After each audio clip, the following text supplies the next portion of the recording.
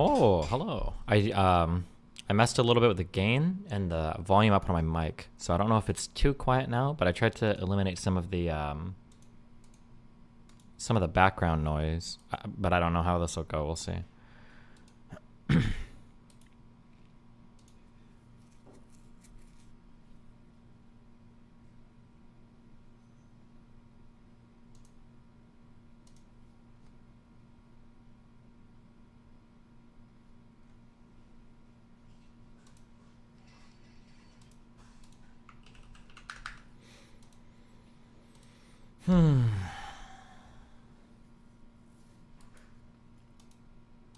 I have a source to cite when I call you racist. True.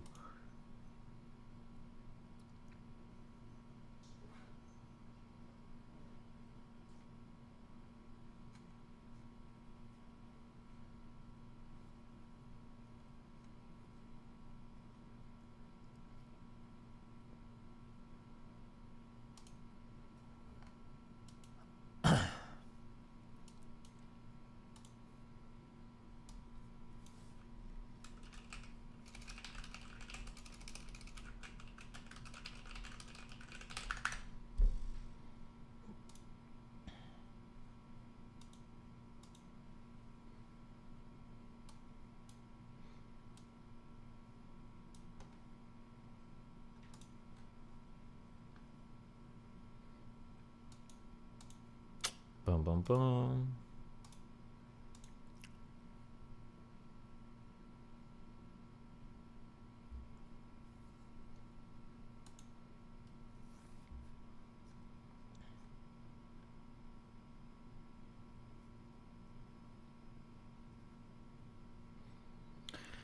That PhD guy you were debating with yesterday, why were you so charitable? I don't know. I wonder if I could actually get that Pepe guy, or not even him, that like Ali Schleim. I can't pronounce these fuckers' names. Okay, these guys. Avi Schleim. I wonder if I could get, if these guys would ever be interested in coming on stream to chat. It'd be really interesting, I think.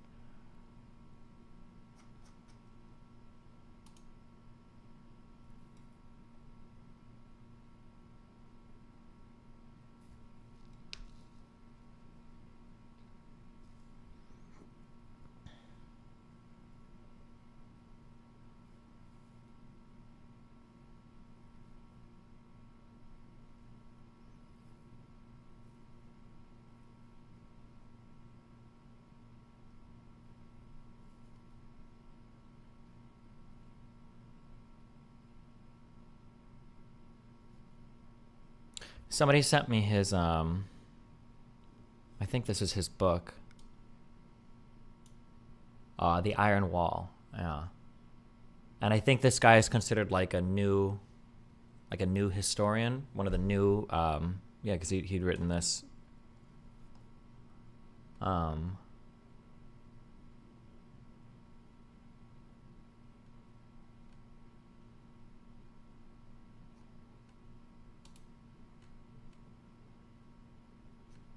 Sorry, I'm sorry. I'm trying to read this. Yeah, I don't know. Damn. Okay. One thing that I'm a little bit worried about is I'm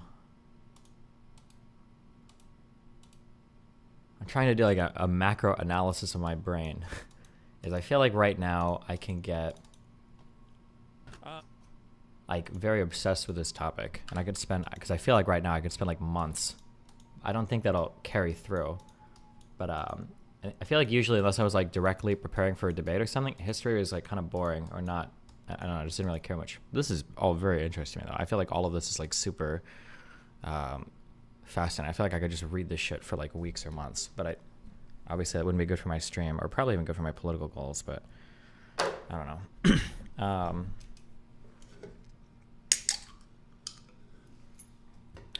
Yeah, I'm not sure. We'll see. I heard you saying you don't really believe that history is written by the victor, saying more that it's written by historians. Do you reckon it's more true in non-democratic/liberal societies? Here are two big examples that I can think of that are interesting to me. So, in the Soviet Union, stuff was really bad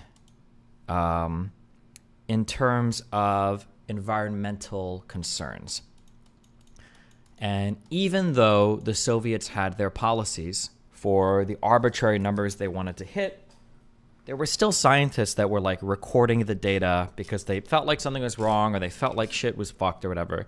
And because of them recording that data, we have access to that today, right? Even though the Soviets would have liked that not to exist. So that's like an example of like, do the winners write the history? I don't know.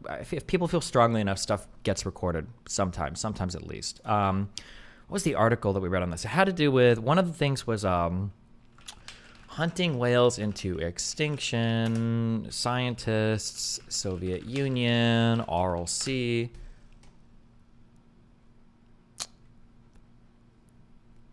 It was a whole article. This was like a part of it. There's a whole thing I read. It was just really interesting about like kind of like Soviet environmental crimes. Like, you say crimes, not really illegal, but yeah, I don't know. I thought it was really interesting. There's that, and then there's something that Aristocracy brought this up yesterday, and it was also a really good point. We didn't really engage with it all on that Kicker Kip episode because whatever.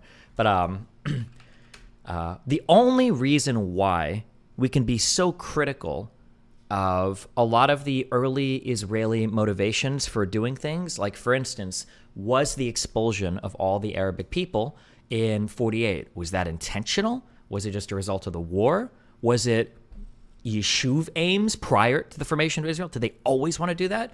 The only reason why we can even speculate harder that it was an intentional ethnic cleansing and not a defensive one is because Israel makes open access to historical records that were previously classified.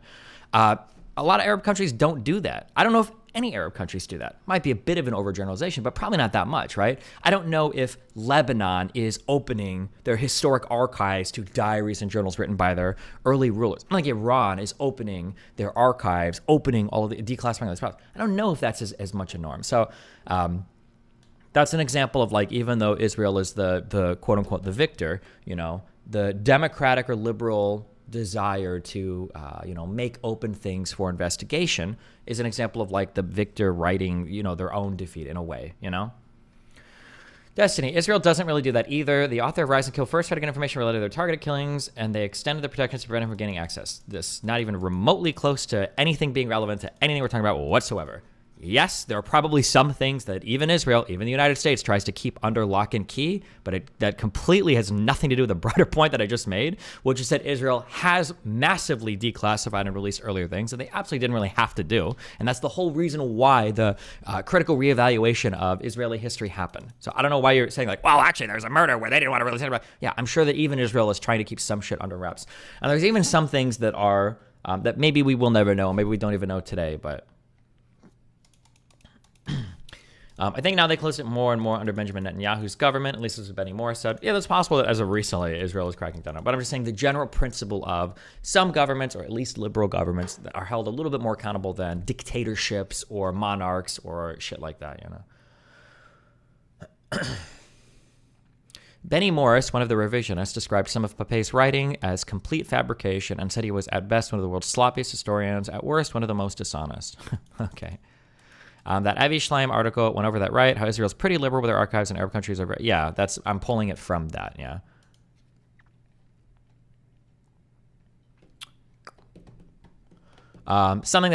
Two things that I wish I would have known before arguing with that historian yesterday.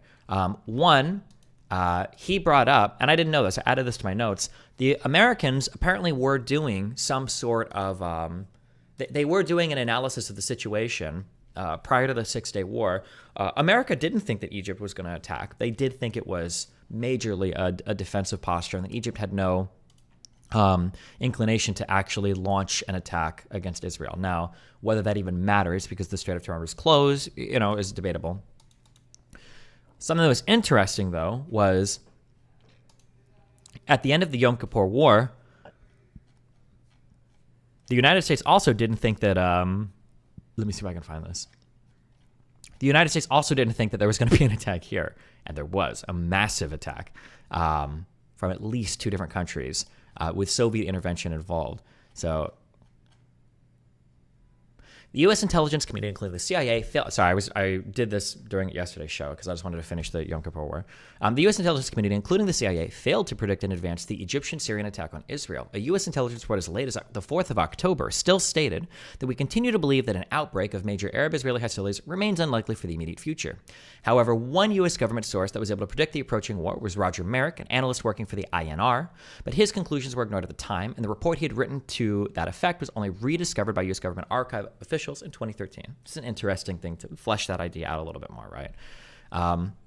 That the U.S. intelligence in the area was clearly not perfect, but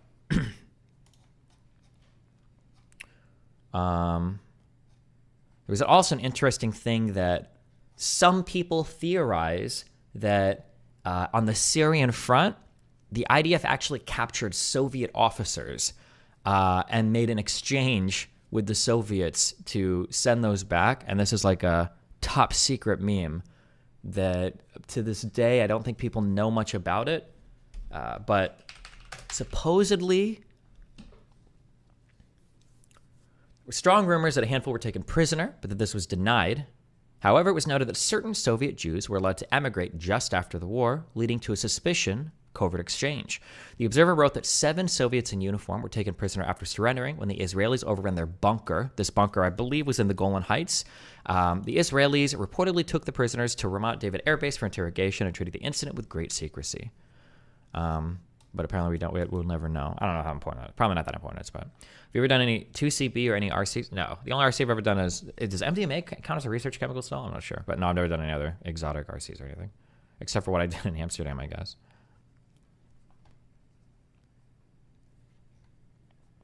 Either way, it's not super relevant to the Six-Day War being a justified first strike. The only thing that is needed is for Israel to have a reasonable expectation that war is about to happen, given the Straits closure, UN peacekeeper expulsion, and Egyptian/Syrian troop mobilization. This is clearly the case. Sure, Mike, I don't disagree. I think that broadly speaking, I support like the Zionist historical narrative, but it's still good to flesh it out with other stuff that's happened. So, for instance, like that one person a while ago linked that the Lavone affair, right? That in as early as 54, Israel was trying to do covert operations in Egypt to fuck their shit up, right? Was this to assassinate their leader? Hold on, I'm trying to figure out what this. They're trying to pin like a thing on the Muslim Brotherhood, basically. But I'm pretty sure at this time, Fedayeen attacks were also happening all across the Israeli border. So I mean, like it's a back and forth thing. It's good to know all the sides or whatever, right? Stephen, I get that innocent lives are the cost of war, but what do you think will be the ultimate fate of the Palestinians? At what point can we hold other nations responsible for their war crimes like Israel? Who knows? We'll see.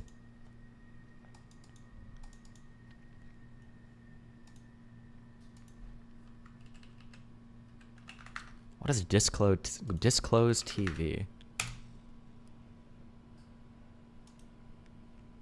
Told the American people that his son didn't make any money in China? My son has not made money in terms of this thing about, what are you talking about, China? Well, not only did he lie about his son Hunter making money in China, but it also turns out that $40,000 in laundered China money landed in Joe Biden's bank account in the form of a personal check. Fuck. Okay.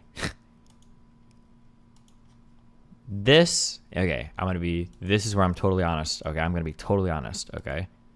This might be where I'm starting to get like, I might be getting out of touch because of the amount of money that I make, okay? I fully admit that, all right? I fully admit that. I might be getting out of touch, okay? Is $40,000 really worth international, like, treason/fraud/destroying political career as president? Is that amount of money worth it? $40,000?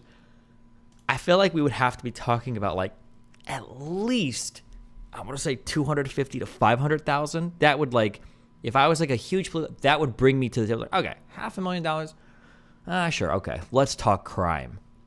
$40,000? $40,000 to the president of the United States for somebody who's been a senator for, what, 30, 40 years? How long? Like, and the Oversight Committee has it. Here's how Joe Biden benefited from his family's shady deal with CEFC, a Chinese Communist Party-linked company. It all began with a shakedown in the summer of 2017. when Hunter Biden sent a message to his CEFC associate demanding a $10 million capital payment. As Hunter Biden extorted this associate, Hunter claimed he was sitting with his father. Wait, extorted him how? And that the Biden network would turn on his associate if he didn't pony up the money. Oh, that he was, okay, I don't know. The extortion scheme worked. Days later, $5 million flowed in from a Chinese affiliate of CEFC. Over the following 3 weeks, Biden family members made a series of complicated financial transactions to hide the source of the China money. Here's how that happened. First, Northern International Capital, a Chinese company associated with CEFC, wired $5 million to Hudson West 3, a joint venture established by Hunter Biden and a CEFC associate. Then Hudson West 3 sent $400,000 to an entity owned and controlled by Hunter Biden. Next, Hunter Biden wired $150,000 to Lion Hall Group, a company owned by James and Sarah Biden. Sarah Biden then withdrew $50,000 in cash from Lion Hall Group. Later the same day, she deposited it into her and James Biden's personal checking account. A few days later, Sarah Biden cut a check to Joe Biden for $40,000. The memo line of the check said loan repayment. Like the payment to Joe from AmeriCorps funds, it's Wait, what? certainly plausible that this payment where James and Sarah used funds from China was indeed a loan payment to Joe. But even if this $40,000 check was a loan repayment from James Biden, it still shows how Joe benefited from his family cashing in on his name. Wait, who is this? Like is this a House Republican? Who is this guy? Wait, what? With money from China, no less. Without his family peddling his name and his son threatening a CEFC associate with consequences that he said Joe Biden knew about, James would. This is the worst money laundering scheme I've ever heard of.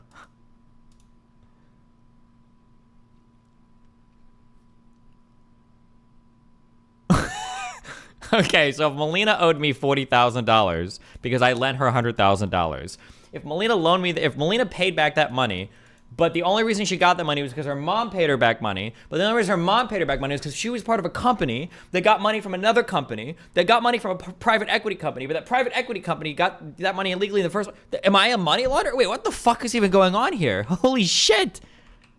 I believe. Is this like homeopathy, but for money laundering? What are we talking about? What is this? I believe we should have a stricter policy on immigration. America is such a beautiful cultural spot, and we should take what we've got and we should preserve it. Oh, sorry, what? Mama, I'm doing a stream. The Lipton is next to the Mari biscuit. Mama, stop! Stop! Sorry. Okay, sorry. I called Nani. Sorry. The immigration policy that we have, I've outlined it on my Vivek Ramaswamy 2020. This is fucking retarded. We have to be strict. We can't just let anybody in. Thank you so much. Oh, please. Okay.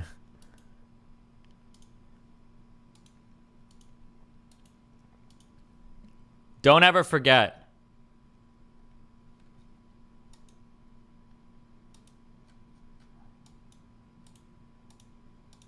Why my volume? Everything's so quiet. I can't tell if streamers is quiet or if I'm quiet or what. Do not ever forget.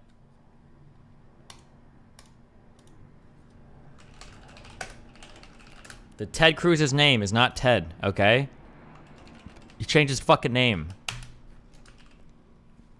From Raphael to Ted, okay? So there'd be more white passing. Don't ever forget that, motherfucker.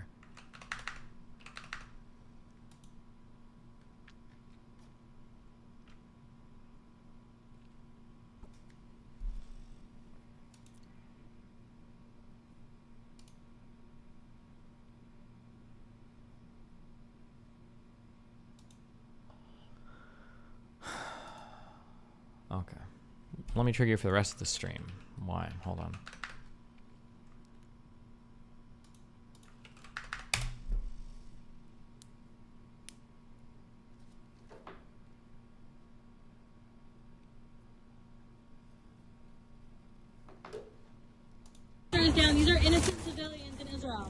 you, fuck Israel, bitch. What? Fuck you. These are our family members. We have family there. Fuck you, bitch. Fuck you too, bitch. Fuck you. And Israel. Don't rip down these posters. Fuck you in that propaganda. Why? It's just stupid. I mean, why would I be triggered? It's just people are dumb. Yeah, I was gonna say something would be funny. People should just start hanging up posters of like the normal shit, but put like pictures of like Palestinians on there and say they still tear them down. Dumb. When Ted Cruz spoke Spanish to GOP debate, this was so irritating. I don't know why he was trying to like win like Spanish credit after he changed his fucking name. Why would you try to win Spanish credit here? It was so cringe, bro. In Spanish and said he would not rescind President Obama's illegal executive amnesty on his first day in office. I have promised to rescind every single illegal executive action, including that one. And on the question, very quickly. Well, first of all, I don't know how he knows what I said on Univision because he doesn't speak Spanish. And second of all, the other point that I would make... Dude, these debates were so kino. Okay, but also embarrassing for our democracy. But also kino. These were so good. These three. And Chris Christie, too. God damn. Univision because he doesn't speak Spanish. And second of all, the other point that I would make... Marcos, si quieres, díselo ahora mismo, díselo ahora. En español, si quieres. This is... Look,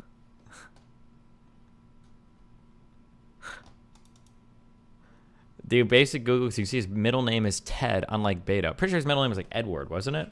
But I mean, like, there's a reason why he goes by Ted, okay, bruv?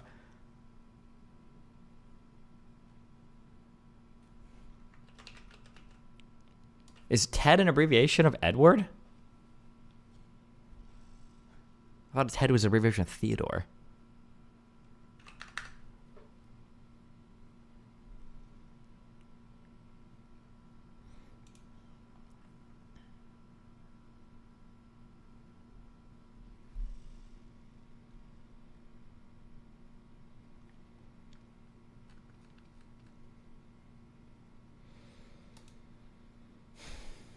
Thoughts on the refugee camp bombing?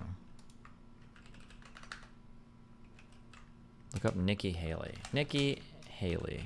Wikipedia. Are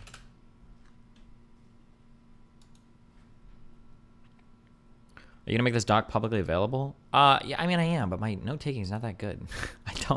I don't encourage. If you guys are copying my notes, okay? We're in dire straits. Born as Nimerata? I don't even know what this is from. Nikki Randhawa. What the fuck?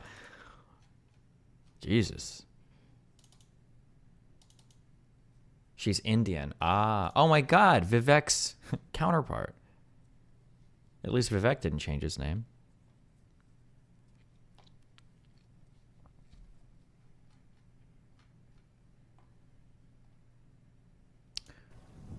Yes, I can. We were focused again on our target, a senior commander, Wolf, and we'll be updating you with more data as the hour moves ahead. But even if that Hamas commander was there amidst all those Palestinian refugees who are in that Jabalia refugee camp, Israel still went ahead and dropped a bomb there, attempting to kill this Hamas commander, knowing that a lot of innocent civilians, men, women, and children, presumably would be killed. Is that what I'm hearing? Wait, people are saying Vivek did change his name. His real name is Daniel? That's not what you're hearing, Wolf. We're focused on... That would kind of be funny if he made himself, like, sound more Indian when he went into business. that would be funny. It reminds me of, It reminds me of, Deal with it.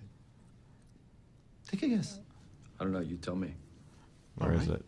You think we just warehouse it on the books? No. We just repackage it with a bunch of other... Fuck, I'm gonna find this. I'm gonna fucking find this goddamn clip. That at 8% the bonds fail, and we are already at 4%. That's right. If they go to 8, It's Armageddon. Yeah, that's right. How come nobody's talking about this? You're completely sure of the math. Look at him. That's my quant. You're what? My quantitative.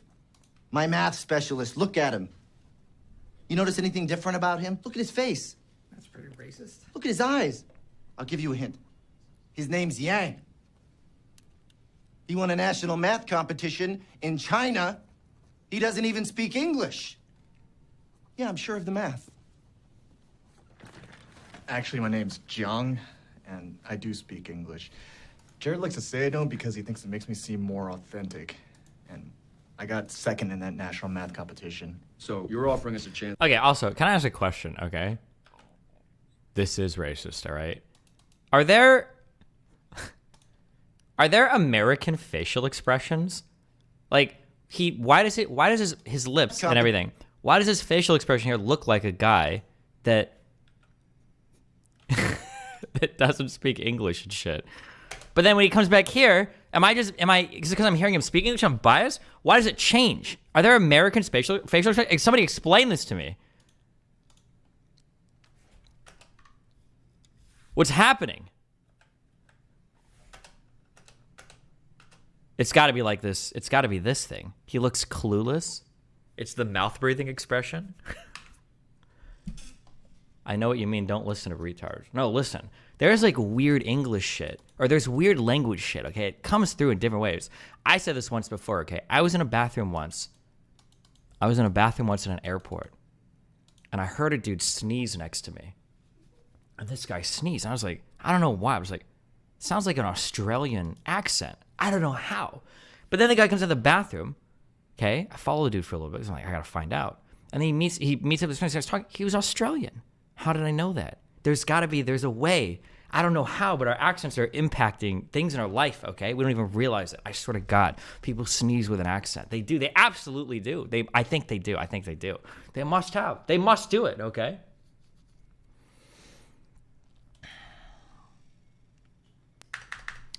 Now you're right, Destiny. It's not facial expressions, but the way you hold your mouth shape for different phonetics and voicings. Oh, okay. Well, that's boring. That might actually be true, actually. I know this based on the very limited understanding I have of other languages, but it feels like, I'm sure there are other languages that do it. Maybe German and stuff does this, and I just don't, because I've never looked at those languages. No, it's not German. It's not even the language. The American language everything sounds like very nasally. Like our enunciation on all of our vowels is very much like that. Whereas if we go to British, I feel like the vowels and everything are way more open. Like everything is so much more open. I think that when you're singing as an American, like one of the things they have to teach you a lot when you sing is you have to open a lot of your vowels a lot more than we normally do. I don't know if there are other languages that are as like kind of this like the way that we do this in American English. But when I know like for Spanish, for Korean, I'm sure there are probably other languages that the sounds are way more open and less harsh. But so maybe that impacts the way that our mouths or faces sit because of the way we're ready to enunciate things. Maybe, I don't know. My facial expressions change completely when I speak Creole or French. Same thing with Portuguese. Oh, okay, Abba.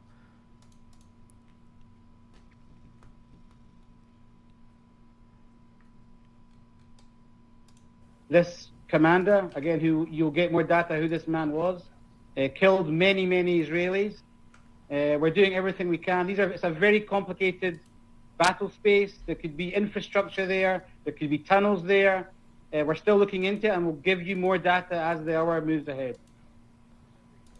But you know that there are a lot of refugees, a lot of innocent civilians, men, women, and children in that refugee camp as well, right? This is the tragedy of war, Wolf. I mean, as you know, we've been saying for days, move south. Civilians that are not involved with Hamas. Why not have a better, this is your spokesperson? You can't say this is the tragedy of war. It's not the tragedy of war. This is you choosing to bomb places. You either have to give your argument, right? Listen, Hamas hides the civilian infrastructure. You don't like it, talk to them.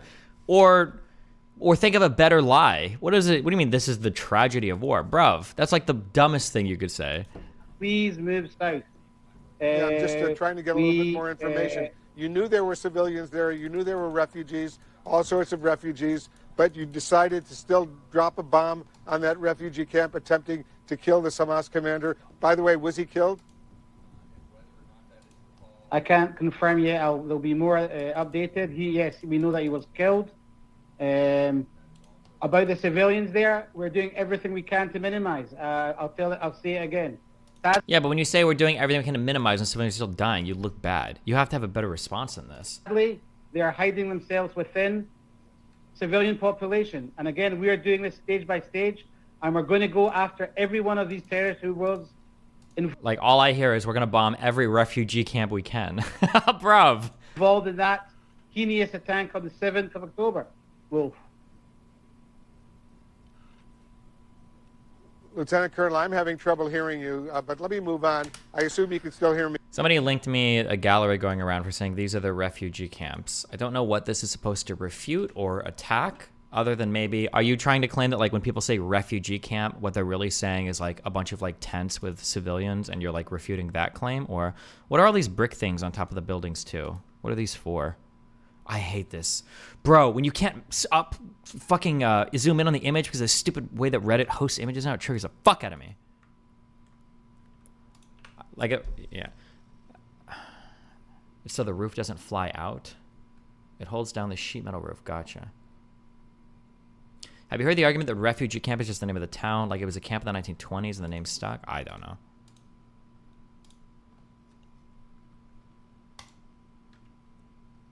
I understand what you're saying, though. Saying that Israel bombed a refugee camp makes it sound like they bombed a bunch of tents or something. Sure.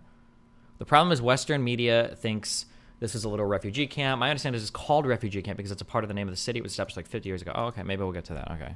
Yeah, sure. I understand. This has been one of my big problems. And I argued about this yesterday.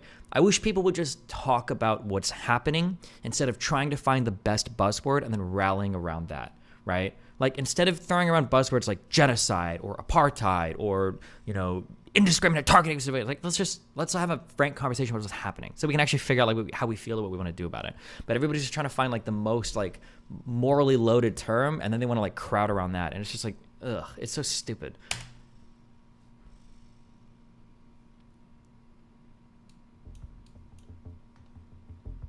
Somebody said this 4-minute interview is better. Are establishing the attack and the Jabalia refugee camp. What can you tell me happened? As a part of the friction that these ground forces are establishing, we've been able to, as we say in intelligence, close a circle around a very senior and important Hamas battalion commander.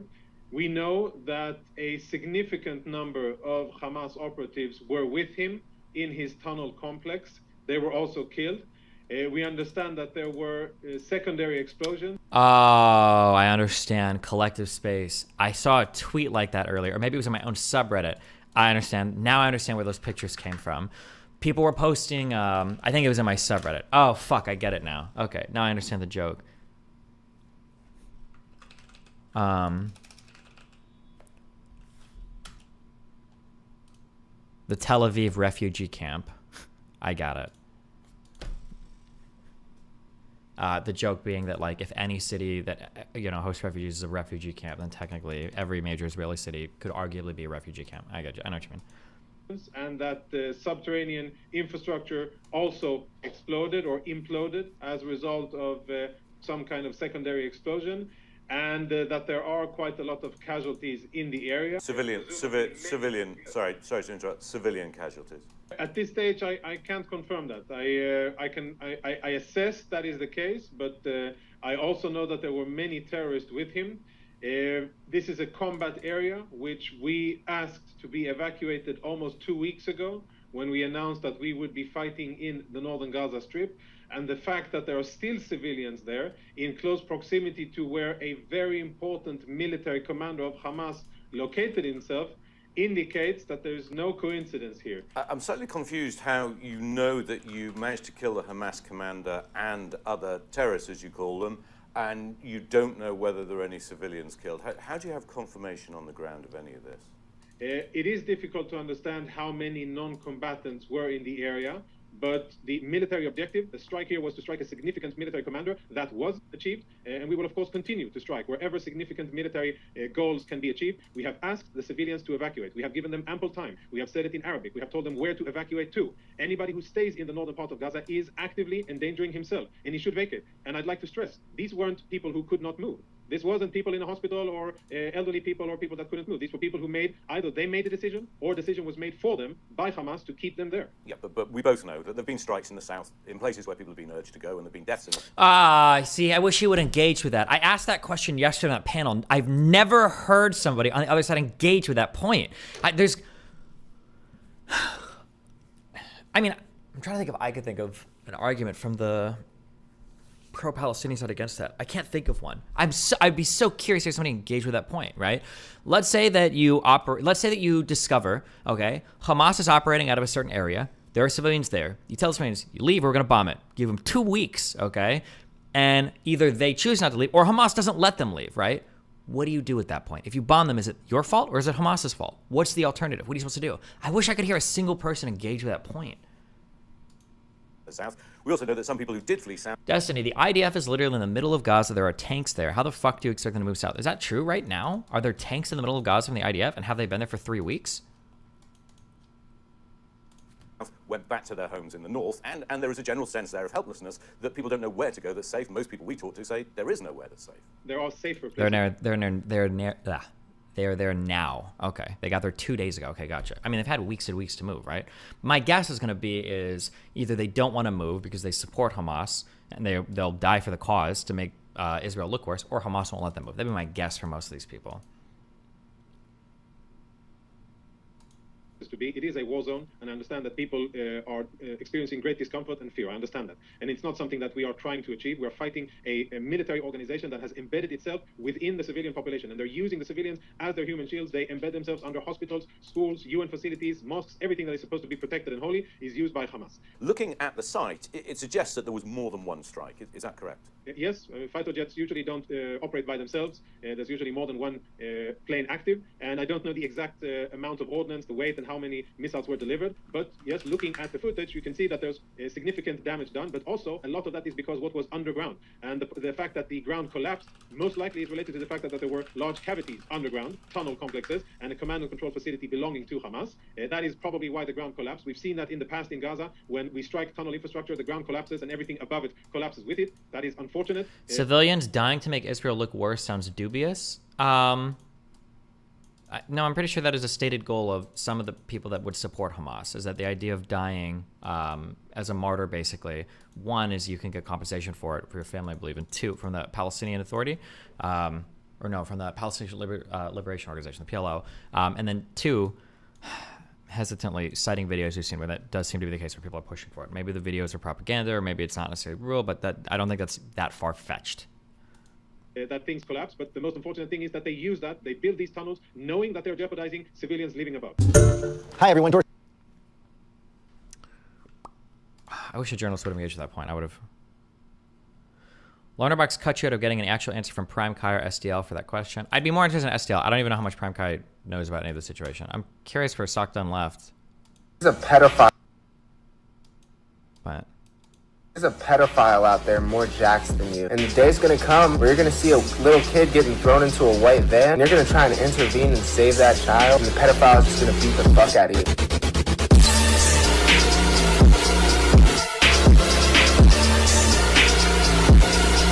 There's a okay, and then what is this?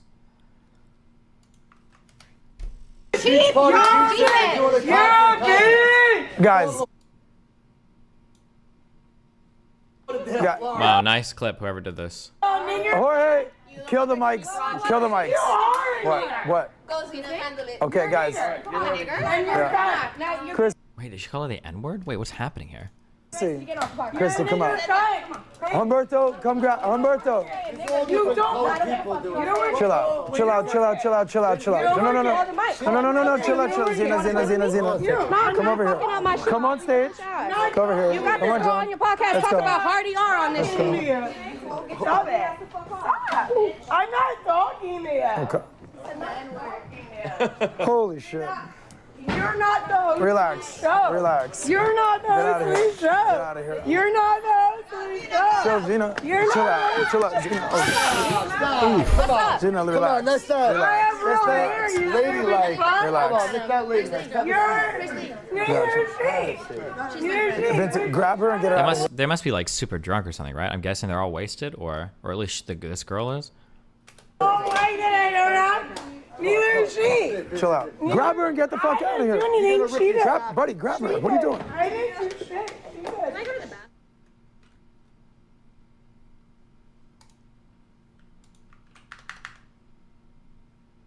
Is she speaking English? It sounds like she's speaking intoxication.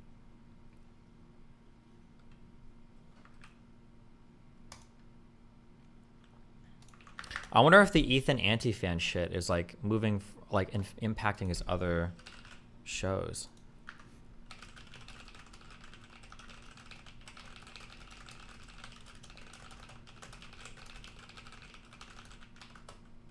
I'm so curious.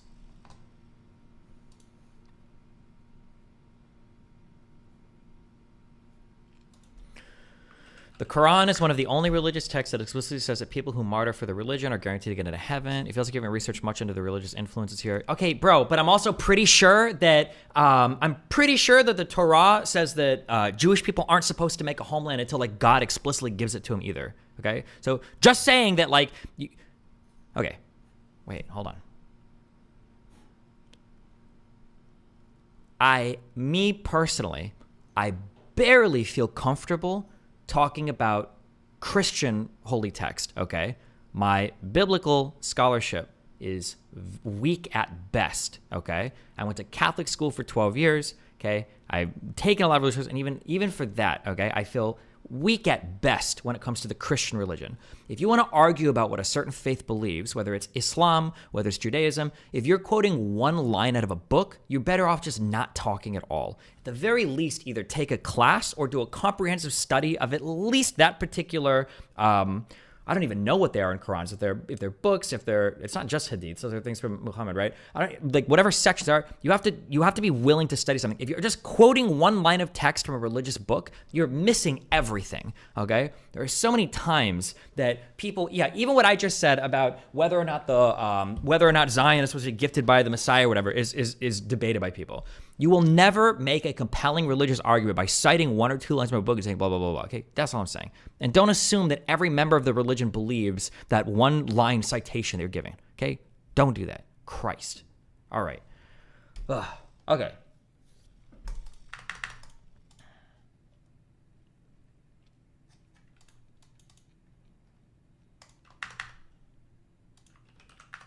Ethan's mother taking shots at Hassan. Wait, what? This group against targeting Gaza Terror Tunnel Network, Hamas terror groups, gives access to Russia Today journalists to visit the tunnel network. This is the RT on-ground report from underneath Gaza. This is the Gaza Metro.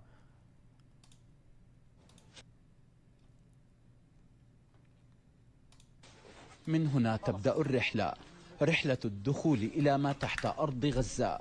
حبل يمثل الحد الفاصل بين الحياة المدنية وأخرى عسكرية يصنعها عناصر سرايا القدس مترا بمتر. Jesus Christ. نحن هنا في واحد من أعمق الأنفاق الهجومية التابعة لسرايا القدس، الذراع العسكري لحركة الجهاد الإسلامي. 60 مترا تحت الأرض عمليا. بالطبع الجدران هي من الإسمنت بالإضافة إلى السقف المقوس والذي يمنح هذه الأنفاق قوة كبيرة جدا. والمعلومة التي عرفتها ربما للمرة الأولى أن الأرضية أيضا هي من الإسمنت. الفصائل بشكل عام تتابع كل أنشطتها العسكرية من هذه الأماكن. تؤكد السرايا. Your discussion with Lonerbox last night was great. He's the only person who actually engaged at a high level with you at this point. I hope you'll continue to talk. You're both good faith. Oh, sure. Yeah, that was a fun, it was a good conversation, I think. أن جهوزيتها عالية لردع إسرائيل. And it seems like he knows quite a bit too. What I really am interested in, and like I said, I think I might try to reach out to, it would be awesome if I could reach out to the, Avi Schleim. I don't want to fuck this guy's name if I talk to him. Because because I'm sure there are nuances or there are narratives or there are things that I'm missing, and to have somebody like really knowledgeable in this area like reach out to me, or if I could reach out to them and have a conversation, I'll do it after I finish my basic reading. Would probably be like a really good conversation. I'm running into too many people who I don't know how to say this. I don't want to sound like an asshole, but I'm running into too many people who it feels like they say they know a lot or they've taken course on the subject or whatever, but I feel like the depth of knowledge is almost non-existent. So I'd be very curious and somebody that's like super knowledgeable, like, give me more information, I think. تقول وحدة النخبة إن وظيفة هذه الأنفاق هجومية أنفاق تضم عناصر السراب. I think that PhD guy had the same level of knowledge as Lonerbox did. Lonerbox is just a good person who entertains his own self-doubt openly. I disagree. I think Lonerbox has more knowledge on this particular topic. من شرائح مجتمع غزة كافة في مهمة أساسية تكمن بالتسلل خلف خطوط العدو. How about that historian who debated Vosh? Wait, on Israel-Palestine? Did that happen, or...?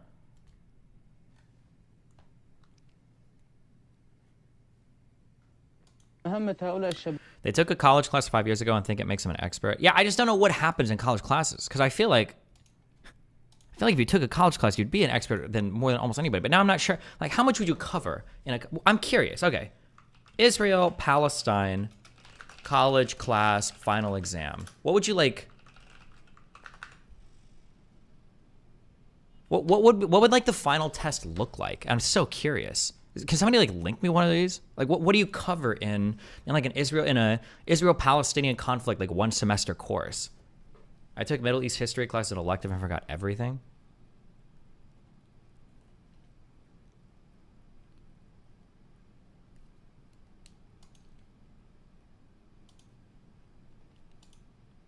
It's no test, just an essay. Most history classes rarely have a final exam, just a final paper.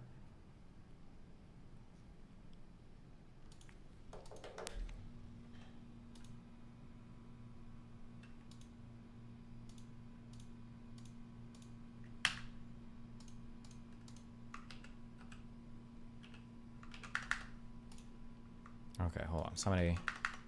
History of modern Israel. Final exam review. Economics. Britain is bankrupt, not able to stay in the empire financially. Oh, why did Britain leave Palestine?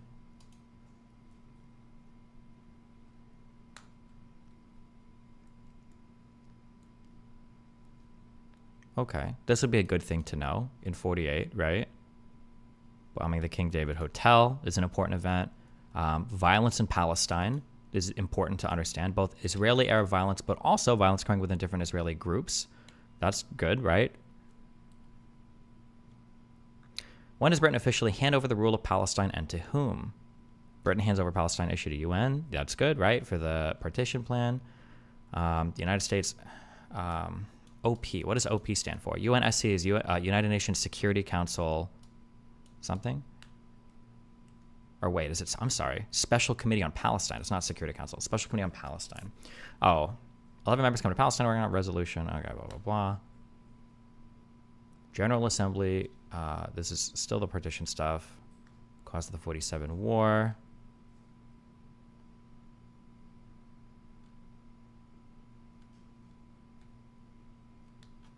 Wait, is this just one part of the exam, or... History of Israel, final exam. This is like 2 years of history. This must just be like one part of it, right?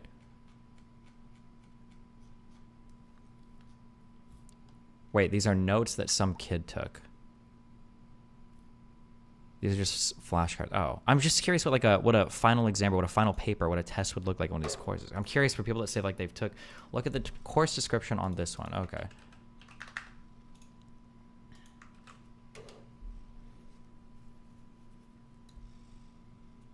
I think that Schleim is said like claim. This course introduces students to the Israeli-Palestinian conflict. Lectures, readings, and in-class conversations will explore the distinct yet interconnected histories of Palestine and Israel at various times, the dawn of Zionism and Palestinian nationalism.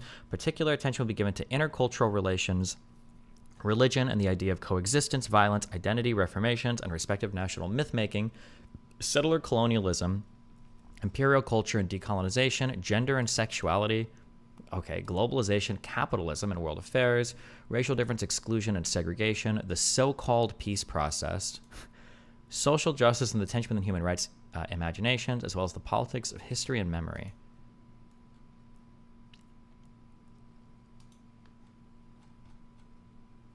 It's not claim, it's like slime.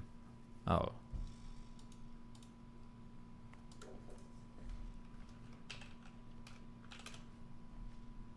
You see that Ethan finally called out Hassan? Yeah, we watched all that yesterday. Okay.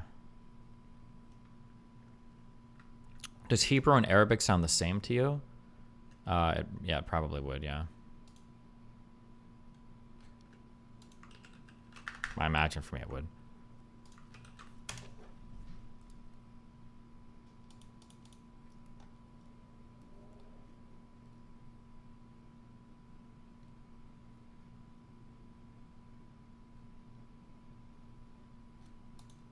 They're part of the same language family. World Cultures 10, Israeli-Palestinian conflict. Israel is the closest in size to which U.S. state? What?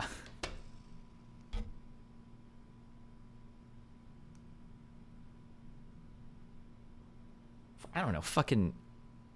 It's gotta be a small one. New Jersey? Oh, it was already showing me. Oh, I don't fucking know. Does this matter? It's a good question, though. Why is this land important? It's going to be a cringe answer. The answer is going to be something like it's got like the most holiest Jewish sites, and it's got the like the third holiest Islamic site. Two historically persecuted fighting for a homeland, Holy Land. Yeah, cringe. What is being fought over? The territory? The land? Scattering of the Jews, 70 CE by the Romans. Wait, I didn't do this. Okay, boundaries, water, farmland, mineral resources, transportation lines, communication lines, buffer zone, homeland. I mean, I guess it's kind of true. Land, right? Scattering the Jews, CE 70 CE by the Romans. Romans gave the name Syria Palestina to the geographic area in an attempt to erase Jewish ties to the land. Is this a question? Oh, what is it? Okay.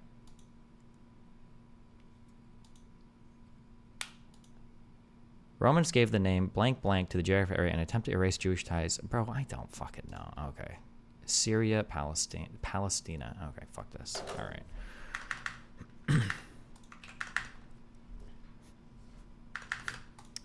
We're reading someone's flashcards, I guess, yeah.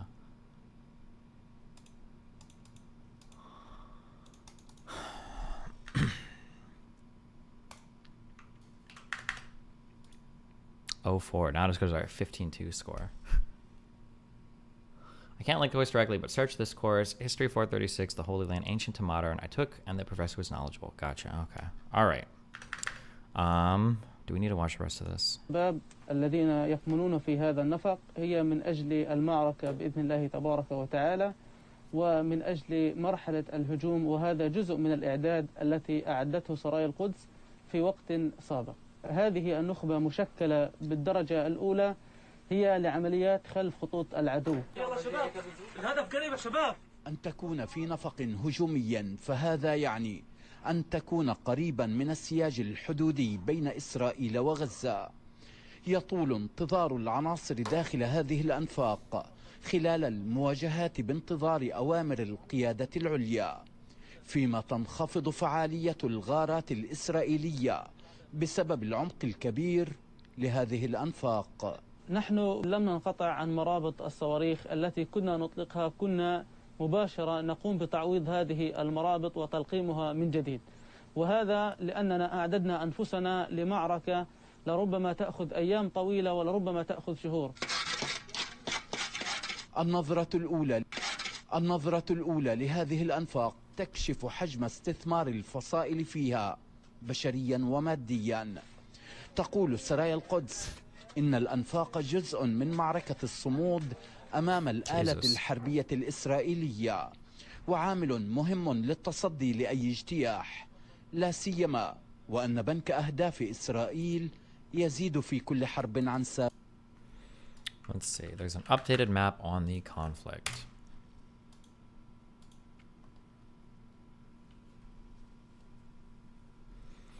Israeli forces have almost completed the cutting through the Gaza Strip. The IDF spearheads are a little more than 1 kilometer away from the coast. I estimate they will reach the coast in the next 24 hours.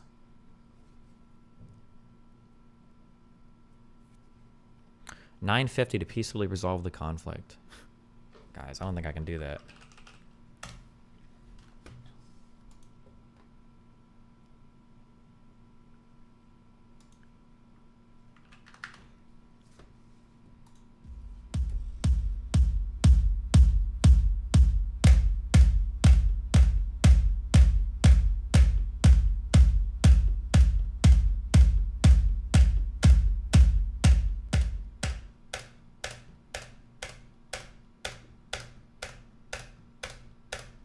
I double hit. I just saw it. Fuck. Hold on. I'm sorry.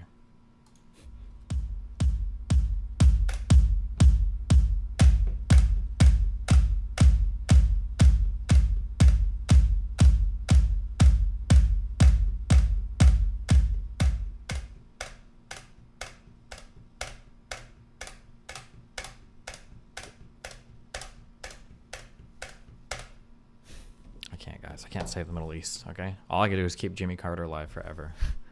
It's gonna be my best. Wow, 33 months stubborn, JC. Thanks, buddy.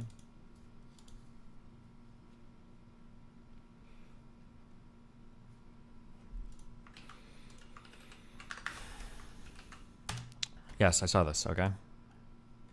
My son, Ethan Klein, on his podcast Leftovers said the same thing as you, but his co-host shared the same feelings of this woman. They just refused to admit the truth. Thank you. There you go.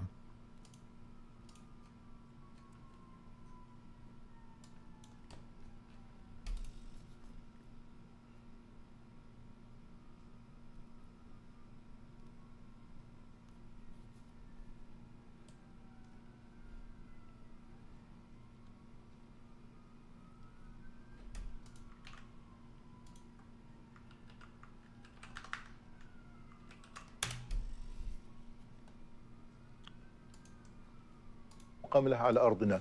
إحنا إسرائيل دولة لا مقام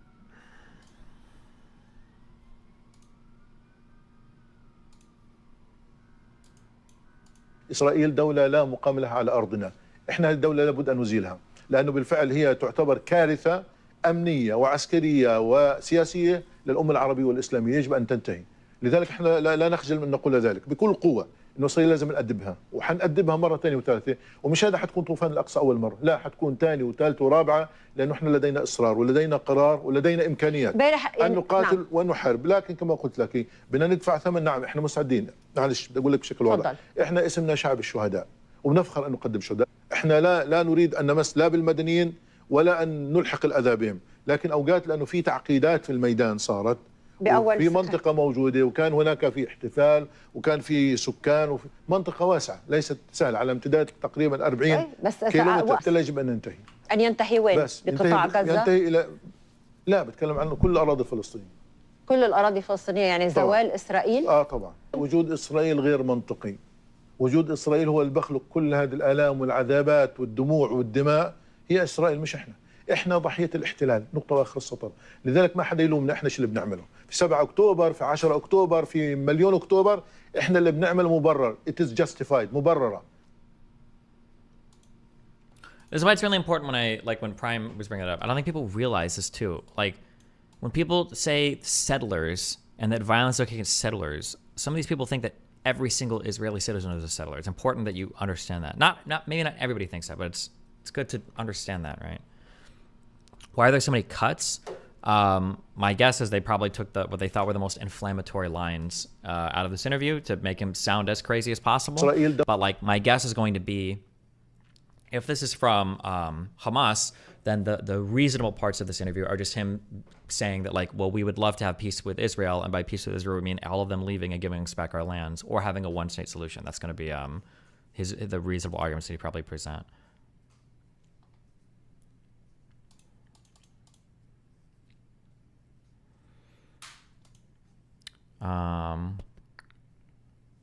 Memory always does this. They are an Israeli news company. Gotcha. I also don't know when this interview... Oh, it must have been after October 7th, I guess. So, okay.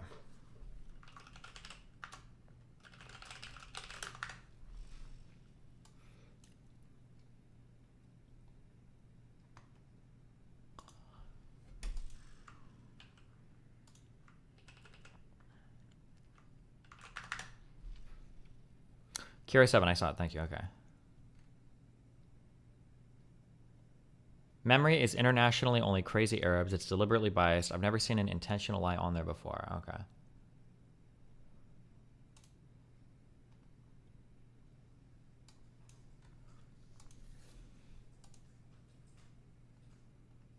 Destiny, if Turkey and many of the Arab countries move to attack Israel, would you want America to send the army to defend them? Considering it would be two allies, Turkey and Israel. Turkey will never. No NATO country will ever be putting troops into Israel. That would just be an unbelievable clusterfuck. If other Arab countries went to attack Israel, I don't know if the United States would put people there on the ground to respond. I don't know if we should. I don't know the answer to that. I'm not sure. I have no idea. That's a...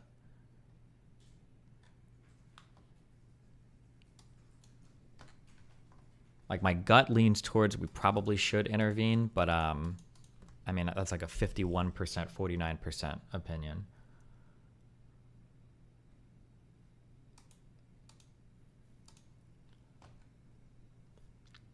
Okay, hold on. I need to at least order my fucking Pixel phone. Jesus.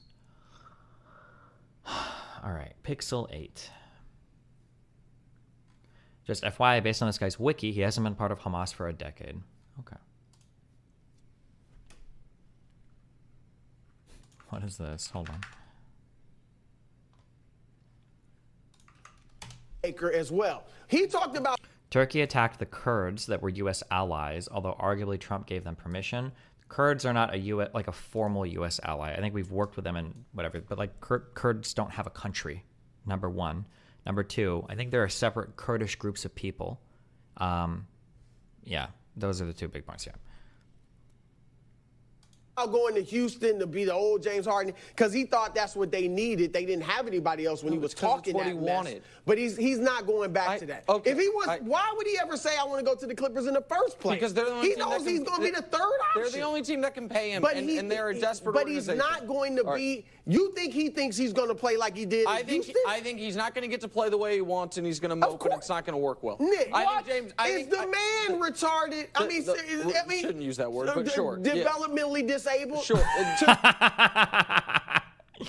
Think that he is going to go to the Clippers where they have Kawhi Leonard as the number one option, Paul George is the number two, and still Russell Westbrook there, and think that he's going to shoot 25 times a night? Listen, I didn't know what you were going to say today. I'm shocked. This is not going to work. What's let me apologize for using that word. Oh. I have my first cousin. We just put him to. He died a month or two ago. He was developmentally disabled. Did he die of retardation? Wait, what the fuck is happening here? So I didn't mean to use that word. Of course. I apologize to the audience. And that's very kind of you. I don't think anyone would kill you for it. We put him to sleep, yeah. Do you see Justin Trudeau getting backlash for his son's Halloween costume? No, bro. Canadians are just like perma-cucked, okay? As well. Trudeau, son, costume. I don't know how to spell this fucker's name. Shares photo of his son dressed as a spooky character for Halloween.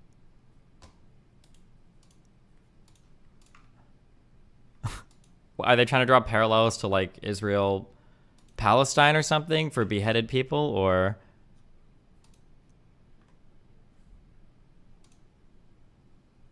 Talk about tone deaf. Prime Minister Trudeau's Halloween post, son beheaded costume. I mean, like...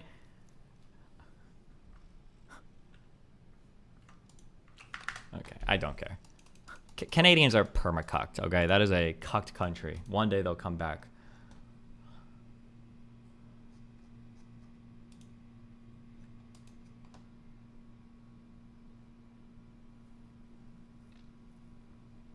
Do you think Israelis and Palestinians can coexist peacefully? I mean, there's a world where they can. Right now, can they? I'm not entirely sure.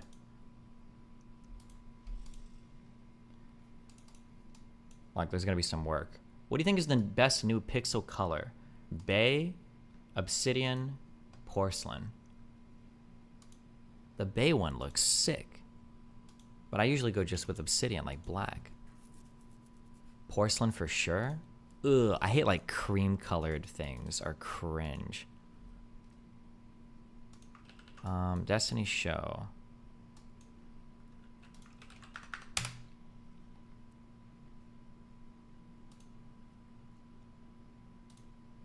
ugh. Or no, this is ugh. This is, okay, black is solid.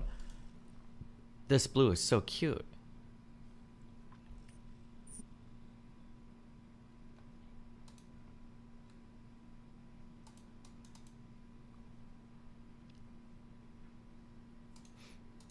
Hold on one sec.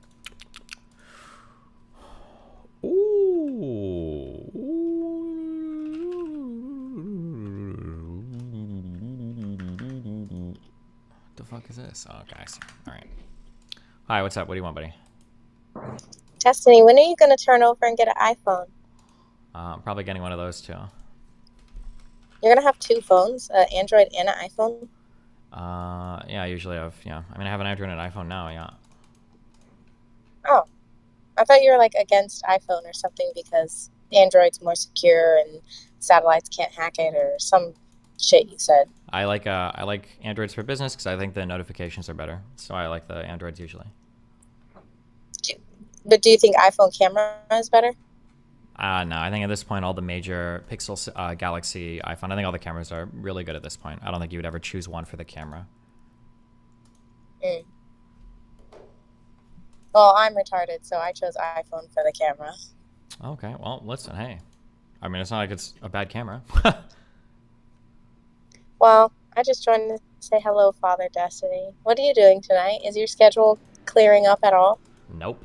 I'm like on hardcore cram mode because I'm trying to learn all of Israel, Palestine in a week, and then I've got Ben Shapiro debate on the 21st. I've got a debate in Texas on the 4th. I've got a presentation in Iowa for colleges on the 13th. So I'm just like every waking moment of my life is basically either cramming, eating, or sleeping. Do you want? I'm sure that guy Nick has all the answers about Israel and Palestine. Are you what? I said I'm sure that guy Nick has all the answers about I'm sure. Israel and Palestine. If you and Pixie and some people want to eat tonight, maybe we can. Because I'll probably go to eat tonight. What is? Yeah, I'll ask them. Okay. Yeah, Oh, if they that's want good. to. Yeah, I just got done with my. Sure. If you want to message them. I just got done with my second. Okay. I'll message them. Gotcha. I just got done with my second therapy. Okay. So. Good for you. I'm proud of you. That's pretty fun. All right, buddy. All right. I'll message Pixie and find out. Sure. 9 or 10 o'clock. 10 Bye. o'clock, I think. Okay. Bye. Okay. Bye. Okay.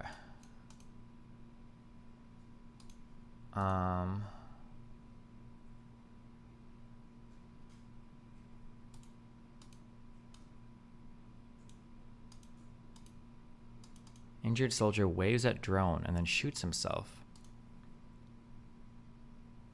Oh my god. That's dark as fuck. Hold on.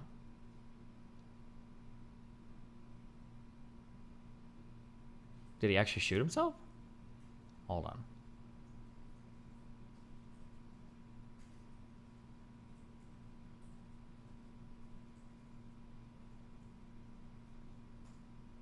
I can't tell. There's like 2 pixels. I can't tell if he actually shoots himself.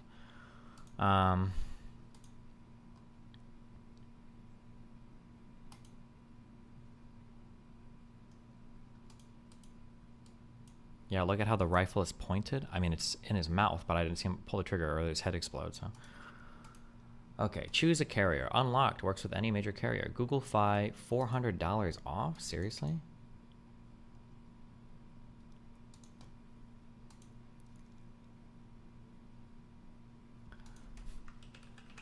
What is this?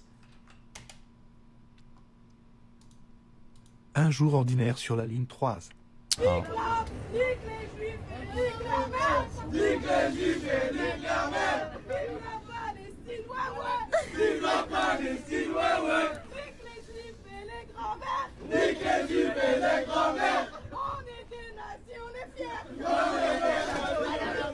POV, un jour. I have no idea what they're saying, but okay. Apparently it's anti-Semitic. They're saying fuck Jews. Okay. Choose a carrier. Oh. Okay, I'm doing this.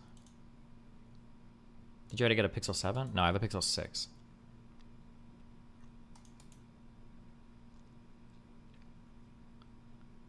Delivers November 22nd to November 24th. Wait, seriously? Is that... if I go to stores, can I get one earlier? Or do they sell them at stores, or?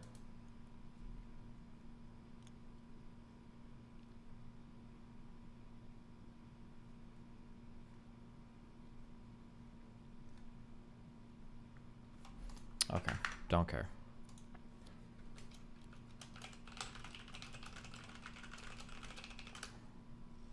50% of Palestinians are kids. Life expect is rid low. Kids, deaths, human rights. Bibi made intense clear. He said at Amalek in speech. Ethnic cleanse. Bibi said no hostage exchange. Hamas, Iders, and Qatar. Goal of Israel, obviously. Wow, Jason Estrum. Thanks.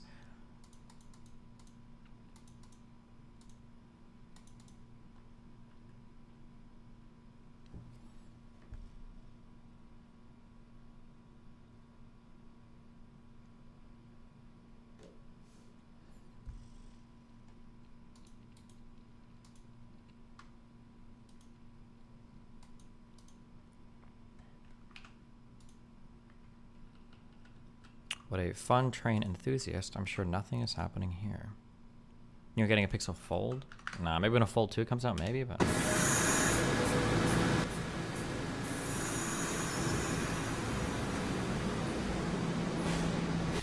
The fuck?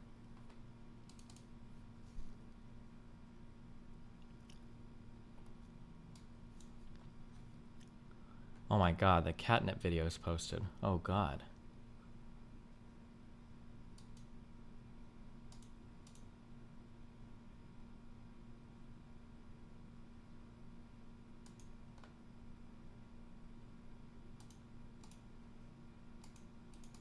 How do you dispose of your old phones? I don't know, you should just give it to Nathan.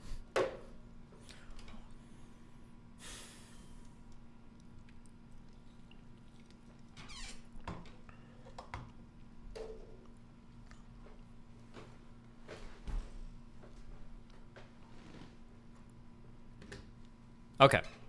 It's amazing that you can have 6.6 people watching your research and hopefully learn themselves. True. We're going to be going over dog warts tonight.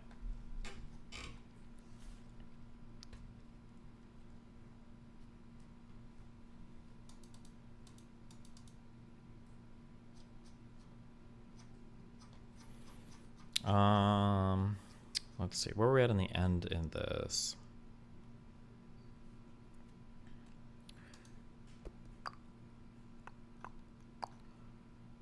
I think the next thing is the Camp David Accords. The Yom Kippur War upset the status quo in the Middle East, and the war served as a direct antecedent of the 1978 Camp David Accords. The impetus for the talks can't wait. Presidents during each conflict. In 48, we don't care because the U.S. had nothing to do with it. In the Suez Crisis in 56, it was Eisenhower. In the war in 76, it was Nixon. And then, right? And then in the Yom Kippur War, it was... No, Yom Kippur War was 76 was Nixon, right? Eisenhower was the second one. In the Suez Crisis in 56. Who was in the in 67 for the 6-Day War? It was it LBJ? Lyndon B. Johnson? 67 was Johnson? Yes, LBJ was Lyndon B. Johnson. Okay. And then the U.S. State Department guy was Kissinger in 76, I think, right? Okay. All right. Okay. Okay. We're going to read more on these in particular, okay? Are you going to review the Lebanon War? Maybe. We'll see. I don't know if I want to do the history of every single country of the region. That might be a lot. Although it'll probably become pretty easy, or stuff will probably pick up a lot when you start to do a few countries, because obviously the histories are all going to be intertwined with each other. But I don't know. We'll see. Okay. The Yom Kippur War upset the status quo in the Middle East. The war served as a direct antecedent to the 78 Camp David Accords. The impetus for the talks came when United States President Jimmy Carter invited both Sadat and Begin to a summit at Camp David to negotiate a final peace. Sadat was the Egyptian ruler. I think Begin was the new prime minister after Mayer and her entire cabinet resigned after the Yom Kippur War. to a summit at Camp David to negotiate a final peace. The talks took place from the 5th to the 17th of September 1978. Ultimately, the talks succeeded, and Israel and Egypt signed the Egypt-Israeli Peace Treaty in 79. Begin. Okay, sorry. Israel subsequently withdrew its troops and settlers from the Sinai in exchange for normal relations with Egypt and a lasting peace, with the Israeli troops exiting on the 26th of April, 1982. This is a really, really, really big deal. Destiny, while calling the brutality of Gazans, you said you haven't seen any videos of Israelis kicking dead bodies. There are tons of such videos of Israeli kicking dead bodies, cheering his mom's drop. Okay, we'll go look for it, okay? The accords resulted in the Egypt-Israel peace treaty, the first ever between Israel and an Arab state. According to George Friedman, the war gave the Israelis increased respect for the Egyptian military and decreased their confidence in their own, caused the Israelis to be uncertain whether they could defeat Egypt in the event of another war. At the same time, the Egyptians recognized that despite their improvements, they were defeated in the end. It became doubtful that they could ever defeat Israel militarily. Therefore, a negotiated settlement made sense to both sides. Many in the Arab world were outraged at Egypt's peace with Israel. Sadat, in particular, became deeply unpopular, both in the Arab world and in his own country. Egypt was suspended from the Arab League until 1989. Until then, Egypt had been at the helm of the Arab world. Okay, we can close this, I think. U.S. military doctrine. This is still like the final death knells of the Yom Kippur War. We're just... U.S. military studies of the Yom Kippur War played a major role in shaping U.S. military doctrine in subsequent decades, particularly because the U.S. Army's Training and Doctrine Command was established only 3 months before the onset of the war. U.S. Army Chief of Staff General Creighton Abrams, and Destiny, to really get a grasp on Israel-Palestine, I think you need to read the Quran and convert to Islam, inshallah. Was established only 3 months before the onset of the war, blah, blah, blah. William E. Dupuy, and other army leaders saw Israel's strategic and doctrinal conditions between 67 and 73 as similar to NATO's position in Europe, and thus they undertook a deep study of Israel's war fighting in 73 to derive insights for wars against the Soviet Union. Soon after the war, U.S. Army civilian analysts and senior officers such as General Don A. Starry visited the IDF and compiled lessons for the Army to learn after the war. These lessons covered the improved lethality and accuracy of anti-tank and anti-air missiles, the importance of superior training for tank crews, the necessity of cover and concealment during movement, and the importance of combined arms warfare. In 76, TradDoc revised the Army's FM 105 Operations Field Manual, promoted an operational concept of active defense with a strong emphasis on tactical proficiency tied to the performance of advanced weapon systems like those observed in the Yom Kippur War fighting. General Dupuy visited Israel in 76, where he toured Yom Kippur battlefields and observed Israeli field training. He used these insights to encourage reforms of U.S. Army training to ease the Army's transition to a more professional force after the end of the military draft in 73. Destiny said all phones have comparable cameras, but he's wrong. The latest and greatest Samsung has an objectively better camera than any Pixel or iPhone. The reality is, as a normal person, probably wouldn't even be able to tell you the difference between any pictures taken on any phones released in the past 5 years. You're fucking delusional. If the average picture taker is going to notice. If you're shooting professionally or something, sure. But, bro, phone cameras have been overkill for a long time.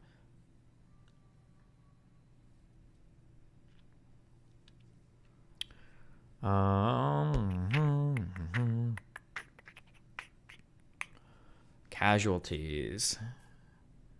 Israel suffered between 20. I guess we should have this at the end of this.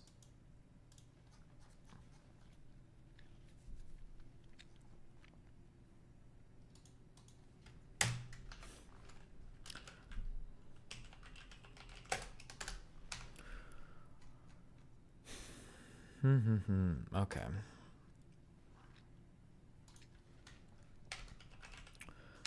Israel, 2,521, 2,800 killed in action, 7,250 to 8,800 wounded, 293 captured.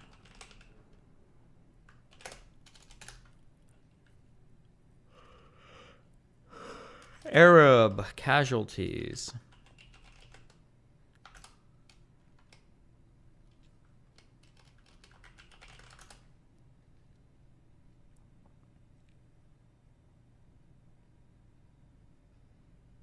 Egypt and Syria never disclosed official figures. 8,000.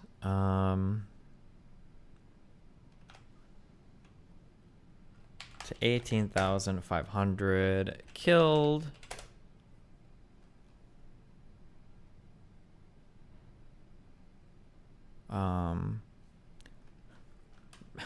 Around 35,000 wounded, I guess, maybe.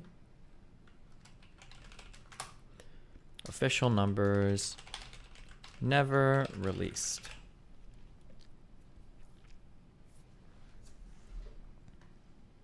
Will you ever do a deep dive on Islam to better debate Twitter retards on the subject? I don't know if I'm interested in that as much for the religious studies.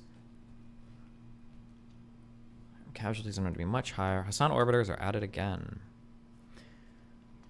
This isn't meant as a dig. I've noticed D. Pacman has lost some support from viewers because of his Israel stance. Are you seeing a similar situation? No, mine people aren't as ideologically driven one way or another, so I have more flexibility, thankfully, to explore different positions.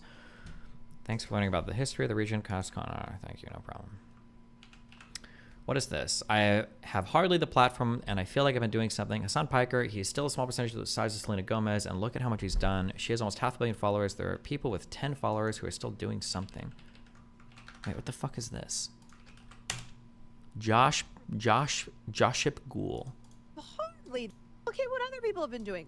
I have hardly that platform. And Oh, wait, is this the crazy Caroline girl or whatever? I think that I've been doing something. War Bastion, thank you so much for the prime. Hassan Piker. He is still a small piece. He's a small percentage of the size of Selena Gomez. And look at how much he's done. Selena Gomez has almost 500 million followers. There are people who have 10 followers who are still doing something. Look at what other people have been doing.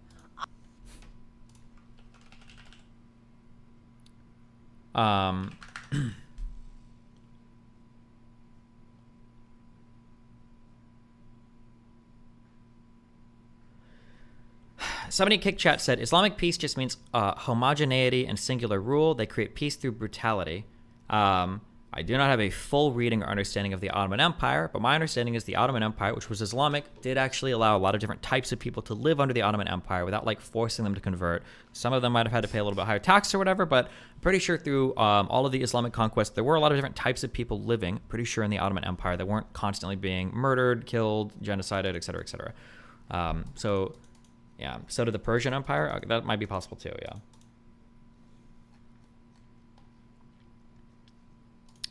Ottomans are not Arab conquest. Wasn't the original conquest Arab, or is that not true?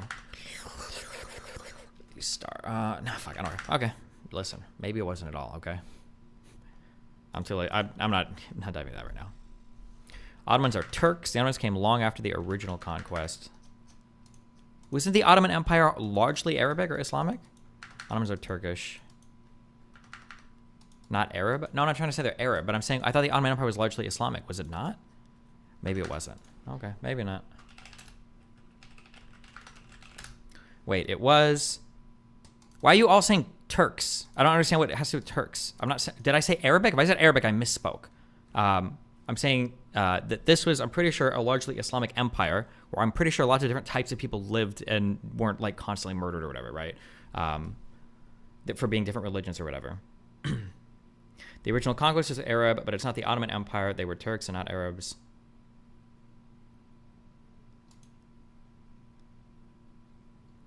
Okay, I don't know why every single person I chat is spamming not Arabic. I don't understand. I must have either misspoke or I have no idea. Okay. Sorry for spamming. Do you see a dive into Israel-American relations to help your understanding too? Ottoman Empire was the largest caliphate. Okay. We'll know for sure the drugs are working when someone links to an old Game of Thrones clip. Yeah, and then we spent 2 days doing Game of Thrones. Okay.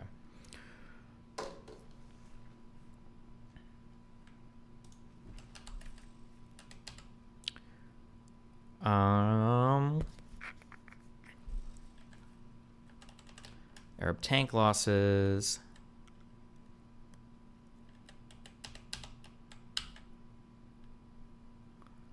A lot. Okay, atrocities. Might be good to know. Syrian atrocities. Syria ignored the Geneva Conventions, and many Israeli prisoners of war were tortured or killed. Okay, this is what I was wondering, why this hadn't happened yet. Israeli POWs.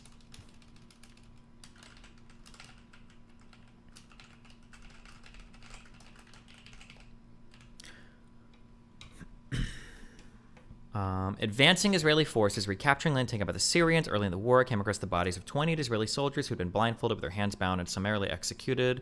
In a December 1973 address to the National Assembly, Syrian Defense Minister Mustafa Tlass stated that he had awarded one soldier the Medal of the Republic for killing 28 Israeli prisoners with an axe, decapitating 3 of them and eating the flesh of one of his victims. What? Okay. Okay, all right. Syrian Defense Minister Mustafa Tlass addressed the National Assembly in 1973, stating that he had awarded one soldier the Medal of the Republic. Is that the same one that Ela got? One soldier the Medal of the Republic for killing 28 Israeli prisoners with an axe, decapitating 3 of them and eating the flesh of one of his victims. Yeah, I'm actually... What is the 467 and 468? Official Gazette of Syria. Official Gazette of Syria. Fuck. Can somebody find me this? I'm so curious if that is as it sounds. Like, literally? Really? Control F.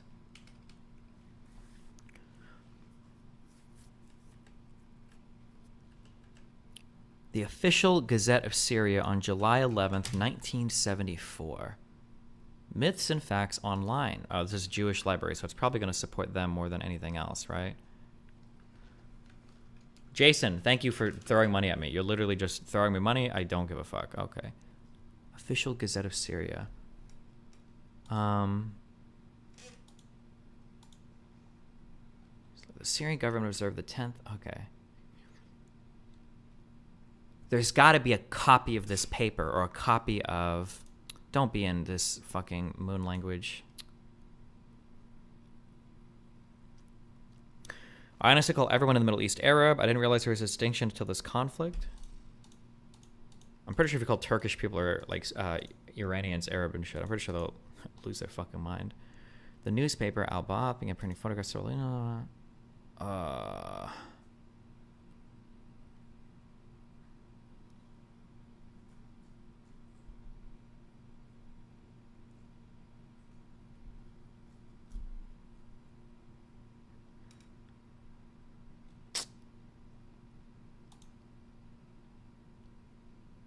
I would be, if somebody could find this, I would just be so curious to see this. I'd be so curious to see this Official Gazette. If this is really as bad as it's, yeah. New York Times in 1984 cites this Gazette as well. The Official Gazette of Syria on July 11th, 1974.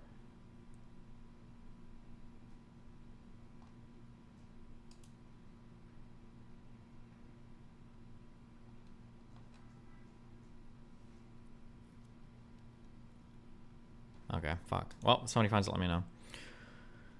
The Syrians employed brutal interrogation techniques utilizing electric shocks to the genitals. A number of Israeli soldiers taken prisoner on Mount Hermon were executed near the village of Hushniye. Hushniye? I feel like it'd be super hard to confirm the earring people part. No, I just want to hear if if the Syrian defense minister stated this to the National Assembly. That would be interesting to know. If he made this statement publicly, I imagine the record should be easy to find, especially if it was published in Syrian papers or whatever, right? The Syrians captured 11 administrative personnel from the Golan Heights forest, all of whom were later found dead, blindfolded with their hands tied behind their backs. Within Hushniye, 7 Israeli prisoners were found dead, and another 3 were executed at Tel Zohar. Syrian prisoners who fell into Israeli captivity confirmed that their comrades killed IDF prisoners. Look at the author on that New York Times article.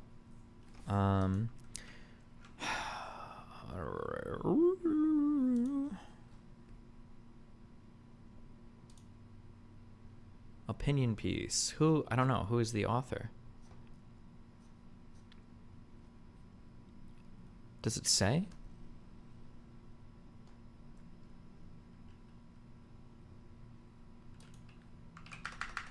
Okay.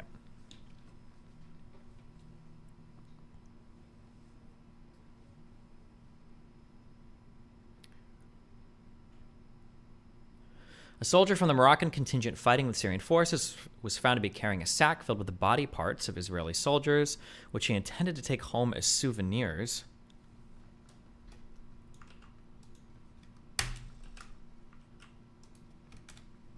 Okay.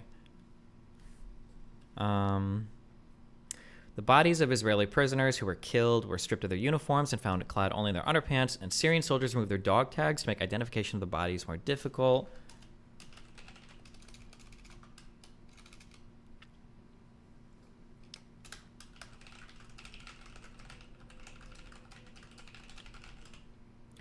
Inability to read primary sources is the main roadblock for American historians. No language requirements, and you're going to run into it too? Okay. I don't think reading primary sources that are untranslated are that important for like college level understand. I say college. I don't know what college students understand anymore. To have a good understanding of history in the area. If you want to do unique or novel research into an area, or if you want to like publish material about a particular historical conflict, then I think knowledge, or I'm sorry, being able to read the original language is probably essential. But like, I don't think I need to be able to read the language to have a really good understanding of this. But if I was doing like unique research, I want to dig through like Israeli archives or something, then reading language is important. Yeah.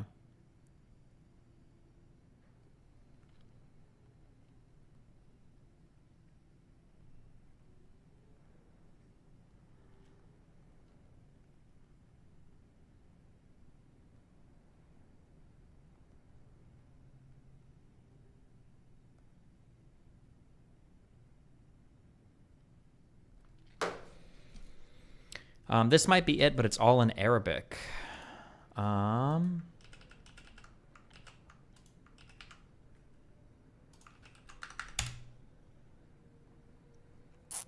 Issue, no, this is on the 8th of July. I'm looking for the one on the 11th of July, I think, right? Wasn't it? Sorry, here it is. Oh, on the 11th of July. Okay, easy. Where are my Arab speakers in chat? Or whatever the fuck. I don't know what language this is. Can anybody in here find... Here you go. Is there a part... Are any of these articles, or is there any part of this where...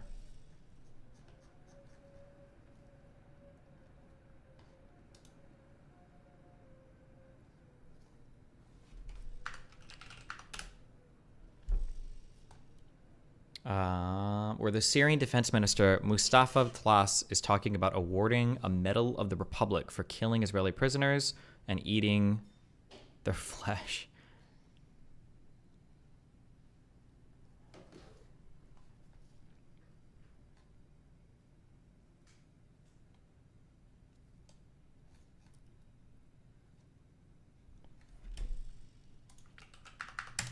Just use Google Translate on your phone?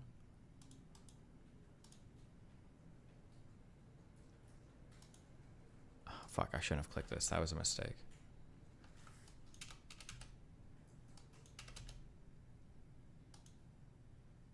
Oh my fucking god, what did I just do? Seriously?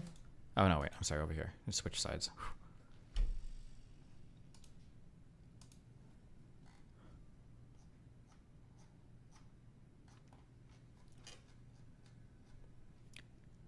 Google search with use Google Lens to translate. Right click. How do I use Google Lens to translate?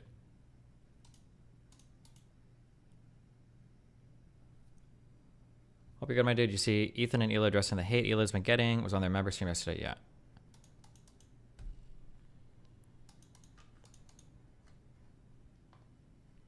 Feed the images into Okay, search image with Google. Google Lens. Translate?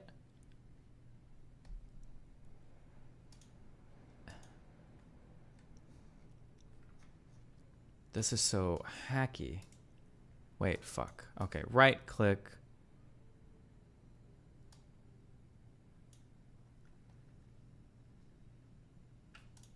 I'm supposed to read it over here? Is there like an easier way to...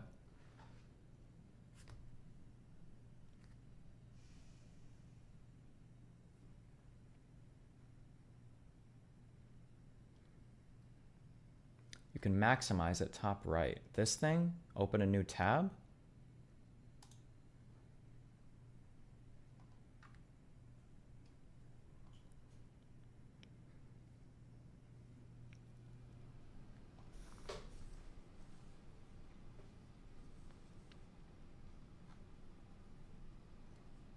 It doesn't seem like it's capable of translating everything.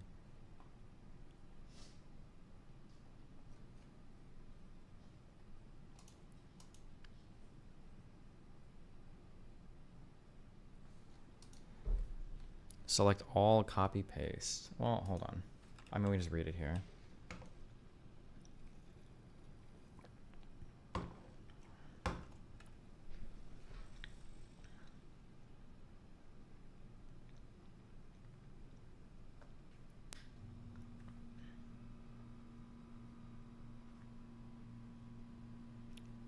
Read the red text.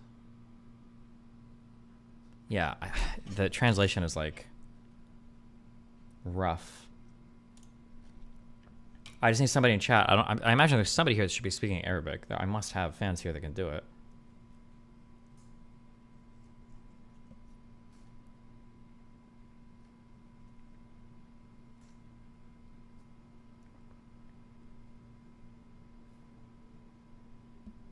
I can speak it, but there's so much text. Can't you just like read the headlines of each of the articles or each of the stories and then just tell me, like, find the one that has like, the title is The Deteriorating Condition of the Arab Hostages.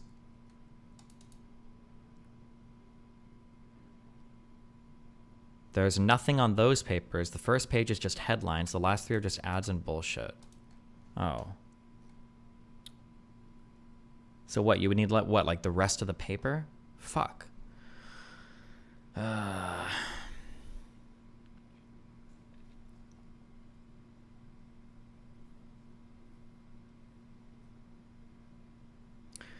Jordanian authorities prevent donations to Palestinian refugee camps in Lebanon. Heavy fines and prison sentences issued by the Israeli occupation court in Nablus against the 5 Palestinians. Can we ask the cat lady about this? Quoting the Lebanese Daily, blah, blah, blah. Al-Yum, Yasser Arafat stated that Israel possesses 5 atomic bombs. The German Democratic Republic condemns the Israeli raids on the Palestinian refugee camps. The German Democratic...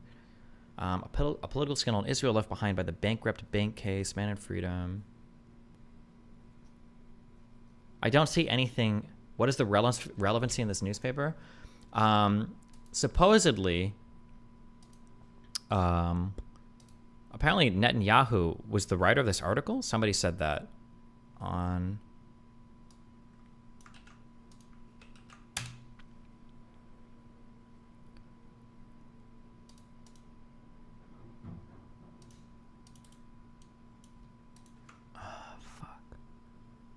I don't know why somebody said that. I don't know if that's true or not. In 73? I don't know. How old would he have been? I don't even know how old he is now, actually. Actually, that might be way before his time.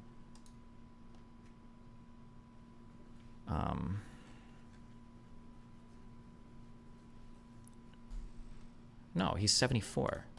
He could have written this article. Destiny, that was a different article that he was talking about. Oh, okay.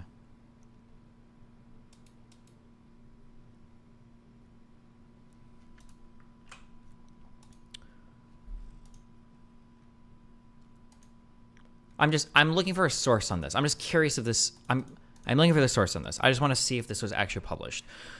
The quality of Syrian compassion and humanity was further illustrated when the defense minister, Mustafa Tlass, in 1974 awarded a medal to the outstanding recruit from Aleppo who slaughtered 28 Jewish soldiers like sheep and devoured the flesh of one of them, an event fully and apparently proudly reported on in the official Gazette of Syria in July 11th of 1974. I'm just curious if this was there, right? Because the initial claim in the wiki article is that he killed 28 Israeli prisoners with an axe, decapitating 3 of them and eating the flesh of one of the victims. This already looks a little bit different. I'm just curious what the original, what was originally published in this.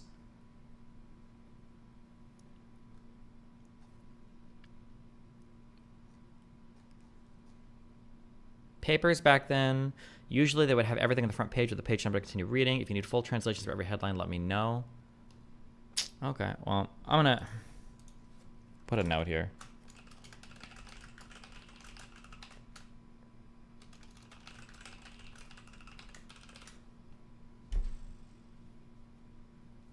Oh, also, hold on. I have one other question. I'm very confused about this.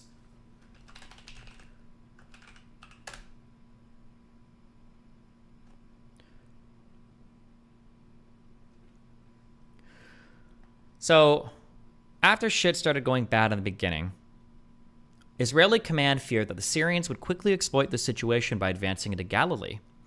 Dayan, in the morning of the 7th of October, called Shalchevet Freire, I don't know, the Director General of the Israel Atomic Energy Commission, to a meeting with Golda Meir to discuss the possible arming of nuclear weapons. Meir rejected this option. I see this here, but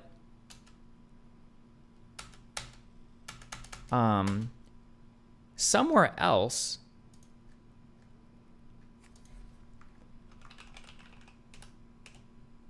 what did I read? Somewhere else I read that Meir actually did authorize the assembly of a ton of nuclear. Oh, here, later on in this article, or in the same wiki. Maybe this was just a few days later. Diane raised, oh, okay, maybe it was just because it was a few days later. Meir authorized the assembly of 13 20-kiloton of TNT tactical nuclear weapons for Jericho missiles at Sadat Mika Air Base and F-4 Phantom II aircraft. Okay. So maybe this is during the 8th and 9th of October. And this happened on the 7th of October. Okay. That's important, okay. The 8th through 9th of October. On the 7th. All right. Okay.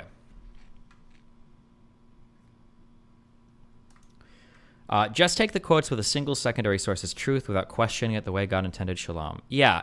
The Destiny seems kind of quiet today. Is my mic quieter? I adjusted the gain a lot to turn down background noise, and then I just increased the output. If it's too quiet, I can turn up the gain again. I don't know. My mic is too quiet. Something that I found, and this has been a little annoying to me, is that sometimes when you go and you hunt for sources from footnotes, the sourced footnote does not always agree, or at least I personally don't agree with the way that it's summarized in the other, in whatever thing is sourcing it. Okay, I adjust my gain a little bit. Yeah, so sometimes if I see like an insane claim, I try to find the original. I'm just curious where the footnote comes from. I think that when you're reading like really crazy shit, it's good to just check the footnotes every now and then, because maybe this is my, no, hold on. Hold on. That was way too much humility. I'm not that stupid, okay? People cite things very poorly sometimes. If I'm not understanding it, then they either need to do a better job citing it or they need to explain more context behind it. Because some of the citations that I go through on academic stuff, PhD, grad level, professor level stuff, some of the citations are really poorly done. So either the standards become significantly lower when you're working on a PhD than they were when I was in high school, or, this feels a little bit more likely, there's a lot of ideological bias on the paper writer, and they're only pulling in some footnotes to give you the briefest splash of context, while their summary of the underlying material is not accurate to what the material was stating, but it's more accurate to the ideological narrative they're pushing. That's the feeling that I get sometimes, okay? Very irritating to me. Some footnotes are pretty good. Some of them that I come across are pretty bad, though. But on professional level stuff, which is very irritating to me.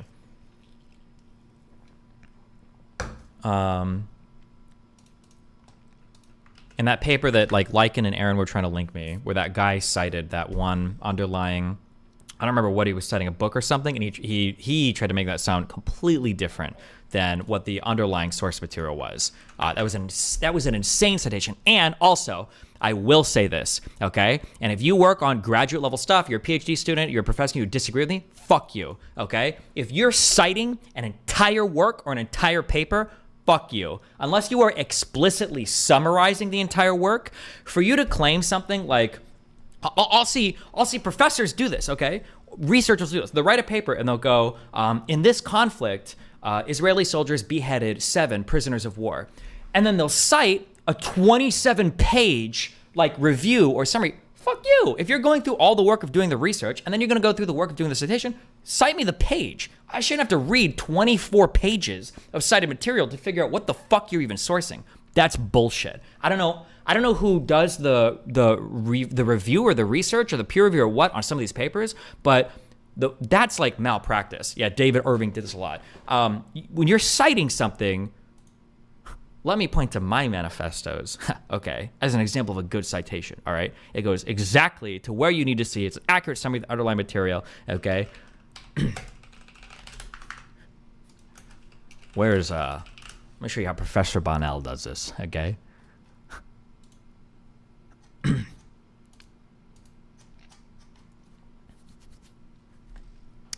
Moderator of Keffels, Sulio, a Twitch user who has urged other streamers to cut ties with me in the past. Oh my god. Okay. Lefty fan begs Hutch to disown Destiny. Bizarre debate, okay? Not to a 12-hour stream. Links right to a video, okay? Summary of exactly what's happened. The whole video is about this particular topic, okay? That's a good source, okay? It's good, okay? Good source, okay? Somebody quote tweeted my tweet, okay? Links to an exact archive. I'm going exactly to, okay? This is how you reference things, okay? Like this, okay? This sourcing of entire papers, entire books of 30 pages of shit is bullshit. 24 minutes is a lot, no? No, hold on. Wait, what was I originally doing? Wait. Oh, urged another streamer to cut ties with me. Oh my. Is this entire video. It's the entire material here. If somebody were to say, let's say somebody were to say this, okay? This would be an acceptable citation. If somebody says, let's say they're writing about Israeli aggression, and they have a sentence where they go, it's arguable that Israel was the true aggressor in the Six-Day War. And then let's say that they cite an entire paper that's 25 pages long, okay? Let's say that the name of the paper is Israeli Incitement to the Preemptive Six-Day War. That would be a fine citation, right? You're summarizing, or you're doing a quote and you're summarizing something, but the entire paper is about what you're summarizing. That's a total okay. Let me be clear. I'm not saying that citing 20, 30, 40, 50 pages, I don't think that's necessarily bad. It's when somebody is citing a particular fact or particular quote, and then they just cite the entire paper. That's the bad thing. That's what I'm trying to point out there too. You can cite entire works if you're summarizing them or giving an opinion from them that the whole work is arguing for, but citing, like a really good example was, hold on.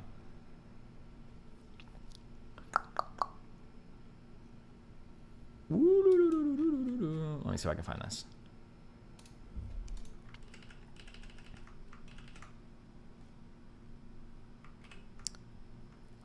You're wasting my reading time by making me explain this to you. I hope you feel bad.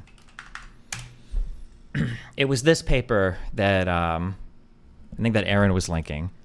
Zionism and Imperialism, the Historical Origins. There was a footnote in here that said that, like, Britain was trying to, what was the, fuck, I don't want to misquote this when we're dealing with something as precise as this because it'll make me sound bad faith.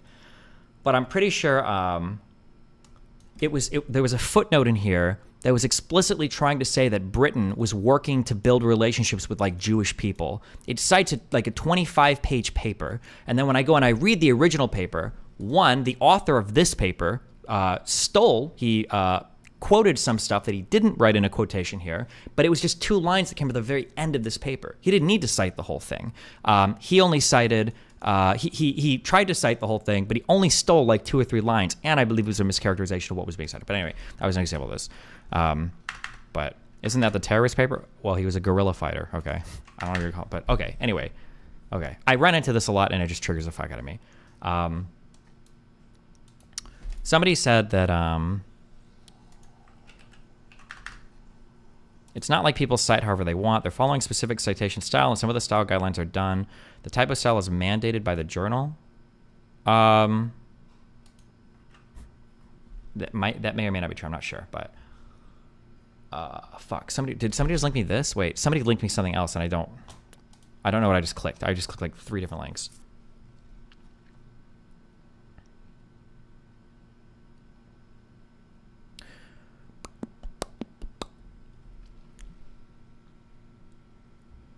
I heard you say that Morocco helped the Palestinians during the 6-day war with aircraft, but to my knowledge, they were a key element in Israel winning. Oh, somebody linked this last page. Because they spied on the Arabs for them. I haven't heard of that from Morocco. If that was a key element in them winning, I did not hear that. My understanding is, I believe Morocco was one of the countries sending supplies to the Arab people fighting them. Somebody linked this last page. This is in 1975. Syrian butchery of Israeli soldiers. New York, July 24th. Shortly after expelling the Syrians from the Golan Heights in October 73, Israel recovered the bodies of Israeli soldiers who, judging by the conditions which they were found, had all been murdered and mutilated after being taken alive. The American Zionist Federation this week distributed a passage in English and Arabic from the official gazette of the Syrian government, Al Jarida Al Rasmiya, dated July 11th, 1974, which has been overlooked until now, which reveals the manner in which some of these Israeli soldiers were murdered by their Syrian captors. In the course of a debate in the Syrian National Assembly of December of 1973, the Minister of Defense, Mustafa Talas, cited the following incident as an example of supreme valor. There is the outstanding case of a recruit from Aleppo who murdered 28 Jewish Israeli soldiers all by himself, slaughtering them like sheep. All of his comrades in arms witnessed this. He butchered 3 of them with an axe and decapitated them. In other words, instead of using a gun to kill them, he took a hatchet to chop their heads off.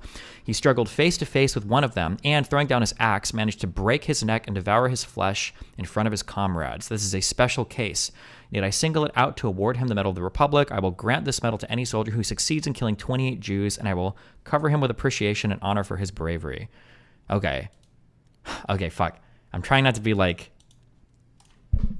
the insanely skeptical person, okay? However, this came from the American Zionist Federation this week distributed a passage in English and Arabic, so they're the ones that are sourcing this. Is there no way to find the original?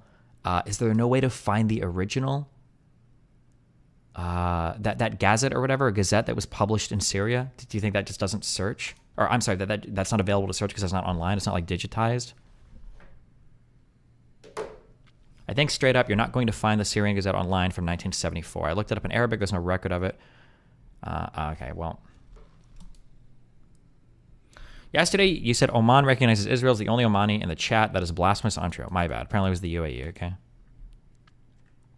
Syrian brutality is very well known during all the wars. You can find hundreds of sources for it. Okay, whatever. My bad. Okay, fine. Fuck it.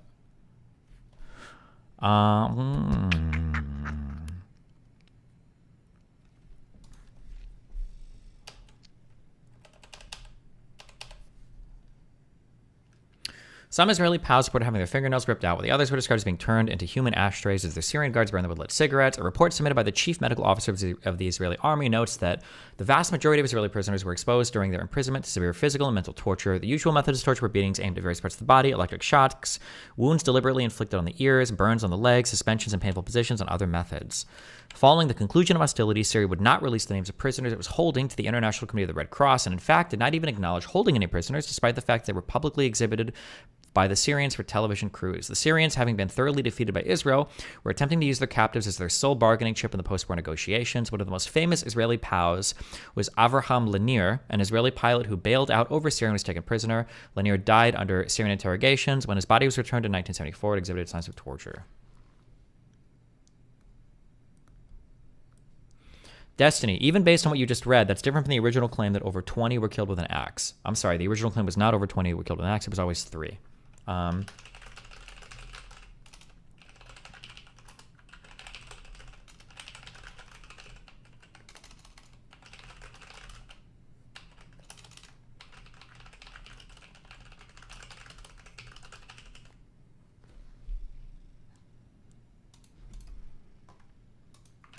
Okay.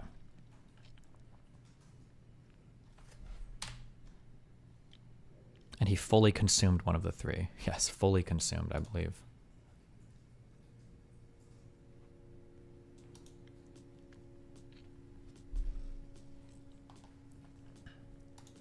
Egyptian atrocities. Let's see.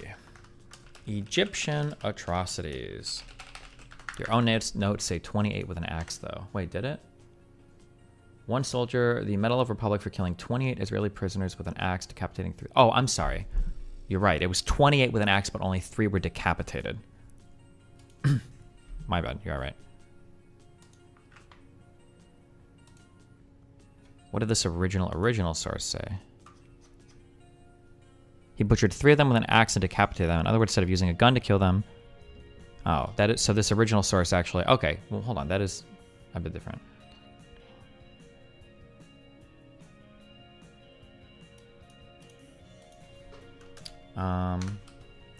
The original New York Times article quotes and says the soldier from Aleppo killed 28 Israeli soldiers, 3 with an axe, and devoured the flesh of one of them in hand-to-hand combat. Also, the original thing also says, or makes it sound like the 28 soldiers killed were prisoners of war, whereas, oh, this is the Jewish Telegraph Agency? Oh, also. Made it sound like those were prisoners of war, whereas this quote here makes it sound like it was like 28 Israeli soldiers in combat, right? Now, it's possible also that these soldiers were found in such a way that Israel thinks they were killed as prisoners of war instead, but, yeah, who's to say, I guess, yeah. The original Jewish Telegraphic Agency.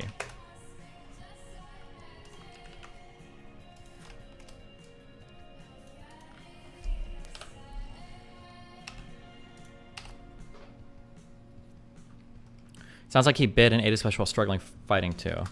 Yeah, when I read what the guy is saying, it sounds like they were like in a fight and he like Mike Tyson the dude. Rather than like the guy is dead on the ground.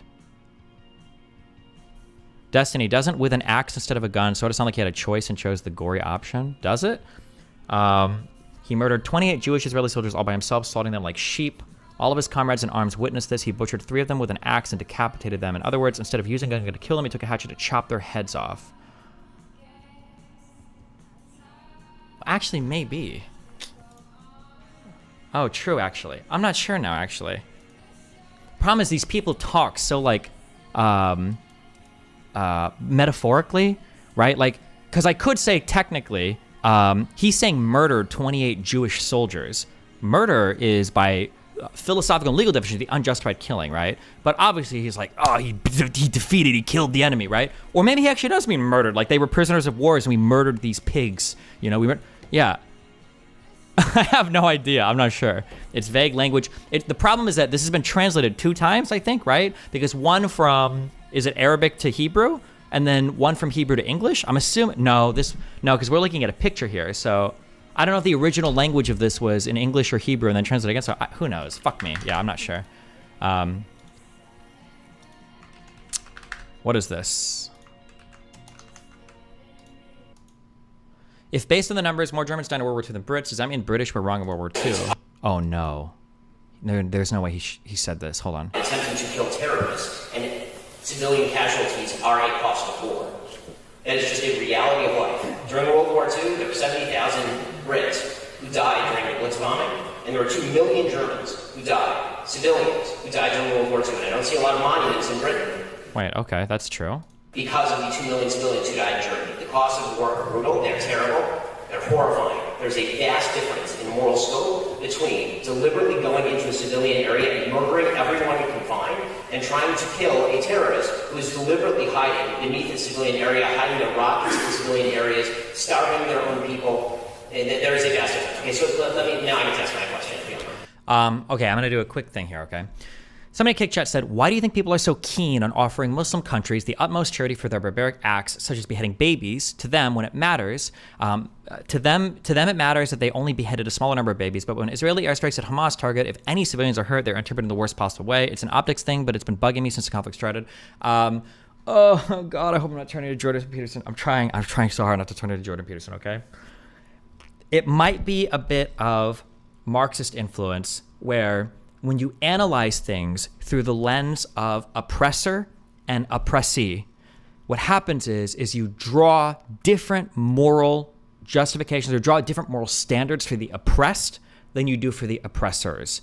That's, I think, one of the big issues that you run into is when you're obsessively viewing things through the lens of colonial versus settled or native versus, foreign invader, you draw a whole different set of moral standards for one side than the other, which I think is wrong, right? You should always be holding yourself to a set of moral standards. These don't change based on your relationship with an oppressor or oppressee. But I believe that people on the left have been doing that, basically, right? Yeah.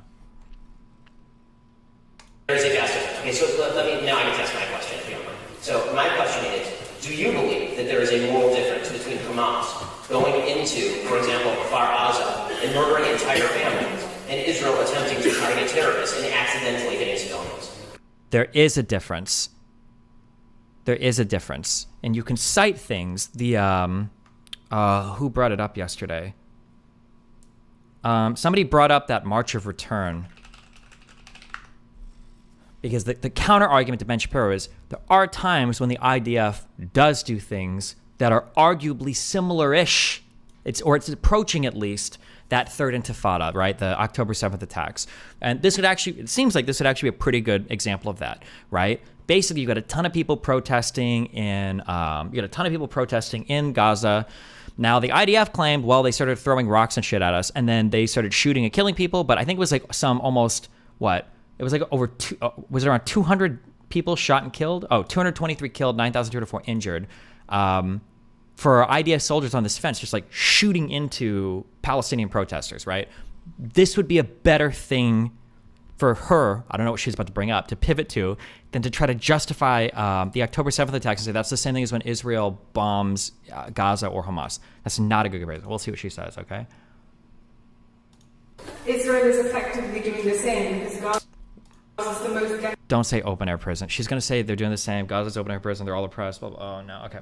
Effectively doing the same because Gaza is the most densely populated region in the world. There are 15,000 people per square mile. So does Hamas get immunity because they're there? So Hamas gets... Ben should let her finish. Let her finish her point. Take notes. Write it down. Let her finish her point. Israel has killed 3,500... And then we do the numbers argument, which is dog shit. So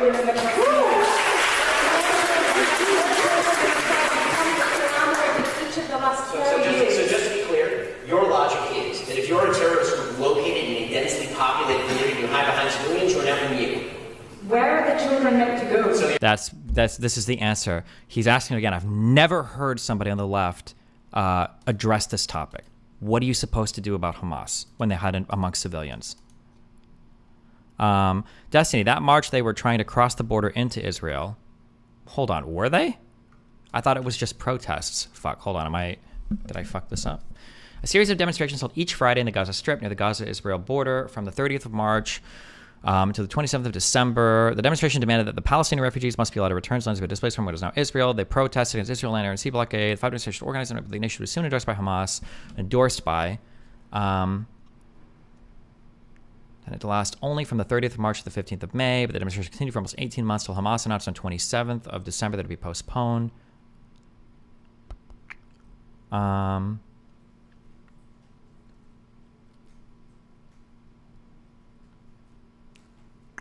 Groups consisting mainly of young men approached the fence and committed acts of violence directed towards the Israeli side. Israeli officials said the demonstration was used by Hamas as cover for launching attacks against Israel. I wonder what attacks were launched here. Fuck, this is one where I'm going to have to read.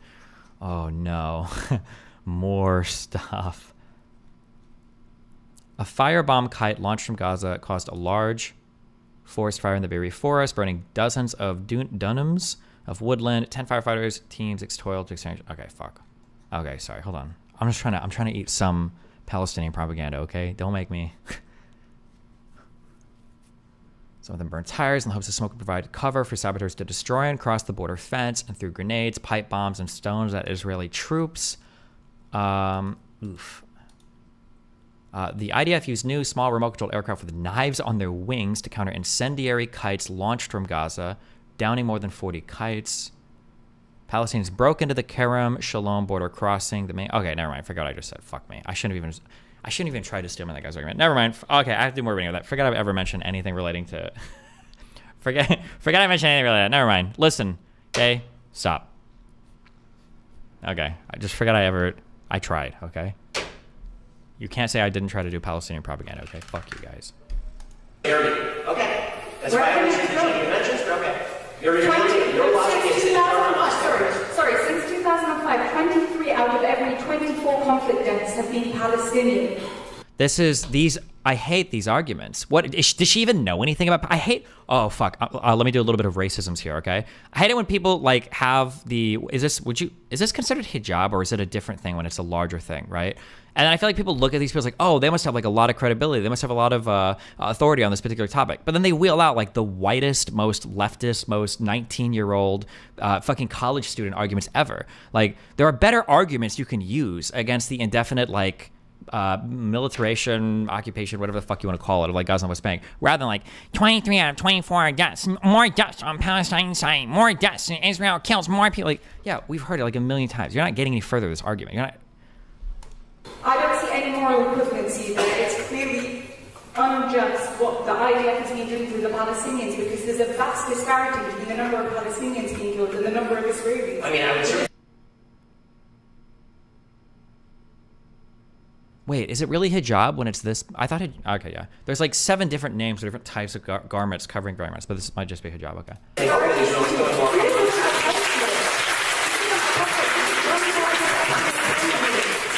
Destiny, explain how more deaths argument is bad. Because it doesn't matter where more deaths occur. What matters is where the provocation happens. Provocation is what grants moral authority. That's recognized on a personal level. That's recognized on an international level. Provocation is what gives you moral authority, right? That's why people argue that things like preemptive wars are really bad, right? It was one of the things that Israel worried about. It's one of the biggest controversies about the Six-Day War in 67. 76. Hold on. I always restate the date, so I make sure I'm not fucking dates up. Six-Day War in 67, yes, okay, is whether or not the preemptive strike was acceptable, right? It was one of the biggest reasons why people will debate like Pearl Harbor, arguably, for whether or not that was a terrorist attack, I've heard. This was a huge part about our military or international doctrine related to Iraq, right? Was the United States going in and having a preemptive war because we think they're on their way to military weapons, right? Preemptive strikes, the reason why preemptive strikes are scary is because it's hard to feel moral support for somebody that is seen as the provocateur. The number of deaths and all that shit don't really matter that much past that point, right?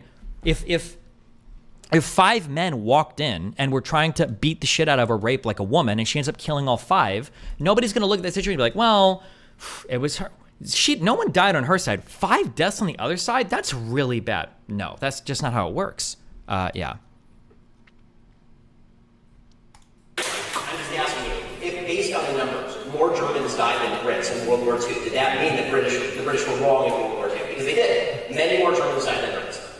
I don't know how Ben is going to say this stupid quote. It seems like Ben already acknowledged that Britain wasn't bombing civilians.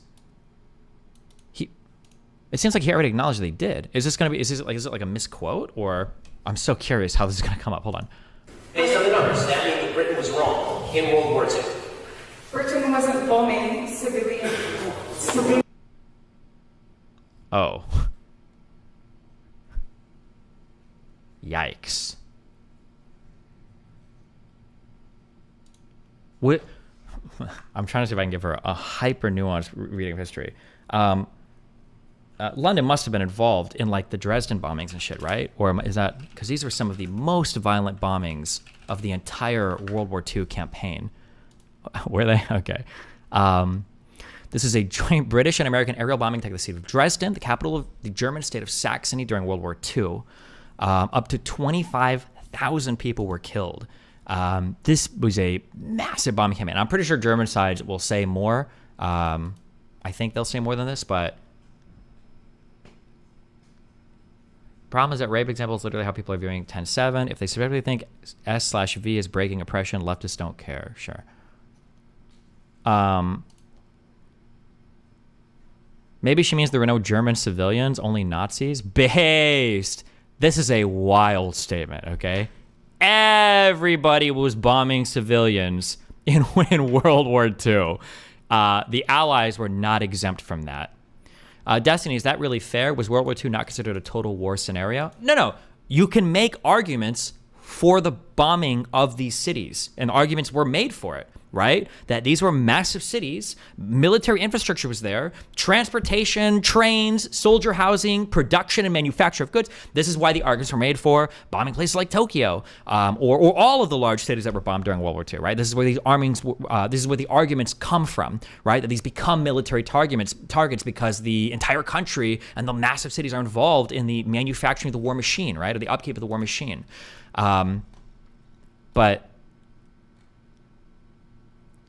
that's I'm sorry, hold on.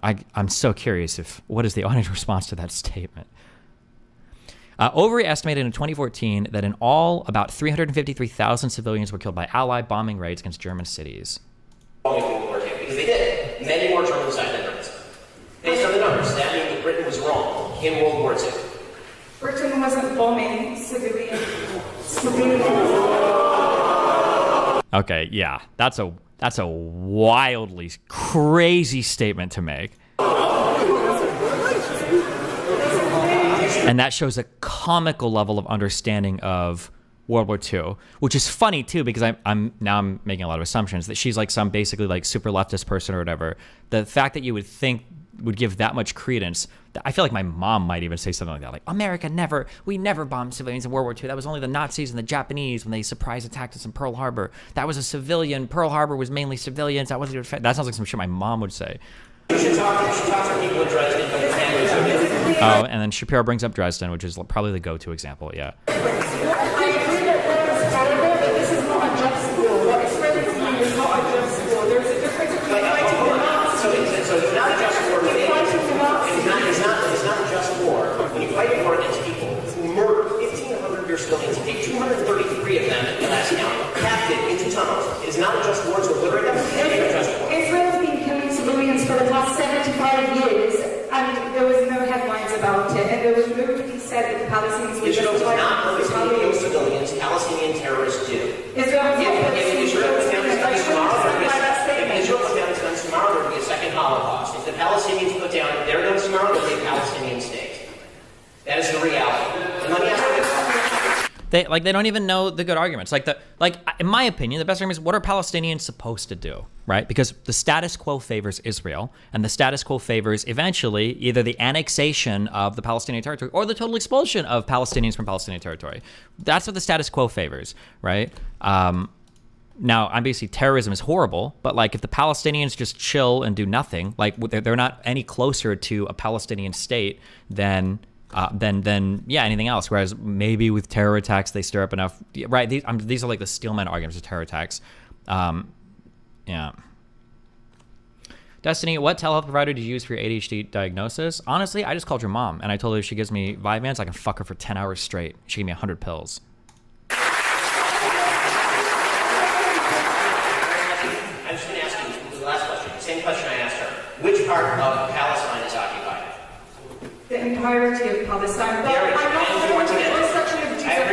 appreciate you expressing your full genocidal intent. Oh, that was a good question from Ben.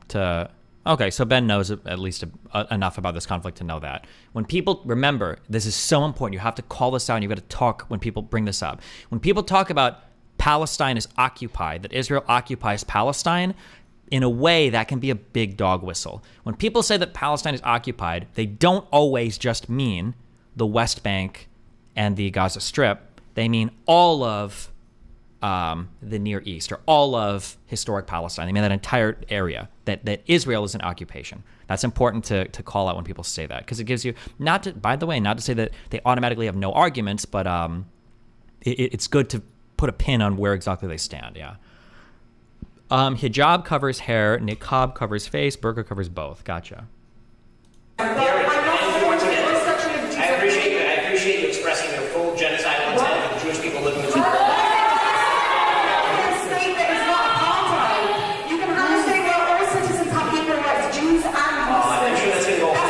And then Ben should just say, like, what about every single Arab state that treated Jewish people as second-class citizens in some way or another throughout the entirety of the Middle East? Why would I believe that Arabs can live with Jews peacefully when they haven't done it in Arab-majority states? Why would I expect that to change for Israel now? I think that's the Ben response. And then the Arab response would be, well, those Jews did live peacefully in those states. It wasn't unpeaceful until Israel provoked every Arab state in the Middle East by expelling over 700,000 Arab Palestinians from their lands, which understandably caused tensions to rise in all those other Arab countries. But prior to that, they'd been doing okay, I think. Not great, but... And then the counter to that would be, well, why would you hold Jewish people in other countries responsible for Israeli citizens in another country? Because why should they all be held accountable just because the Israeli people happen to be Jews, unless there is some actual anti-Semitism involved, right? And you'll probably go back and forth that for a while. Fuck, Jesus, fuck this. Okay, all right, don't care. All right.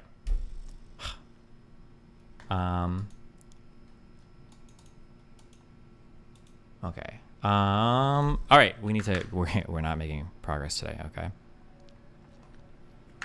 At the beginning of the lefty arc, it seemed reductive, but it really seems like every lefty opinion can be reduced to US/West bad. Do you think that still applies? Yes, absolutely. Yeah.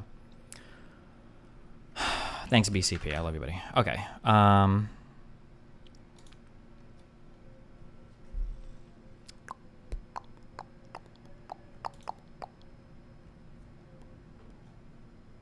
Okay.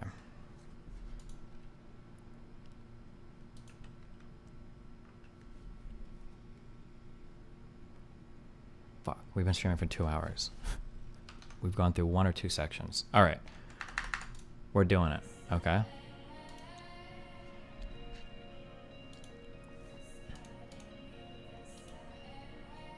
Palestinian Mr. World War. I'm not clicking like stop. Okay.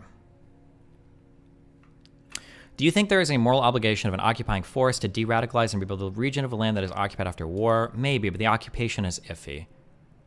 I'm not sure, yeah. I do agree that Palestinians, if Palestinians were more peaceful,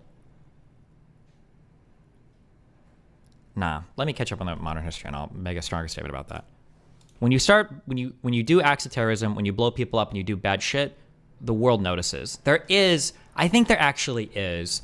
For a while I was a little black-pilled on international affairs, but I think it was actually just due to a lack of education on the topic. I think there is a moral accounting in the world. I think that countries do, at least in like the 1920s and onward.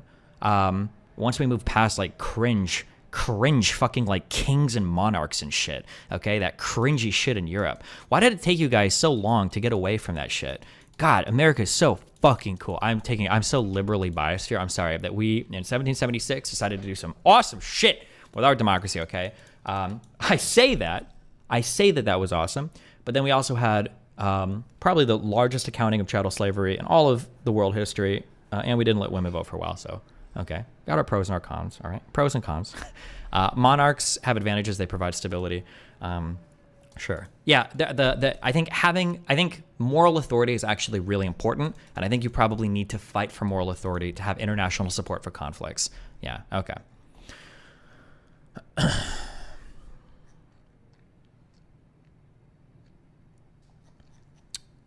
Okay.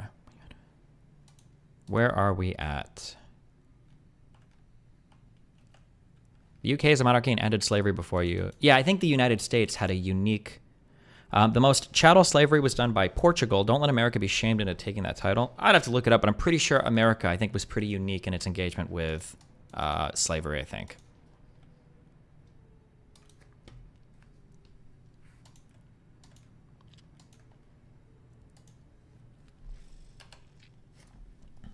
Okay.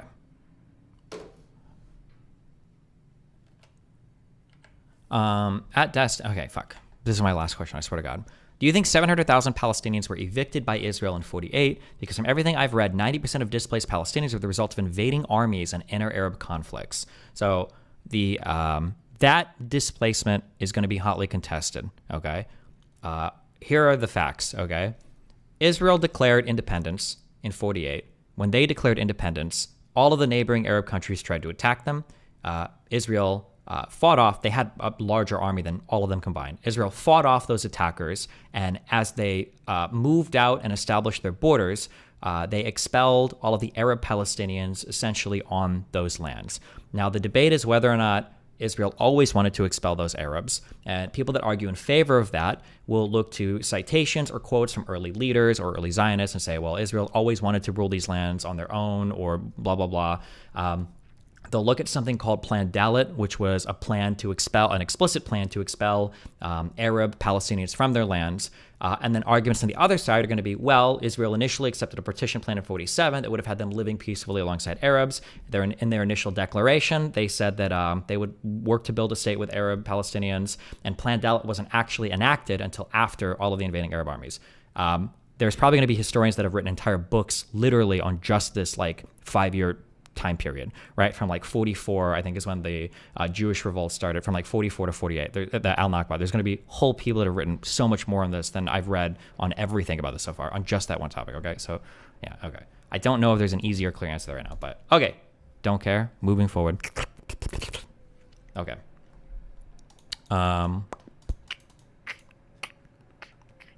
The author of that girl who was recently brought up, Gabor Mate, is actually a really interesting guy in his books about learning at trauma through the lens of norms, urban standards, etc. The myth of normal is a good place to start. Okay.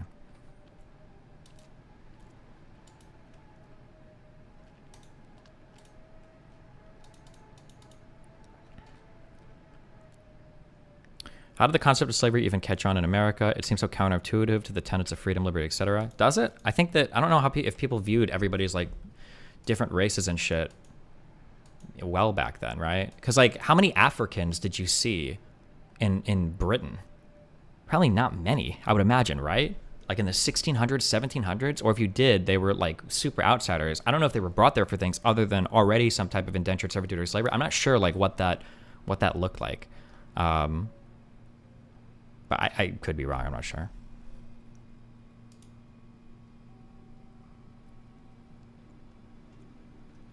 What is Israel's motive to expelling only a part of the Palestinians and not everyone within their declared borders? Most of the 20% of Arab Israelis are a result of the Palestinians that remained in Israel. Yeah, I know.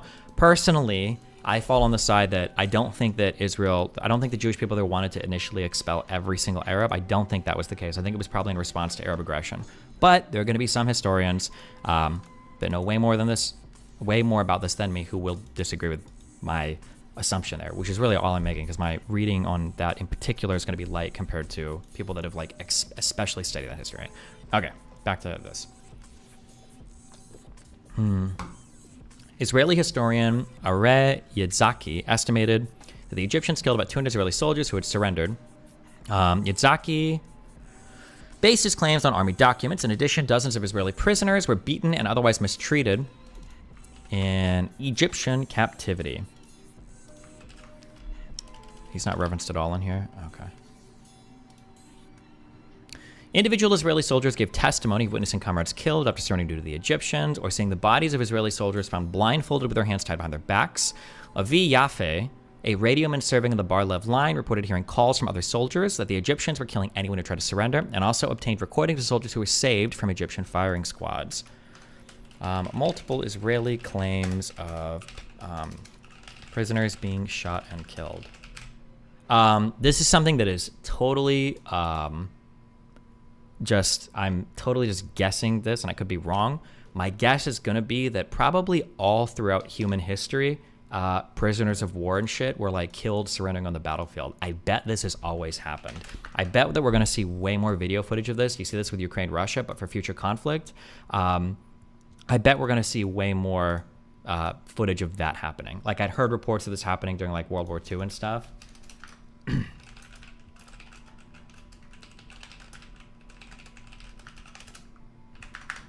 Yeah.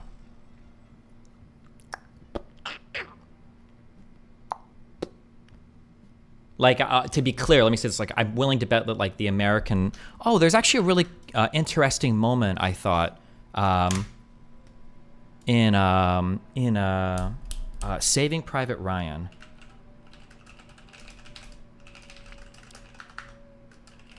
Does this get talked about? I'm sure there was probably, like, a lay Reddit post on this or whatever.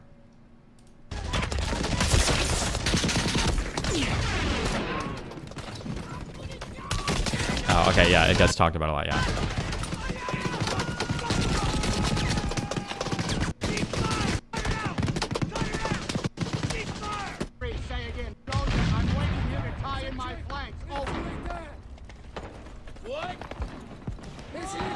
I think supposedly, I don't know, for some reason they don't subtitle it. I guess you're supposed to know, but apparently these soldiers are like Czechoslovakian or something, and they were forced to fight for the Nazis, or like that's what they're saying at least.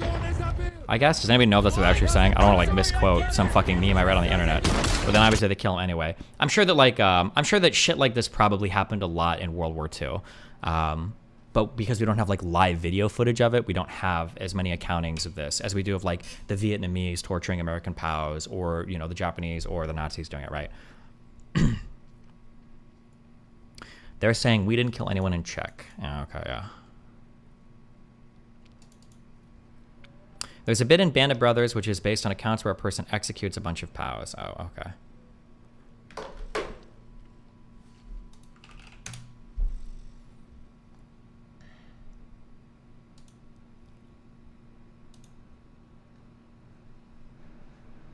You made a point earlier about Islam not demanding homogeneity.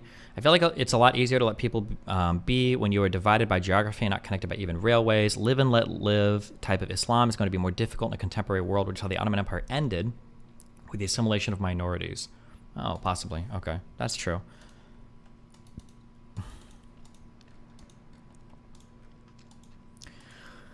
Isaacar Ben Gavriel, an Israeli soldier who was captured at the Suez Canal, claimed that out of his unit of 19 soldiers who surrendered, 11 were shot dead. Another soldier claimed that a soldier in his unit was captured alive but beaten to death during interrogation.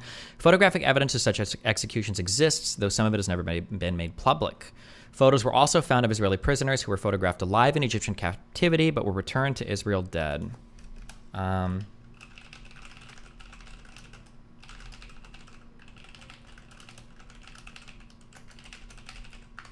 Probably say this. I just a new question. Can we consider Gaza an open-air prison when one of their borders with Egypt? Why not take electricity and water from them? We'll get to that, okay. The order to kill Israeli prisoners came from General Shazli, who, in a pamphlet distributed to Egyptian soldiers immediately before the war, advised his troops to kill Israeli soldiers even if they surrendered. That's a pretty big meme.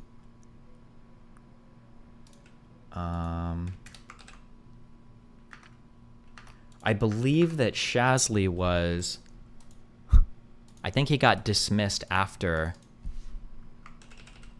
I think he was dismissed after this war by... not by Nasser, by Sadat.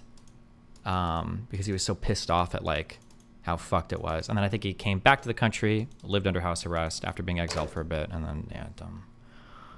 Why are you stressed about time?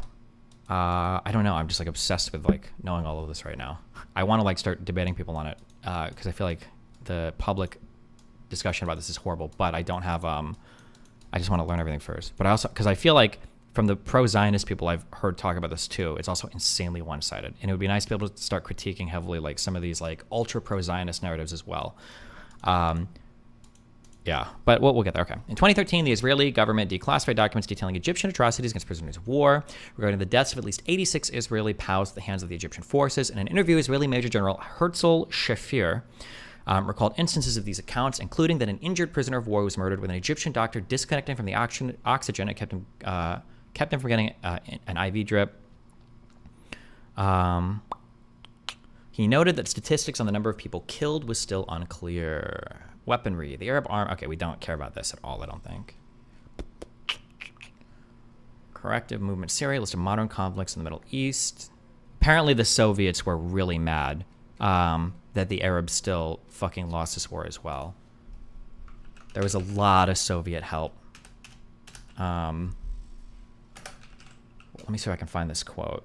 Foreign response. Fuck, what was this under? Response in the Soviet Union.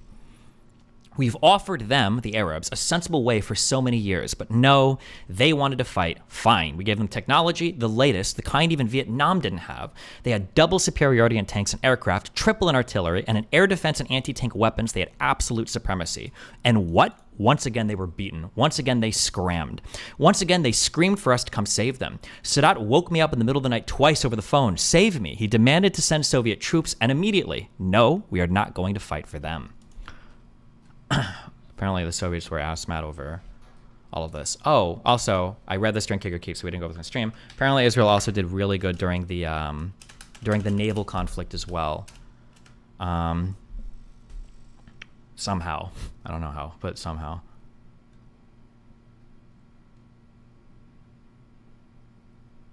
But they basically had full control of the Mediterranean. I don't think they could go into the actual... What's the name of the dip from the Mediterranean? Is it Port Said? Is this where you would go in from? I don't think Israeli subs or anything could go into here, because I think there were 2 Egyptian destroyers that still basically held this fort down, and the things couldn't get in here. But the Israeli Navy basically had free reign to go back and forth here, to surface and subs, artillery, shell, all of this shit. Yeah.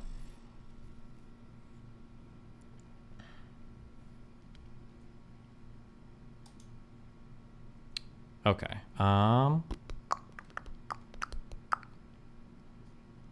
U.S.-Israel relations is an interesting read, too. It's all an interesting back and forth. And then you get to the Trump admin section. There's just Trump running over them. Yeah. Yeah, debating Fuentes or somebody again, if it ever happens, on Israeli history would be really interesting. One thing that, and I feel so bad. We're going to go through all the worlds here. We probably will. All this is so interesting to me. I feel bad because I grew up thinking that the U.S. were the good guys in everything, and then obviously as I get a little bit older, a little bit smarter, I realized, okay, U.S. actually made a lot of mistakes. Maybe the U.S. were the bad guys. We just happen to be bigger bad guys than the Soviet Union, I think. But actually, I feel like, for instance, when I've looked up to Israel so far, the U.S. seems to have shown a great deal of restraint and seems to be trying, we do want influence in the region. That's undeniably true. We do want these people to be on our side, okay? And we act accordingly. I'm not going to disagree with that. But it does seem like the United States is trying to force Israel to show restraint, or to show restraint and not escalate tensions. That's like a really big deal. And the U.S. are constantly pressuring Israel. And Israel responds to that pressure as well, where they're trying to think, like, do we invade this? Do we go further? If we do, are we going to lose U.S. support? It's not like the U.S. has given them a blank check to just go and fuck everything up. That's not true. And as somebody that talks about the U.S. history and U.S. support of Israel, I feel like I hear that all the time. The U.S. always supports Israel. We build everything. I've even said that, actually. I've said that multiple times. Yeah, Israel only exists because the United... I think I've said this quote verbatim on stream. Israel only exists because the United States military allowed them to exist. Because I've said that. I know I've said that line. Probably within the past year I've said that line. That is absolutely not true. That's not even remotely true. Yeah, that's not even remotely true. Not even because of Western powers, right? Because keep in mind that first the first 48 war was Israel smuggling weapons in from fucking Czechoslovakia, right? And they were getting weapons from like the French until what, 66, I think? Yeah. But I still don't get how you justify Eisenhower in the Suez Crisis. The U.S. argument at the time, I believe, was that there didn't need to be a war over the Suez Crisis. Wait, hold on. Wait, I feel like that's the easiest thing to justify. Actually, I know that's the easiest thing to justify. In 56, because I think one of the U.S. arguments too was, listen, yeah, they took over the canal and everything, but listen, Britain, your shit is still going through. Nasser, Egypt hasn't closed off your guys' trade yet. Israel needs to just like make an agreement or make arrangements with them. But Britain and France knew that they didn't have the moral authority to go to war. That's why they made that secret fucking plan with Israel to do it, right? They tried to be sneaky. Because Israel might have had reason to go to war, but Britain and France sure didn't. And it backfired. They got fucked for it, which is good. I think they should have. That kind of sneaky bullshit shouldn't be happening. So fuck them. Yeah.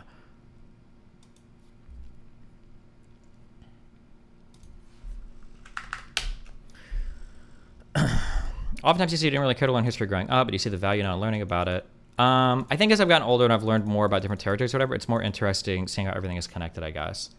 I think probably the difference was that in my brain, history was like a bunch of discrete events, but things like math, science, and chemistry are all like, they logically build on each other, right? Like, especially the further you go in math, physics is, well, mostly, like everything is like logically built. It's all like building blocks, right? Whereas history was just like a bunch of like discrete one-off events. And when things don't build, like I was a way better physics, chemistry, and math student than I was in fucking biology. Okay, holy fuck. Because biology to me was a lot more like discrete things, right? Like the bones of the body, the different systems of the human body, like they're just like all these discrete things. Whereas in other disciplines, it all builds off itself. I feel like now I have a more conceptual view of history, whereas it all kind of builds off of itself rather than like discrete events or whatever, I guess. Yeah. Biology felt to me a lot more like I need to just memorize a bunch of shit rather than have like a good understanding. Although I imagine if your understanding of biology gets deep enough, it's probably all fairly natural, maybe, or conceptually blows. Maybe. Okay.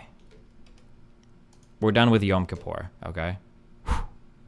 Let me go use the bathroom real quick, and then we'll do, I think, Camp David Accord.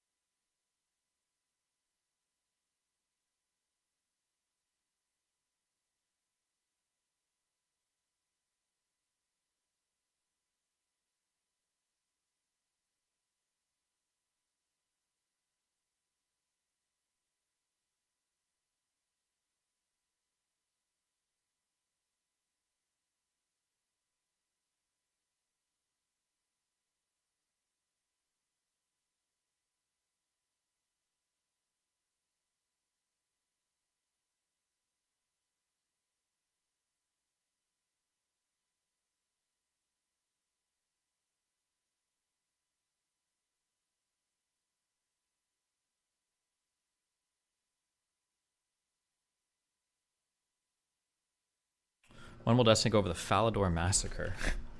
That RuneScape bug?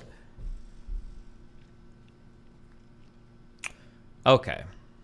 Sorry, I read a lot of this yesterday when we were doing Keeper Kick, so I'm just trying to keep in mind on what we... Interesting recent announcement by West Point Lieber Institute regarding human shields and idea strategy for mitigating harm. Okay, I'm good on that. Okay, so after the... Okay, so let me just give you a quick summary. Okay, so after this war... even though militarily, it's pretty undeniable that Israel won. Again, not to suck them off, but they won probably like against all odds. Okay, it was a pretty unbelievable military victory again. However, okay, even though they won, it was kind of like remember in Iron Man 2 when that guy kicks the car and he goes to fight Tony Stark and it's the first time in the suit. Even though Tony Stark wins that fight. Do you remember how the guy's laughing and he says, "Oh, the whole world now knows that Iron Man can bleed," right? Remember when he says that? That was kind of like what the Yom Kippur War was for Israel. Even though they won the war militarily, absolutely, for the first time, multiple Arab armies made significant territorial gains at the beginning of the war, and the level of technology was catching up such that Israel couldn't ensure that it had automatic air superiority, or that they could constantly be fighting off multiple opponents, especially backed and funded by the Soviet Union. They could do that indefinitely. So Israel won militarily, but the psychological feeling after the war was not a very good one in Israel. So Golda Meir and her entire cabinet end up resigning, including Moshe Dayan, who had been like the fucking Ministry of Defense head. Fuck, I don't remember his exact position for what, fucking 30 years or whatever, 20, 30 years up to this point. So lots of resignations. Okay, new administration comes in, and then the new administration coming in is Rabin. Okay, is the next prime minister. Okay. All right. Drexel, thanks for subbing, buddy, okay? What are the U.S. relations with Israel like at the end of the war? I think they're pretty good, but I think that, but I mean, like, the United States is supplying a lot of arms to Israel. They're sending a lot of weapons. Oh, actually, fuck, I didn't go over this on stream either, but actually... after the war in 73 began, there was an operation called Operation Nickel Glass, I believe is what it was called, where the United States was basically trying to resupply every single piece of anything lost by Israel during the war. We were airlifting a ton of supplies into that country. However, I'm still pretty sure the Soviets granted 2 or 3 times more as many supplies on the Arab side, but the United States logistically was heavily supporting Israel at the time. So Destiny, I don't see the U.S. as the ultimate hero of the prime evil. The U.S. is kind of in the middle. They have done good things and bad things, but they were also picking up after the British Empire collapsed and dealing with other evils. Yeah, sure. Yeah. Yeah, that's kind of true. What I really want to go into depth to, too, is because the United States resisted. So during the Suez Crisis, the United States didn't go in on behalf of Britain and France, which was good. But when Britain cried for us to go in, was it in the 70s? To depose the Shah or to install the Shah in Iran, I'm pretty sure we went in there only at the behest of British Petroleum. I think that was the only reason. Well, no, I'm sure there were probably other strategic interests. Was it in 53? Was that way earlier? Wait. Iran, revolution, U.S. assistance.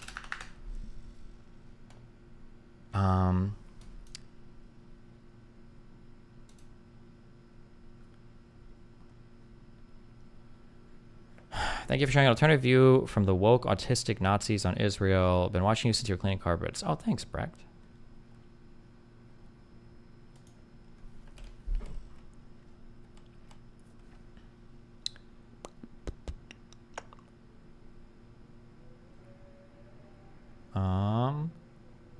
Was this in 53? Hold on. Oh, this was in 53. Oh, interesting. Okay. I don't have time to read all of this.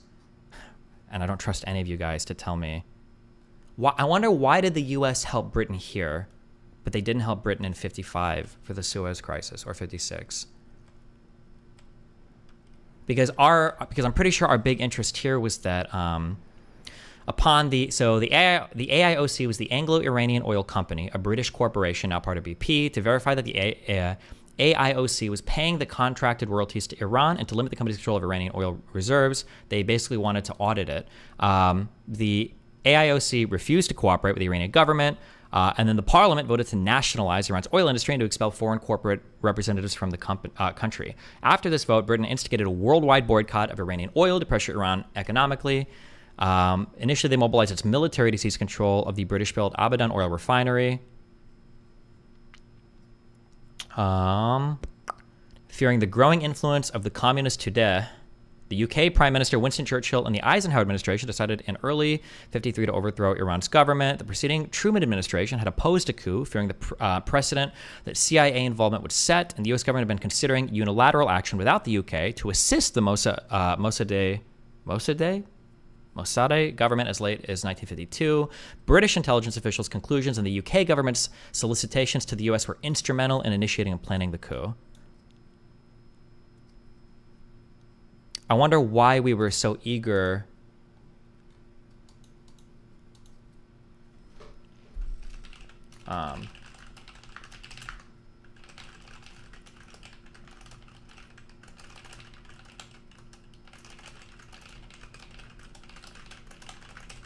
Mossadegh. The U.S. intervened in Iran because the UK was telling them there was strong Soviet influence in the country. After it was revealed it wasn't the case, the U.S. got mad and were less keen on helping them in the Suez Crisis. Yeah, maybe, yeah.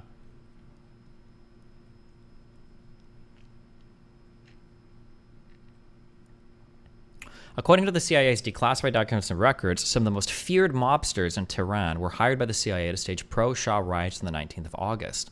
Other men paid by the CIA were brought into Tehran in buses and trucks and took over the streets of the city. Between 200 and 300 people were killed because of the conflict. Mossadegh was arrested, tried, and convicted of treason by the Shah's military court. He was sentenced to 3 years in jail, then placed under house arrest for the remainder of his life. In August of 2013, the U.S. government formally acknowledged the U.S. role in the coup by releasing a bulk of previously classified government documents that show it was in charge of both the planning and execution of the coup, including the bribing of Iranian politicians, security, and the CIA is quoted, acknowledging the coup was carried out under CIA direction and as an act of U.S. foreign policy conceived and approved at the highest level of governments. In 2023, the CIA admitted that the move to back up the coup was undemocratic.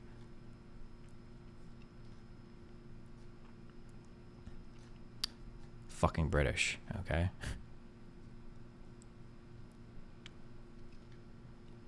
The main reason the U.S. came to the side it did in the Suez Crisis is that we wanted to court Nasser as an ally so that he wouldn't go over to the Soviets. Sure, okay.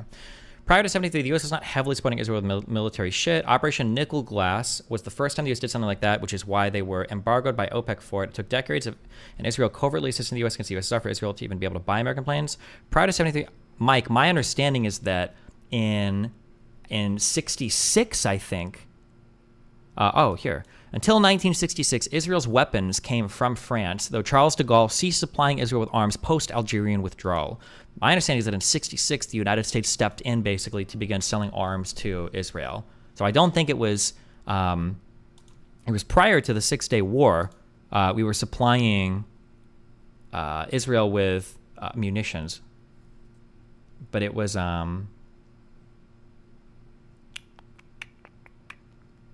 But in 76, it stepped up, or 73, it stepped up big time. But okay, but yeah, 73 wasn't the first time it happened.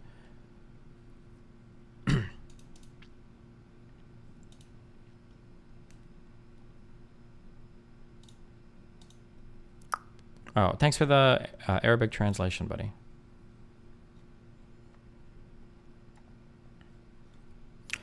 For reference, look at the 2 previous British occupations of Iran by Britain and the subsequent mass famines. They've been fucking with Iranian lives for over a century.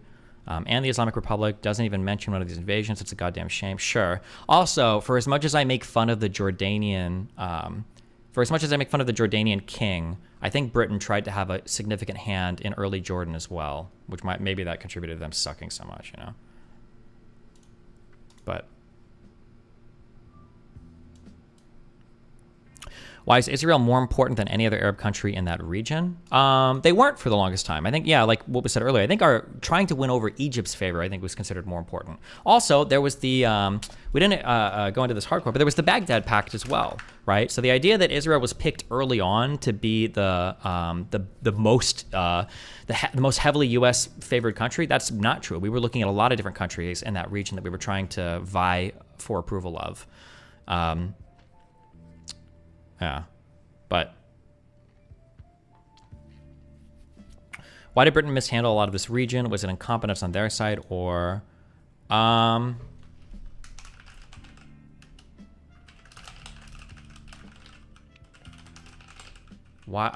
I'm not sure. I don't know, actually. I think Britain started to lose a lot of their colonies post World War II, and France, right?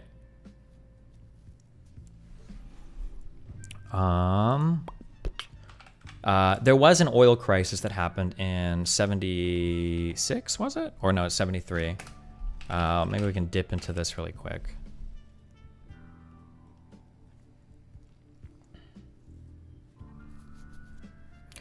And I believe this happened as a result of, because the United States were supplying so many arms to Israel.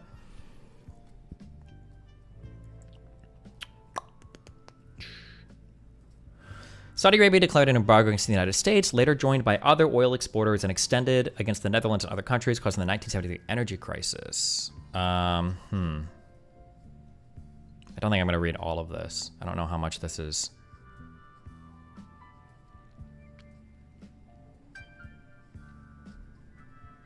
Fuck, hold on. Is it relevant? Arab oil-producing countries had attempted to use oil as leverage to influence political events on 2 prior occasions. The first was the Suez Crisis in '56, when the UK, France, and Israel invaded Egypt. During the conflict, the Syrians sabotaged both the Trans-Arabian Pipeline and the Iraq Banias Pipeline, which disrupted the supply of oil to Western Europe. The second instance was when war broke out between Egypt and Israel in '67, but despite continued Egyptian and Syrian enmity against Israel, the embargo only lasted a few months. Most scholars agree that the embargo was ineffective. Saudi Arabia had traditionally been the strongest supporter of separating oil from politics. Continual survivalists and Nasirism gained traction. Is this named for the... This is an Arab nationalist and Arab socialist political ideology. One of the 2 principal leaders of the Egyptian... okay.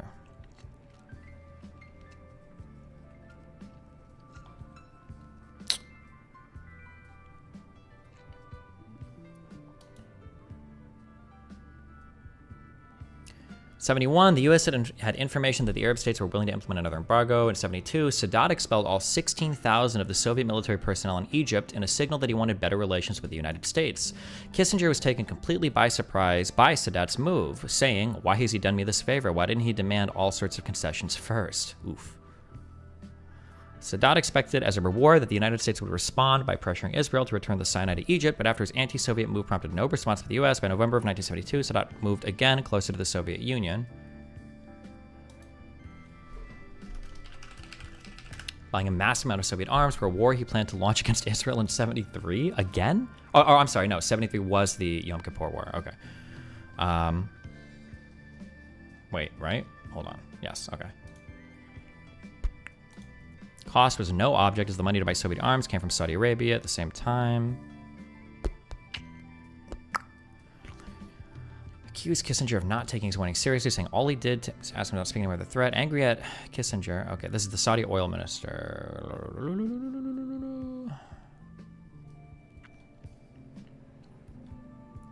Oh, sure. If you want a quick meme.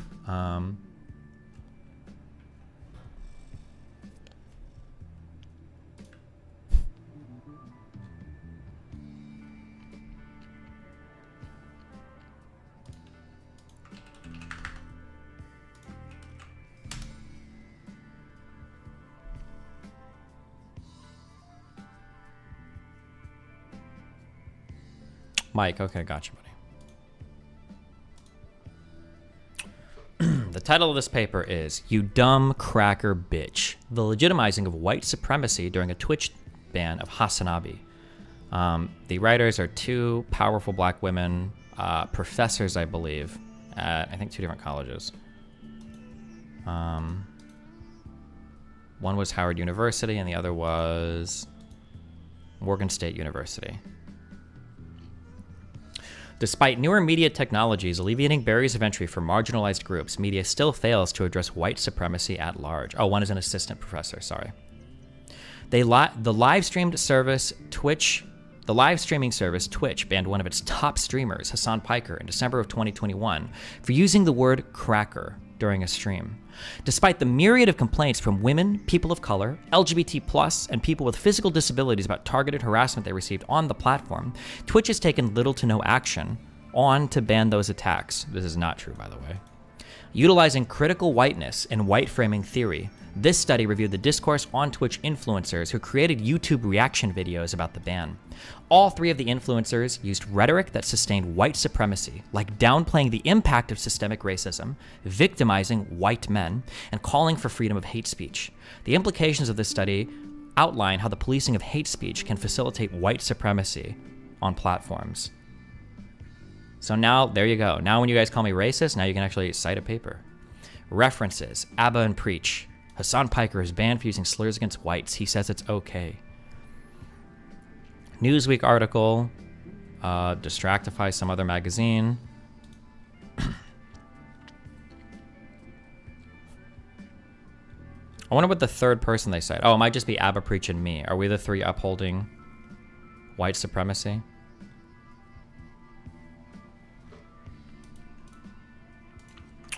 Destiny. Politics, my positions. Oh, positions.destiny.gg. Nice.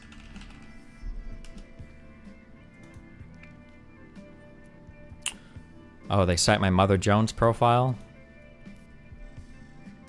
They cite my YouTube videos. People are watching my YouTube videos for academic research. Wikitubia, Destiny political streamer online. I wonder what they cite from here. There's currently no text on this page. Oh, weird. Well.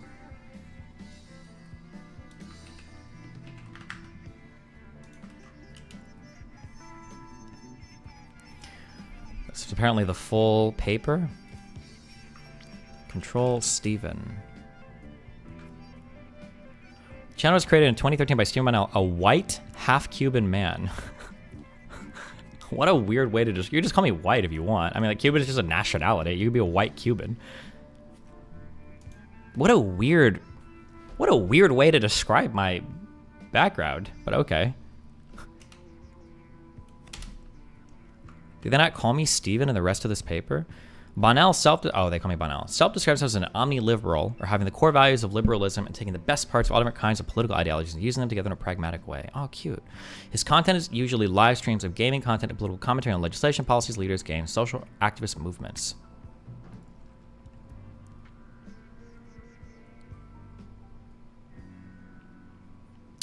Abba and Preach garnering 66% of the total of the 793,000 views, Destiny garnering 18% of the total views, and the quartering. Oh, cute. We're throwing in with the quartering. Nice.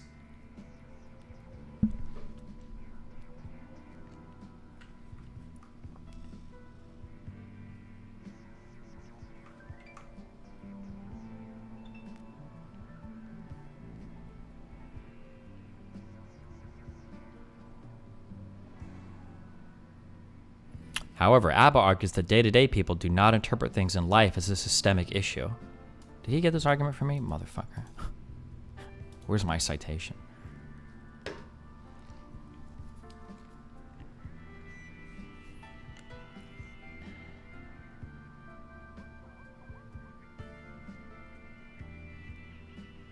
Oh my god, wait, what?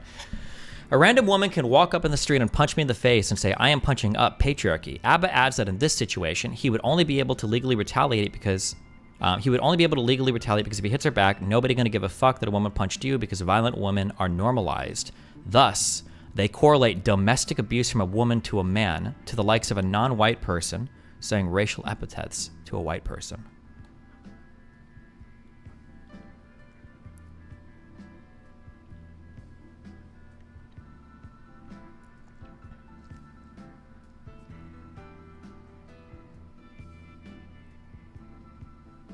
All three of the YouTubers contend that racist rhetoric is altered by progressives to support anti-white practices and attacks. However, none of the YouTubers offer their own interpretation of how racist rhetoric should be defined as per their politics or a perceived apolitical, non-progressive standpoint. Wait, what? I'm pretty sure me and Abba, and probably even the quartering, would just say that, like, you probably just shouldn't use any racial slurs at all. That's pretty easy. I'm pretty sure that's an easy take to find. The YouTubers also emphasize that intent is an important factor in determining what is racist rhetoric. For Destiny, racist rhetoric is complex, as he finds that some racial slurs and racist sentiments are funny. Based. Hey, buddy. Hi, who joined? It's not so early. Oh, hi, what's up? Okay, well, I had a question actually about sovereignty in Palestine. I'm curious what you think about it, but oh boy. Now I'm hearing this. Is this pre-published or is this peer-reviewed? Or is it just like a blog?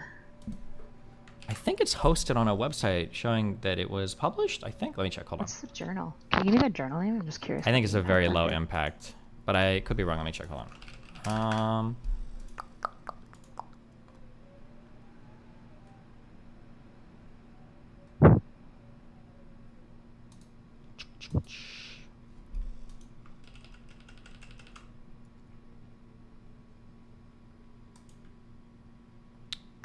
There you go. It's published in New Media and Society. So it is published. I'm just checking the impact factor. Apparently it's 5.0. Really? Jesus. This is crazy. I'm pretty flattered, you know? Yeah? You're famous. Academics know who you are. Destiny stated that racial humor makes people laugh, and that when he and his friends make jokes about black people, Cubans, and Mexicans, it's mostly for banter. However, he contends that racist rhetoric becomes unamusing when it's said in the presence of someone who's actually racist, stating, things are no longer funny when you feel like you're in the company of people that actually sincerely believe those things. He also contends that he sometimes uses the N-word with an A in a jovial manner in his live stream chats to greet viewers. Preach also relayed a similar sentiment, stating that if somebody he knows uses a racial slur, he's able to analyze the context in which it is said. Wow. Damn, this journal has a lot higher impact factor than I would expect. 5-year impact factor is 6.9. Damn. Wow. That's spooky. It's not even... I was just hoping it was in like a complete bullshit journal, but I mean, maybe they just have a really high impact factor and they're bullshit, but... It's possible that like they could have a high impact factor because of like certain topics that they publish around that are really high, but they also publish around some other topics that aren't as big. But who knows? It's hard to say, right? Does impact factor, is that only influenced by the number of citations, or? Ooh, that's a good question. Because also if this is like, correct. there are probably certain... Average number of journal citations in a 2-year period, yeah. Yeah, okay. So like if it's sociology journalists citing other sociology journalists, you can probably get a relatively high impact factor, but that means something different than like the National Bureau of Economic Research having like a high impact factor, or the New England Journal of Medicine having like a high impact factor, right? Because it's different. The citations mean a little bit differently, Yeah, it's like why like H-score is super hard to compare across disciplines, because a 40 H-score in economics is actually insane, whereas in I think sociology it's like less impressive. Okay, that's crazy. I'm not even going to dive into that. I'm going to get too black-pilled. I was wondering about, can I ask you about Palestinian sovereignty instead? Sure, go for it. Okay, I've been researching this a lot to try to figure out basically the question of essentially like what makes a country sovereign. Obviously, as you know, like 138 UN members view it as a sovereign state, like Palestine. Wait. 138 UN members view Palestine as a sovereign state? I thought it was like a non-sitting member of the UN. Is Palestine a sovereign state? Yeah. Status was granted as a non-member observer state, but it is considered the state of Palestine by the UN. Huh. Weird. Though jurisdiction of the all Palestinian governments declared. There you go. Here's effective jurisdiction. Okay. I'm still like 20 or 30 years behind on my history. I'm at like the 80s right now. So. But so I wasn't aware of this. Do you want me to ask you? Okay. Do you want me to come back in 2 days when you're 30 years ahead and ask you this question? I mean, you can ask me a question. I can do my best to answer it. I guess maybe let's like talk the foreign policy. In your mind, like when does a state or like group or nation group get considered a sovereign state, and then at what point do they get legal rights as a result of it? Like West Bank is really confusing to me, because my understanding is that West Bank is, they're calling it a sovereign state, but at the same time, my understanding is almost all of the public sector is still managed by Israel, whereas Gaza, Israel's fully pulled out. But my understanding is, for example, if you want to build in West Bank, you actually have to get permits from the Israeli government. I could be wrong. That's what I've remembered. Yeah, I have no fucking idea. I can't answer this question at all. I don't understand how Palestine can be recognized as a state, but yet Israel has a military occupation over like the West Bank, for sure, because what you just said is true. You need like permits and shit. Like it's still an Israeli like military. Right. Well, I've been trying to figure out this apartheid question essentially, but I feel like apartheid, part of this central question is Palestine technically a separate state, or is it occupied and controlled? And it feels like even if it's functionally labeled as a sovereign state, it's more or less controlled because its borders are surrounded by Israel. But I don't really know how to answer these questions, because it feels like when something becomes a sovereign state and therefore legal rights as a result of it get tossed over isn't clear, and West Bank literally doesn't have it. This is my personal stance. I think the apartheid argument is stupid. I think that the big question that has to be resolved is like getting actual borders and getting like ending the occupation of Israel. Once that happens, like the apartheid question solves itself. But the apartheid question is never going to be solved while there's a military occupation. Like it's just, Israel will never grant equal rights to people that they have a military dictatorship over. Like this is never going to happen. So I feel like the apartheid question it's not like a good lens by which to view the conflict. But that's just me, yeah. So how come, because I know human rights, UN, and a couple of other international bodies have basically in multiple different reports across, I think, the last 20 years have agreed that it's an apartheid. And obviously there's some scholars that disagree. I understand, yeah. Their agreement is cringe. If you read the UN article where they actually talk about why it's apartheid, the thing that they focus on is not the fact that it's, the thing that they focus on is that there's like enduring conditions. The fact that like, even though this is a quote unquote military occupation, it's been going on for like 60 years. And the UN uses that language over and over again. I think I can find it. But they use that language over and over again in the article that I read, which is probably the strongest arguments for apartheid you have. Hold on. So like quotes like, mentioning the lack of rights of people living in the same vicinity but separated by walls, checkpoints, and roads, Mr. Link acknowledged that there are more than 3 million Palestinians living under an oppressive rule of institutional discrimination and without a path to a genuine Palestinian state that the world has long promised is their right. And I think it's that the idea that like it doesn't seem like there is an end in mind makes it effectively apartheid, but like you can't solve the apartheid without solving the occupation. So focusing on the apartheid or calling it apartheid is just irrelevant. The occupation is what needs to be is what needs to be solved. Yeah. Okay, so essentially some level of sovereignty does need to be solved. We need to figure out if it's like two nations or one nation. Exactly, yeah. Yeah. The independence rights expert added that Israel's military rule in the occupied Palestinian territory has been deliberately built with the intention of enduring facts on the grounds to demographically engineer a permanent and illegal Israeli sovereign claim over occupied territory. Again, focusing on the fact that it's because it's been for so long and they're enduring conditions that don't seem to have an end in sight. That's the issue here more than anything else. Yeah. Okay, so I guess part of why I feel somewhat compelled by the apartheid arguments, I understand what you're saying of like functionally it's not a useful conversation, but when I think about trying to parse apart essentially like who's doing wrong where and how you solve this situation, part of the question is, for me, if apartheid's kind of going on and every single time that the Palestinians broker peace and maintain that peace, specifically for the West Bank, all that happens is Israel infringes on its right and like continues to systematically oppress them, or maybe functionally they're apartheiding them, then there's no instigation for peace anyways. So I guess when I'm trying to understand if it's apartheid, I think it's a pretty serious accusation, and I want to understand, is it functionally happening? For me, this is my feelings, okay? My feelings on the crime of apartheid. The reason why apartheid is bad is because you have somebody that is trying to systematically enforce in the long term different rights or standards between like different ethnic groups or maybe different religious groups or different nationalities. That's what apartheid is. So I'm running a country, or I go and I basically take over some territory and I have a territory,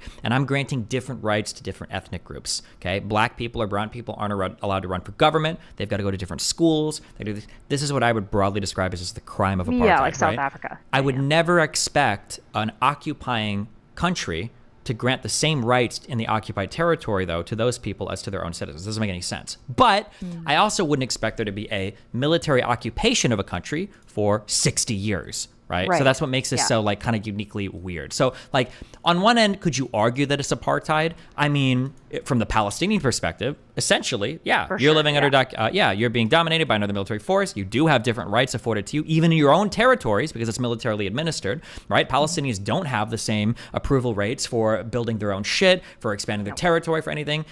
But you're not going to solve it by calling it apartheid, because Israel will never grant Palestinians the same rights in those militarily owned territories, which they probably shouldn't. It's the militarily conquested territories. They need to figure out the borders. That's the most important thing. That's why I say focusing on the apartheid stuff is stupid, in my opinion. Okay, and then would you say, maybe you don't want to weigh in on sovereignty at all, would you say that Gaza has some level of sovereignty since Israel's mostly pulled out? It doesn't even have much control over building permits. My understanding, I could be wrong, is that Hamas, once they kind of hold back the settlements, Hamas has basically full control of mostly the public sector, other than the stuff that gets pumped in by Israel. I have no idea. I can't speak to any of it. But give me like 2 days and I will do. Wait, are you here or are you over to the west? I'm by Tampa right now. I'm going to be there November 9th. So if you order that furniture, try to do it after then if you can. Okay, you should send me that message. Oh, wait, is that? Oh, send me that in our last. If you send me a message and I don't say, fuck, I hate pins. No, you want me to just put it at the bottom, yeah. If you send me something and I don't say I've done it, and then we talk about something else, I'm probably gonna forget or I won't have done the thing because I didn't like mark it out yet. Okay. Do you think that this topic? Sorry, one more question now. Do you think that this topic's going to be interesting in like 2 to 3 weeks? Like, will people still be talking about it? AKA, is it worth getting a guest for episode like 1 or 2 that's focused on this topic? If Plan A doesn't work out. If you could, I mean, like Israel Palestine is like always being talked about. Plus, I think historically it's very interesting. Man, hold on. If you could get, can we get 2 people? Hold on. Listen, if you do this, I'll love you forever. Okay. If you could get, I'm gonna send you. I'm gonna send you the names of 4 historians. Do you want all 4 or just even one of them? Any of these would be amazing. Are they professors? These guys are like the November? These are like the preeminent like new historian Israeli people who are, they're Israelis, but they take a critical re-examination of Zionist history, and they're like, I think they're the 4 like preeminent scholars in this domain. I don't know if they would actually show up for real life. but it would be really awesome. These guys will be able to give like the best pro-Palestinian takes on any of this, and their understanding of the history is going to be unmatched by any other random fucking losers. So these four. I've heard that this last guy will go on shows and stuff, but if you could reach out. Yeah. Okay. Are they professors? Do you know, or do you want me to just look into it? You don't know. Are they? I don't know if they're professors or not. I just know they're authors and they're Benny Morris. Destiny of H3 podcast. I never was a Leftovers fan since I saw Hassan spoke about Ukraine. Ethan speaks from still being a friend. I'm sorry if my friend did journalism this way, I would be gone. True. As a lawyer who studied public international law, I can tell you that the definition of a state is one of the hardest questions in modern international law. I will email you some papers, more reading. Wow, okay. The Ilan Pape guy might be, if we get that Pape guy, it might be nice to have somebody contrary to him, because I've heard that this guy is a little bit of the four. He's like a little bit more kind of radical on the left side. But Benny Morris or Avi Schleim, either of those two would be amazing. If we get either of those two, it would be fucking amazing. Yeah. Okay. No promises. Let me know if you hear back from Grandpa, and I'll work on it. Okay, cool. Okay, bye. Bye.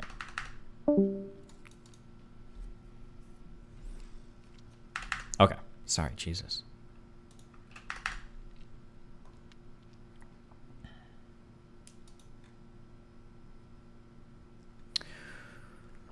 Oh, we were doing our drama meme.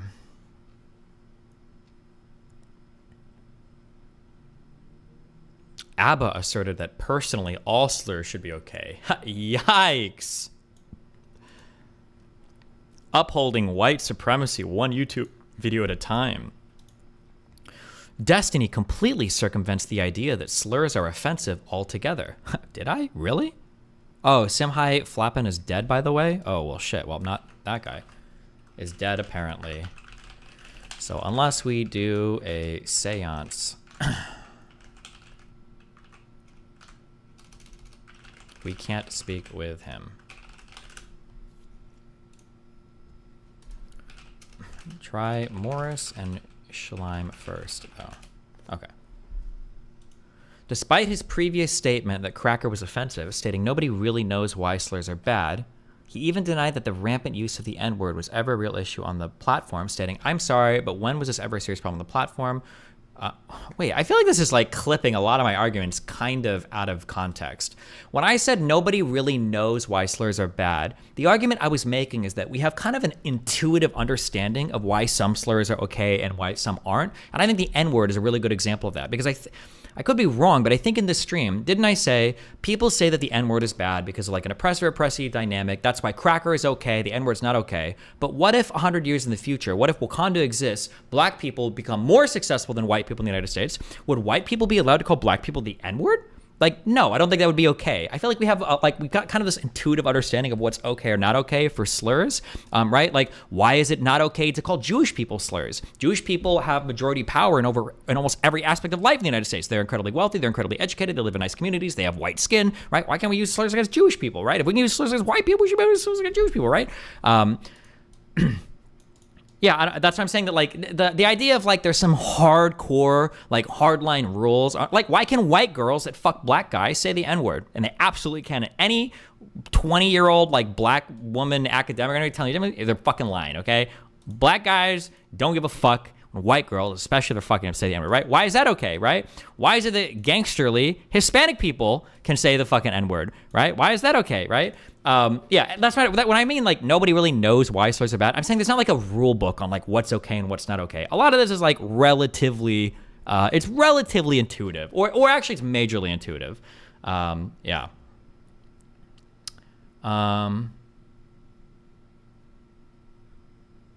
I'm sorry, but when was this ever a serious problem on the platform? When I say the N-word was never a serious problem on Twitch, what I'm saying is for the past like 6-7 years, you get banned for saying the N-word. I'm not aware of a problem with mass N-word sayings on Twitch. You get banned for that instantly, right?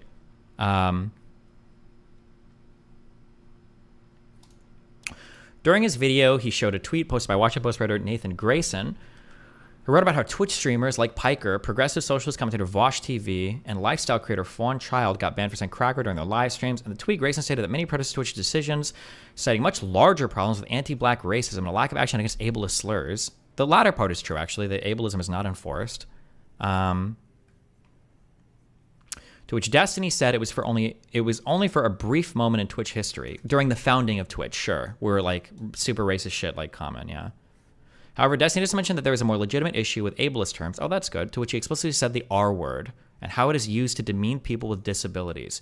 Oh my God, this is so cringe. I feel like if you're writing academic papers, if you've got to write R word or N word, you just shouldn't be allowed to publish on the topic. Okay, this is just, it's so immature. You should be able to state the word. It's not a fucking magical spell. Okay. He remains steadfast in his beliefs that if a term is not used as pejorative, anyone can say it. Have I said that? He used himself as an example and explained how difficult it was for him to stop saying the F word. The offensive slur used to denigrate homosexuals because when growing up, he had 2 gay friends who said it all the time.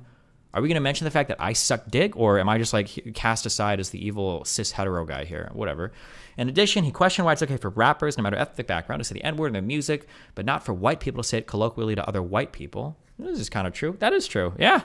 All the streamers concluded that there was too much gray area in what words are seen as offensive or not, so everything should be allowed. I don't know if we ever said everything should be allowed. I understand why you would ban racial slurs. I just don't understand why you would ban some racial slurs and not other racial slurs.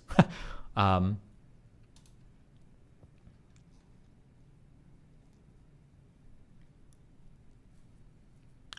calls people neurodivergent and autistic all the time. Oh, he might. Falling into the concept of virtuous whiteness, all of the influencers upheld a white normative lens to evaluate ideas surrounding free speech. The influences conflate the non-existence of systemic repercussions attached to white racial slurs to that of anti-black and anti-queer terms that are used to build and sustain oppressive structures like racism and homophobia. Under the white lens, the experience of white individuals is privileged above all. And the influencers faultily conclude, this is a typo, yikes, in your peer-reviewed published paper, and the influencers faultily conclude that the only effect of slurs is a temporary feeling of sadness or anger. However, temporary pain is not positioned as important enough to censor speech unless hate speech is seen as an inconsequential element of online discourse. That would be a wildly stupid argument if I'd ever made it, but okay.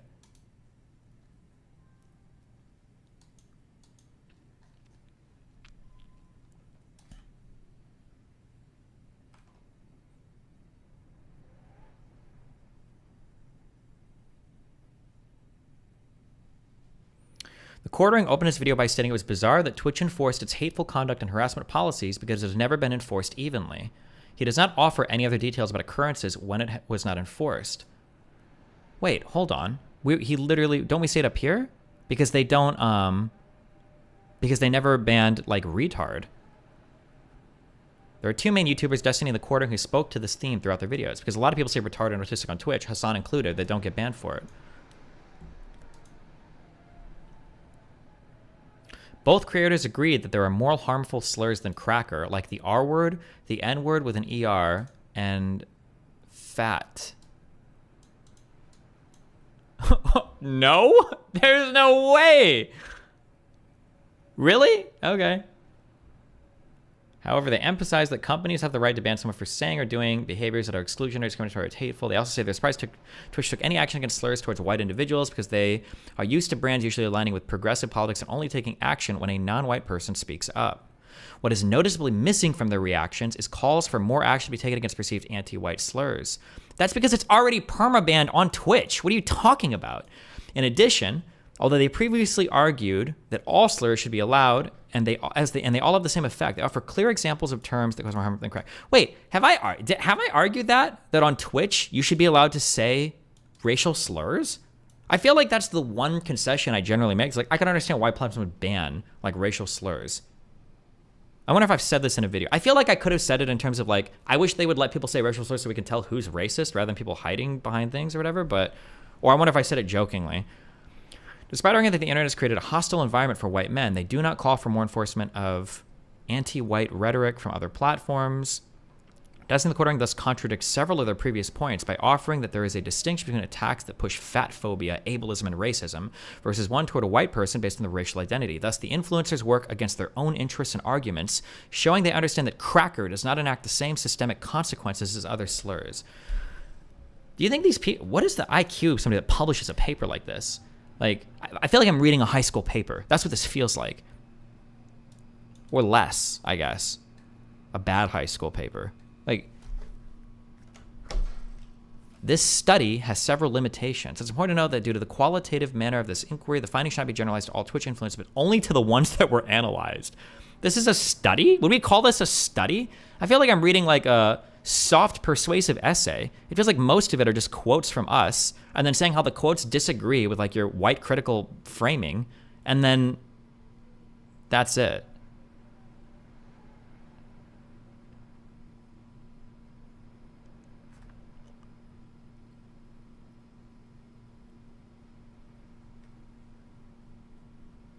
Okay.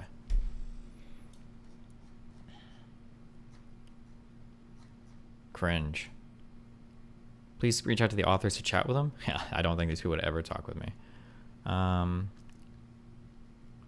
never read sociology papers. Maybe, actually. Maybe this is standard for a sociology paper. I'm sorry, that could be the case. You take a particular framing or lens, and then you just, I guess, analyze a situation through said lens, I guess. I don't know. Maybe because I'm the one being quoted, I'm aware that, like, the positions being ascribed to me and argued against are not really representative of what I think at all. And I think there's enough content out there that you should know that, but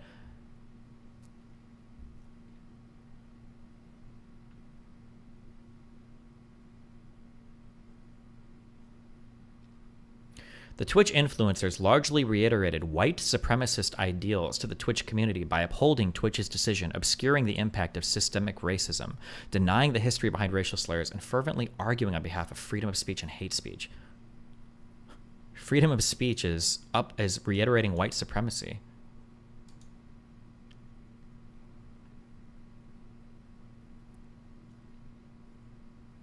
The use of demonizing women, that was ABBA, liberal ideologies, and experience of vulnerable groups on Twitch, all of which are common tactics in the rhetoric of white supremacists, was utilized to convey to viewers that cracker was just as depreciating as the other degrading slurs on Twitch. Christ.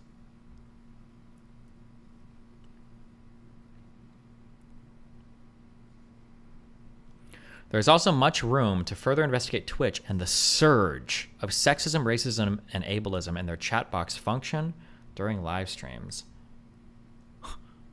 Email the journal and demand a retraction? What? No, I'm good on that. Jesus. Send this to ABBA so we can make a video on it? Yeah, here you go, ABBA. Have fun. My God. Okay.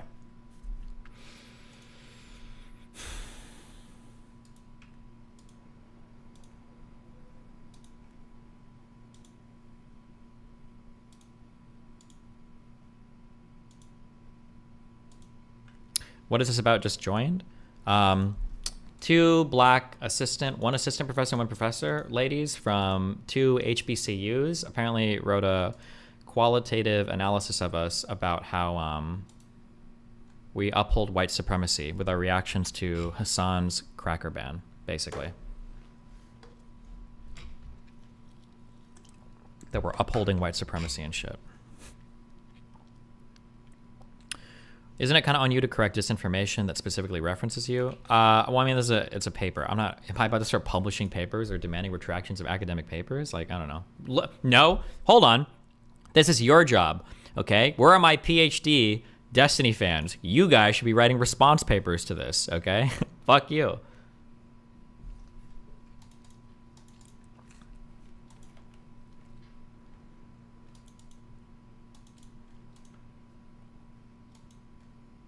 Are you going to post all of your notes somewhere when you're done? Yes, I will. Okay, stop. Boom. Okay. Okay, we're not going over the oil crisis. Fuck this, okay? I have a note at the end. It happened.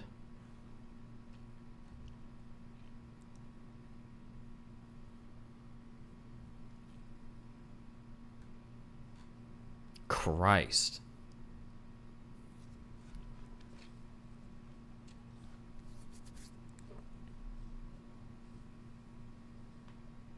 Part of getting a doctorate in sociology is proving that you've watched more Hassan content than Destiny content. Yeah, is it? Okay. Shh.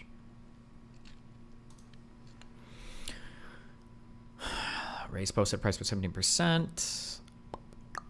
OPEC oil ministries agreed to use oil influence West support of Israel. They recommend an embargo.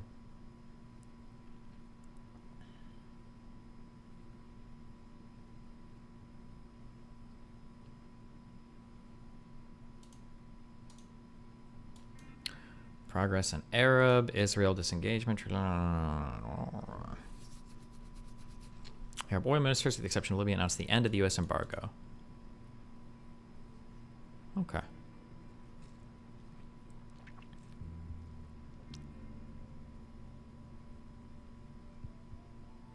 Are you making a distinction between the Arab-Israeli conflict and the Palestinian-Israeli conflict? If not, then you may end up missing the point. Up to this year, there is no Palestinian-Israeli conflict. It's all an Arab-Israeli conflict.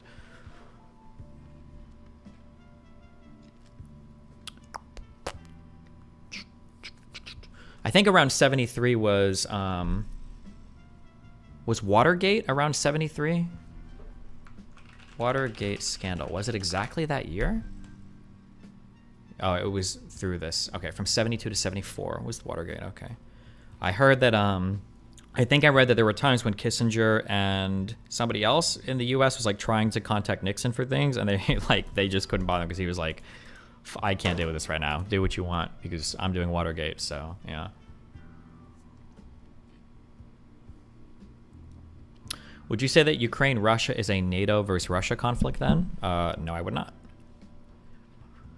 Let's see about the impact of the Arab oil embargo. Became slower, darker, and chillier as gasoline was rationed. The lights were turned off at Times Square. Gas guzzler automobiles stopped selling. Okay, okay. So the 1970 oil crisis began due to massive U.S. support for Israel. Ended once Israel pulled its troops from the West Bank.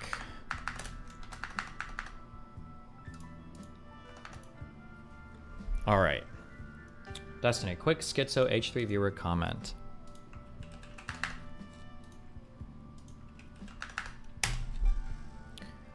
At this point, I'm done with Ethan. This is no way to treat a friend. I wouldn't be surprised if Hassan is watching this with tears. How can you just shit on your friend like this? He needs to cut Hila from his life. Oh my god. I didn't realize before, but after educating myself, it's pretty clear. Hila has Gazan blood on her hands. I think it's disgusting that Ethan calls himself a leftist while sharing a bed with someone that possibly murdered children. You can tell by her facial expressions, whenever the subject comes up, that she has no empathy for Palestinians, most likely because they're not human to her, most likely because she's been trained that way and probably has killed at least one Palestinian herself. This is like marrying a Nazi and then still claiming that you're not a Nazi. If you marry a Nazi, you are a Nazi. Jesus, fuck. Feels like his viewers? He has a lot of the show Leftovers that he does with Hassan is like creating like whole anti-fan communities now because there are people out of Ethan or out of him? Out of Ethan, because they're like all like communist and tanky and socialist Hassan fans that are now starting to hate Ethan. So, not good. How's the research coming? Lots of fun, you know. How you doing? Doing good. Who's right? We will be. Have we got there yet? We will be. Okay, DGG, of course. Yeah, obviously, always. Okay. Well, you know, I just came to ask, since you're done traveling, you know, would you be interested in doing a one-shot for a D&D episode? You know, ask me next month, okay? Because I got my Ben Shapiro this month, and I'm still trying to work on getting you guys your card, okay? That's still in progress. That's coming, true. You know, Yeah, all right, I believe it. It's coming, okay. Okay. You know. Next month, I'll ask you. I'll be there on December 1st. Okay. That'll be fun. Yeah. Okay, I'm gonna let you get back to your research. Hope you're doing well. Have fun. Be careful, babe. Bye-bye.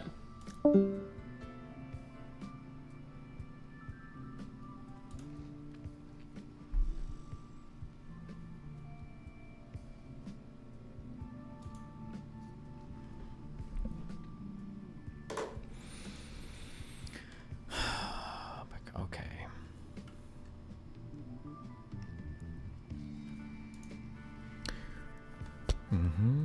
Which trapped the Egyptian army Sinai.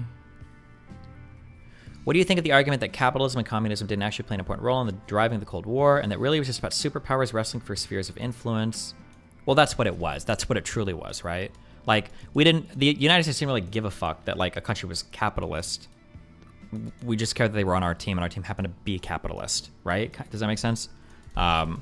I thought it was like we were fighting for the ideals of capitalism, maybe of liberalism, you could argue, maybe, but I don't know. But no, I mean, it was two superpowers fighting over spheres of influence, right? Like, and I bet there are examples of this in history. I bet there are examples of this. I don't know any, but I bet there are examples of this. There must be some examples historically of either liberal or capitalist countries that for whatever reason wanted to align more with the Soviet Union that the United States tried to overthrow, or communist or socialist countries that were coming up that the Soviet Union tried to overthrow because they wanted to align with the US. I'm sure there's like at least one or two. I bet that happened. I bet it happened. All right.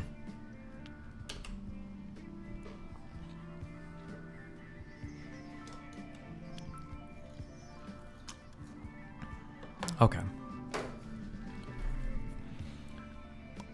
What was the catalyst to the 73 oil crisis? A Saudi-led oil embargo in conjunction with OPEC.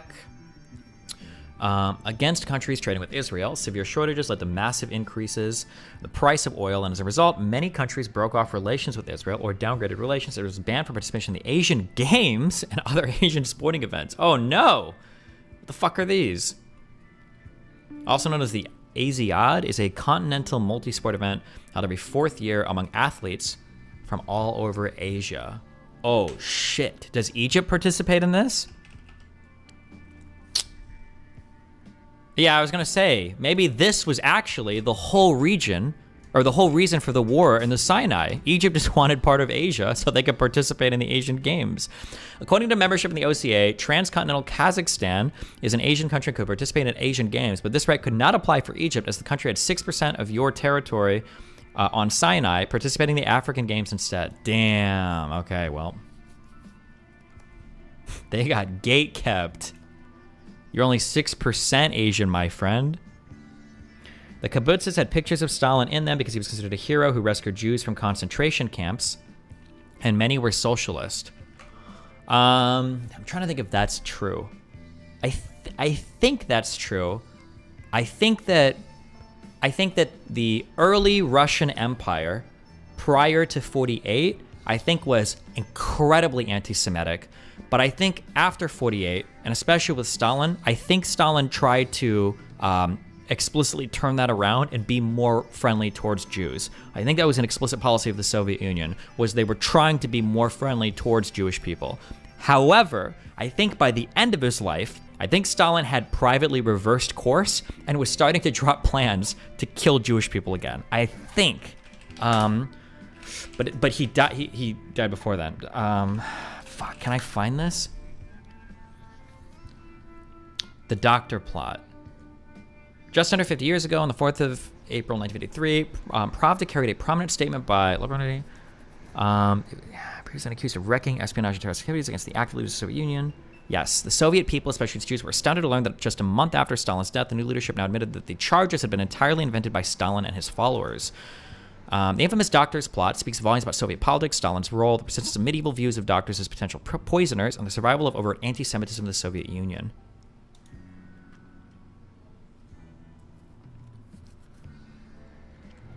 Lenin was much more friendly to Jews compared to Stalin. Stalin approached a lot of powerful Jews when he took power.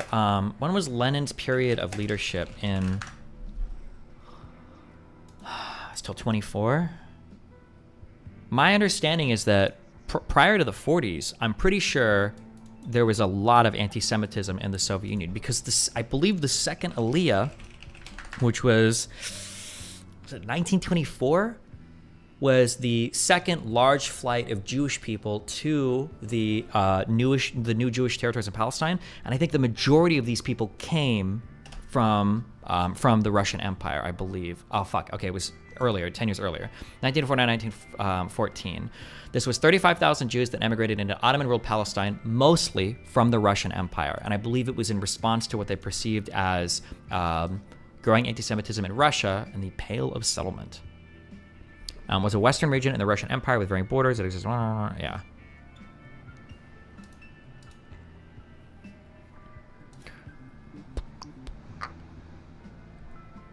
But okay, I didn't read over this period as much though. But okay.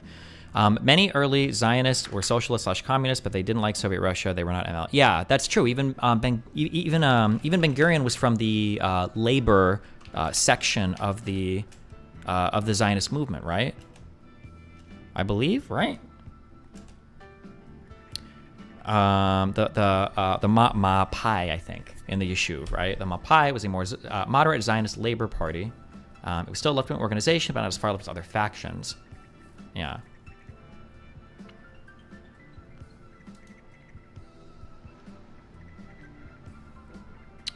Okay, stop. We're getting sidetracked by so much random shit. Historically, okay.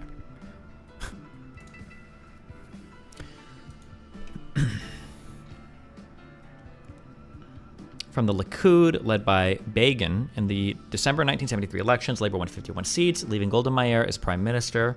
The Likud won 39 seats. In 74, Palestinians attacked a school in Ma'alat, holding 102 children hostages. 22 children were killed. In November of 1974, the PLO was granted observer status at the UN, and Yasser Arafat addressed the General Assembly. Later that year, the Agranat Commission, appointed to assess responsibility for Israel's lack of preparedness for the war, exonerated the government of responsibility and held the chief of staff and head of military intelligence responsible. Despite the report, public anger at the government led to Golda Meir's resignation. Let's see. Okay. Do we need to cover 100 children? 104 children, or 102 children taken hostage. That's a pretty big deal. Oh, this was it. Okay. I'm just to keep track of this.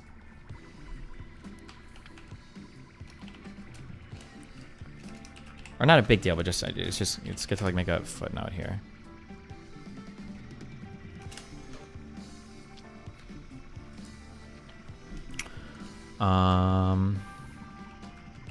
When it says Palestinian terrorist attack, I wonder who it was. Oh, Democratic Front for the Liberation of Palestine. These are some of the crazies that were like doing like plane hijackings and shit, I believe, as well, right?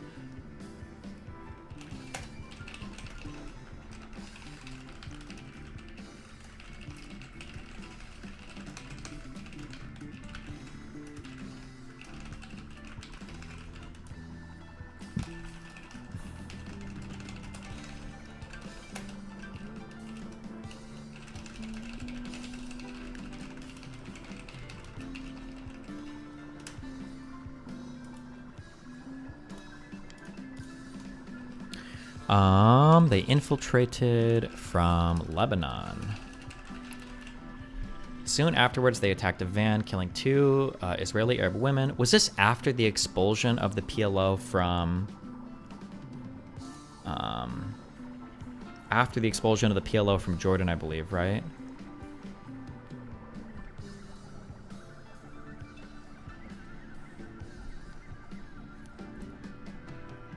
It was.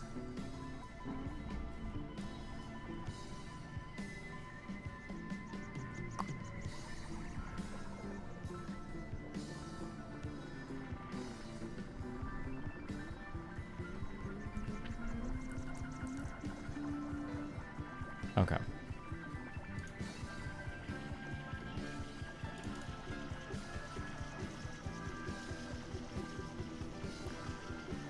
Soon afterwards, they attacked a van, killing 2 Israeli Arab women while injuring a 3rd and entering an apartment building in the town of Ma'alat, where they killed a couple and their 4-year-old son. From there, they headed to the Netev Mir Elementary School in Ma'alat, where they, in the early hours of the 15th of May, 1974, they took hostage more than 115, including 105 children. Most hostages were 14 to 16-year-old children, students from high school in Safad on a pre-military Godna field trip, spending the night in Ma'alat. The hostage takers soon issued demands for the release of 23 Palestinian militants and 3 others from Israeli prisons, or else they would kill the students. The Israeli side agreed, but the hostage takers failed to get an expected coded message from Damascus on the 15th of May, minutes before the... I wonder why did Israel agree here? I thought they had an explicit thing to not ever negotiate with terrorists. Or did that come later? The release of 23... Maybe that comes later. Palestinian militants and 3 others from Israeli... prisons, or else they would kill these students. Israelis agreed. The hostage takers did not receive an expected message in time from Damascus. 15th of May, minutes before the 1800-hour deadline, set for the DFPL for killing hostage, the Sayeret Matkal commandos stormed the building. These are like the Israeli crazy people, right? The commando crazy dudes. These were the same people that infiltrated Syria and around Damascus, basically started blowing up bridges and shit, right? I think. Yeah, oh yeah, and I think they captured... Wait, this is in 72. This would have been in 73, in the Yom Kippur War. Recaptured Mount Hermon from Syrian commandos, rescue of Lieutenant Colonel blah blah blah, behind enemy lines, and deep interdiction ambushes in Egypt and Syria, I believe, yes, okay.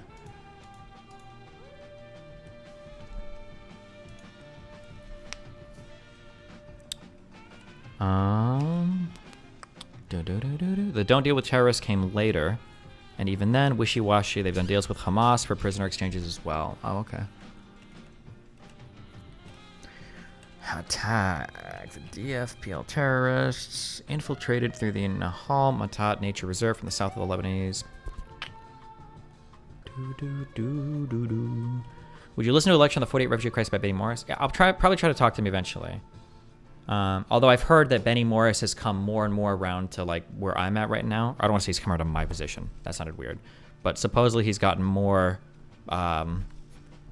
supportive of Zionism or something, I guess, post Second Intifada, I don't know. So it might be better to grab somebody a little bit. But he should have a good rounded view of like being critical of Israel as well. But okay. Armed with AK-47 grenades. Oh, AK-47 assault rifles, grenades, and explosives of Czechoslovakian manufacture. They hid under the night at the orchards near the Druze village in Herfish. Whoops, I did not mean to do that.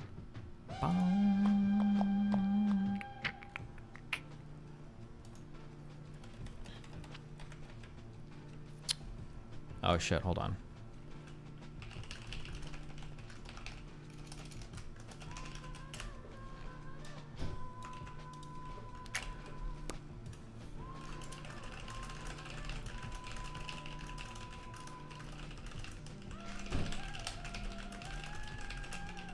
Jeez. What is this? I took the walk to Poland shit. Why do people keep spamming this retarded fucking quote in my chat?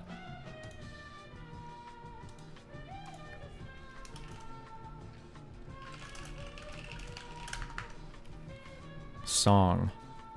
It's a song. Okay. Little Yachty.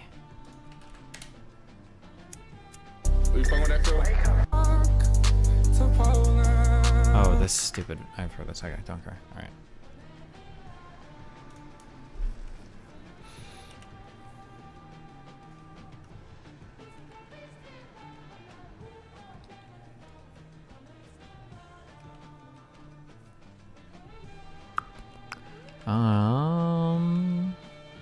The only family who survived unhurt was a 16-month-old Yitzhak, a deaf mute. Jesus. It's a 3-story concrete building with apartment buildings under construction nearby. Students from a high school in Safad, Israel, including Kozo Okamoto, a Japanese national involved in the 1972 Lod airport massacre. Fuck, wait, how many of these am I fucking missing? Was a terrorist attack that occurred. 3 members of the Japanese Red Army, recruited by the Popular Front for the Liberation of Palestine External Operations, attacked Lod Airport, now Ben Gurion National Airport near Tel Aviv, killing. Fuck. I don't want to start writing down like every like. I feel like it's a little biased if I start recording like every, because I'm pretty sure there's Israel excursions into neighboring territory as well, right?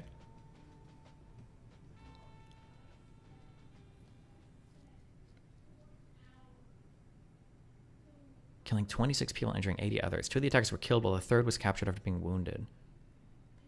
Jesus. Focus on the possibility of a Palestinian attack. The use of Japanese people is... Okay, fuck. Okay, I'm not going to write this one down. Okay. Jesus. All right.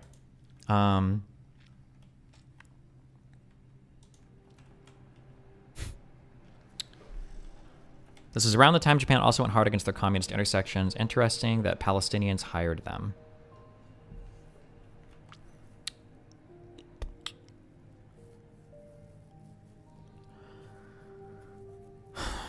10 a.m., 27-year-old Sylvan Zerak, at home on leave from the army, stood near the base of the tall concrete water tower not far from the school building. He had a closer view of what was going on. One of the terrorists opened fire on him, hitting Zerak in the neck. He later died in the hospital.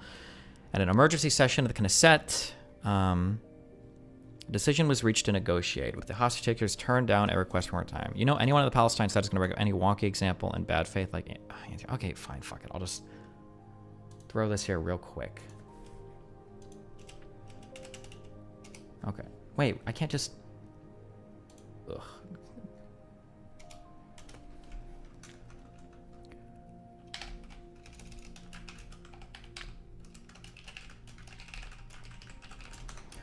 Terrorist attack that occurred when 3 members of the Japanese Red Army were recruited by the Popular Front for the Liberation of Palestine External Operations to attack Lod Airport, resulting in 26 people being killed and 80 others injured. Didn't that Matt Lech guy say he wanted to debate? No. I can tell just by the way he talks and tweets that that guy would never debate. He probably thinks it's a debate perversion or debate perverts. He started linking, he did the thing where he linked a picture of books and he said, has he read these books? Which is code word for, I don't have any idea about what I'm talking about, but I've heard these people do, so.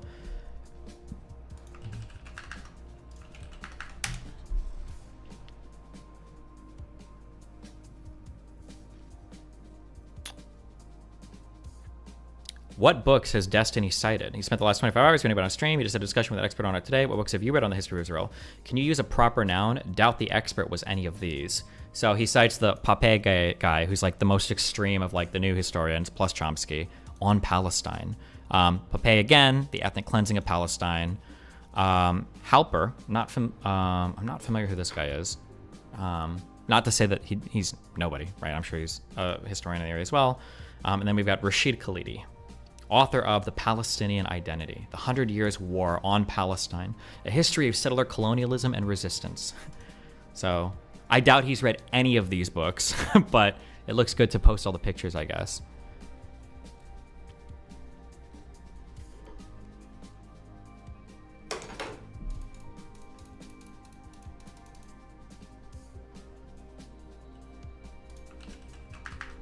Okay, airport massacre. He also mocked your open marriage? No way. I doubt it. Say ridiculous things like lyrics from All Star now.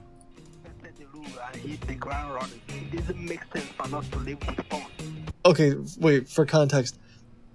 The scammer doesn't know that they're saying the lyrics to the song, and the song isn't playing while they say it. It'll say something like, to make sure you're still on hold, please say, hey now, you're an all-star. So we added the music, but underneath it. Well, Mysterious added it.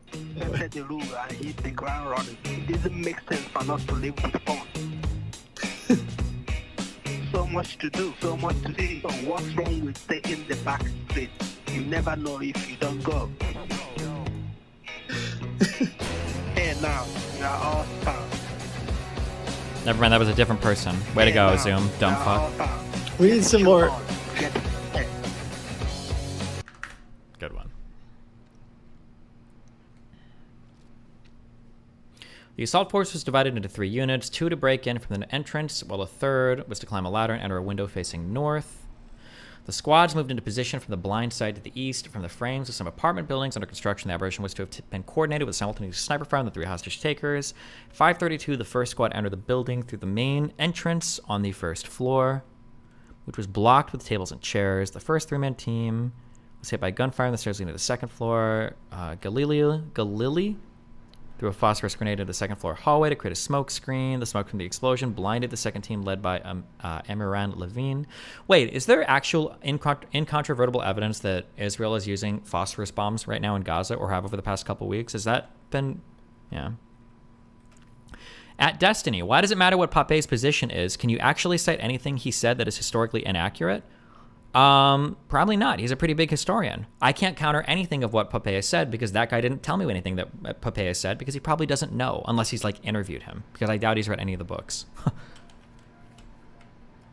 When they broke into the classroom where the students are being held, Harvey grabbed a student, Gabi Amsalem, and held him at gunpoint on the floor. Imagine your name is Gabi and you're a guy. Is this normal in Israel? What are you guys doing?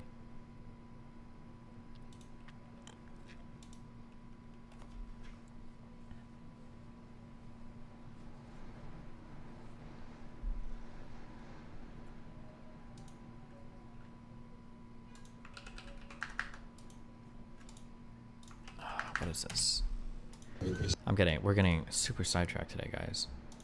In connection with the What is first this? question. This is our boy Benny Morris, who is one of the new historians. Apparently he fights with Pape a lot, so. It's more or less the same, so I should not repeat what was said in the first question. I just told a paper where one Norwegian, he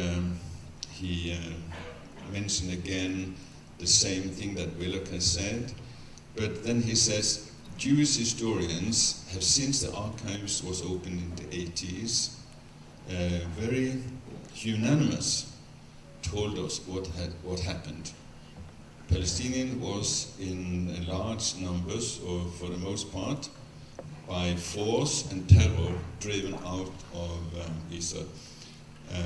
But what he say is that most Israeli historians say it is unanimous.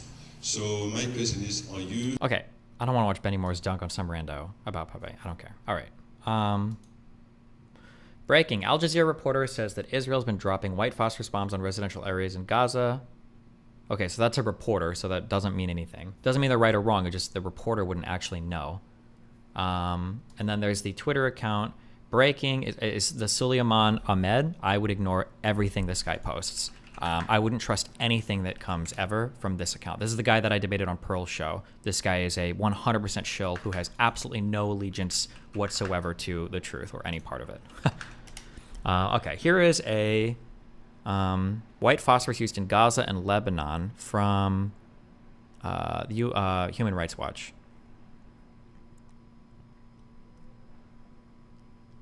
Verified videos taken in Lebanon and Gaza on October 10th and 11th, respectively, showing multiple airbursts of artillery-fired white phosphorus over the Gaza City port and two rural locations along the Israel-Lebanon border, and interviewed two people who described an attack in Gaza. There have been no confirmed reports. The pictures are all pre-conflict. Also, the use is legal against structure. Is it? White phosphorus is unlawfully indiscriminate when airburst in populated urban areas where it can burn down houses and cause egregious harm to civilians. Interviewed by phone two people from the Almina area of Gaza City who described observing strikes consistent with the use of white phosphorus. Would you bring Avi on to have a chat about his thoughts? If he wants to, sure. Excellent book, gives nuance to issues. I've only heard about it in the news growing up. Okay.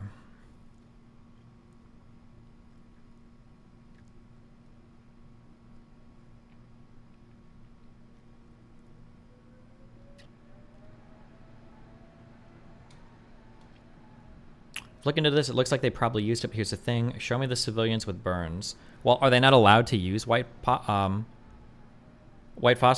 Like, the use of white phosphorus in densely populated areas of Gaza violates the requirements under international humanitarian law to take all feasible precautions to avoid civilian injury and loss of life, Human Rights Watch said.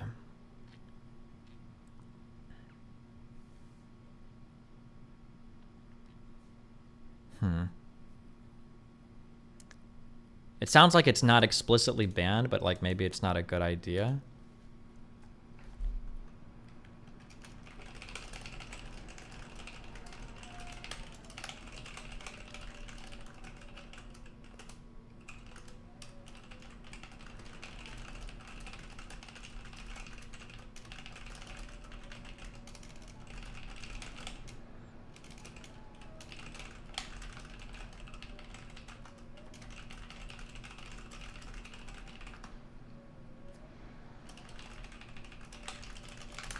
Okay.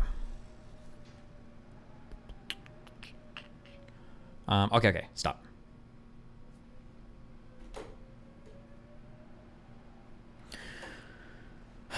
Let's see. When they broke into the classroom where the students were being held, Harvey grabbed a student. He then sprayed the students with machine gun fire and tossed grenades out the window. When a burst of fire broke his left wrist, he threw 2 grenades at a group of girls huddled on the floor. Jesus.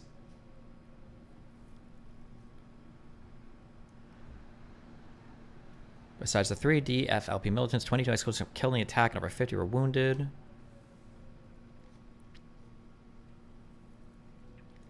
The next day, IDF planes bombed offices and training bases, or claimed they bombed them, right? And the DFLP and PFLP, according to the BBC, to a BBC report, the bombing inflicted damage in 7 Palestinian refugee camps and villages in southern Lebanon, killing at least 27 people and leaving 138 injured. Massacre. Let's response. Israel bombed DFLP and PFLP training bases. The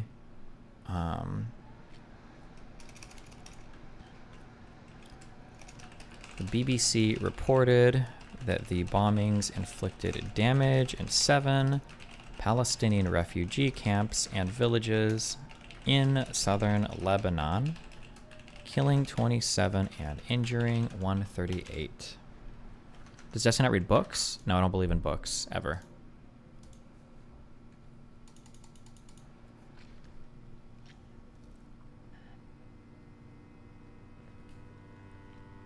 True. If there's anything to take away from this war, it's that every Israeli is a legitimate target and every Palestinian training camp is full of civilians. True. I looked up the claims against Commander El-Shazli, and it never mentions him by name. It only brings some veterans' testimony after Egyptian President Hosni Mubarak called this week for Israel to prosecute soldiers accused of killing Egyptian POWs in the 56 and 67 wars. Thanks, buddy. Okay. All right.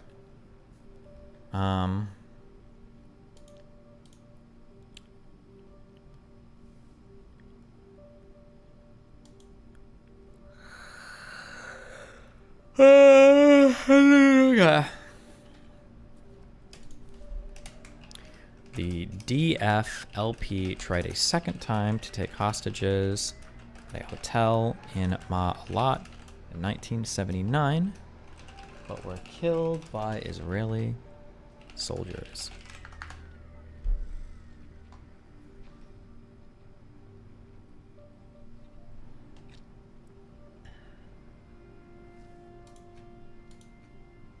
Okay.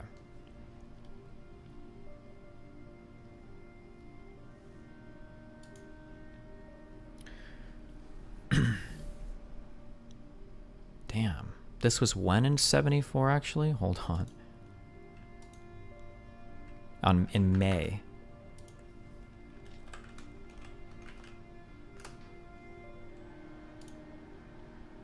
Wait, nope, that's not it. May 14th to 15th. 1974.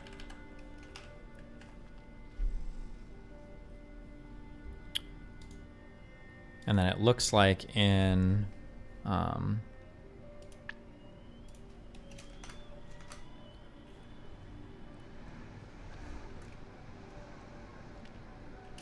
November of 1974,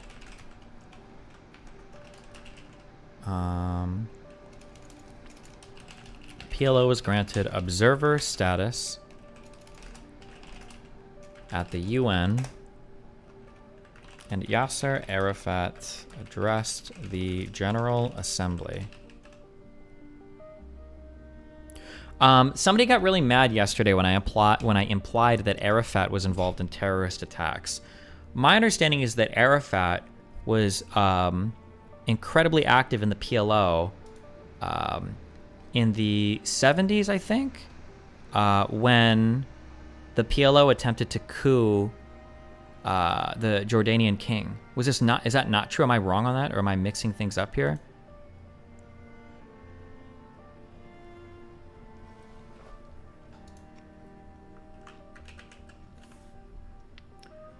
By August, Arafat seemed to have wanted to stage a revolution in Jordan. And they signed. Oh, and Arafat and Hussein signed a peace deal on the 27th in 1970 that the Egyptian leader oversaw. Okay. What is the Egyptian leader called? Is he called the president? Is he called the... What is he called?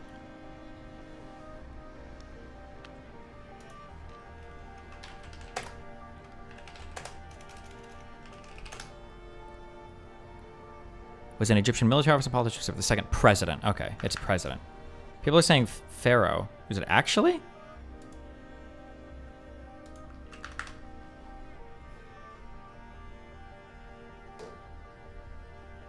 No-eyed ear.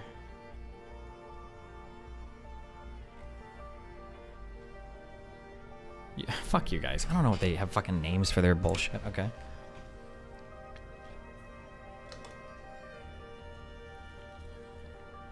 Okay.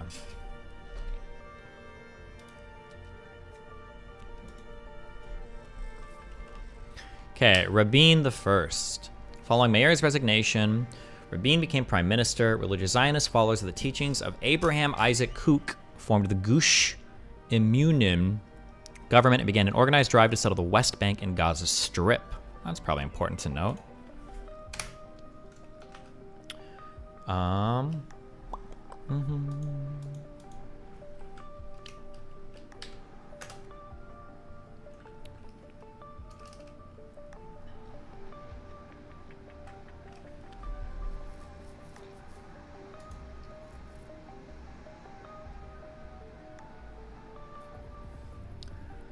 In 1974,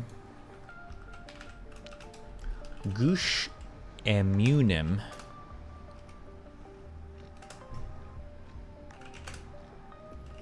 was formally established. Did you not write about peace between Egypt and Israel? It's under the Yom Kippur War. I don't think that happens until a couple years later. Right now, they think they've done disengagement, but I think peace is coming soon. That's going to be Camp David, which we should get all the way through soon today, okay? Sprang out of the conquest of the Six-Day War in 67, encouraging Jewish settlement of the lands of Israel based on 2 points, one religious and one practical. The religious people were a belief. Religious point was a belief that, according to the Torah, God wants the Jewish people to live in the land of Israel and has returned lands such as the biblical Judea and Samaria as an opportunity for the Jewish people to return to their ancestral homeland. Gush is pronounced Kush. Gush. Kush. Okay. The second point... Actually, wait, I don't trust you. Second point stemmed from a concern that the pre-67 borders, a mere 10 kilometers wide at its narrowest point, were indefensible, especially in the long term. So far necessary to ensure the land captured in the Six-Day War remained under Israeli control by creating a Jewish presence in the region and placing facts on the ground.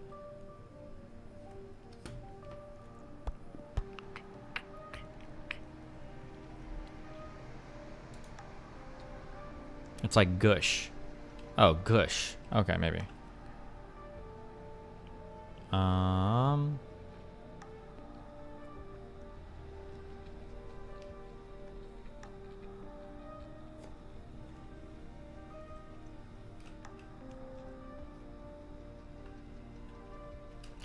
This group attempted to begin settling the West Bank and Gaza.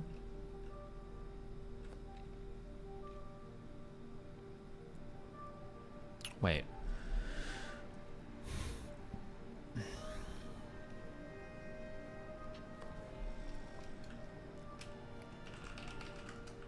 The West Bank, the Gaza Strip, and the Golan Heights.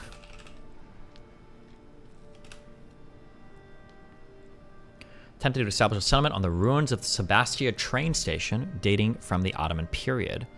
That's a Palestinian village about 3,205 inhabitants. Where the fuck is this at? Sebastia. Okay, northern West Bank territory.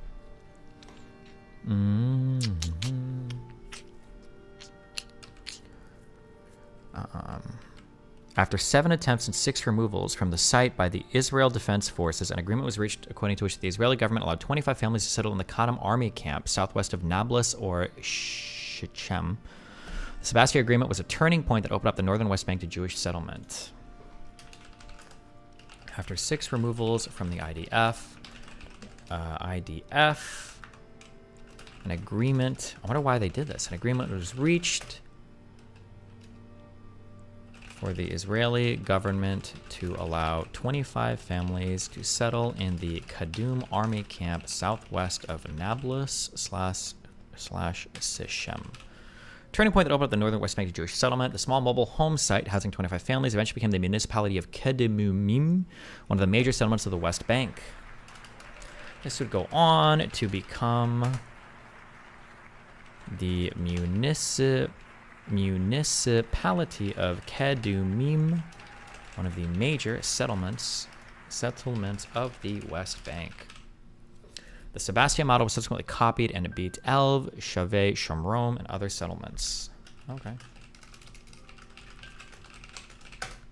The C is silent in Shechem. Okay. Future settlements. In 76, Gush Amunim founded the settlement building arm Amana, which soon became independent and still active. In 79 to 80, a group of members from blah, blah, blah, radicalized and formed the Jewish Underground. This organization conducted several terror attacks and plotted to blow up the Dome of the Rock. The uncovering of the terrorist organization led to a severe blow in the settlement movement's reputation, following the crisis. Gush Amunim's role in the formal umbrella organization of the settlement movement was gradually taken over by the Yesha Council. Amunim. Despite being rooted in Gush Amunim, the Yesha Council is considered more practical and pragmatic than its predecessor. The Yesha Council, in its role as the political umbrella organization Amana, as its executive settler building branch, now forms the two main institutions of settler movement. That's kind of important to know. It's copied.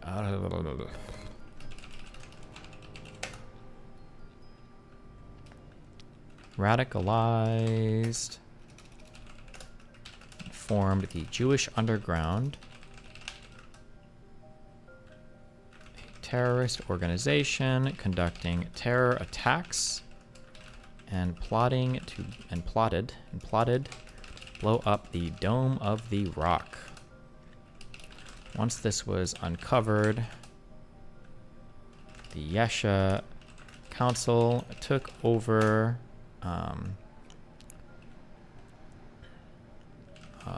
the settler movement. Mouth the Infidel is tweeting at you. You should have him on.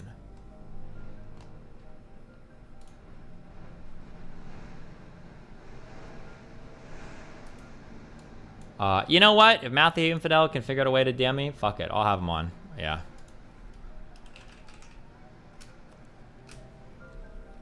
Or find a way to friend add me. I'll do it.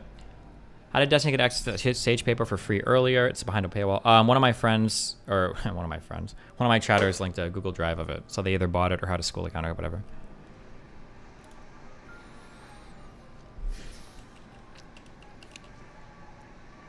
The ideological outlook of Gush Emunim describes as messianic, fundamentalist, theocratic, and right-wing. Its beliefs are based heavily on the teachings of Rabbi Abraham Isaac Kook and his son Zvi Yehuda Kook, who taught that secular... Bro, this wind. Zionists, through their conquest of Eretz Israel, has unwittingly brought about the beginning of the Messianic age, which would culminate in the coming of the Messiah. Wow, based. Okay. It began an organized drive to settle the West Bank and Gaza Strip. November 2nd, 1975, the UN General Assembly, under the guidance of Austrian Secretary General Kurt Waldheim, adopted Resolution 3379, which asserted Zionism to be a form of racism. The General Assembly rescinded this resolution in 91 with Resolution 4686. Okay. In March of 1976, there was a massive strike by Israeli Arabs in protest at a government plan to expropriate land in the Galilee.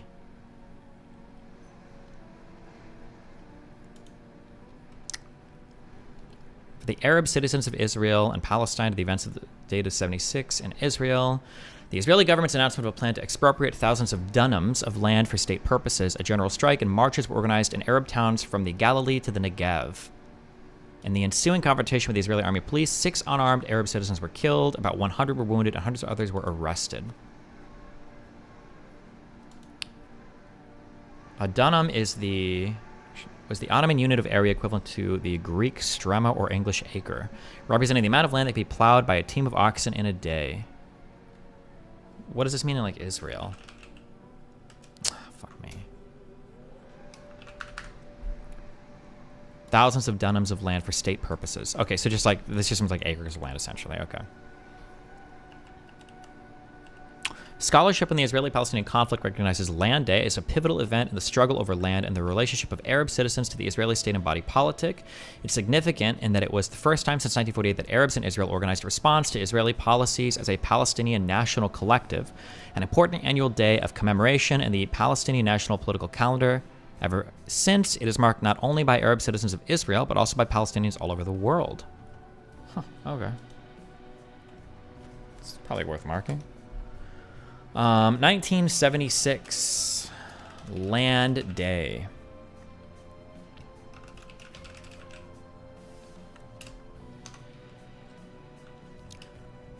March 30th, Arab citizens of Israel and Palestine protested to object to the Israeli government expropriating thousands of dunams, acres,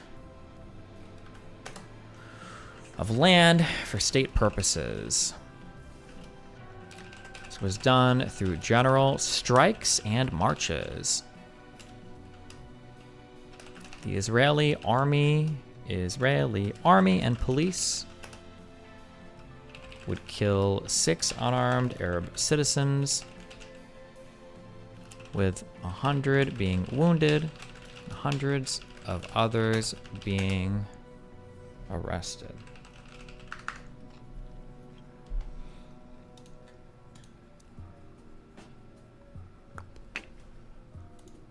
Let's see. Background. These were an agrarian people. After the Palestinian exodus and the effects of the 1948 Arab-Israeli War, land continued to play an important role in the lives of 156,000 Palestinian Arabs who remained inside what became the State of Israel, serving as the source of communal identity, honor, and purpose. The Israeli government adopted in 1950 the Law of Return to facilitate Jewish immigration to Israel and the absorption of Jewish refugees. Israel's absentees property law of March 1950 transferred the property rights of absentee owners to a government-appointed custodian of absentee property. Wait, 1 donum is 1 squared kilometer, which is 247 acres. Wait, is that true?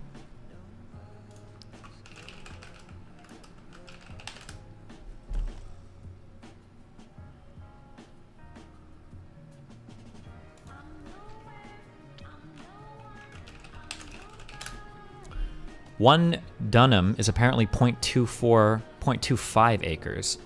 You're saying 1 dunam is 247 acres. You're way off.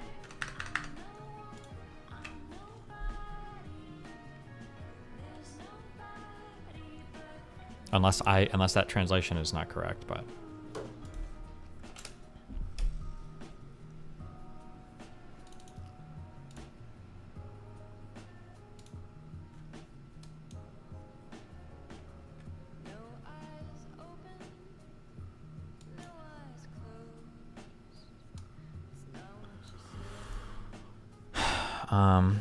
okay.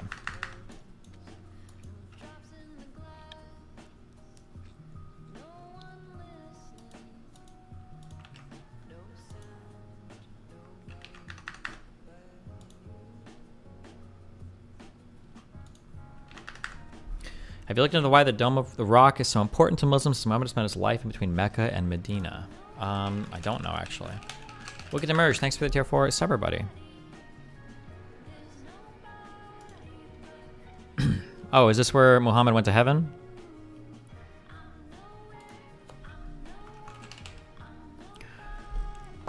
The belief that the night journey of Muhammad began from the rock at the center of the structure. Yeah, okay. Okay, don't care. All right. It's a gateway based.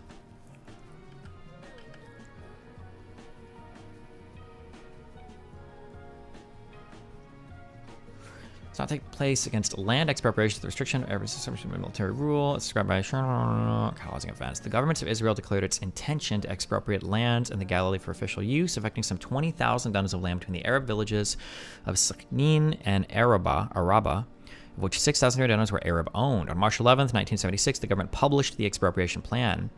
Yiftakal writes that the land confiscations and expansion of Jewish settlements in the northern Galilee formed part of the government's continuing strategy aimed at the Judaization of the Galilee, which itself constituted both a response to and a catalyst for Palestinian resistance, culminating in the events of Land Day.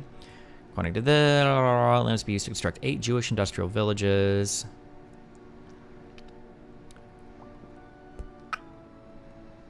To preempt incidents inside Israel on land day, about 4,000 policemen, including helicopter-borne tactical units and army units, were deployed to the Galilee.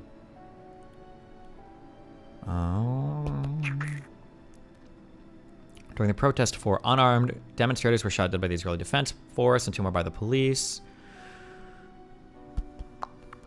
Alright, so 3 of the dead were women, and that the army was allowed to drive armored vehicles and tanks along the unpaved roads in various villages of the Galilee.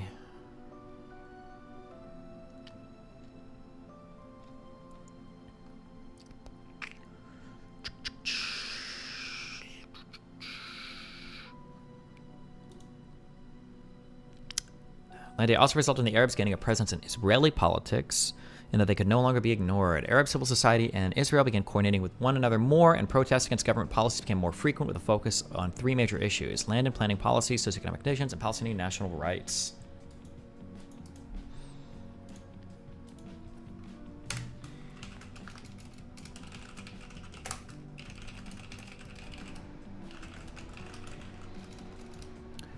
Would lead to more Arabs in Israel protesting for rights and engaging civically. Engaging in civic action with future Israeli governments, I guess. Okay. If you succeed in pronouncing my name correctly, I'll become a member. Your name is written C-H-A-N-Y. Shani? I don't know, that's my guess. Or Shani? Or Cheney. I don't know. The protest did little to stop the 75 land expropriation plan. The number of mitzvahs established reached... Arabs that comprise 90% of the population in Galilee of the years following the establishment in 1994. The number was reduced to 72%, with Jews making the remaining 28%. Large-scale expropriations of land in the Galilee, but generally been avoided by the Israeli government since the 1980s.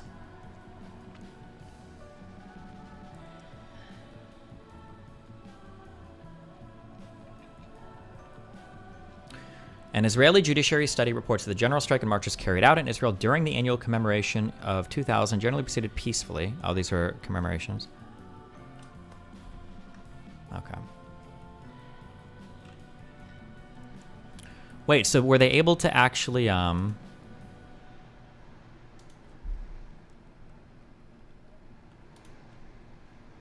were they able to actually stop this particular land, expropriation or not?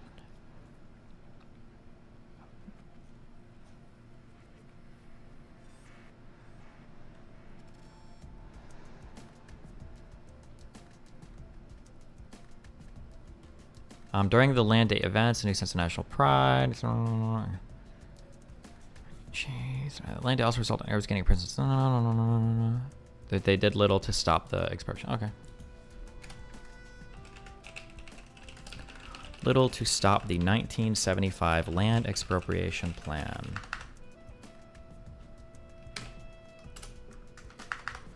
A good, like, pin to stick for Palestinians arguing that peaceful protest doesn't get us what we want, arguably, right?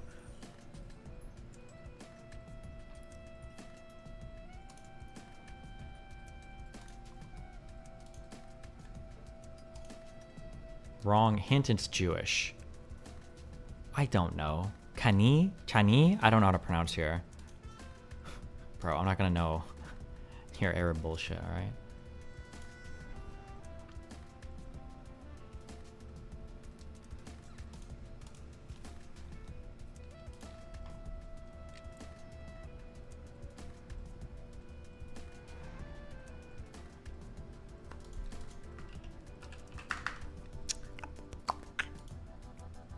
Let's see. Okay. General Assembly struck this. Okay, in 76, there was a massive strike by Israeli Arabs in protest at a government's plan to expropriate land in the Galilee. In July of 1976, Rabin ordered Operation Entebbe to rescue kidnapped Jewish passengers from an Air France flight hijacked by PFLP militants and German revolutionaries in Uganda. I think we read about that operation.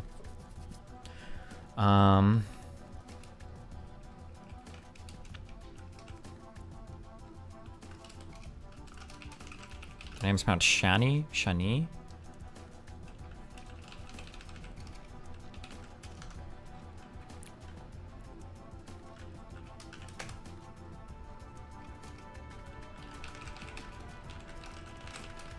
and rescuing Israeli passengers kidnapped on an Air France flight hijacked by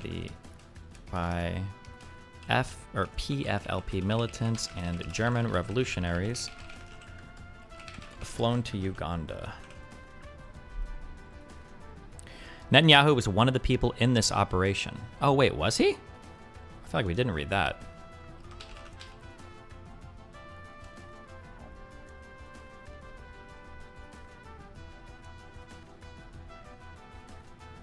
No, this was his older brother that was involved. That wasn't him. Yeah, I do remember reading this.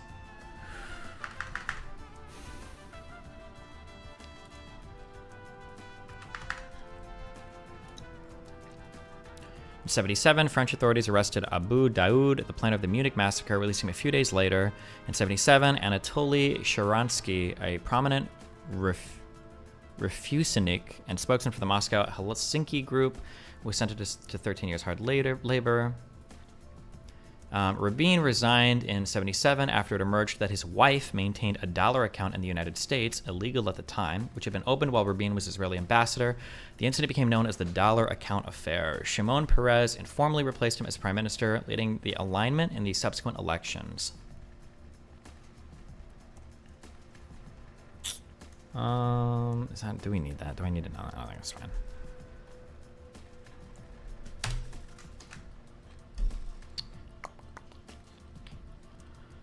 Okay, Begin. In a surprise result, the Likud, led by Menachem Begin, won 43 seats in the 1970 elections. This is the first time in Israeli history that the government was not led by the left. In November of 1977, Egyptian President Anwar Sadat visited Jerusalem and spoke at the Knesset at the invitation of Israeli Prime Minister Menachem Begin.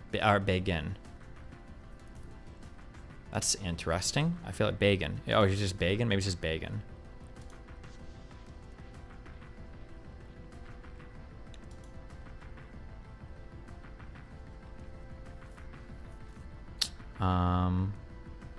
Sadat visited Jerusalem, spoke at the Knesset at the invitation of the Prime Minister. Sadat recognized Israel's right to exist and established the basis for direct negotiations between Egypt and Israel.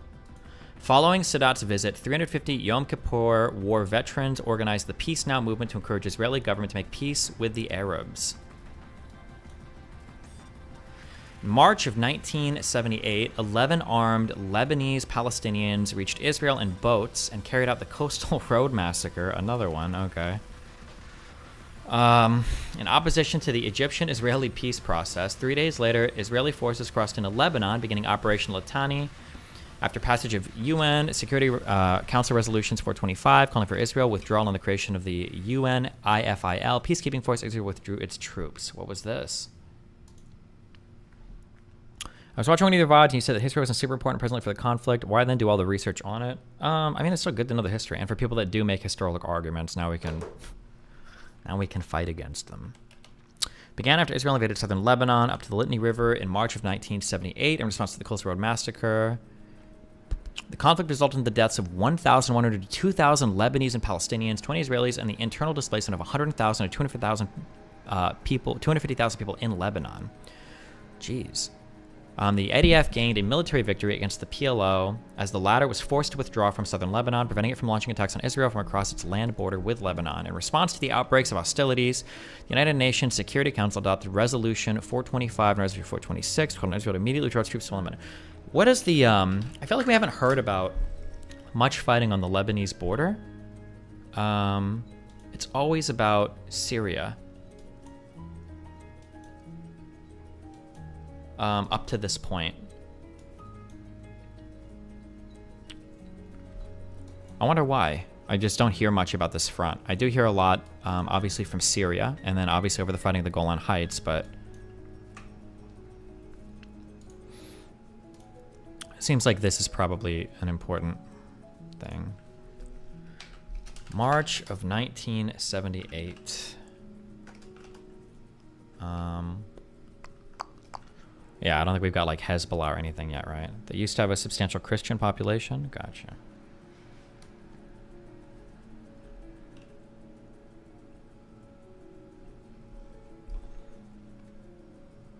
Oh, shit.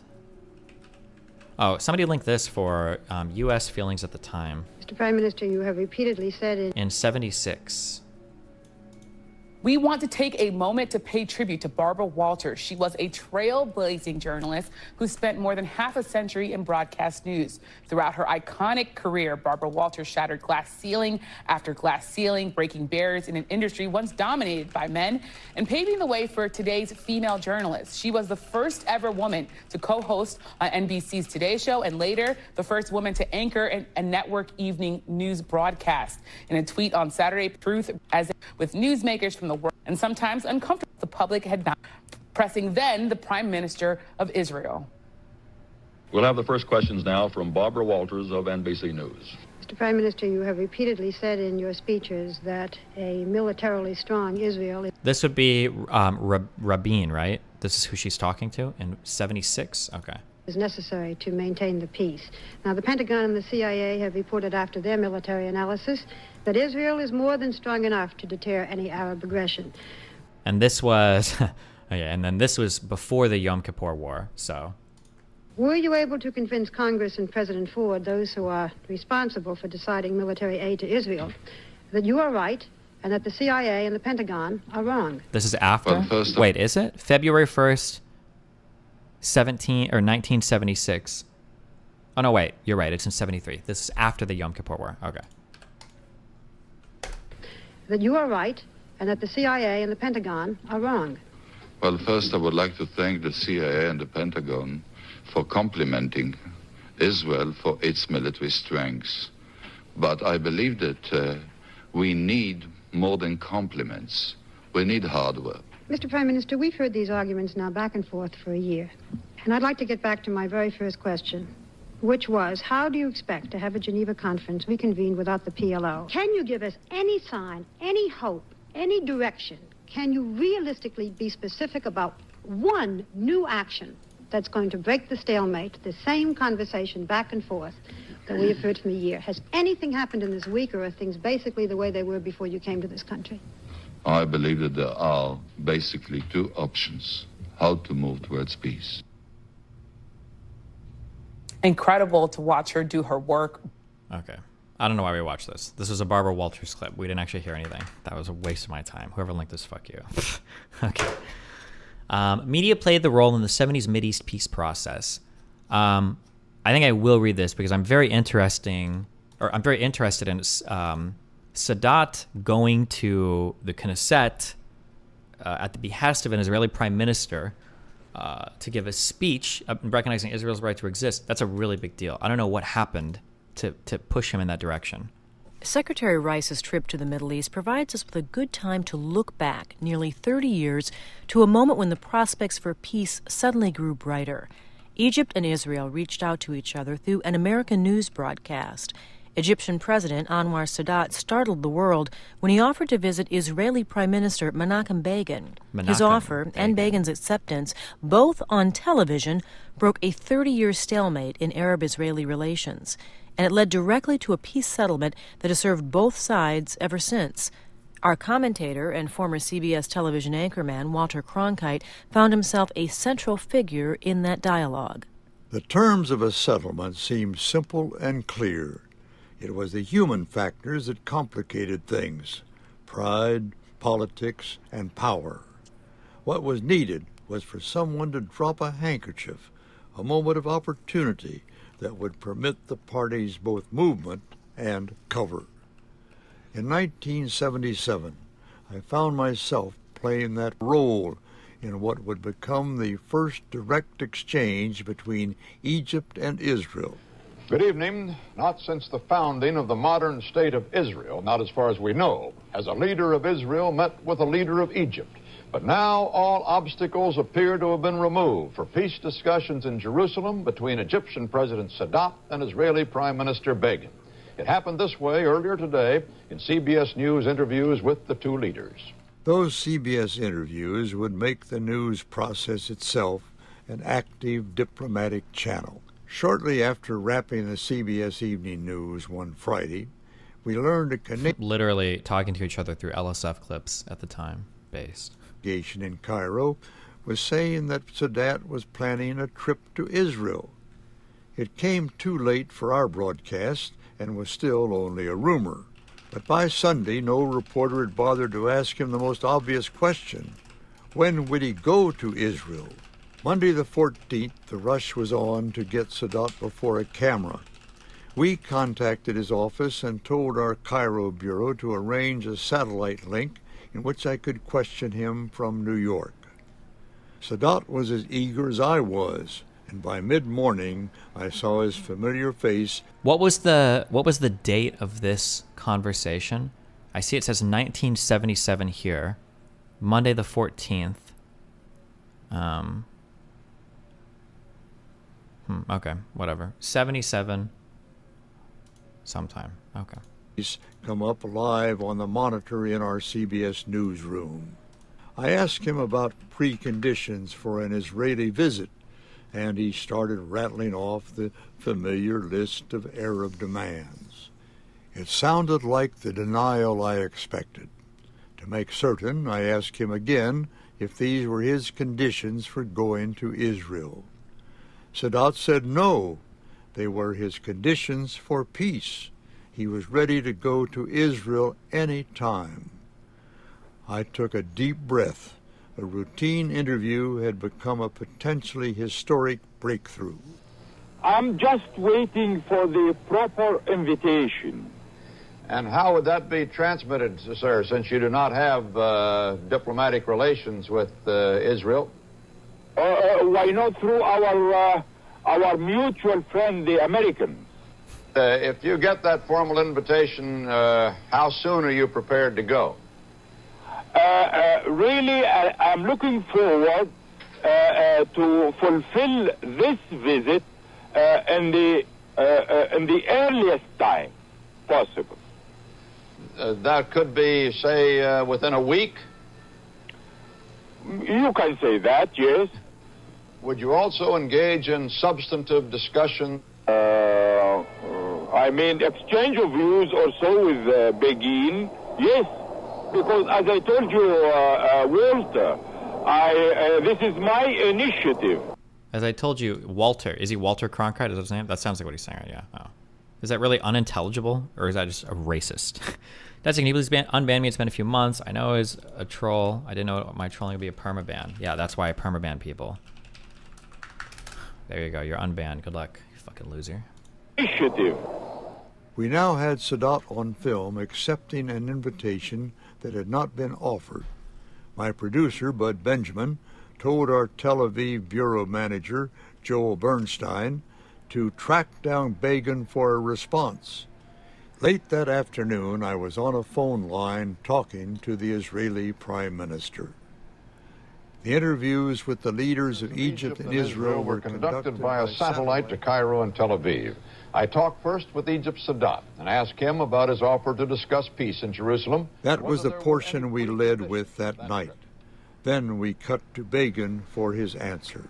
And I will, during the week, transmit a letter from me to President Sadat, inviting him formally and cordially through the good offices of the United States to come to Jerusalem. With that, Begin reversed 30 years of Arab-Israeli history. I asked him when he would take the necessary steps to move this new peace initiative from long-distance dialogue to a person-to-person meeting. Tomorrow I will make a statement in our parliament in the afternoon. What I can assure you, Mr. Cronkite, as we really want the visit of President Sadat. Are there any preconditions under which you will be inviting him? No preconditions, and I understand that also President Sadat doesn't put forward any preconditions. When I told him that Sadat was prepared to come within a week, he seemed surprised at the swiftness of it all.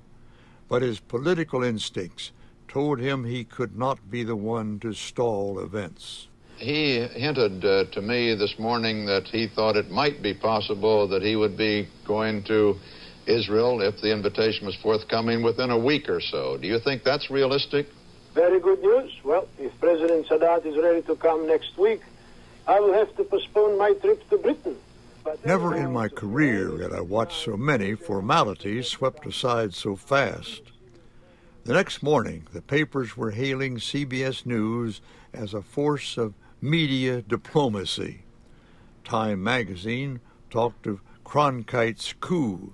This is the CBS Evening News with Walter Cronkite and Bob Schieffer in our newsroom in New York. Sadat did not delay.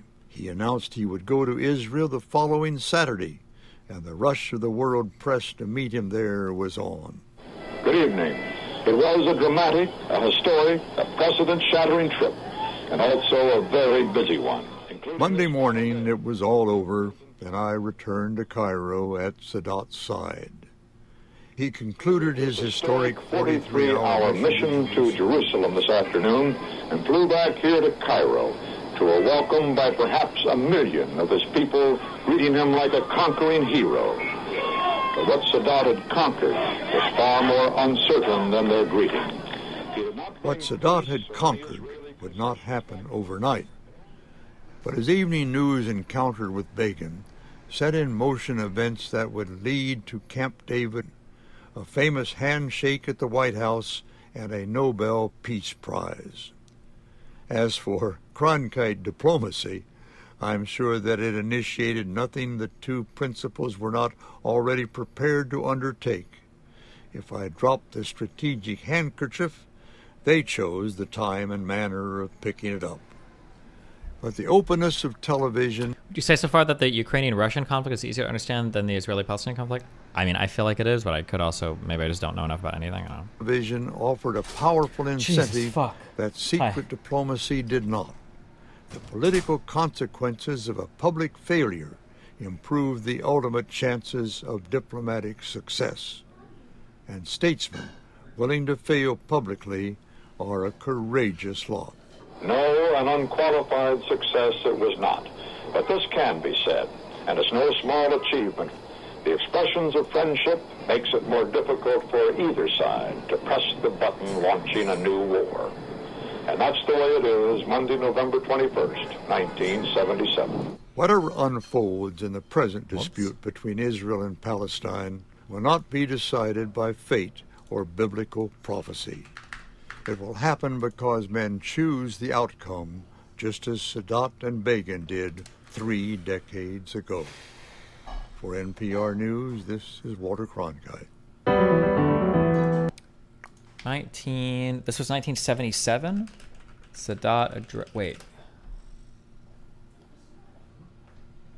Arab citizens... No, I must have written this down. Oh, hi. Thanks.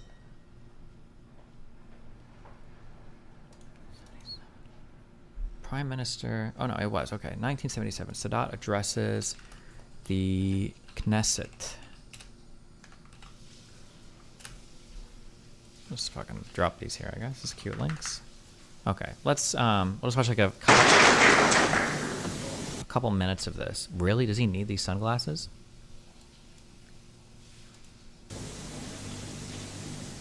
Bismillah. السيد رئيس الكنيست.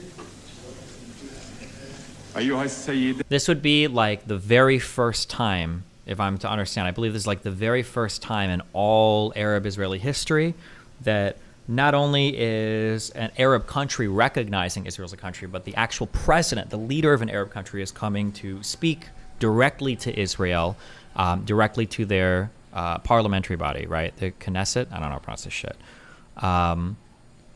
And then prior to this, my understanding is that even like telephone diplomacy or whatever was never directly between Israeli leaders and Arab leaders. It was always done through, I think it was called shuttle diplomacy, where other people are calling, like, I think generally Americans to do negotiations.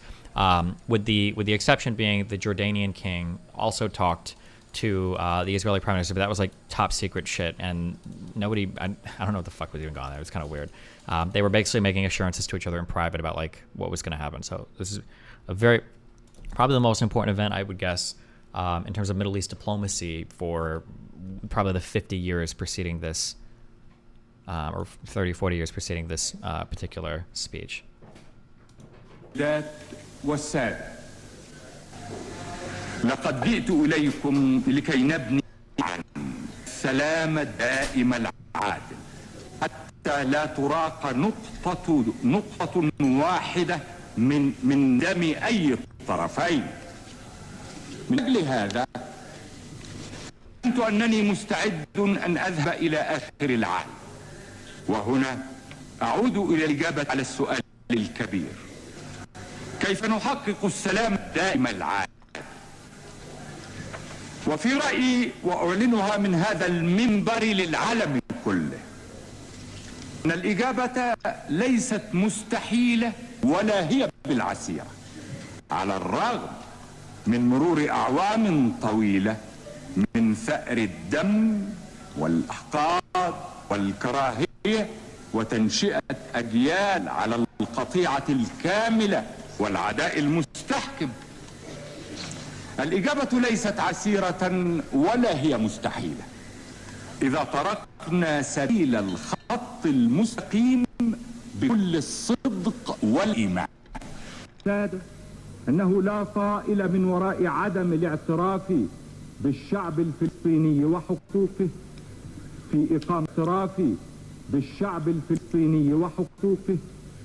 في إقامة دولته وفي العودة.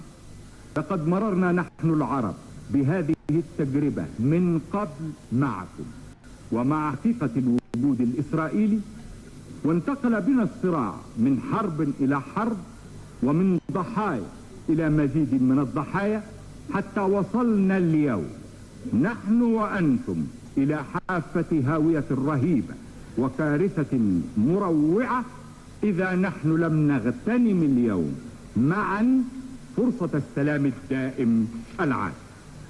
عليكم أن تواجهوا الواقع مواجهة شجاعة كما واجهته أنا. ولا حل لمشكلة أبدا بالهروب منها أو التعالي عليها، ولا يمكن أن يستقر سلام بمحاولة فرض أوضاع وهمية أدار لها العالم كله ظهره وأعلن نداءه الإجماعي بوجوب احترام الحق والحقيقة. ولا داعي للدخول في الحلقة المفرغة مع الحق الفلسطيني، ولا جدوى من خلق العقبات إلا أن تتأخر مسيرة السلام أو أن يقتل السلام. وكما قلت لك، فلا سعادة لأحد على حساب شقاء الآخرين، كما أن المواجهة المباشرة والخط المستقيم هما أقرب الطرق وأنجحها للوصول إلى الهدف المراد. والمواجهة المباشرة للمشكلة الفلسطينية واللغة الواحدة لعلاجها نحو سلام دائم عادل هي في أن تقوم دولته، ومع كل الضمانات الدولية التي تطلبونها فلا يجب أن يكون هناك لديكم تخوف من دولة وليدة تحتاج إلى معونة كل دول العالم للقيام. وعندما تدق أجراس السلام فلن توجد يد لتدق طبول الحرب، وإذا وجدت فلن يسمعها صوت. بشجاعة مقاتل. All right.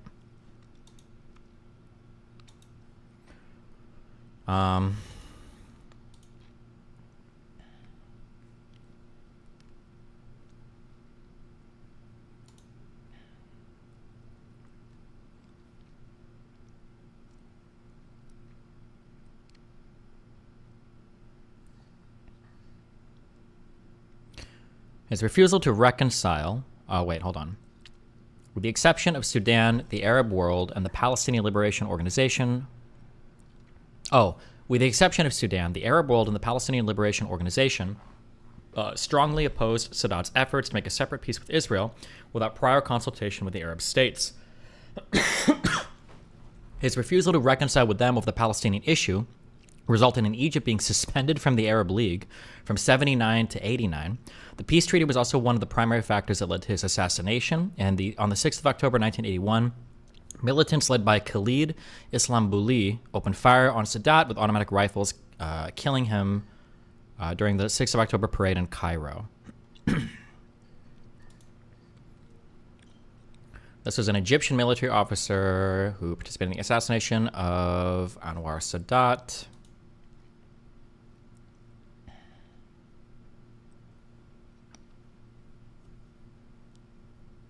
Damn.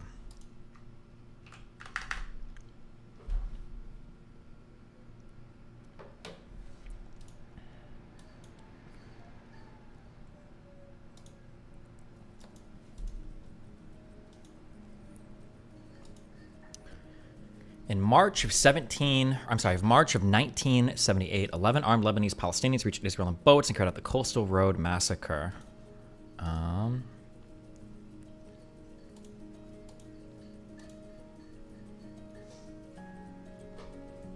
Let's see.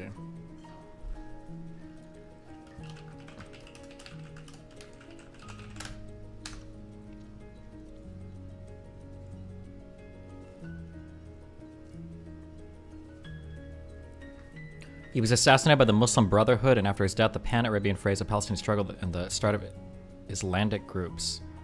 Wait, can you... Wait, show me that? Where is that,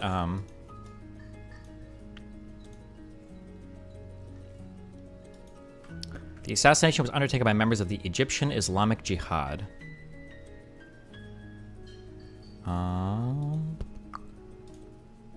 It's an Egyptian Islamist group active since the late 70s. It is under worldwide embargo by the UN as an affiliate of Al-Qaeda. It's also banned by several individual governments worldwide.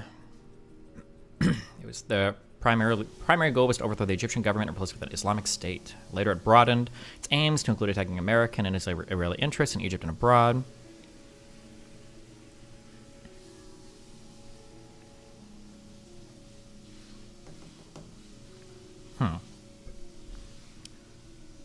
We are different from the Muslim Brotherhood because sometimes they do not oppose the government. So it seems like this is a separate group.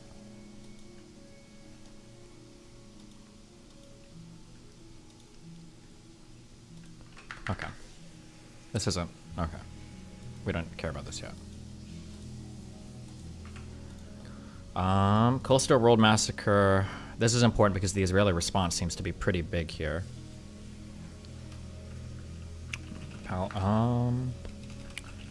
Palestinian militants coming in from Lebanon hijacked a bus on the coastal highway and murdered 38 Israeli civilians, with 76 more wounded.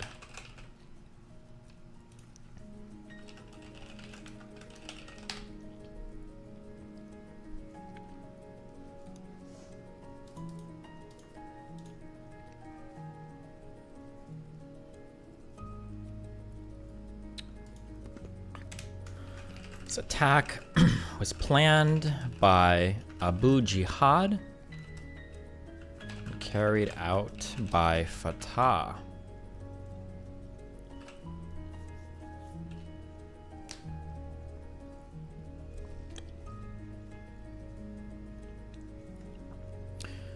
According to a Fatah commander who had helped plan the attack, the timing was aimed primarily at scoopering Israeli-Egyptian peace talks.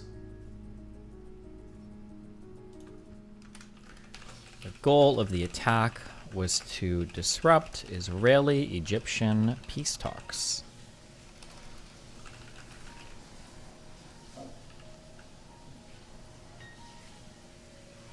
Time characterized it as the worst terrorist attack in Israel's history.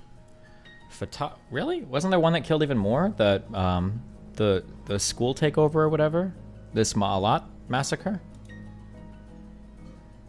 I guess that ended in 25 dead. This ended in 38 dead. Operation of the martyr Kamal Adwan. The chief operations of the Palestinian Brotherhood was killed during the Israeli commando raid on Lebanon in 1973. In response to the massacre, Israeli launched Operation Litani against PLO based in southern Lebanon. Okay. Israeli response was Operation... is it Litani or Litany? I imagine it's Litani. Mike, what's your background on the conflict that you know so much about it? He's just Jewish. He's an IDF Mossad propagandist on my chat.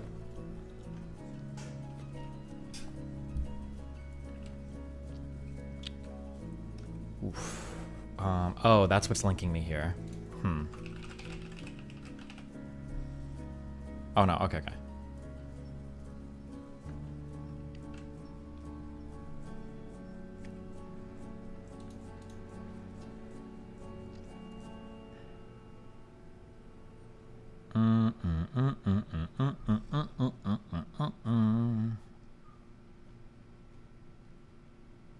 Damn.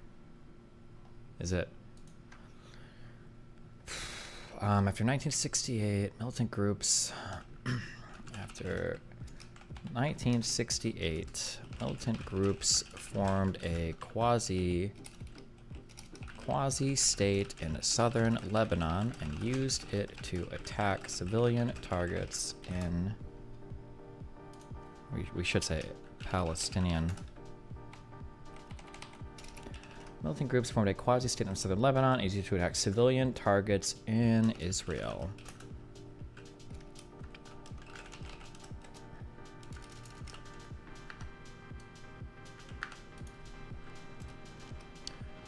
Israeli air attacks leveled Palestinian towns and camps. And by 1977,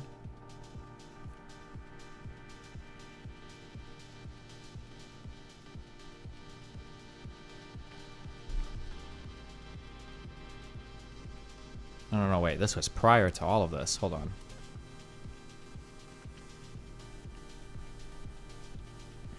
The Coastal Road Massacre was led by an 18-year-old female fighter. Jesus.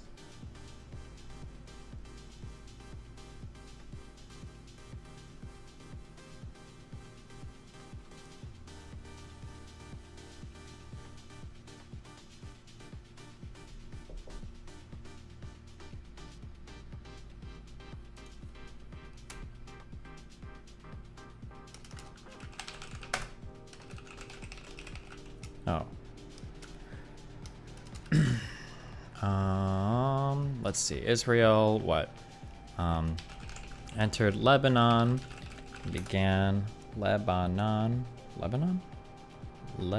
yeah. Began hunting PLO, infantry, and armor forces.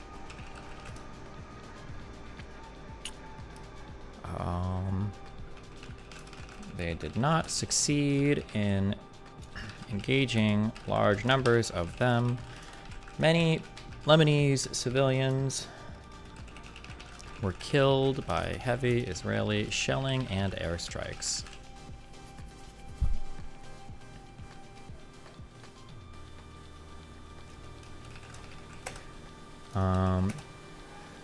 Lebanon.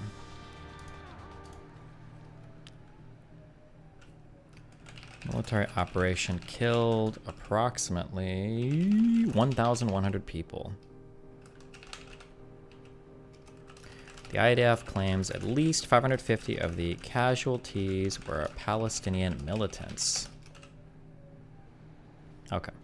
Just started watching you, but do you have any good takes on socialism to counter my capitalist amigos? Good takes to counter my... No, I am a capitalist, so no.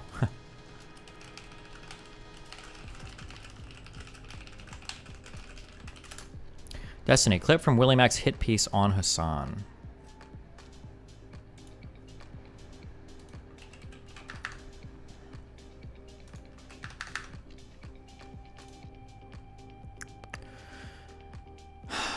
Okay.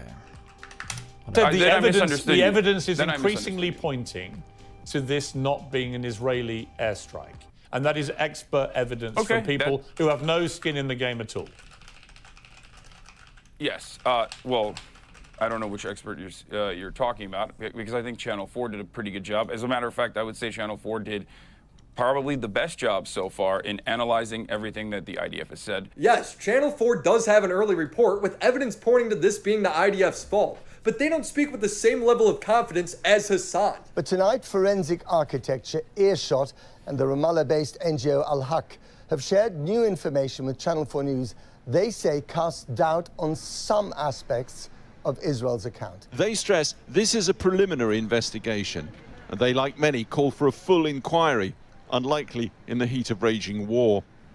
Hamas and Islamic Jihad have so far offered little evidence to back their claims that Israel fired the missile at the hospital that night. Hassan being wrong or reporting on some false information isn't the problem. The problem is him speaking with 100% certainty on things that experts aren't even 100% confident in. And then when he's wrong, he goes from I'm an on-the-ground reporter who only cares about the facts. What I care about is the facts of the matter. To I'm just a dumb guy on Twitch who never reports on breaking news. I'm just a dumb idiot with a Twitch stream who is live reacting to the news and trying to make sense of everything as it's ongoing. I usually have a policy of not covering breaking news, and sometimes that policy is violated, but ultimately I'm not held up by the same journalistic standards, even though I think I do a much better job than most other news outlets in general. No, as I've shown, you've done a terrible job. Hassan should absolutely be held to the same journalistic standards. He wants the same credibility as the BBC. He has as big of an audience as the BBC. Because you get more people. That's absolutely not true, but people watching you of an evening than I do. I think that one of the reasons why my broadcast, I guess, is relatively popular is because younger people are looking for alternative media outlets that Okay, good one.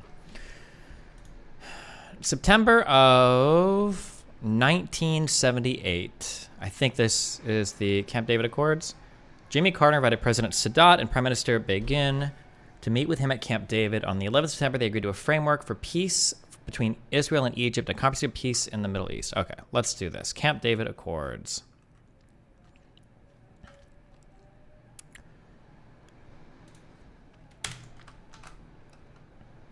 (1978).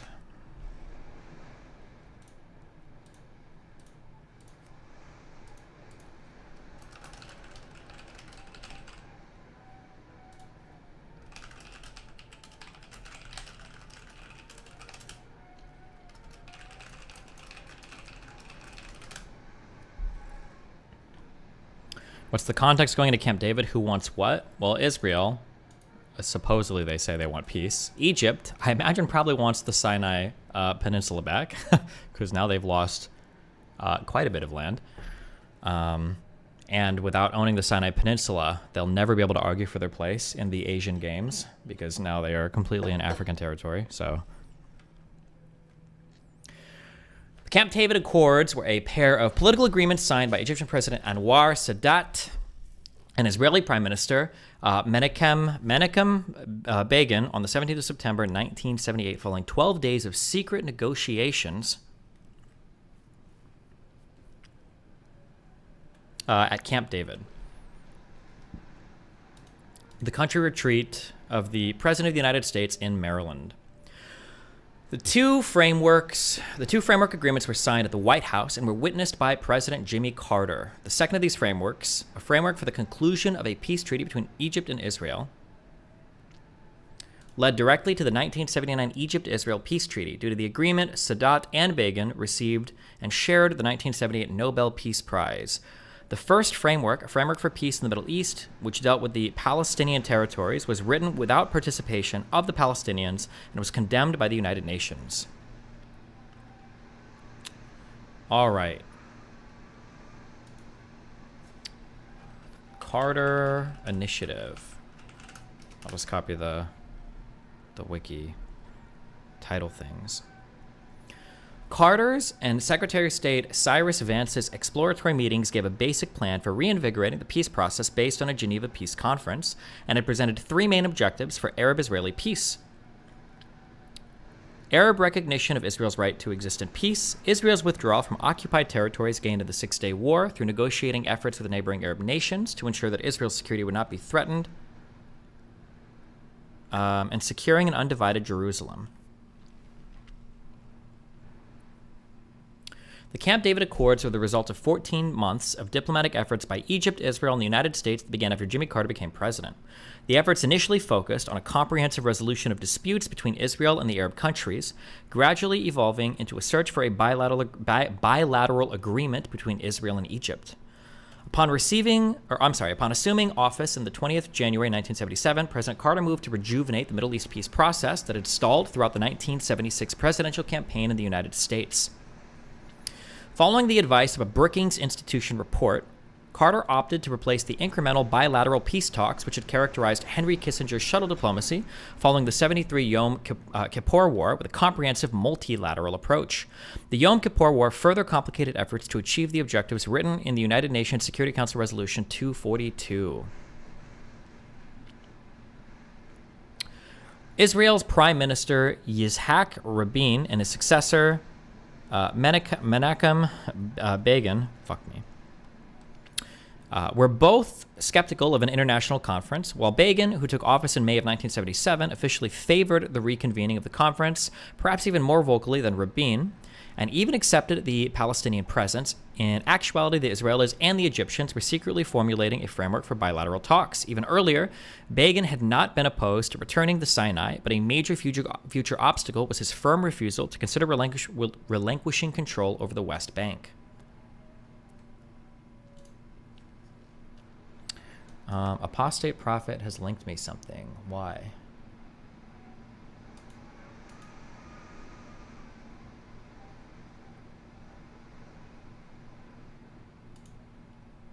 Oh, okay.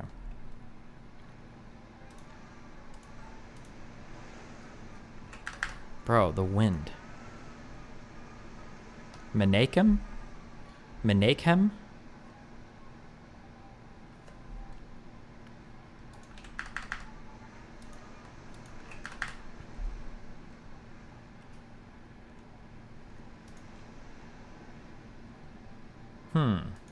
Let's see.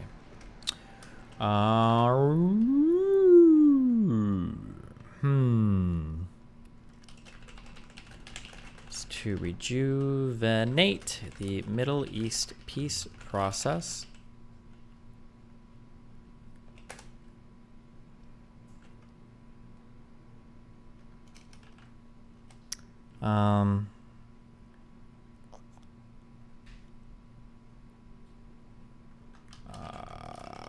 The Egyptians and Israelis secretly worked towards bilateral talks. Bilateral talks, I guess. Okay. That's probably all I can...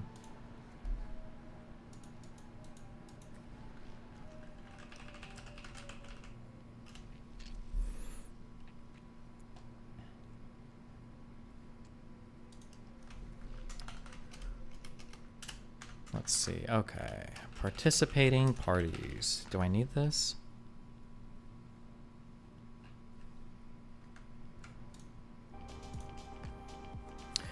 Carter visited the heads of state on whom he would have to rely to make any peace agreement feasible. By the end of the first year in office, he had already met with Anwar al-Sadat of Egypt, King Hussein of Jordan, Hafez al-Assad of Syria, and Yitzhak Rabin of Israel.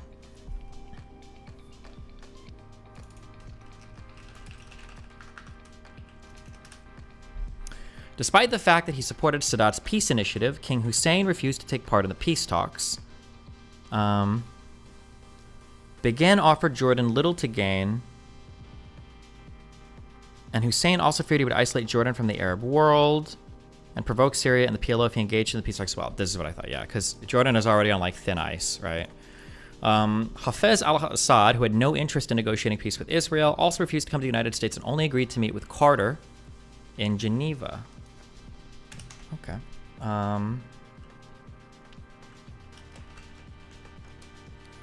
Carter met with Sadat of Egypt, Hussein of Jordan,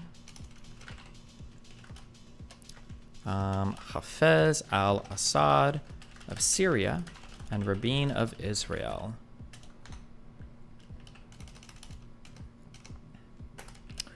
Only Sadat and Rabin were interested in negotiations. Thanks, Blaze Wallach, for donating $9.99, and supposedly that's supposed to tell me how to pronounce that guy's name. Menachem, nice.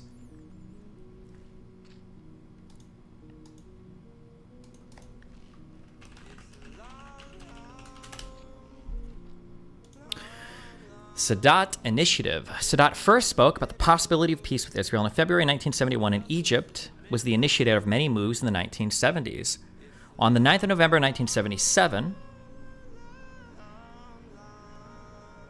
it's interesting, he spoke of the possibility of peace with Israel here, and then the Yom Kippur War happened. But I mean, he's speaking, I guess. In 77, he startled the world by announcing his intention to go to Jerusalem and speak before the Knesset. The Knesset. How do you pronounce this fucking thing? I see it so much, I should know the pronunciation. The Knesset.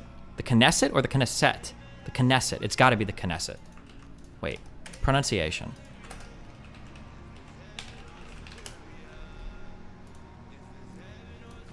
This fucking guy. So, it makes sense, doesn't it? But how do you say it? Knesset. Knesset, okay.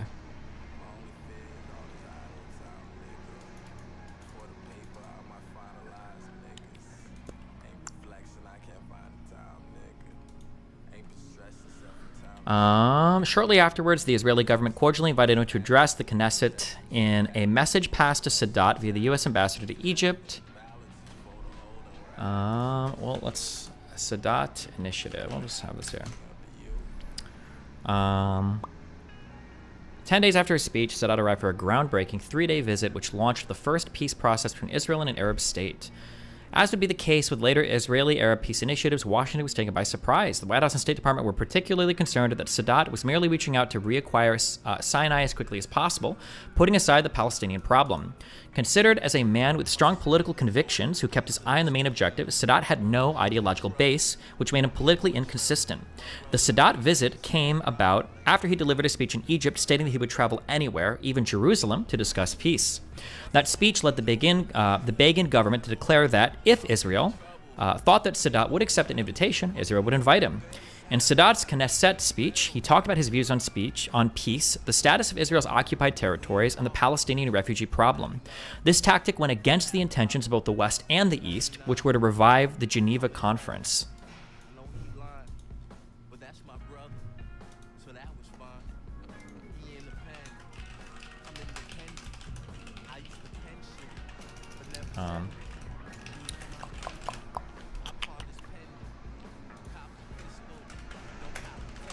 Seemed eager to make peace with Israel, even traveling to Jerusalem and speaking in front of the Knesset about potential peace. Sure. The gesture stemmed from an eagerness to enlist the help of the NATO countries in improving the ailing Egyptian economy, a belief that Egypt should begin to focus more on its own interests than on the interests of the Arab world, and a hope that an agreement with Israel would catalyze similar agreements between Israel and her other Arab neighbors and help solve the Palestinian problem. Prime Minister Begin's response to Sadat's initiative, though not what... It's the Knesset? The Knesset? The Knesset? The Knesset. Wait, what did we just listen to?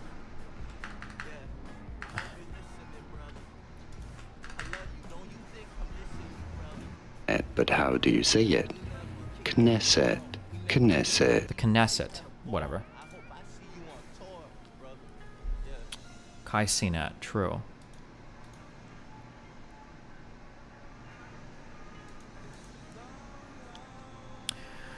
The gesture stemmed from eagerness. Though not what. Okay, hold on.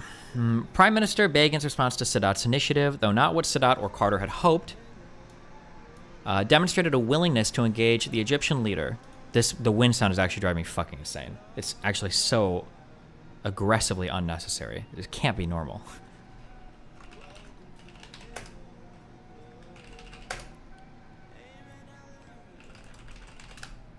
There's nothing open? No.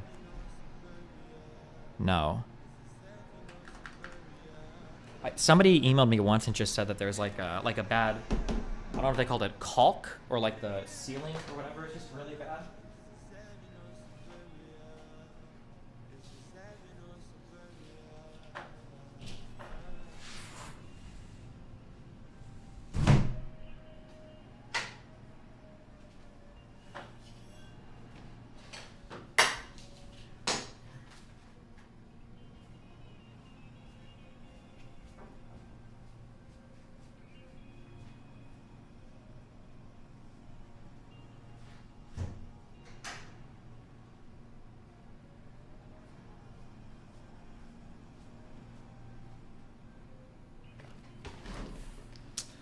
Yeah, I don't know. Jesus.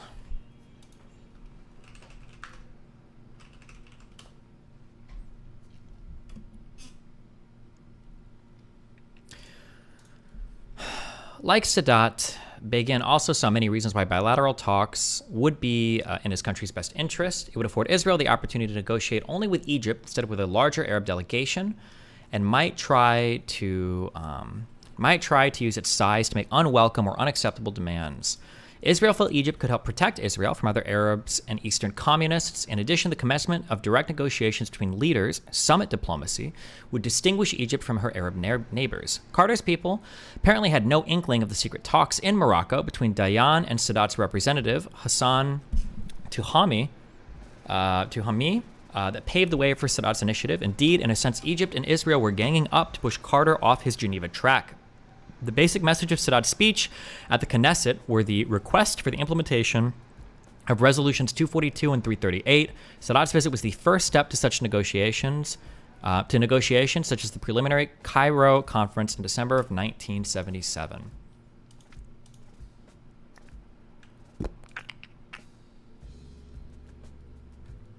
Okay. Yeah, okay.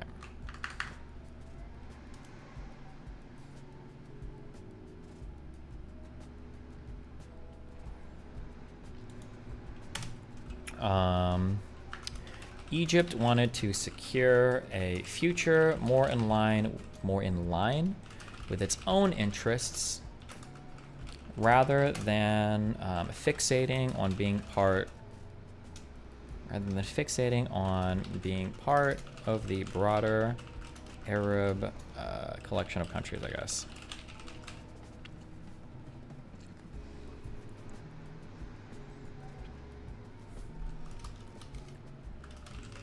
Also, a belief that a bilateral peace agreement, Israel caused a cascade of other peace agreements to happen in following.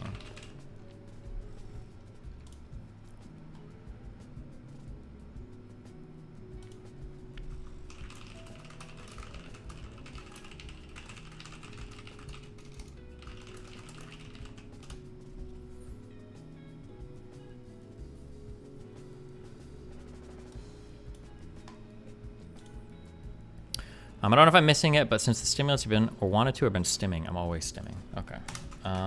Let's see. Egyptian-Israeli talks. A mechanism had yet to be created for Israel and Egypt to pursue the talks begun by Sadat and Begin in Jerusalem.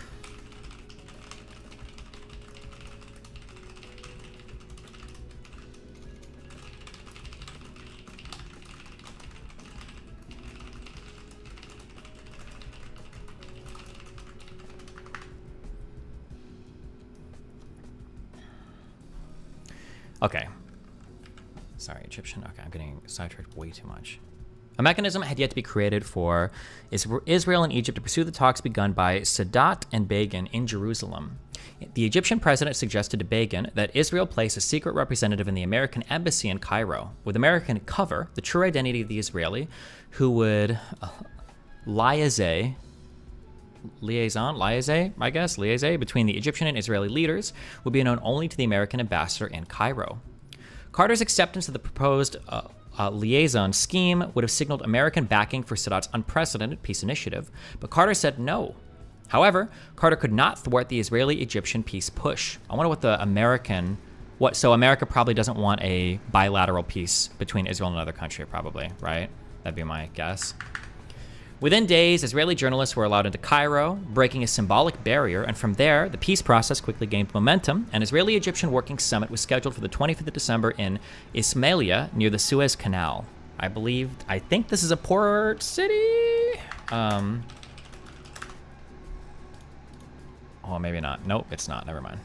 Oh no, this was the city where, in the Yom Kippur War, where Jewish troops or Israeli troops began pouring over into Egypt. That's what this. The fighting here was very, very, very important.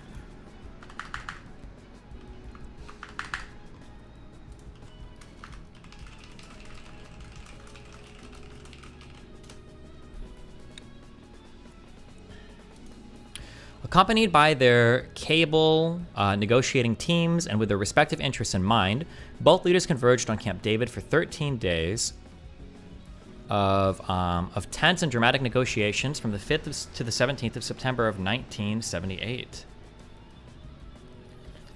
Would have signaled American backing, but Carter said no.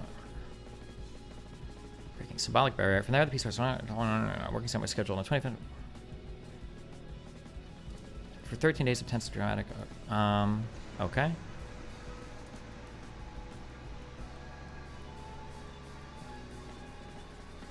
How did we go from Carter didn't even want to do this like little scheme to have them talk to Carter inviting them to Camp David?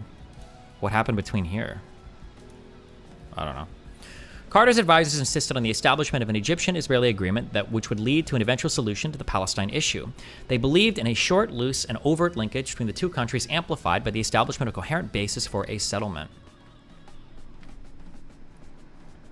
However, Carter felt that they were not aiming high enough and was interested in the establishment of a written land for peace agreement with Israel returning the Sinai Peninsula and the West Bank. Numerous times, both the Egyptian and Israeli leaders wanted to scrap negotiations, only to be lured back into the process by personal appeals from Carter. Oh, Carter wanted U.S. involvement to ensure no Soviet involvement. Okay. I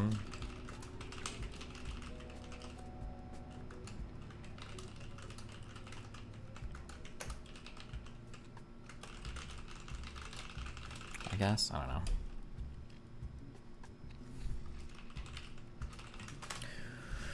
Begin and Sadat had such mutual antipathy toward one another that they only seldom had direct contact. Thus, Carter had to conduct his own microcosmic form of shuttle diplomacy by holding one-on-one meetings with either Sadat or Begin in one cabin, then returning to the cabin of the third party to relay the substance of his discussion.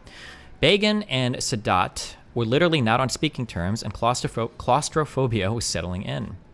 A particularly difficult situation arose on the 10th stalemated day of the talks. The issues of Israeli settlement withdrawals from the Sinai and the status of the West Bank created what seemed to be an impasse. In response, Carter had the choice of trying to salvage the agreement by conceding the issue of the West Bank to Begin, while advocating Sadat's less controversial position on the removal of all settlements from the Sinai Peninsula. Or he could have refused to continue the talks, reporting the reasons for their failure, and allowing Begin to bear the brunt of the blame.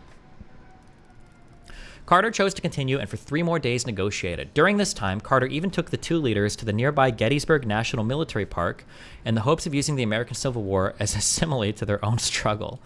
You're taking your two parents that hate each other, like out to the, I guess like a carnival in the hopes that they get along. Wait, how to pronounce this guy's name? Oh shit, hold on real quick.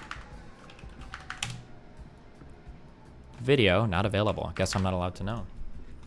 Consequently, the 13 days marking the Camp David Accords were considered a success, partly due to Carter's determination in obtaining an Israeli-Egyptian agreement, a full 2-week pledge to a singular international problem.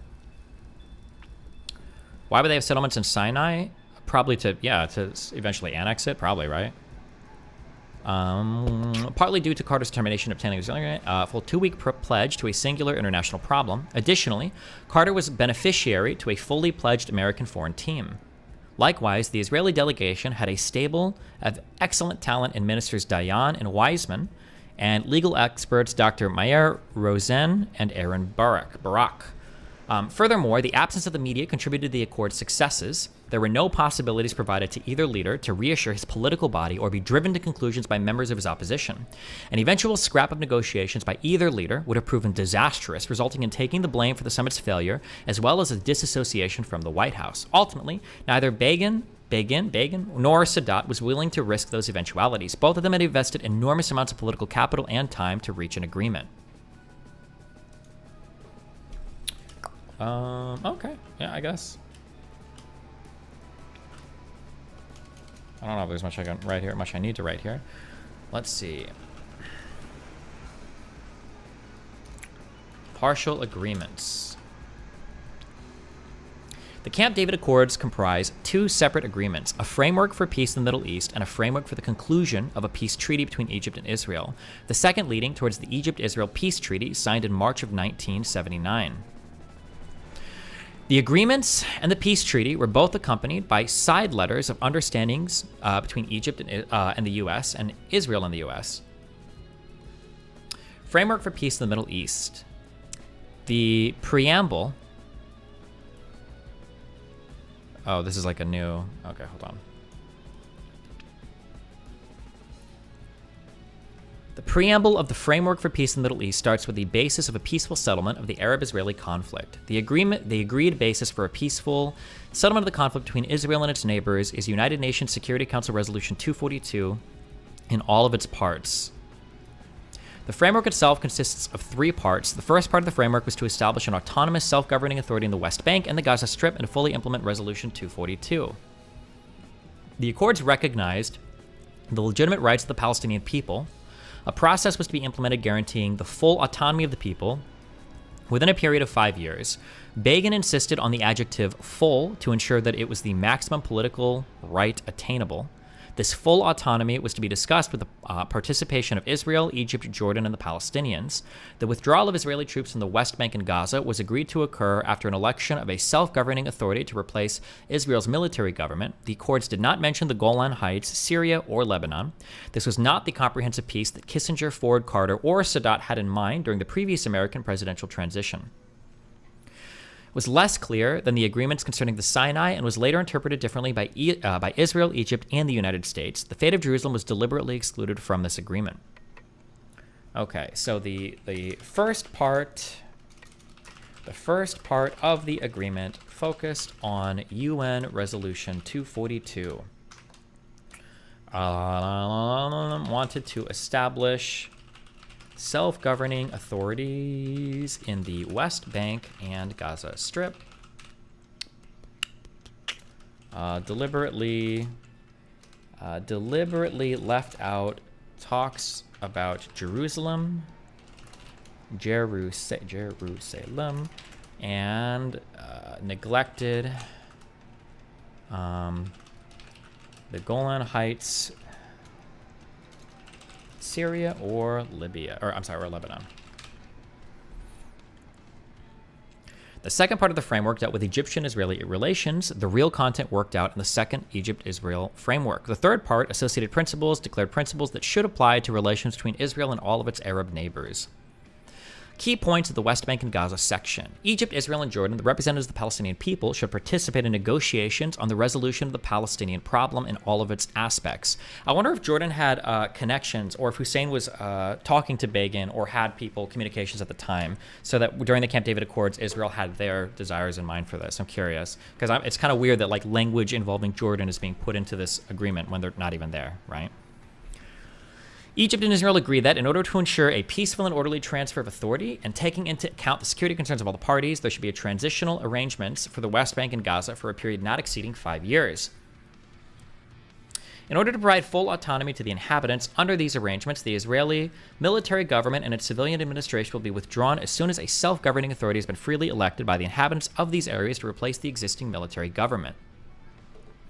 Egypt, Israel, and Jordan will agree to the modalities or on the modalities for establishing elected self-governing authority in the West Bank and Gaza. The delegations of Egypt and Jordan may include Palestinians from the West Bank and Gaza or other Palestinians as mutually agreed. The parties will negotiate an agreement which will define the powers and responsibilities of the self-governing authority to be exercised in the West Bank and Gaza. A withdrawal of Israeli armed forces will take place, and there will be a redeployment of the remaining Israeli forces into specified security locations. The agreement will also include arrangements for assuring internal and external security and public order. A strong local police force will be established, which may include Jordanian citizens. In addition, Israeli and Jordanian forces will participate in joint patrols and in the manning of control posts to assure the security of the borders.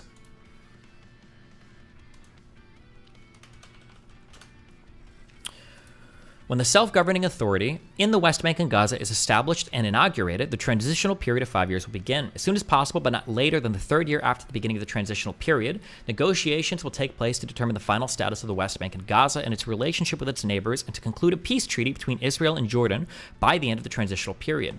These negotiations will be conducted on Egypt, Israel, Jordan, and the elected representatives of the inhabitants of the West Bank and Gaza. The negotiations shall be based on all the provisions and principles of UN Security Council Resolution 242. The negotiations will resolve, among other matters, the location of the boundaries and the nature of the security arrangements. The solution from the negotiations must also recognize the legitimate right of the Palestinian peoples and their just requirements. The framework merely concerning autonomy of the inhabitants of West Bank and Gaza, it neither mentions the status of Jerusalem nor the Palestinian right of return. Well, this is pretty big. I wonder what broke down here.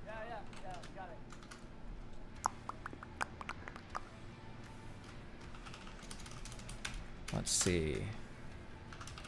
Second part of the agreement dealt with Egyptian-Israeli relations.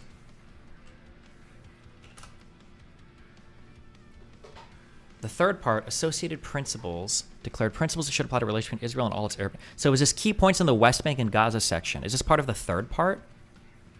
Camp David Accords, first, second, third part.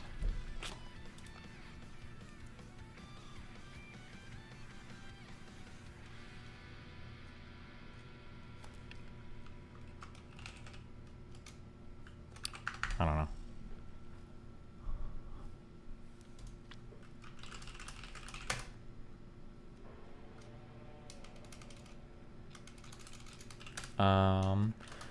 A 5-year plan was given to have the West Bank and Gaza rule themselves autonomously.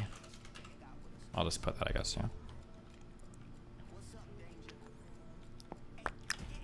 The framework merely concerned autonomy of the inhabitants. Okay, yeah, okay. All right. Again, Jerusalem was not mentioned, nor was the Palestinian right of return.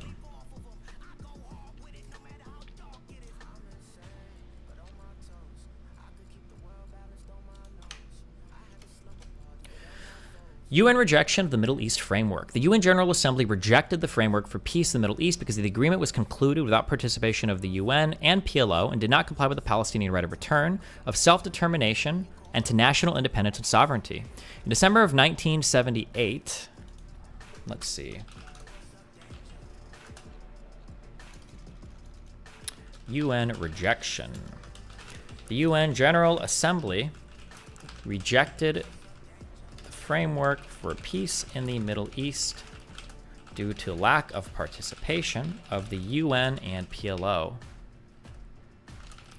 Did not comply with the Palestinian right of return, of self-determination, and to national independence and sovereignty.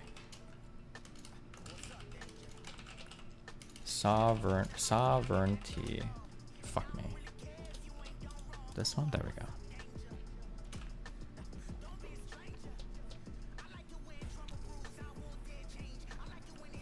December of 1978 declared a Resolution 3328A that agreements were only valid if they're within the framework of the United Nations and its charter and its resolutions, include the Palestinian right of return and the right to national independence and sovereignty in Palestine, and concluded with the participation of the PLO.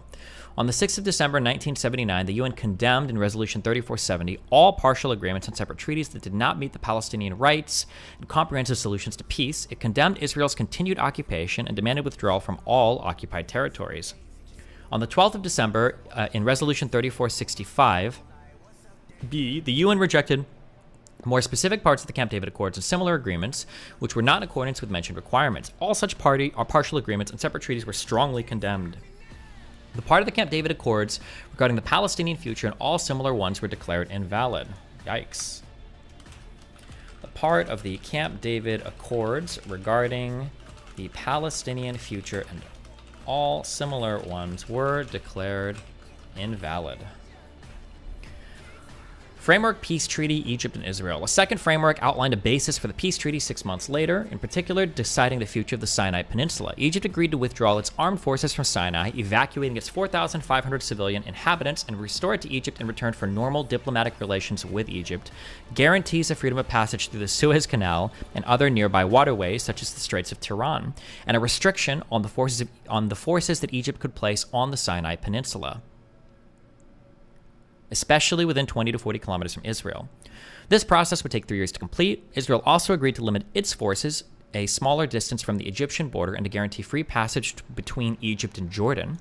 With the withdrawal, Israel also returned Egypt's Abu Redis oil fields in western Sinai, which contained long-term commercially productive wells. That's pretty good. Framework, Peace Treaty, Egypt and Israel.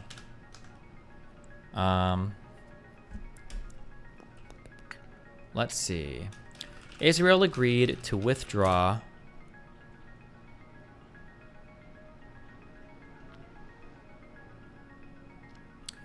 Wait, what is this? Destiny. Reading this stuff is unreal. Like every statement on Wikipedia mentioning Palestinian refugees references the UN RWA, essentially just means of Palestinian descent, and all news outlets quoting refugee camps literally just mean it's in the zone. That was a refugee camp 70 years ago. What? Wait, what?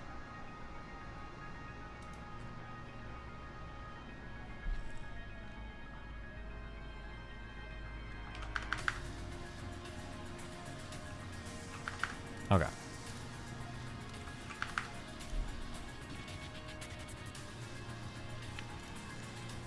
Israel agreed to withdraw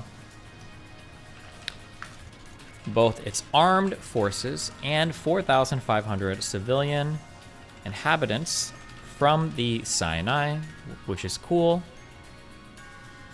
Egypt agreed to normal diplomatic relations with Israel. Egypt guarantees freedom of passage through the Suez Canal and other nearby waterways, such as the Straits of Tiran, and a restriction on forces Egypt would place on the Sinai Peninsula. On the Sinai.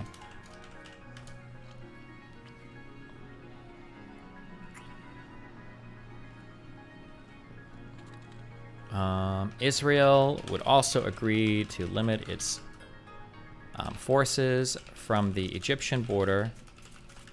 Egypt guarantees free passage between Egypt and Jordan.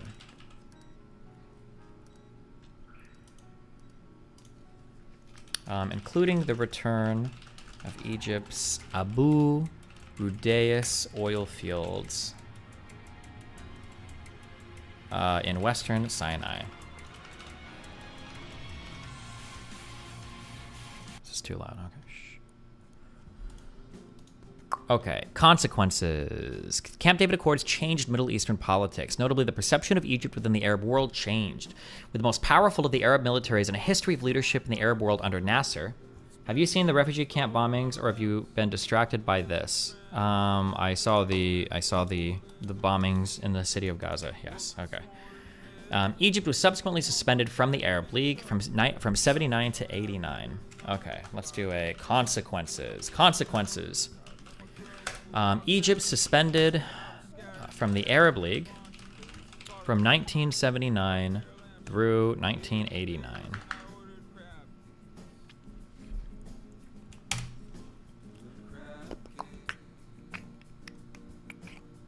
Let's see. Egypt had more leverage than any other Arab states to advance Arab interests. Egypt was subsequently spending. Yeah, okay. Jordan's King Hussein saw it as a slap to the face when Sadat volunteered Jordan's participation in deciding how functional autonomy for the Palestinians work. Okay, so I guess they probably didn't have strong communications then. Specifically, Sadat effectively said that Jordan would have a role in how the West Bank would be administered. Like the Rabat Summit resolution, the Camp David Accord circumscribed Jordan's objective to reassert its control over the West Bank. Focusing as it did on Egypt, the Carter administration accepted Sadat's claim that he could deliver Hussein. However, with Arab world opposition building against Sadat,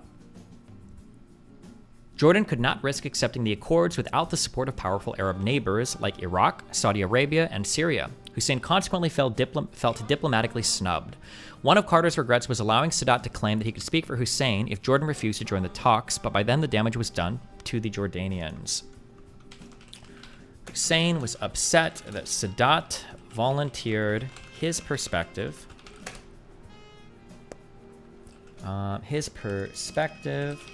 Concerning the Palestinians,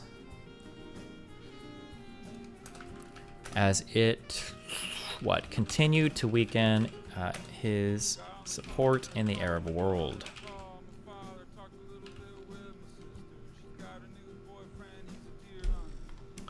Yeah, Destiny's not going to admit that Israel is at fault. Slala Mander from YouTube chat. You want to jump into Discord, buddy?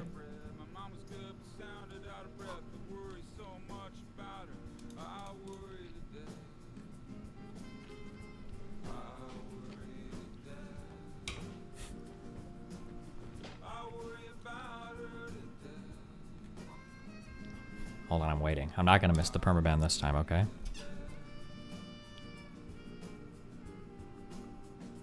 Destiny just wants to go against Nick Fuentes and Tate's opinion on this topic. Yeah, true, dude. That's literally... yeah. Okay, never mind. Boom, boom, boom, boom.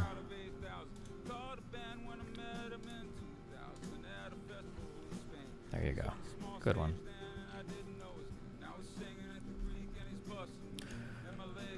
The Camp David Accords also prompted the disintegration of a united Arab front in opposition to Israel. Egypt's realignment created a power vacuum that Saddam Hussein of Iraq, at one time only a secondary power, hoped to fill.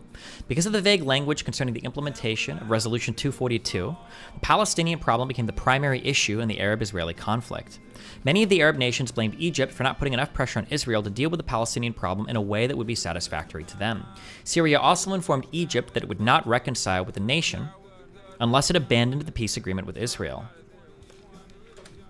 Let's see. Saddam Hussein in Iraq looked to fill the Arab vacuum left by Egypt. Syria informed Egypt it would not reconcile with the nation unless it abandoned the peace agreement with Israel. According to the Continuum Political Encyclopedia of the Middle East, the normalization of relations... Boom, boom. The normalization of relations between Israel and Egypt went into effect in January of 1980. Ambassadors were exchanged in February. The boycott laws were repealed by Egypt's National Assembly the same month, and some trade began to develop, albeit less than Israel had hoped for. In March of 1980, regular airline flights were inaugurated. Egypt also began supplying Israel with crude oil. Floki TV, I read. Okay, as a heads up, if you start spamming the same message like 20 times in chat, I'm just gonna give you month-long bans, okay? I read your messages, I see them all. You don't have to spam them 20 times until I see them, okay? I've seen it, I see it. I'm not commenting on it because I can comment on every single message in chat, okay? Okay. According to Kenneth Stein, in Heroic Diplomacy, Sadat, Kissinger, Carter, Begin, and the Quest for Arab-Israeli Peace. The Accords were another interim agreement or step, but negotiations that flowed from the Accords slowed for several reasons. These included an inability to bring the Jordanians into the discussion, the controversy over settlements, the inconclusive nature of the subsequent autonomy talks, domestic opposition sustained by both Begin and Sadat, and in Sadat's case, ostracism and anger from the Arab world, the emergence of what became a cold peace between Egypt and Israel, and changes in foreign policy priorities, including discontinuity in personnel committed to sustaining the negotiating process. Historian Jordan Jangshagen argues that by the time Carter left office in 81, he was in an odd position. He had attempted to break with traditional U.S. policy, but ended up fulfilling the goals of that tradition, which had been to break up the Arab alliance, sideline the Palestinians, build an alliance with Egypt, weaken the Soviet Union, and secure Israel. I'm curious, so then, what happens here with the West Bank and Gaza as part of these accords? Why did this not happen? Like the self-governing authorities being established in the West Bank and Gaza. Is that going to be talked about? Or was it because of lack of Jordanian approval it didn't happen? Or was it just the UN's rejection of it? Or...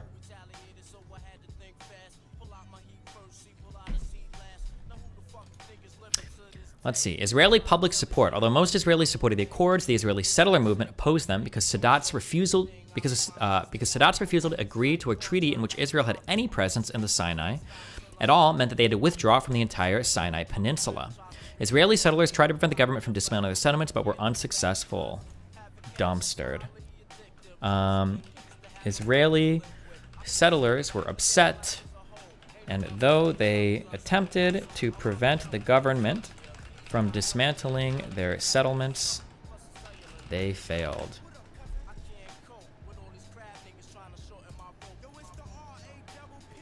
In Israel, there's lasting support for the Camp David Peace Accords, which have become a national consensus supported by 85% of Israelis, according to a 2001 poll taken by the Jaffe Center for Strategic Studies, Israel-based.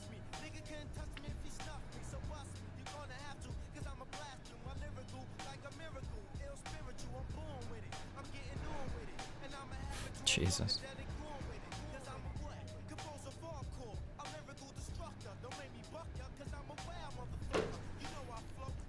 You cannot just use Wikipedia for this. You need primary sources. The Arabs rejected every single opportunity for statehood. Now it's too late, unfortunately.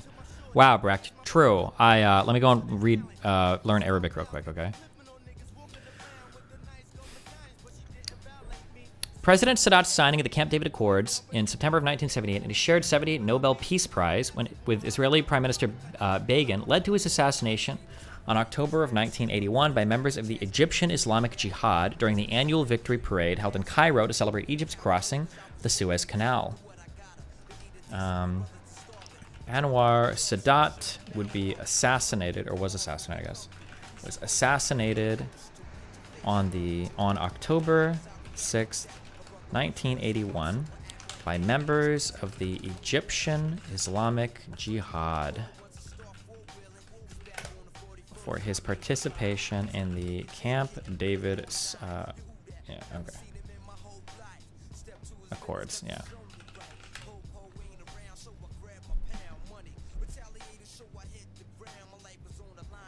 The president's personal protection was infiltrated by 4 members of this organization who were hiding in a truck passing through the military parade with other military vehicles.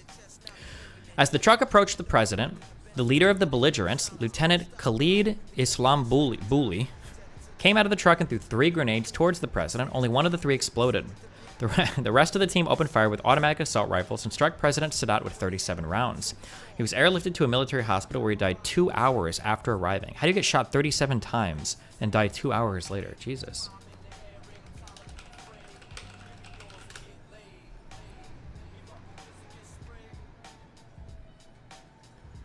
Why do you keep linking me these random YouTube videos? Anwar Sadat assassination. I'm not watching I don't need to watch full YouTube videos, okay? Wait, the video is on archive, it's not going. Oh, never mind. I will watch this, actually. I should find.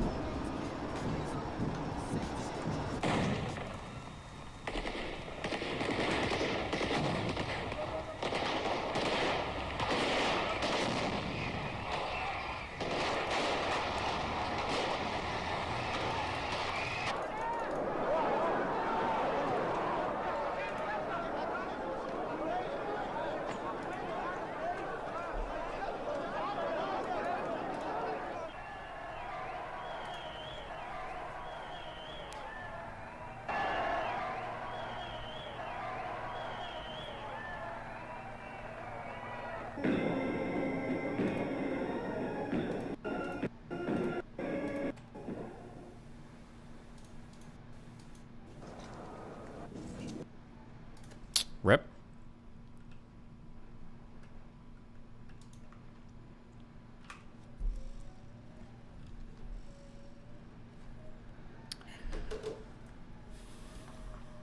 In total, 11 were killed from collateral gunfire, 28 were injured.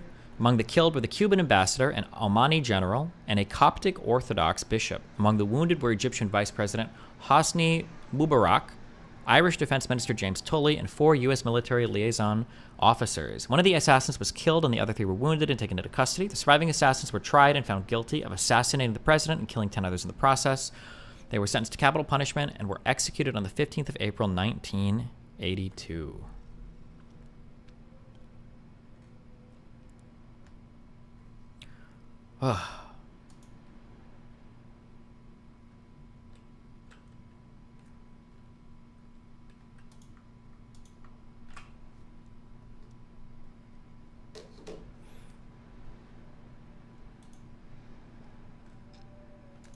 All right, what's next? Wait.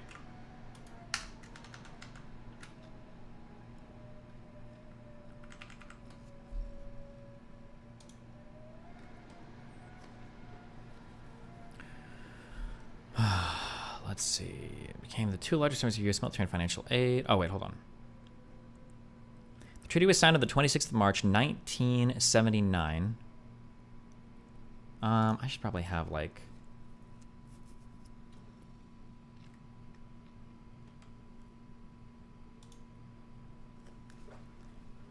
I should probably just, it's kind of part of the... March 26th, 1979.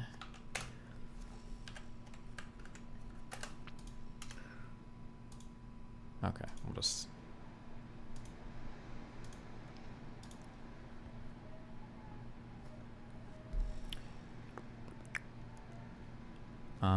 with President... Okay, so the treaty was signed on the 26th of March 1979 by Begin and Sadat, with President Carter signing as a witness.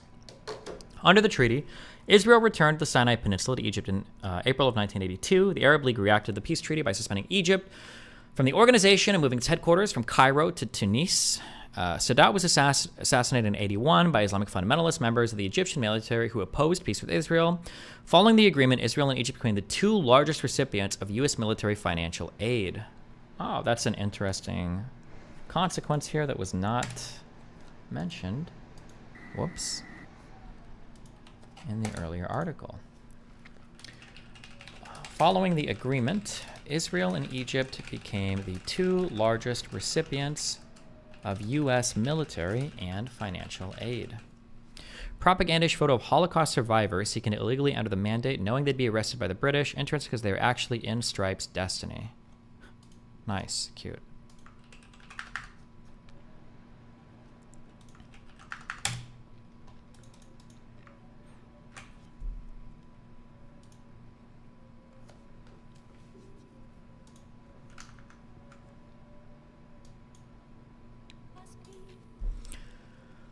In December of 1978, the Israeli Merkava battle tank entered use with the IDF.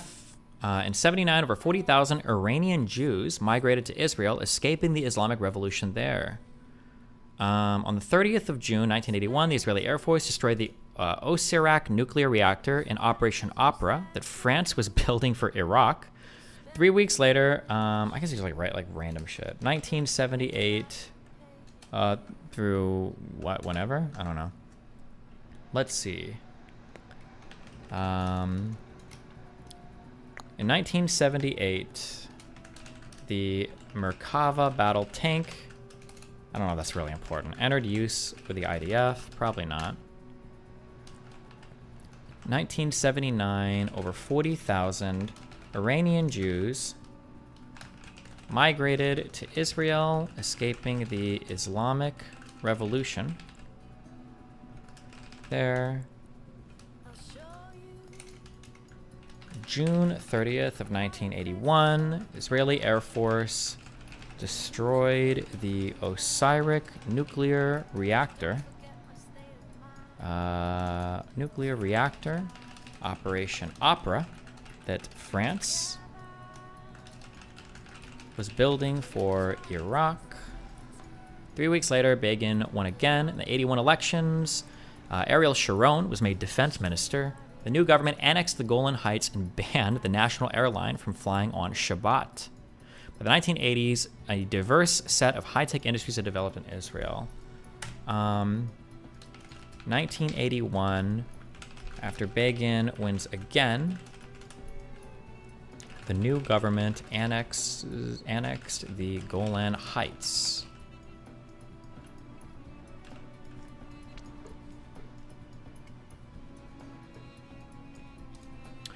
Operation Opera, also known as Operation Babylon. Why do you have multiple names for everything? Can you just like pick one thing? Was a surprise airstrike conducted by the Israeli Air Force on the 7th of June, 1981, which destroyed an unfinished Iraqi nuclear reactor located 11 miles southeast of Baghdad, Iraq. Jeez. Baghdad. Google Maps. So we're flying... I wonder what do you think is the path they're taking? You can get to Iraq without going through Jordan, right? If you go through Syria. Iraq doesn't share a border. No, because the Jordanian border is here. So I imagine, so they're either flying through Jordan to Baghdad, flying through Syria to Baghdad, or is there some more exotic route?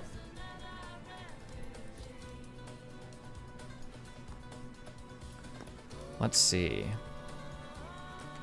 Israeli operation came to Iran's partially successful Operation Scorched Sword had caused minor damage to the same nuclear facility a year prior, with the damage having been subsequently repaired by French technicians. Damn, everybody's fucking up Iraq's... Wait. Yes. Yeah. Okay. Minor damage to the same nuclear facility year prior, with the damage having been subsequently repaired by French technicians. Operation Opera and related Israeli government statements following it established the Begin Doctrine, which explicitly stated the strike was not an anomaly, but instead a precedent for every future government in Israel. Israel's counter-proliferation preventative strike added another dimension to its existing policy of deliberate ambiguity as it related to the nuclear weapons capability of other states in the region. In 1976, Iraq purchased an Osiris-class nuclear reactor from France, while Iraq and France maintained that the reactor, named Osiris by the French, was intended for peaceful scientific research. The Israelis viewed the reactor with suspicion, believing that it was designed to produce nuclear weapons that could escalate the ongoing Arab-Israeli conflict. On the 7th of June 1981, a flight of Israeli Air Force F-16A fighter aircraft with an escort of F-15As bombed the Osiris reactor deep inside Iraq. Israel called the operation an act of self-defense, saying that the reactor had less than a month to go before it might have become critical. The airstrike reportedly killed 10 Iraqi soldiers and 1 French civilian. The attack took place about 3 weeks before the 81 Israeli legislative elections for the Knesset.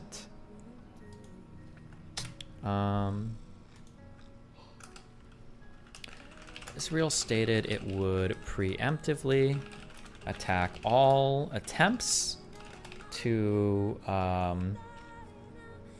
maintain or to, I guess, work towards perceived nuclear weapons.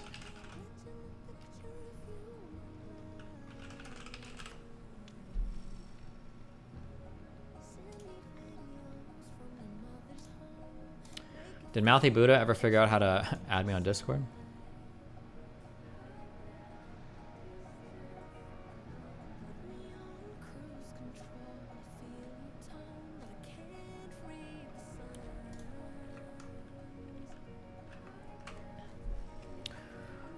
Okay. At the time of the occurrence, the attack was met with sharp international criticism, including the U.S., and Israel was rebuked by the UNSC and General Assembly in 2 separate resolutions.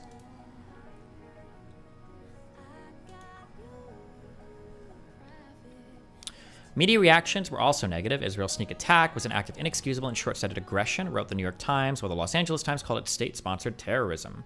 The destruction of Iraq's Osiris reactor has been cited as an example of a preventative strike in contemporary scholarship on international law. The efficacy of the attack is debated by historians who acknowledge that it brought Iraq back from the brink of nuclear capability, but drove its weapons program underground and cemented Iraqi President Saddam Hussein's future ambitions for acquiring nuclear weapons. Destiny, it's Mouthy Infidel. Wait, what's Mouthy Infidel? What?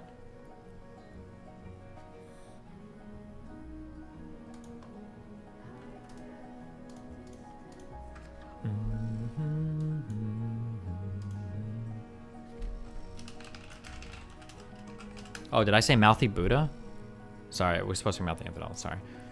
Whatever happened to that Mouthy Buddha loser? Fuck that guy. He wasn't a Nazi guy, but he was like a guy that like carried a ton of water for them, I think, basically.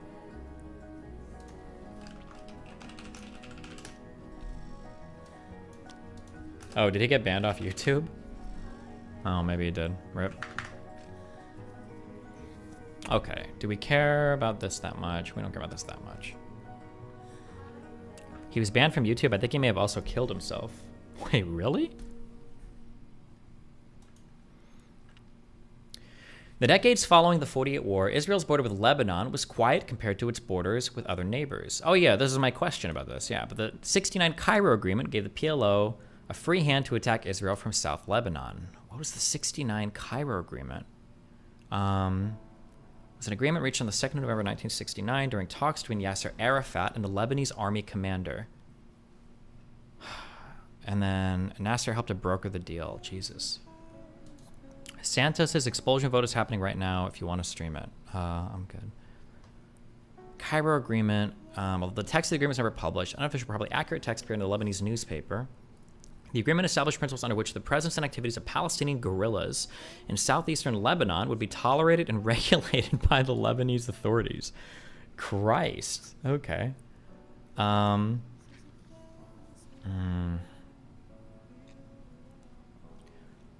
This happened during the War of Attrition.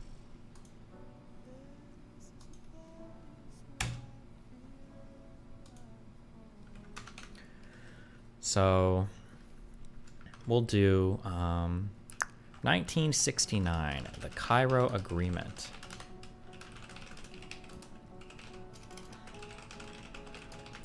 Israel from South Lebanon. The area was governed by the PLO independently of the Lebanese government. It became known as Fatah land. Fatah was the largest faction in the PLO. Palestinian irregulars constantly shelled the Israeli north, especially the town of Kiryat Shmona. Christ.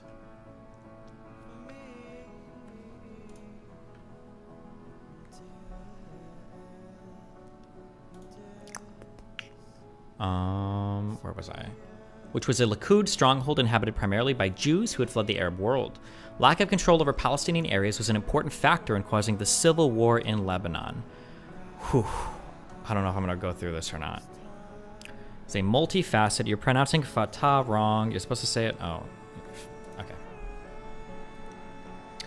The Lebanese Civil War was a multifaceted armed conflict that took place from 75 to 1990. It resulted in an estimated 120,000 deaths and an exodus of almost 1 million people from Lebanon. The diversity of the Lebanese population played a notable role in the lead up to and during the conflict. Jesus. I might just read this on my own time. I'm not like take notes on it.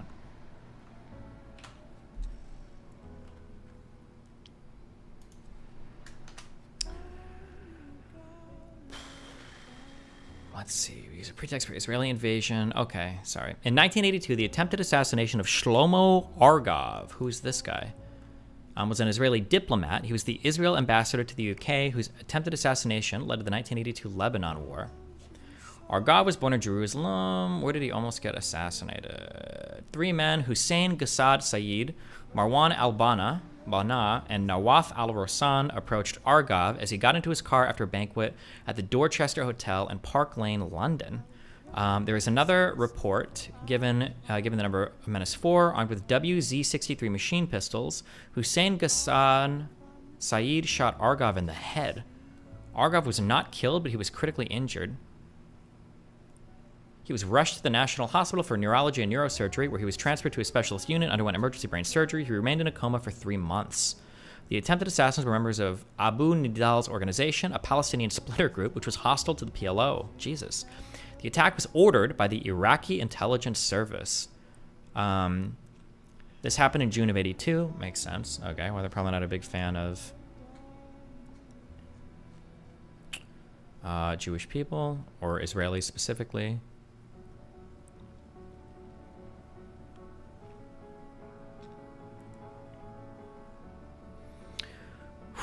Okay.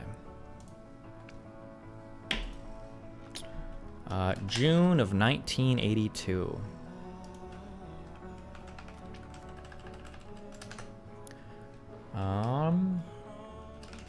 There is an attempted assassination of Shlomo Argov, ordered by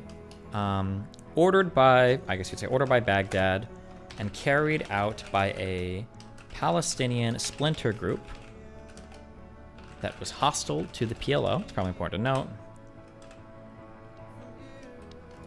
In London.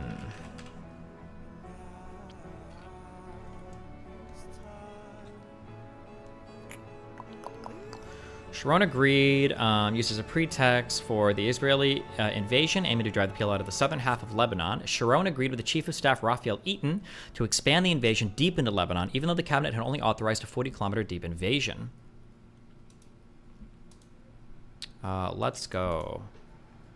Is Arab-Israeli War Games is a board war... Oh.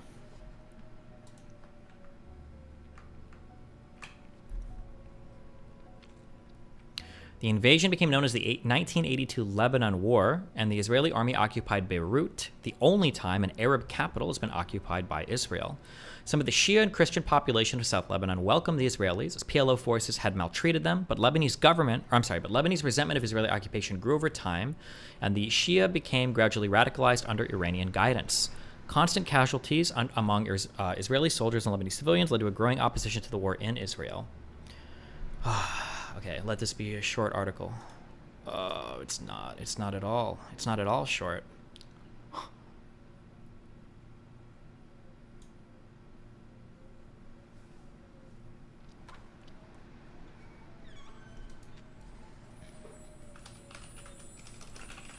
This was the pretext by which Israel invaded or began the Lebanon War.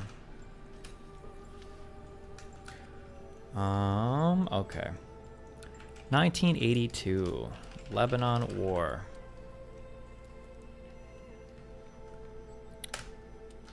Okay. I don't know if I'm gonna cover this whole conflict. Let me see if I can, like, sketch out what we have left in, like, a skeleton format.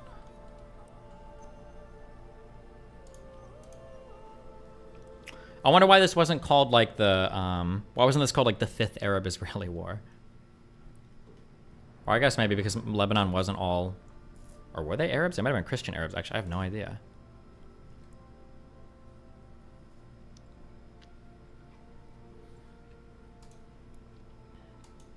How much do we have left on the History of Israel Wikipedia article? Oh, we're actually almost at the end. Holy shit.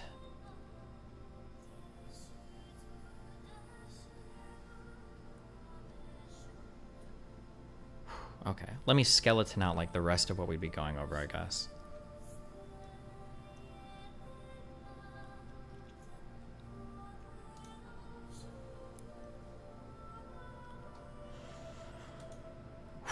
In August of 1982, the PLO forces withdrew from Lebanon, moving to Tunisia.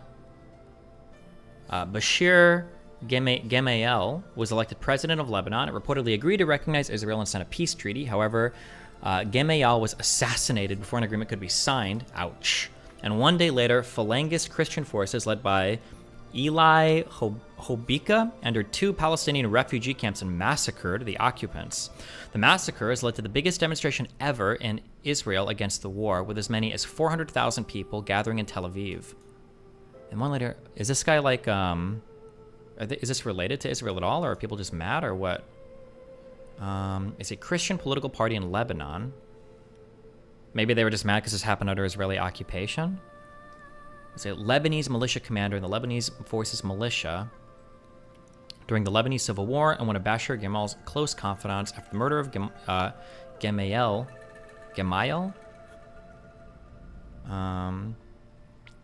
He gained notoriety for his involvement in the Sabra and Shatila massacre.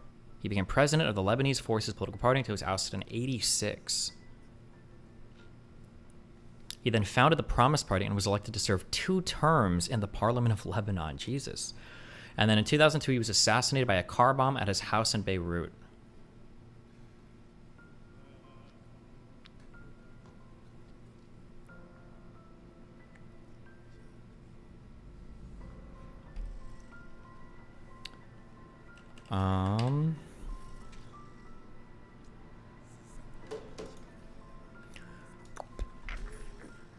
Let's see. In 1983, an Israeli public inquiry found that Israel's defense minister, Sharon, was indirectly, but not personally, responsible for the massacres. It's also recommended that he never again be allowed to hold the post. It did not forbid him from being prime minister. In 1983, the May 17th agreement was signed between Israel and Lebanon, paving the way for an Israeli withdrawal from Lebanese territory. Through a few stages, Israel continued to operate against the PLO until its eventual departure in 1985, and kept a small force stationed in southern Lebanon in support of the South Lebanon Army until May of 2000. New kidology video about BreadTube. I'm okay for now.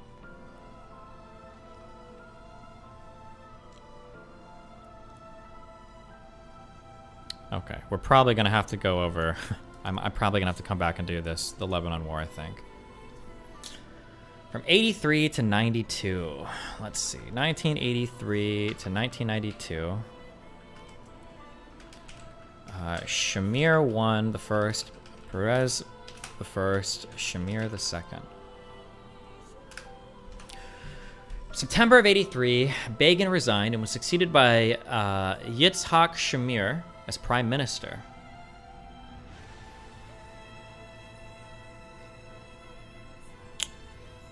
I like how I feel like almost every single Israeli prime minister is like military background and shit from the 30s and onwards. It's just funny. Or maybe it's not funny, I don't know, it's whatever. The 1984 election was inconclusive and led to a power-sharing agreement between Shimon Peres, the alignment, and Shamir of Likud. Keep in mind, this is the first Lebanon War, okay? I guess I'll write that. The first Lebanon War.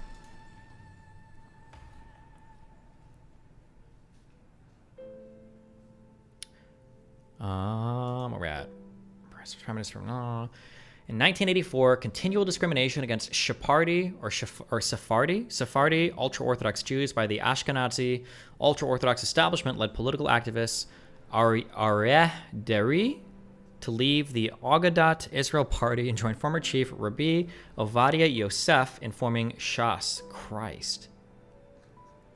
A new party aimed at the new Ashkenazi ultra-Orthodox vote. In June of 1985, Israel withdrew most of its troops from Lebanon, leaving a residual Israeli force and an Israeli-supported militia in southern Lebanon as a security zone and buffer against attacks on its northern territory. Since then, the IDF have fought for many years against the Shia organization Hezbollah, which became a growing threat to Israel. By July of 1985, Israel's inflation, buttressed by complex index linking of salaries, had reached 480% per annum and was the highest in the world. Peres introduced emergency controls of prices and cut government expenditures, successfully bringing inflation under control. The currency, known as the old Israeli shekel, was replaced and renamed the Israeli new shekel. Wow. I don't know what we have here. We've got some elections. In 1985, Israel withdraws most of its troops from Lebanon, leaving a small Israeli force and Israeli-supported militia in southern Lebanon to fight in the coming years against Shia organization Hezbollah.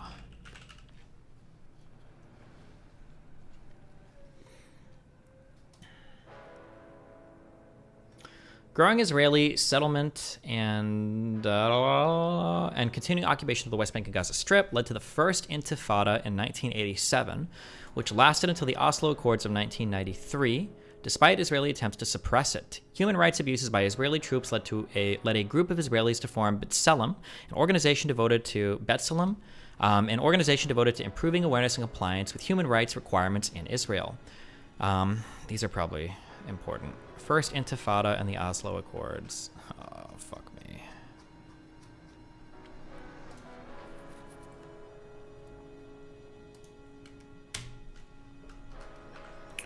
Let's see. 1987.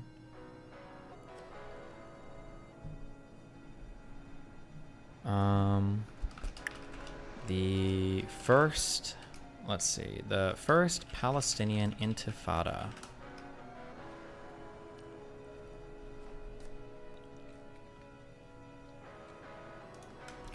December 8th, 1987 through September 13th, 1993.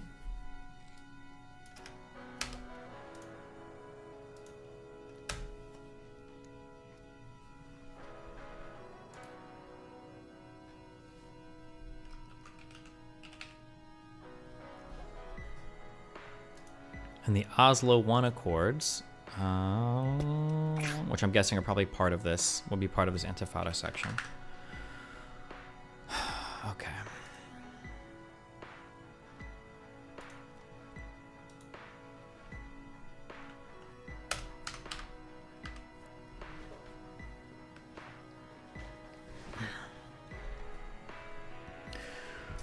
The first Palestinian Intifada, also known as the Stone Intifada, was a sustained series of protests and violent riots carried out by Palestinians in the Israeli-occupied Palestinian territories in Israel. It was motivated by collective Palestinian frustration over Israel's military occupation of the West Bank and the Gaza Strip as it approached the 20-year mark, having begun after Israel's victory in the '67 Arab-Israeli War. The uprising lasted from December of 1987 until the Madrid Conference of '91, though some date its conclusion in '93 with the signing of the Oslo Accords. The Intifada began on the 9th of December in 87 in the Jabalia refugee camp after an Israeli Defense Forces truck collided with a civilian car, killing 4 Palestinian workers, 3 of whom were from the Jabalia refugee camp. Palestinians charged that the collision was a deliberate response for the killing of an Israeli in Gaza days earlier. Israel denied that the crash, which came at a time of heightened tensions, was intentional or coordinated. The Palestinian response was characterized by protests, civil disobedience, and violence. There was graffiti, barricading, and widespread throwing of stones and Molotov cocktails at the IDF and its infrastructure within the West Bank and Gaza Strip. These contrasted with civil efforts, including general strikes, boycotts of Israeli civil administration institutions in the Gaza Strip and the West Bank, an economic boycott consisting of refusal to work in Israeli settlements on Israeli products, refusal to pay taxes, and refusal to drive Palestinian cars with Israeli licenses. Was this the camp that just got blown up yesterday?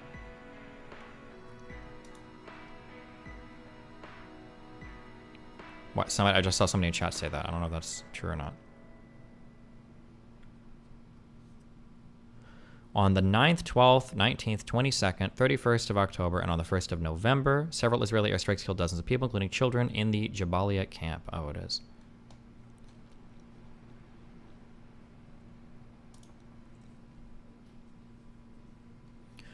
Israel deployed some 80,000 soldiers in response. Israeli countermeasures, which initially included the use of live rounds, frequently in cases of riots, were criticized as disproportionate.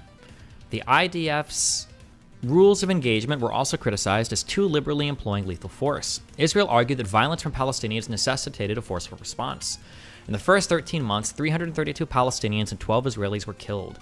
Images of soldiers beating adolescents with clubs then led to the adoption of firing semi-lethal plastic bullets. Images of soldiers beating adolescents with clubs. Jesus.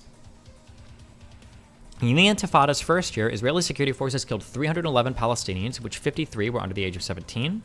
Over 6 years, the IDF killed an estimated 1,162 to 1,204 Palestinians. Among Israelis, 100 civilians and 60 IDF personnel were killed, often by militants outside the control of the Intifada's UNLU. Unified National Leadership of the Uprising. It's a coalition of the local Palestinian leadership. Gotcha.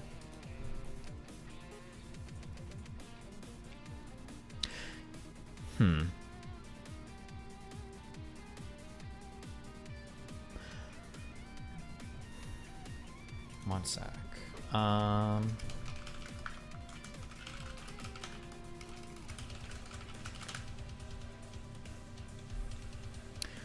And more than 1,400 Israeli civilians and 1,700 soldiers were injured.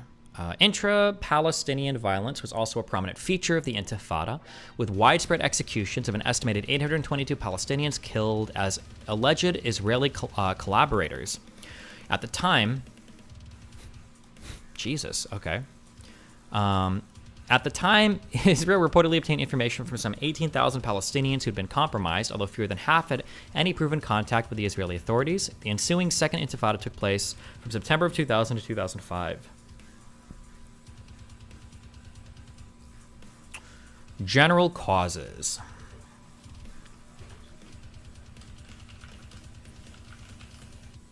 Yeah, I was saying that's kind of a weird that Palestinians killed over like almost 3 times as many Palestinians as IDF killed Palestinians. But yeah, whatever. Interesting. A lot of friendly fire there, I guess.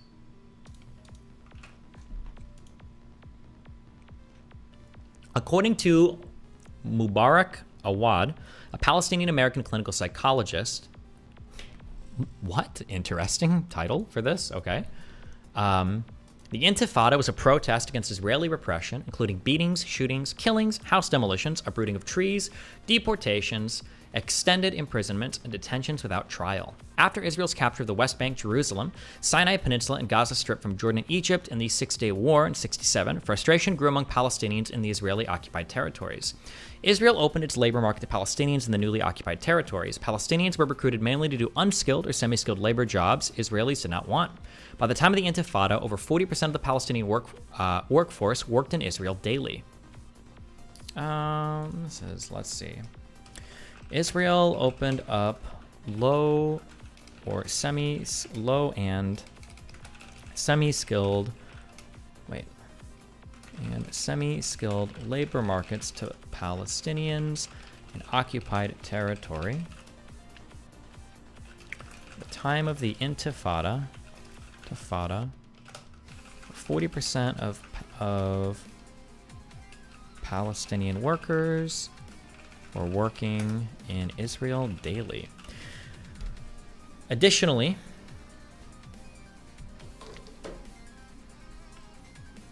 Israeli expropriation of Palestinian land, high birth rates in the West Bank and Gaza Strip, and the limited allocation of land for new building and agriculture created conditions marked by growing population density and rising unemployment, even for those with university degrees.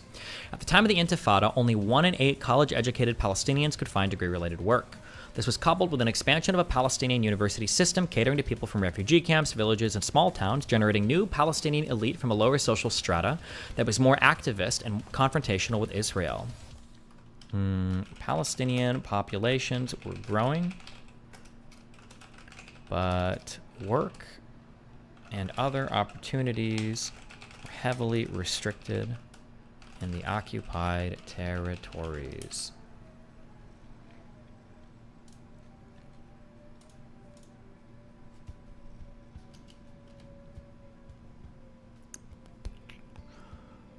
The Israeli Labor Party's Yitzhak Rabin, then defense minister, added deportations in August 1985 to Israel's iron fist policy of cracking down on Palestinian nationalism.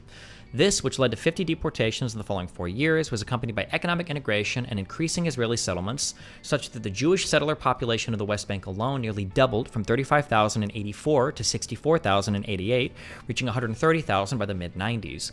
Referring to the developments, Israeli Minister of Economics and Finance Gad Yacobi stated that a creeping process of de facto annexation contributed to a growing militancy in Palestinian society.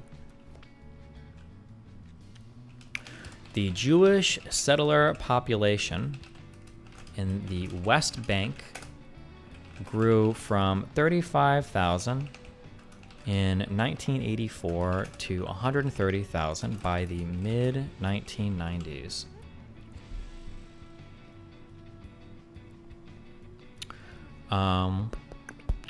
During the 1980s, a number of mainstream Israeli politicians referred to policies of transferring the Palestinian population out of the territories, leading to Palestinian fears that Israel planned to evict them. Public statements calling for transfer of the Palestinian population were made by Deputy Defense Minister Michael Dekel, Cabinet Minister Mordecai Zipori, and Government Minister Yosef Shapira, among others.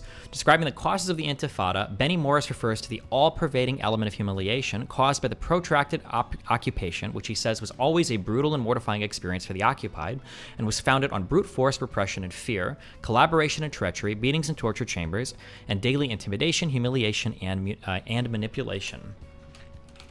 The occupied Palestinians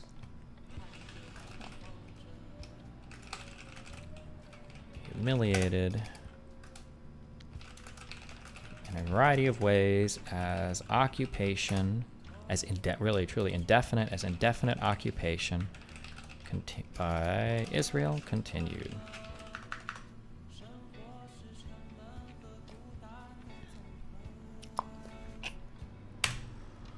When you're taking notes, what type of things are you specifically looking to note down? I don't know, there's like key things that I would want to remember from reading this, I guess. I'm not sure. Things that are like building on future events, I guess. Let's see.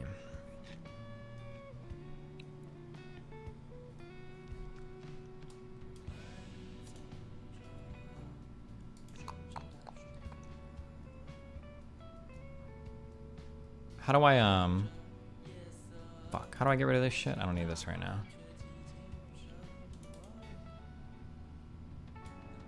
Oh, boom, got it. Okay. No, wait, I don't think that did get it. Did it? Or did it just make it smaller? No, I think I got it, okay. I can't read on screen due to chat. Do you really need to read what's on screen? Or I guess I can just put my notes over here then. Fine, fuck it. Okay.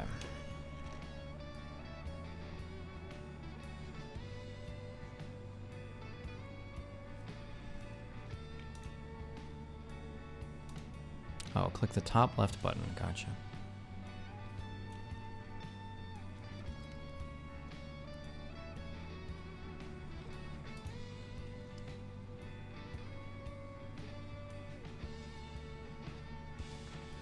Okay. Hey, that's the opportunity for Ben. I was curious if you started on the mandate of Palestine or the creation of Syria, Palestina. I started in the beginning. God created the heavens and the earth. Okay. Let's see. Background.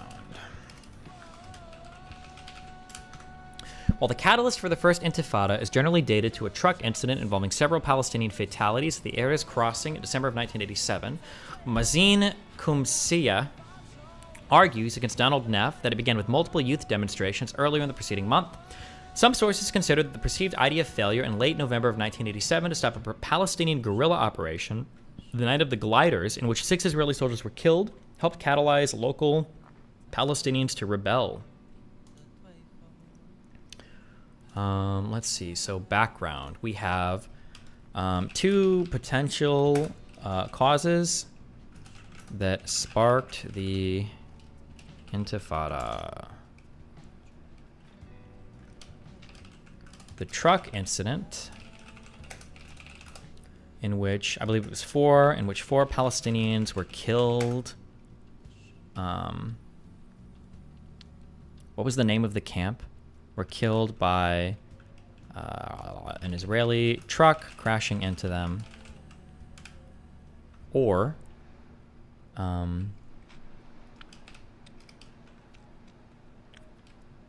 the IDF failure in late November of 1987 to stop a Palestinian guerrilla operation, the Night of the Gliders, in which 6 Israeli soldiers were killed.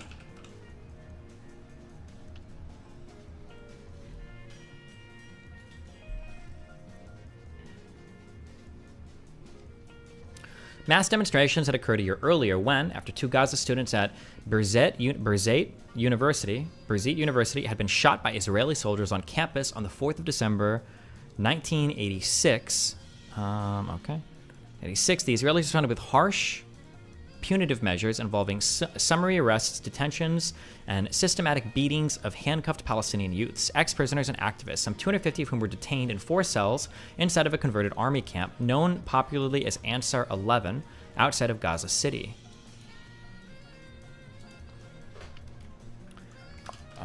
Mass demonstrations occurred a year earlier after 2 Gaza students were shot by Israeli soldiers on campus on December 4th, 1986. Why were they shot? I'm guessing shot means they weren't killed, right?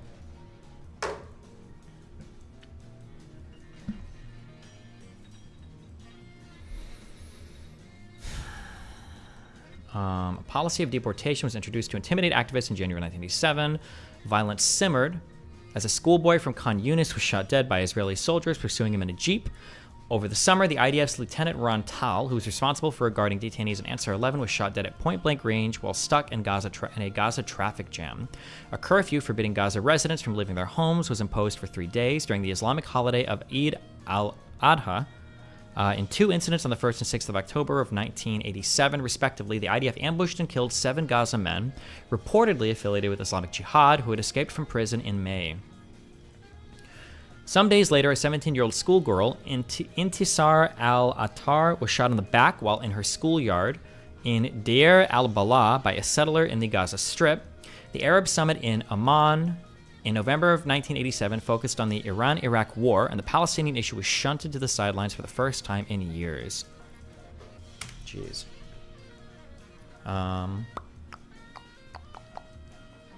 We have... Jesus.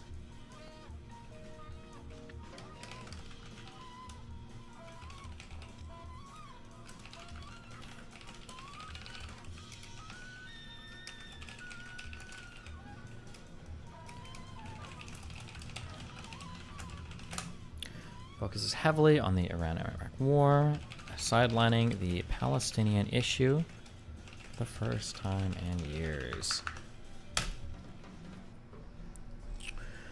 Let's see. Leadership and aims. The Intifada was not initiated by any single individual organization. Local leadership came from groups and organizations affiliated with the PLO that operated within the occupied territories. Fatah, the Popular Front, the Democratic Front, and the Palestinian Communist Party. PLO's rivals in this activity were the Islamic organizations Hamas and Islamic Jihad, as well as local leadership in cities such as Belt Saur and Bethlehem.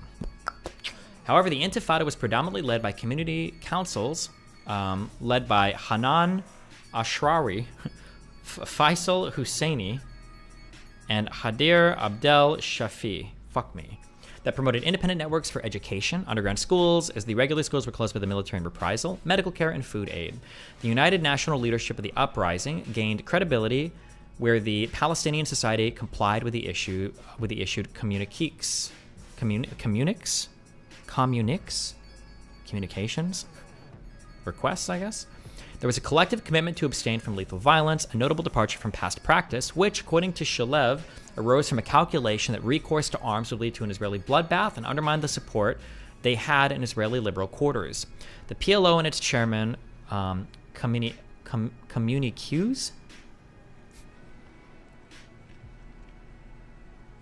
The PLO and its chairman, Yasser Arafat, had also decided on an unarmed strategy in the expectation that negotiations at the time would lead to an agreement with Israel. Let's see. Let's see. The Intifada was mainly led by independent community councils and let's see. Advocated for a non-violent approach so that the Palestinians would not lose support from liberal Israelis. Communique?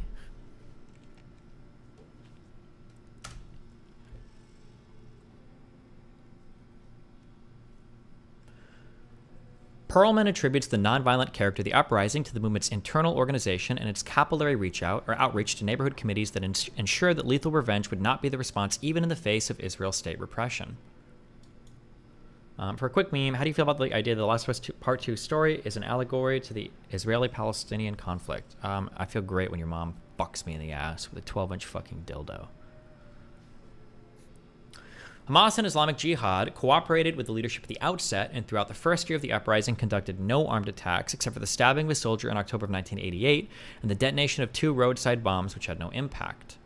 Leaflets publicizing Intifada aims demanded the complete withdrawal of Israel from the territories it had occupied in 1967, the lifting of curfews and checkpoints. It appealed to Palestinians to join in civic resistance while asking them not to employ arms, since military resistance would only invite devastating retaliation from Israel. It also called for the establishment of the Palestinian state on the West Bank and the Gaza Strip, abandoning the standard rhetorical calls still current at the time for the liberation of all of Palestine. Oh, do you think is this the for the first time? Palestinians are calling for the establishment of a Palestinian state on the West Bank and the Gaza Strip. I think notably departing from the standard rhetorical calls for the liberation of all of Palestine.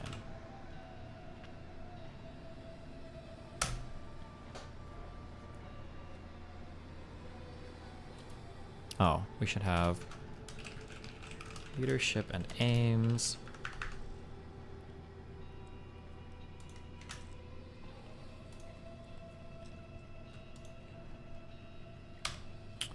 Let's see.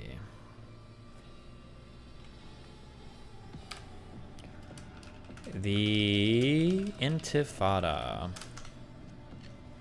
Israel's drive into the occupied territories had occasioned spontaneous acts of resistance, but the administration, pursuing an iron fist policy of deportations, demolition of homes, collective punishments, curfews, and the suppression of political institutions, was confident that Palestinian resistance was exhausted.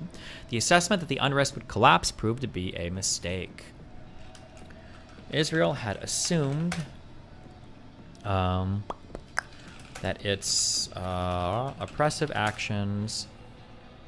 Bro, the new viewers you have just expect wiki streams, chill with the sexual comments. They're listening with their family. Oh, true. Listen, we all love each other here, okay?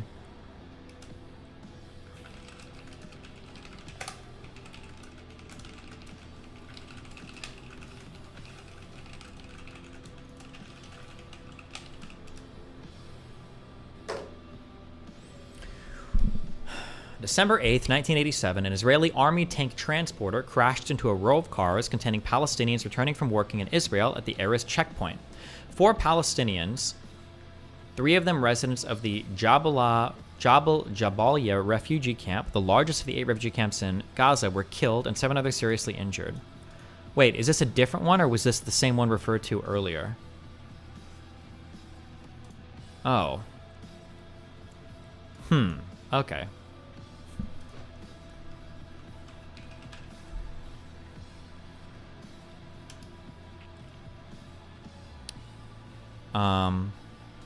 The idea of saying that it was just a truck that crashed into 4 Palestinians and killed 3, I assume that we're talking like a Chevy Silverado or something. I thought it was like a guy driving a truck, okay? But this wasn't just a truck. This was an army tank transporter truck. I think that's an important distinction. I think it makes the situation look a lot different. I think that's an important distinction there.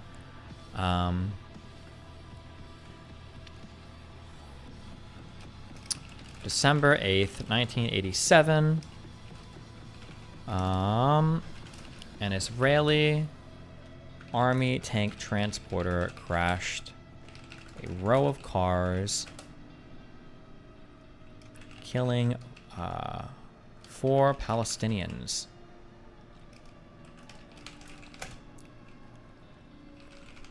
Of the Jabalia refugee camp, the largest of the 8 refugee camps in the Gaza Strip.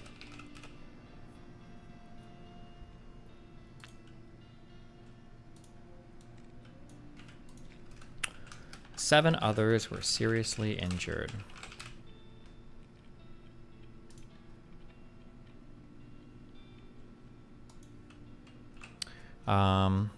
Look up Israeli army tank transporter on Google Images. It's like a huge cargo truck. Sure, but I'm just saying that, like, I can understand the character of watching this truck crash happen. I thought it was just like a dude in like a pickup truck, and he crashed because there's some dumb Israeli, either soldier or civilian, crashed and killed some people. But the character of this is going to feel different, right? It's like military oriented. I think it's going to leave a different impression on the people.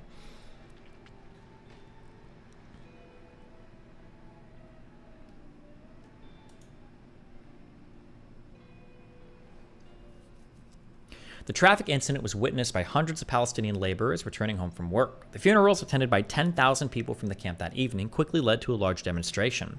Rumors swept the camp that the incident was an act of intentional retaliation for the stabbing to death of an Israeli businessman killed while shopping in Gaza 2 days earlier. Following the throwing of a petrol bomb at a passing patrol car in the Gaza Strip on the following day, Israeli forces, firing with live ammunition and tear gas canisters into angry crowds, shot 1 Palestinian dead and wounded 16 others. Assumptions about the crash led to demonstrations which caused back and forth violence between Israelis and Palestinians.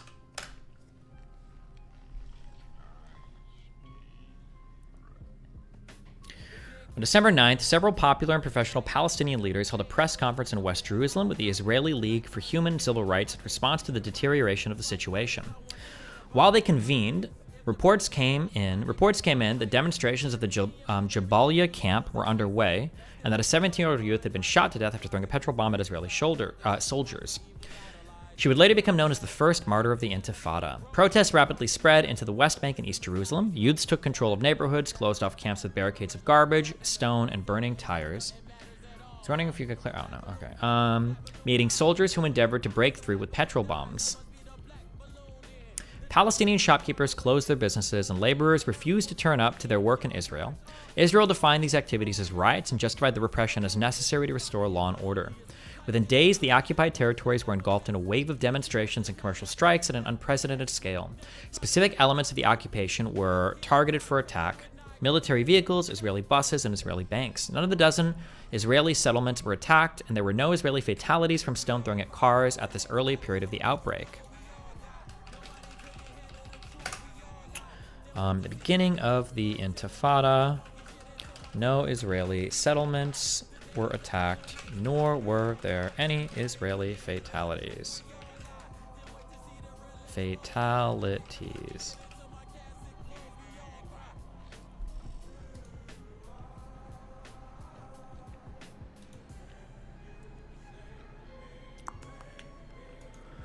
Equally unprecedented, equally unprecedented was the extent of mass participation of these disturbances. Tens of thousands of civilians, including women and children.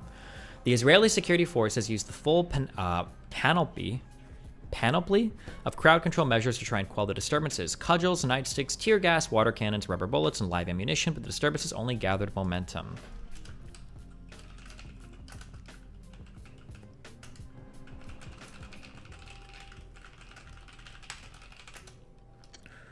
Disturbances continued to gain momentum.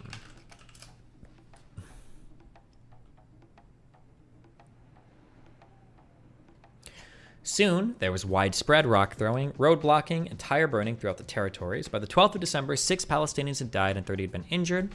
The next day, rioters threw a gasoline bomb at the U.S. consulate in East Jerusalem, though no one was hurt. The Israeli police and military response also led to a number of injuries and deaths. The IDF killed many Palestinians at the beginning of the Intifada, the majority killed during demonstrations and riots. Since initially a high proportion of those killed were civilians and youths, Yitzhak Rabin adopted a fallback policy of might, power, and beatings. Israel used mass arrests of Palestinians, engaged in collective punishments like closing down West Bank universities for most years of the Intifada, and West Bank schools for a total of 12 months. Hebron University was closed by the army from January of 1988 to June of 1991.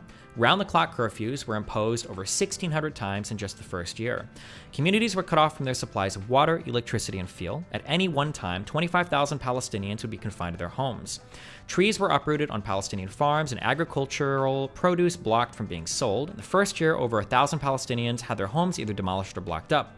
Settlers also engaged in private attacks on Palestinians. Palestinians' refusals to pay taxes were met with confiscation of property and licenses, new car taxes, and heavy fines for any family whose members had been identified as stone throwers. Jeez.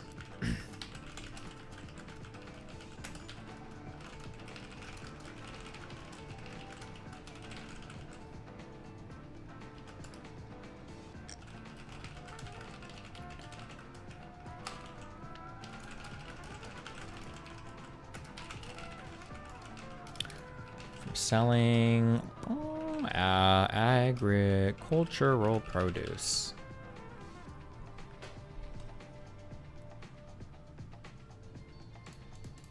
Our Destiny mass shooter. Isaiah Benjamin is a clown. I think he should be revoked from his ability to shoot members in the sub. He has constantly abused his shooting powers, targeting not only people with even slight pro-Palestinian bias, but also people who he disagrees with. Do we have a mass shooter in the sub? Red flag law is now in effect for Isaiah Benjamin. Oh, damn. He lost his gun. He lost his bullets. Rip. Good job, guys.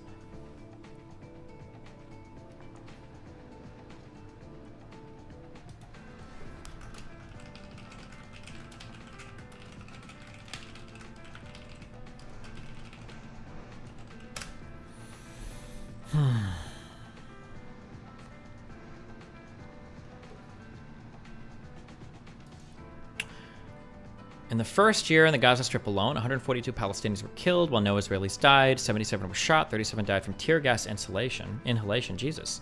17 died from beatings at the hands of Israeli police or soldiers. During the whole 6-year Intifada, the Israeli army killed from 1,162 to 1,204 Palestinians, 241 out of 332 being children. Between 57,000 and 120,000 were arrested. 481 were deported, while 2,532 of their houses razed to the ground. Between December of 1987 and June of 1991, 120,000 were injured, 15,000 arrested, and 1,882 homes demolished. One journalistic calculation reports the Gaza Strip alone from 88 to 93, some 60,706 Palestinians suffered injuries from shootings, beatings, or tear gas. In the first 5 weeks alone, 35 Palestinians were killed and some 1,200 wounded. Some regarded the Israeli response as encouraging more Palestinians into participating. Bet Salem, I don't know how to pronounce this, calculated 179 Israelis killed, while official Israeli statistics placed the total at 200 over the same period.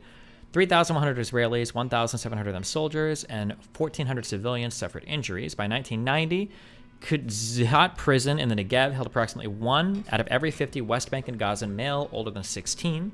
Gerald Kaufman remarked, friends of Israel, as well as foes, have been shocked and saddened by the country's response to the disturbances. In an article in the London Review of Books, John Mearsheimer and Stephen Walt asserted that IDF soldiers were given truncheons and encouraged to break the bones of Palestinian protesters. The Swedish branch of Save the Children estimated that 23,600 to 29,900 children required medical treatment for their beating injuries in the first 2 years of the Intifada, 1/3 of whom were children under the age of 10 years. Israel adopted a policy of arresting key representatives of Palestinian institutions. Let's real quick get some casualties listed.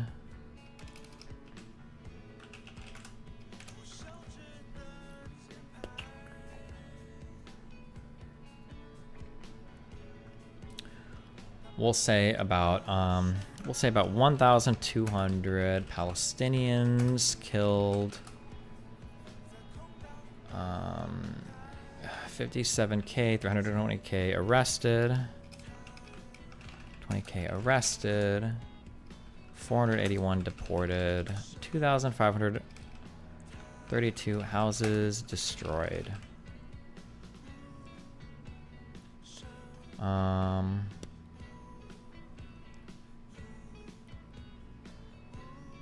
don't know why we have a separate... Okay. Wait, I'm confused. During the whole 6-year Intifada, between 57,000 and 120,000 were arrested. Between 87 and 91, 15,000... Oh, this is just a more specific time period. Okay.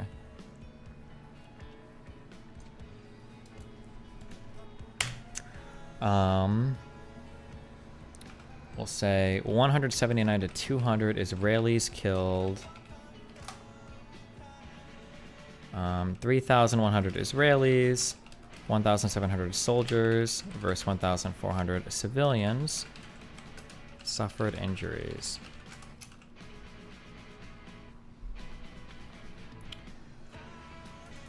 Okay.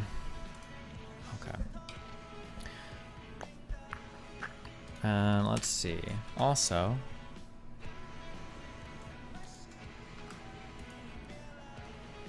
oh, Bet Zalem. How do we pronounce this? Hold on, let's.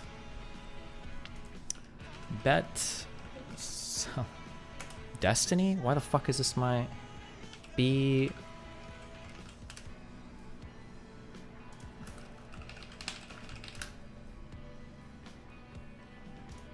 However, what happened here is not just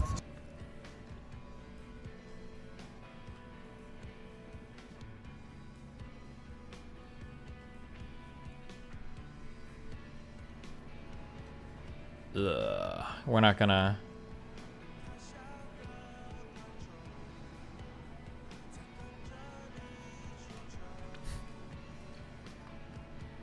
It's Bet Salem? Is that right? Okay. Why do so many debate perverts come out of your community?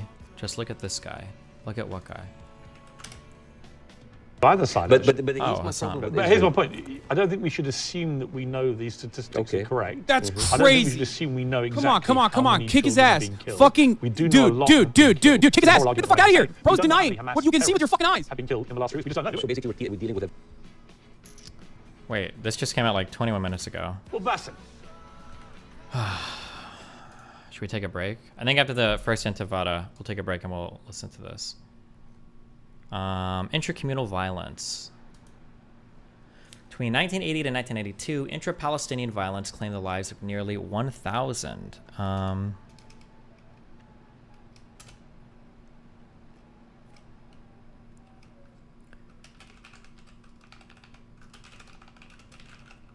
Intra-Palestinian violence claimed the lives of nearly 1,000.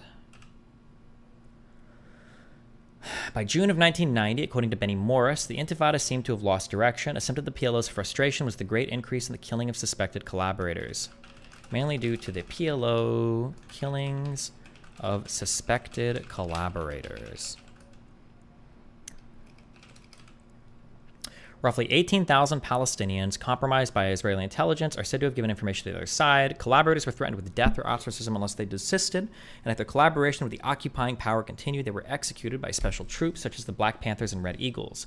An estimated 771, according to the AP, to 942, according to the IDF, Palestinians were executed on suspicion of collaboration during the span of the Intifada.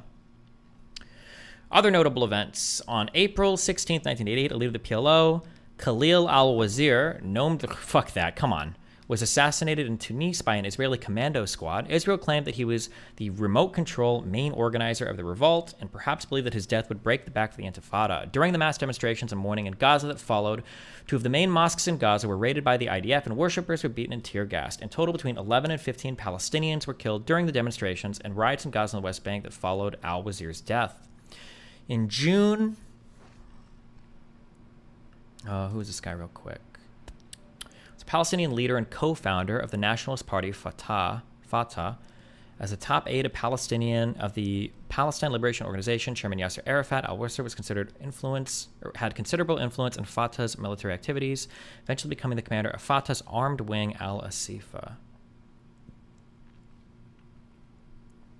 Okay. The Arab League agreed to support Intifada financially in the 1988 Arab League summit. The Arab League reaffirmed its financial support in the 1989 summit. Israeli Defense Minister Yitzhak Rabin's response was, "We will teach them the price for refusing the laws of Israel." When time in prison did not stop the activists, Israel crushed the boycott by imposing heavy fines and seizing and disposing of equipment, furnishings, and goods from local stores, factories, and homes. On October 8th of 1990, 22 Palestinians were killed by Israeli police during the 1990 Temple Mount killings at Al-Aqsa. This led the Palestinians to adopt more lethal tactics, with 3 Israeli civilians and 1 IDF soldier stabbed at Jerusalem.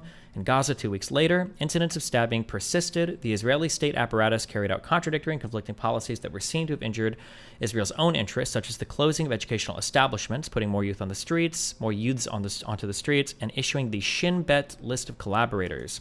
Suicide bombings by Palestinian militants started on the 16th of April 1993 with the Mehola Junction bombing, carried at the end of the Intifada. Is this important? Was the first suicide car bomb attack carried out by Palestinian... Rigged a Volkswagen transport using 3 large propane tanks and explosives collected from grenades and other ordnance. The car exploded between 2 buses, 1 civilian, 1 military. The blast killed Al-Nubsa. 1 civilian died. Okay.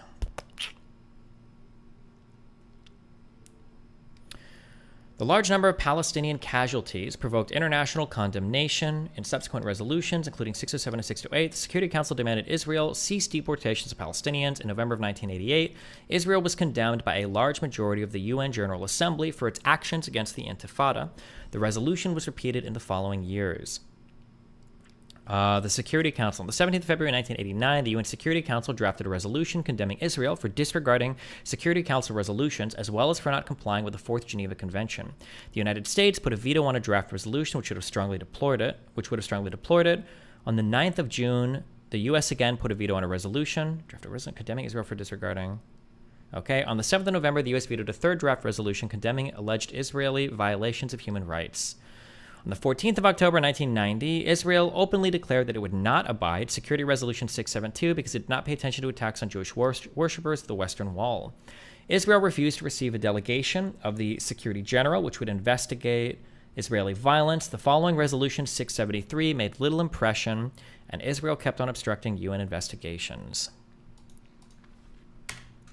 What would we call this? Foreign reaction?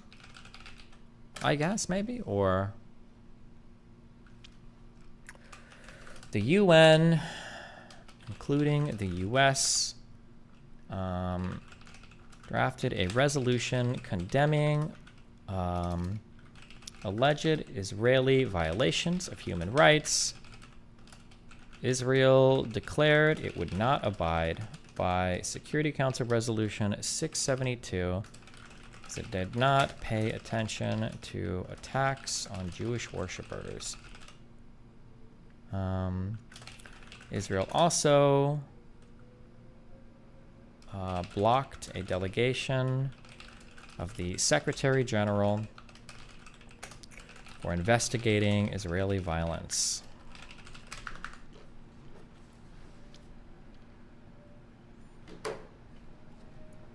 Outcomes. The Intifada was recognized as an occasion where the Palestinians acted cohesively and independently of their leadership or assistance of neighboring Arab states. Destiny, I'm confused how the introduction talks about principles of nonviolence being used, while later on it says petrol bombs were used, stones thrown, etc. Are these considered nonviolent? Okay. The beginning, I imagine at the outset the goal was to be nonviolent, and then as it carried on, it probably became more violent, maybe, is my guess in response to things. Also, my guess is going to be that now that we've hit the first intifada, and as we get further into these, the language of this and the examination of bad things done to Palestinians is probably going to grow quite a bit, I think.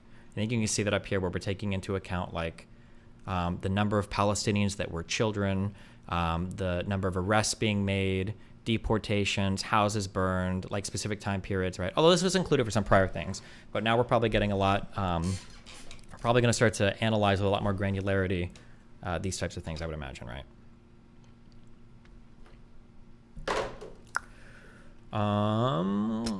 The Intifada broke the image of Jerusalem as a united Israeli city. There was unprecedented international coverage, and the Israeli response was criticized in media outlets and international fora.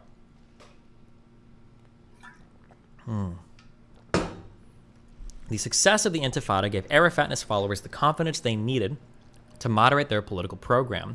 At the meeting of the Palestine National Council in Algiers in mid-November 1988, Arafat won a majority for the historic decision to recognize Israel's legitimacy, to accept all the relevant UN resolutions going back to November 29th of 1947, and to adopt the principle of a two-state solution.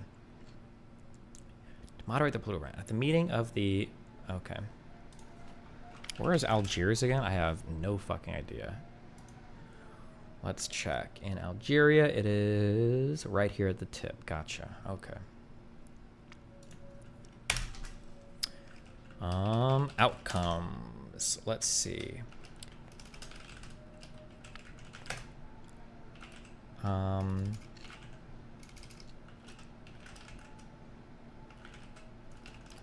Jerusalem as a united city, and the increase in international coverage was heavily critical of Israel.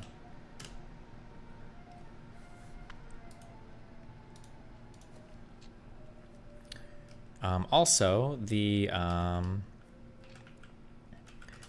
Arafat and his followers moderated their political program. I guess that's like their ideology, their goals, their political goals. The meeting of the Palestine National Council in Algiers, November of 1988. Arafat won a majority for the historic decision to recognize Israel's legitimacy, to accept all relevant UN resolutions going back to November 29th, 1947, to adopt the principle of a two-state solution. This is a really big deal, I imagine. Well, actually, I don't know how big the PLO is as a size of like all the Palestinians, I guess, but.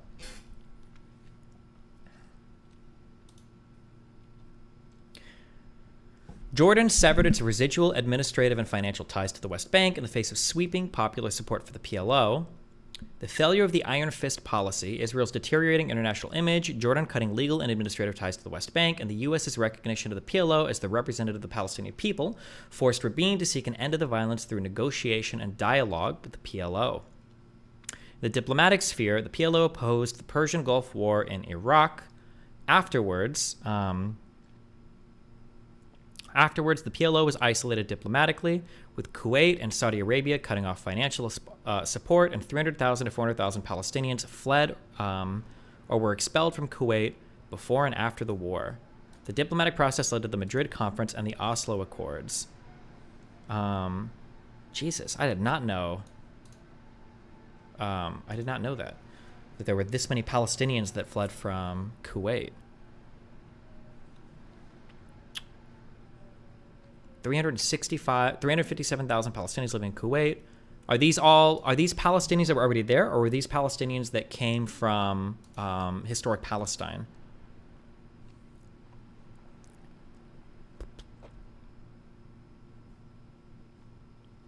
The policy which led to this exodus was a response to the alignment of the PLO in favor of the Iraqi invasion, as well as the PLO leader Yasser Arafat's support for Iraqi President Saddam Hussein.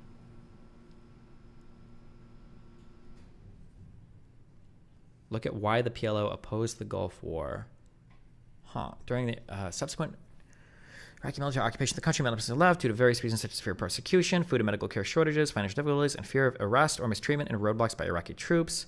After Operation Desert Storm, which saw Iraqi forces defeated and pushed out of Kuwait by the United States-led coalition, another 287,000 Palestinians were forced to leave in March of 1991 by the government in fear of abuse by Kuwaiti security forces.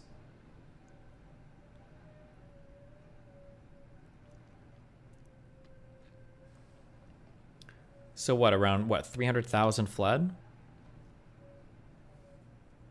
By 2004, the political situation between the Palestinian leadership in Kuwait improved with the issuance of an official apology by Mahmoud Abbas for the PLO's support of the Iraqi occupation. In 2012, the official Palestinian embassy in Kuwait was reopened, and some 80,000 Palestinians were living in the state. Before the Gulf War, the Palestinian population of Kuwait was 357,000, comprising 18% of Kuwait's total population. These Palestinians had come to Kuwait in 3 different phases. 48, 67, and 73. The first Arab-Israeli War, the War of Independence, the Six-Day War here, and then the Yom Kippur War here. Okay.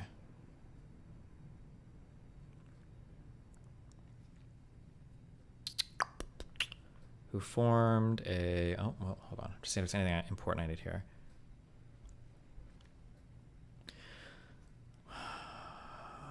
Kuwait's campaign against the Palestinians in response to the alignment of Palestinian leader Yasser Arafat. The PLO with Saddam Hussein, who had earlier invaded Kuwait. Why did Arafat align with Saddam Hussein? Maybe because he felt abandoned by Sadat, by Egypt, and he was looking for... And Iraq was like the next strongest country, I think, basically, for Arab leadership. Jesus. What the fuck was that?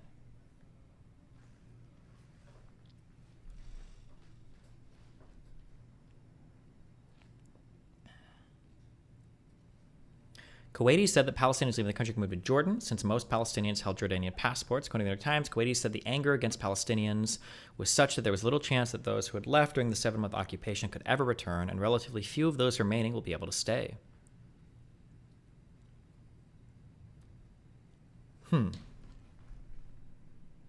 Okay.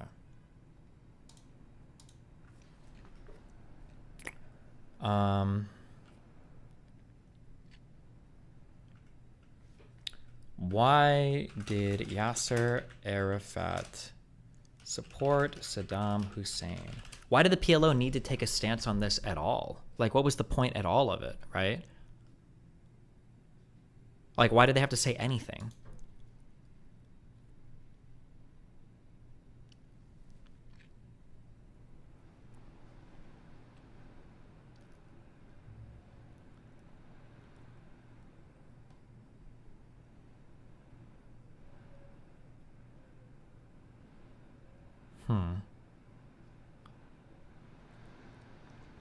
He banked everything on dialogue with the United States and U.S. pressure on Israel, but has now abandoned hope of making that work. Arafat took a chance on the United States beginning in December of 1988 when he renounced terrorism and recognized Israel's right to exist.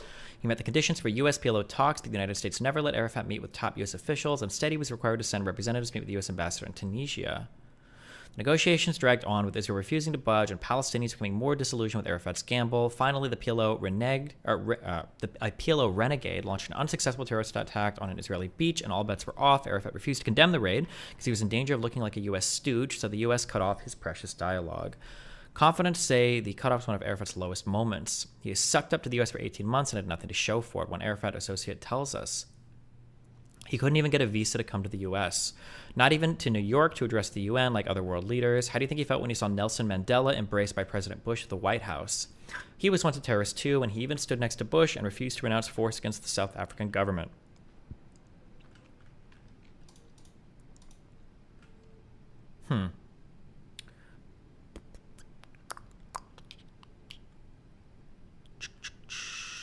Gotcha. So he was just looking, I guess, for any type of thing. Gotcha. Okay.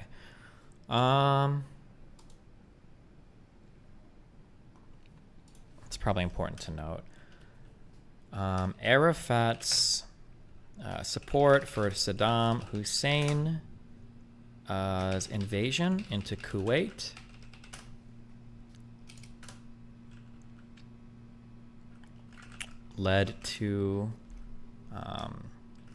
essentially led to a mass exodus of 300,000 plus Palestinians fleeing Kuwait, mostly to return to Jordan, I guess. I guess, yeah.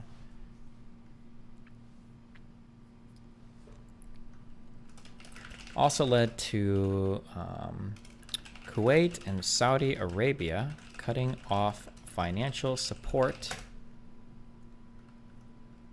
to the PLO. Jeez, okay. All right. Okay.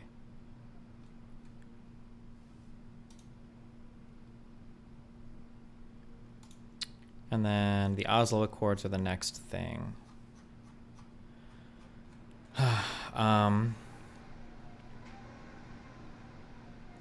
All right, let's watch some of this, I guess.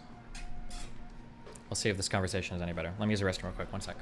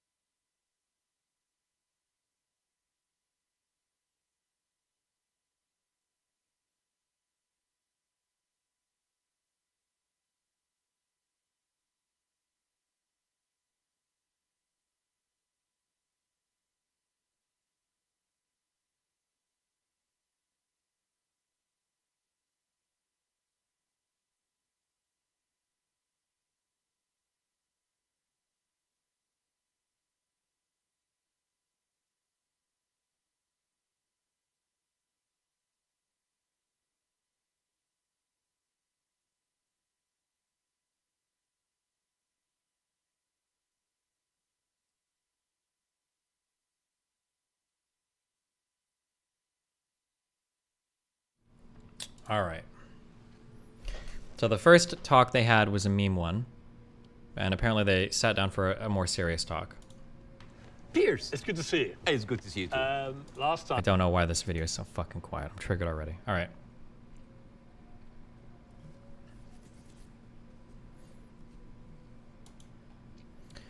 Destiny, could you clarify your desire for the U.S. to act as a mediator in creating a two-state solution? I think you mean that the U.S. should be an advocate for Israel while Arab nations act as an advocate for Palestinians. Is this true, or do you mean that the U.S. should act as a neutral third party? People think you want the U.S. to be neutral. I think I would want the U.S. to be neutral. I think that the United States wants peace in the Middle East right now.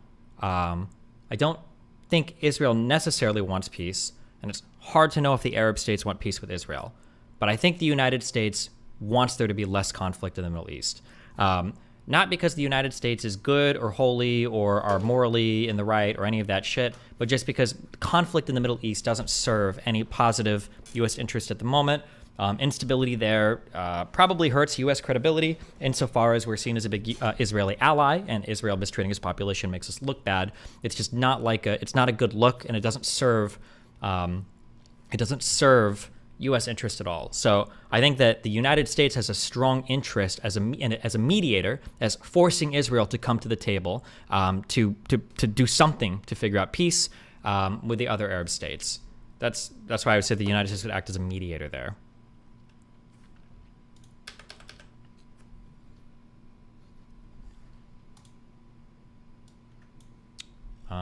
Okay. Well, Bassem. Piers. It's good to see you. Hey, it's good to see you too. Last time, obviously, we did it remotely. Yes. You were here. I was in London, and you complained that it was an unfair situation. You couldn't see me. Your earpiece kept falling out. Yes. So I thought, okay, fair enough. I hear you. I got on a plane. I flew 6,500 miles. And not only that, we're doing it in somewhere that is very familiar to you. It's the Comedy Store in Los Angeles, where you performed many times as a stand-up. So I've done my bit. You did. But actually, this is not the first time we meet in person. No. We did originally in London last year. And I know that many people are watching this for the first time. I would know this, but I would really love to tell the story of that moment, because I was having a tour in the UK and Europe, and I was doing my English stand-up.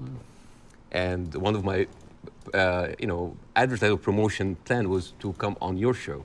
So my agent called me, it's like, Bassem, you're going to be on Piers Morgan. I said, damn. It's like, what's wrong? It's like, well, Piers Morgan blocked me on Twitter. I did. And he said, what did you do? I said, well, during January 6th, the insurrection, you tweeted something about it. And I was so angry at what's happening. And I remember you having you and Donald Trump in a picture. And I said the guy who had Donald Trump with him, whatever. and then I used very harsh words. And of course, you blocked me. So and then I said, does he know? I don't know. Does he know? I don't know. Does he know? I don't know. So I walked. Someone in YouTube chat says, I think the history of U.S. in the Middle East means that they wouldn't be accepted by the other Arab nations. I think the U.S. probably has more bad recent history. Really, we're talking about Iraq and Afghanistan. But when you mention the EU or whatever, I feel like farther back, I feel like Britain has worse history, and France and other countries, but who knows? I mean, somebody has to do it, right? I don't think there's a European country that's going to go and do peace in the Middle East right now. I don't know if any of them have the any capability of doing it. Walked into the studio, and the moment I was being seated and they're preparing before we go on air, and you said, "Oh, hi, Bassem. It seems that you have more followers than me, but it seems that I blocked you. Why?" And I told you, and then we said the story on air. And it was funny because I made the joke, I was like, you have always been standing against cancel culture, and you just canceled me on Twitter. But we agreed that this is not canceling because this is your own space and you're free, but now you're unblocked me, and we are... The only viable negotiator for peace would be Turkey, and I don't think they would want to do it. I don't know why Turkey would be... I feel like Turkey... I feel like I don't know if it serves Turkey's interest for peace in the Middle East at all. Isn't Turkey relatively aggressive towards their neighbors? I know they are at the very least against Syria. I know they fucking hate all the Kurdish people on their borders. Turkey is literally pro-Hamas. Okay, I don't know what Turkey's direct relationship is with Hamas, but Turkey is anti-Israel too. Okay, I don't know what I haven't read anything about Turkish-Israeli relations, so.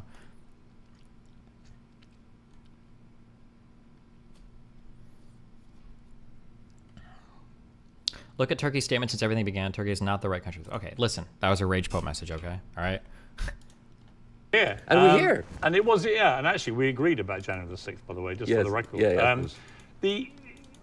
was, don't know about you, maybe you weren't surprised. I was completely staggered by the response globally. Will you watch a clip of senior Hamas terrorists saying that Israel needs to be annihilated? No, I don't want to watch clips of people talking. I'm not that interested in like 1-minute clips of people talking. I've never been interested in that. I will never be interested in that. Okay. To our interview several weeks ago, were you taken aback by the scale of it? Yes, of course, but I understand why. Destiny, respectfully, I don't see how anyone would see the U.S. as neutral. I recognize that we are best suited to act as a mediator given our ability to bring Israel to the table, but at best, I think we could be seen as kind of a big brother, making Israel so what's good for themselves. Sorry, when I say the United States would be an effective mediator, I mean between like leaders of the countries and intelligent people, not by retarded 22-year-old white dipshits, okay, who have strong opinions about foreign policy in the world. The United States is a good mediator because if we show up, one, I'm pretty sure we're like one of the only countries that can get Israel to absolutely fucking listen to us, right? Maybe that even means rallying support from Jordan and Egypt or whatever. And two, other countries will listen to us. We're a fucking world power. We have a lot of influence over a lot of different countries and have the ability to make a lot of different things happen, right? We arguably did. Arguably we did that even to the chagrin of the United Nations between Egypt and Israel, right? So I think the United States would, if they wanted to be, the United States could be a powerful mediator there. But as I've said before, a million times, and my opinion still hasn't changed on this, I don't think there is the political will right now in the United States for heavy involvement in Middle Eastern affairs. I just don't see that happening right now. But I could be wrong. Who knows? Maybe there's secret talks happening right now. Maybe Biden is about to emerge with an Israel-Palestine peace agreement, you know?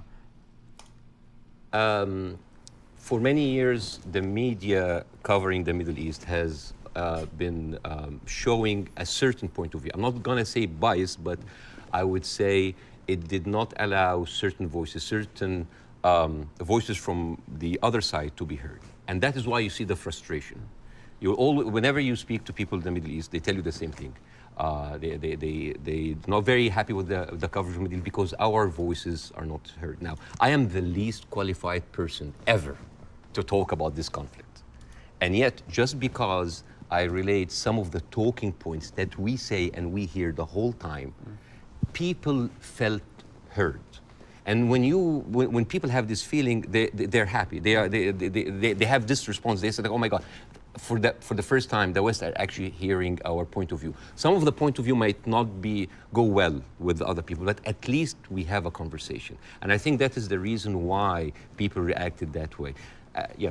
It's such an incendiary subject matter. I've never seen social media so ablaze. Wait, what is it? Okay, so it sounds like he's saying he's not that educated on this issue. I don't know if Piers Morgan is. Are they just going to talk for an hour and 45 minutes about like media bias towards one side? Is that what we're... He's a comedian. Yeah, I know, but then why are they having like a 2-hour conversation on this? Or... With hostility on both sides. Did you actually, as well as enormous praise from the Arab world, did you also get criticized by some parts of the Arab world for not going perhaps hard enough? Oh, you didn't do that, you didn't do that. The thing is, this is like, you're damned if you do, you're damned if you don't. Right. If you don't speak up, why don't you speak up? If you speak up, you didn't speak up. I also feel like something that's interesting is, I wonder what people in the Middle East think about U.S. thoughts about the Middle East and the gap or the difference in generational thought. Because I feel like if you're from the Middle East, especially if you were an adult in the time of 9/11, I can understand why the impression would be given in your mind that everybody in the U.S. thinks everybody in the Middle East is basically just a terrorist in disguise, right? Like every single United States, because after 9/11, that was pretty accurate. After 9/11, every single United States citizen basically thought that every single brown person was a terrorist, okay? If you had like the wrong type of facial hair as a fucking Mexican, okay, they might think you're a fucking terrorist, okay? That was absolutely the state of affairs post 9/11 in the United States. I think that's fair if you're Middle Eastern. I think that's fair for you to feel that way. But I feel like the political and social climate in the United States changed pretty significantly into the Iraqi and Afghani occupation, such that the public support for U.S. meddling into Middle Eastern affairs, and then I think taking more sympathetic views towards Middle Eastern people, like swung pretty significantly through the 2000s, especially into the 2010s. I wonder if that has been perceived at all, because I'm curious, like if you were to poll average Americans now, and you were to ask them, like, do you think that were people in the Middle East a victim, or were they benefiting from U.S. intervention during the U.S. occupation of Iraq? I feel like the majority of Americans now would say that they that they didn't benefit, that they were hurt by it.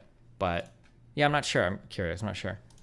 If you're done, why are you doing? If you speak up too much, oh, you're taking all the attention on you. And I love that fact, because people always who accuse people of being the center of attention, they're actually not very happy that the attention is not on them. This is actually like a rule on social media.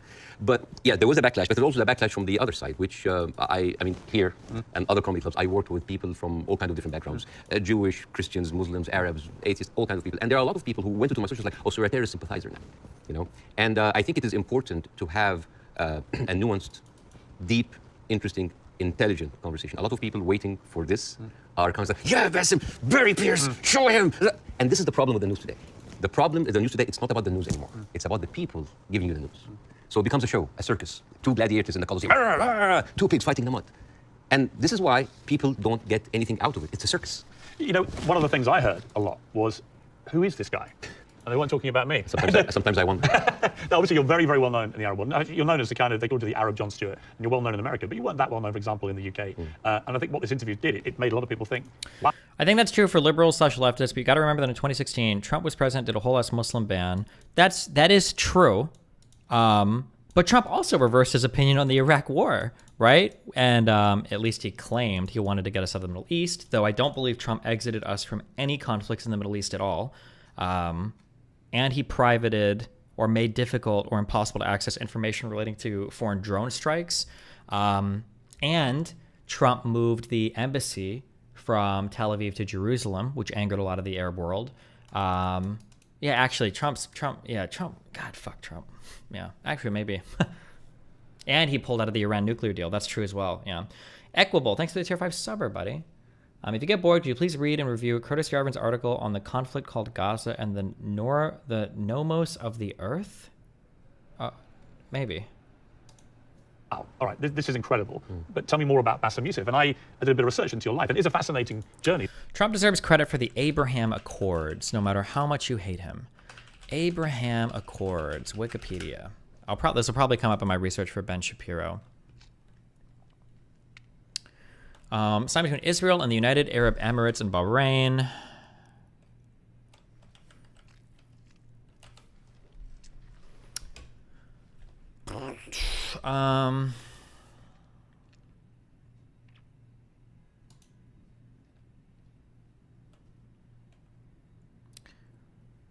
I mean,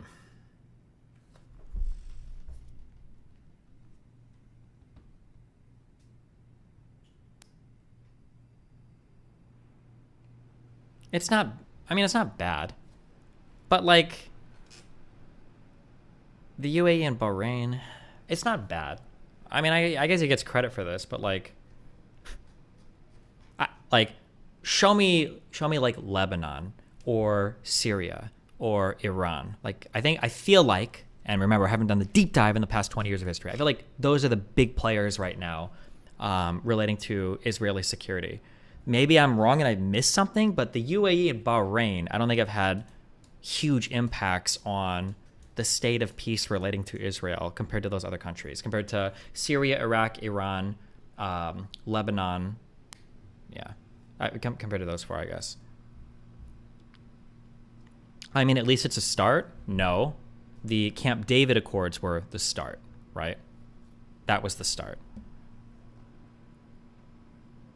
Wait, hold on, stop. It's the first normalization of relations between Israel and surrounding Arab nations. Excuse me, that is not true.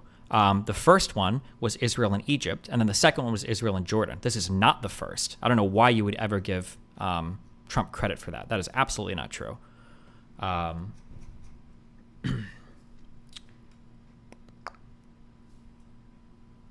Let's see.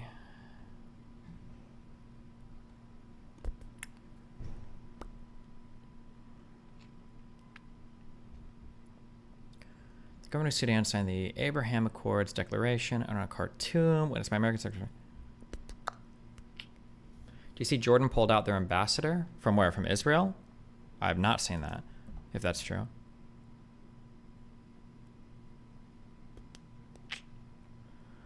On January 28th, 2020, the Trump administration unveiled its Israeli-Palestinian peace proposal in a ceremony at the White House. A component of the plan envisioned applying Israeli law to or annexation of roughly 30% of the West Bank. Jesus. Emirati ambassador to the U.S., Yusuf al-Otaiba, authored an op-ed in an effort to halt Israel's planned annexation of West Bank territory.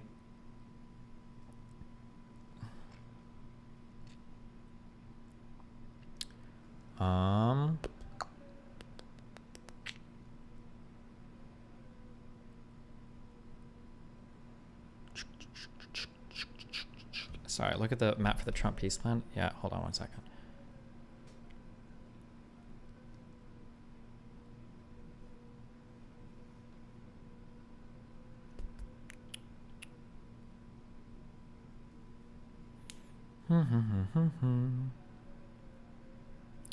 As a component of the deal, the United States agreed to recognize Moroccan sovereignty over the Western Sahara. I don't know anything about this, like, dispute of territory, so I don't know if that's like a good or bad thing. I have no idea.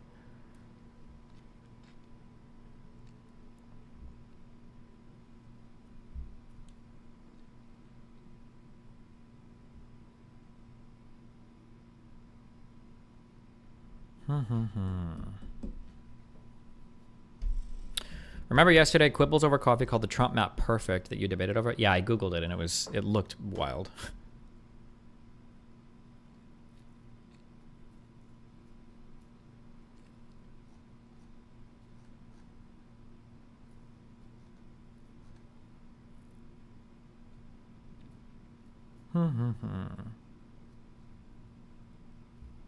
Guess you're going to post a non-edible version of your research. I'll post it. Okay, it's not going to be good, but I will post it.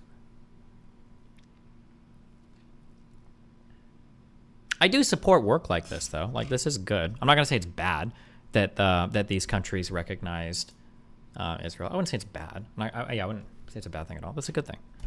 That you've gone on to get here. It contributed to the current problem we have with disillusioned Palestinians.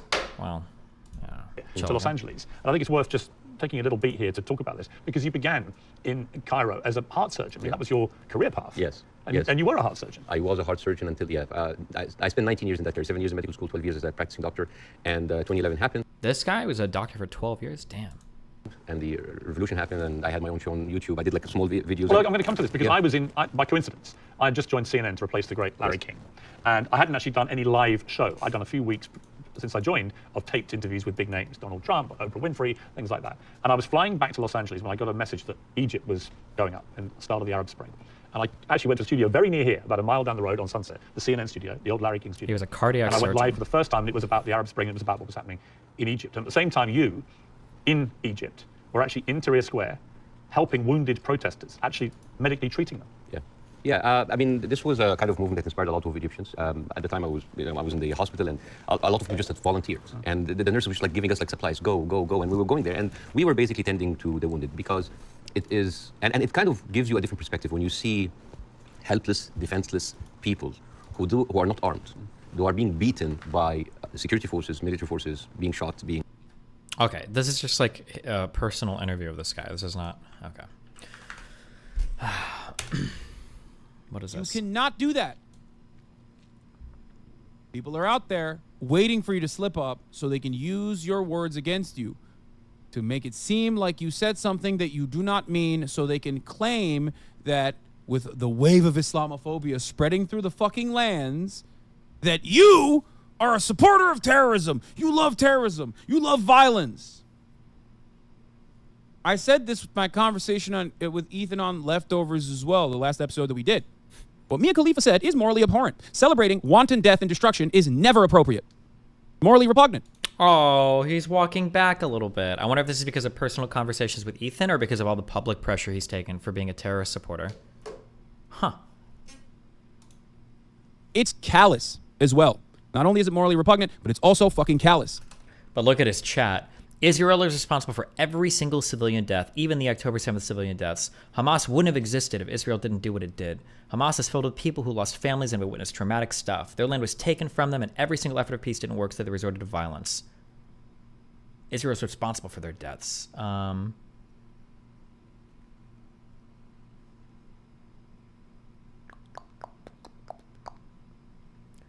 If Palestinians don't use violent means, how do you think Palestinians operate for their liberation as all other means were nullified?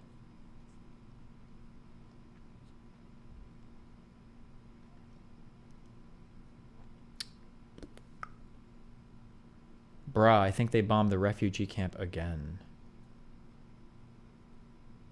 No matter what Hamas does, people will discredit them. It's just like how the West still hates Hezbollah because they dared to push back against Israeli invasion. That's why the 2017 charter update doesn't matter and never gets acknowledged.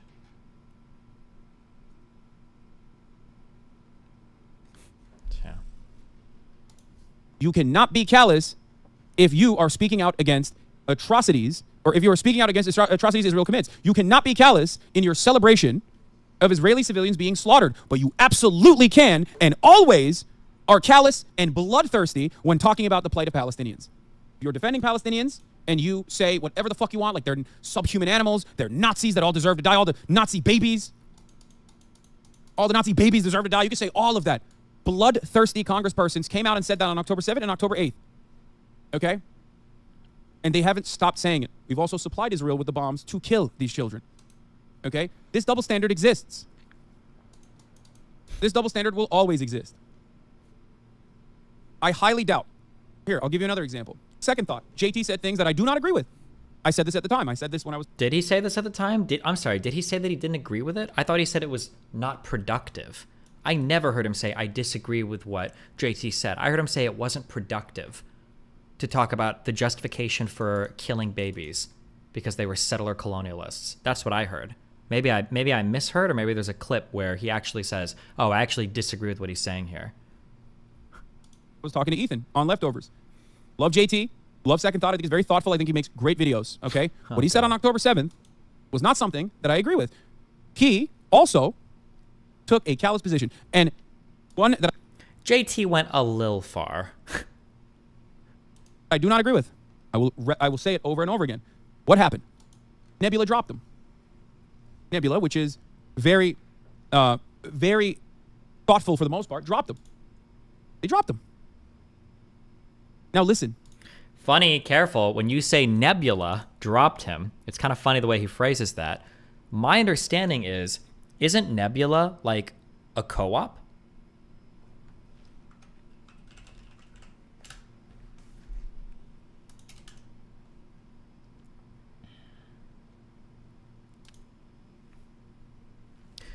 Nebula is a joint venture between Standard and the creators, with a minority holding by CuriosityStream. Profits from subscriptions are divided equally between creators and Standard based on watch time. Nebula is a cooperatively owned by all of the creators that are on that platform thing. So when he says Nebula dropped him, it sounds like he's implying that some capitalist hedge fund overlord did, but it was probably an agreement that most of the creators made to drop him from that. Just saying, because Hassan is presenting that in a strange way. Unless there's something different that I'm missing there that hasn't been made public or something. But so his peers, it wasn't that Nebula, the evil capitalistly funded company, dropped him. It was his peers that decided they didn't want to work with him anymore. His comrades, one might say. Say it over and over again. What happened? Nebula dropped him. Nebula, which is very thoughtful for the most part, dropped him. They dropped him. Now listen. You do agree with them. He was mischaracterized as settlers are not civilians, not that Israelis are not civilians. You have to be very careful with your sentiment, is what I'm saying. Okay? Now Nebula dropped him for those takes. Okay? I thought he said they voluntarily parted. Okay, that's not what happened with Nebula. I don't know the exact details. I thought he was dropped by Nebula. My point is this. Okay, he doesn't even know. He has no idea. He doesn't know anything about it. Okay, well, whatever. Good one. I doubt that in the aftermath of October 7th or right now, if people were fucking saying things that are infinitely more callous about Israel's continued bombing campaign and how it is a necessity to keep killing these children, that they would get the same recourse. They would get the same kind of backlash. It does not exist. So I ask you, as someone whose position is very clear on this, no matter how much people try to bastardize it, okay? I ask you, you know I do not value a Palestinian life over an Israeli one. You know that I do not value an Israeli life over a Palestinian one. Especially when... By the way, Hassan was in chat agreeing with Second Thought for the comments that got him dropped. I don't think he was in chat agreeing with them. He was in chat saying other things, like offering them VTuber things. I don't remember there being messages of Hassan saying, I agree with this specific thing. Now, he probably did agree with them, but I don't think there were messages saying that. I don't think that's true. How come First Thought releases this week aren't showing up on Nebula? FTST and the D program are no longer partnered with the Nebula. It wasn't a good fit anymore. Is there a reason you and the boys can share / have shared about the split? Just asking, since I liked watching the vids there, knowing y'all were getting a better cut compared to my ad blocker covered YouTube. We mutually decided it was time to part ways. Some Nebula creators wanted me to make a clarifying statement on my position regarding Israel and Palestine. And it was just getting too close to a both sides thing for me, which felt like compromising my principles. Just a difference in priorities, business optics versus taking a principled stance.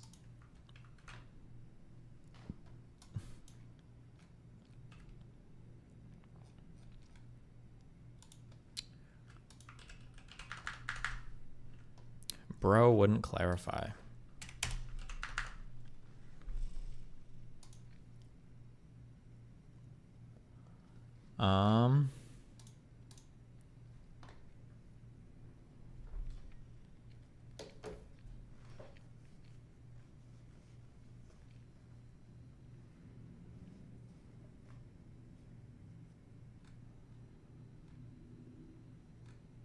Hassan on IDF violence. Ugh, why? Why do we have to watch more Hassan?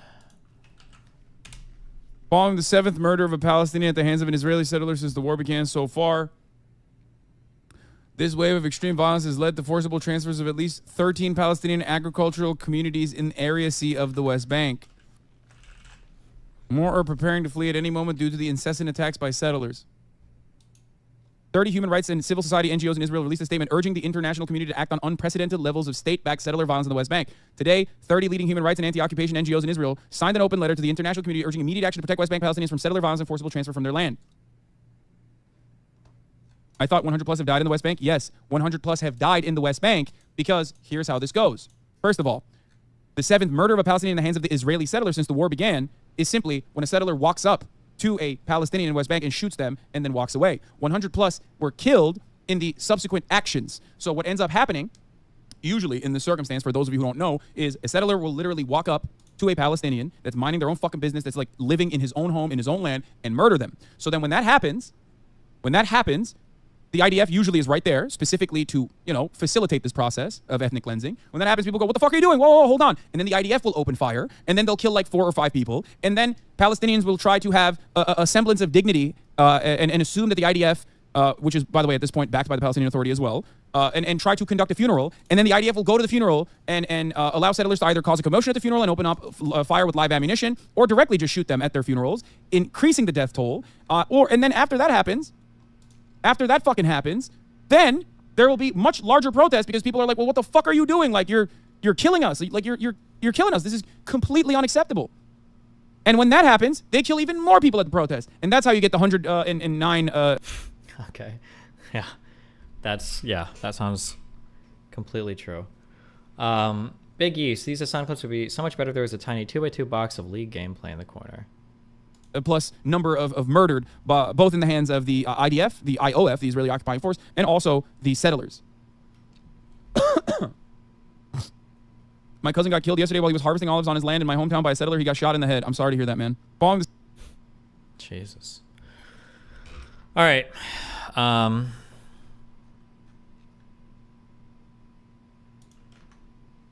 think I'm feeling the burnout on this shit. All right, let's push through, okay? We can do this.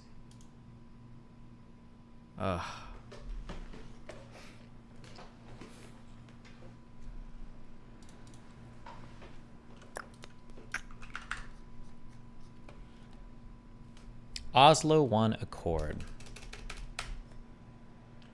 Let's see, September 1993.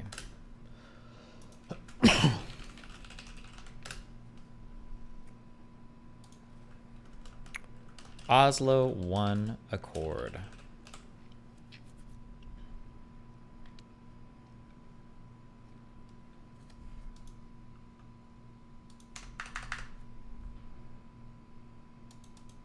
So you already did all your research. You're going to have debates about Israel-Palestine. Yeah, people want to, but I have a feeling a lot of left-leaning people are not going to have any interest in debating this topic. Based on watching the things that I see people saying about it, it feels like, yeah. But who knows?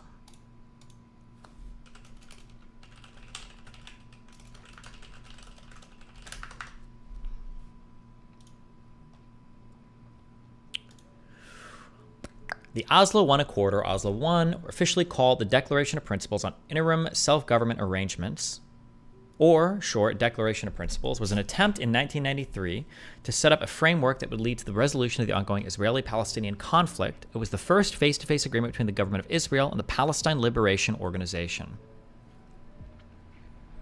The things he listed all happened. Would you like links? Yeah, bro. Donate me $10 and keep linking me every single thing, okay? Negotiations concerning the agreement and outgrowth of the Madrid Conference of 1991 were conducted secretly in Oslo, Norway, hosted by the FAFO Institute and completed on the 20th of August 1993. What is the Madrid Conference? It was a peace conference held in Madrid, hosted by Spain. It was an attempt to... It was an attempt by the international community to revive the Israeli-Palestinian peace process through negotiations involving Israel and the Palestinians, as well as the Arab countries, including Jordan, Lebanon, and Syria. That's a good list of people.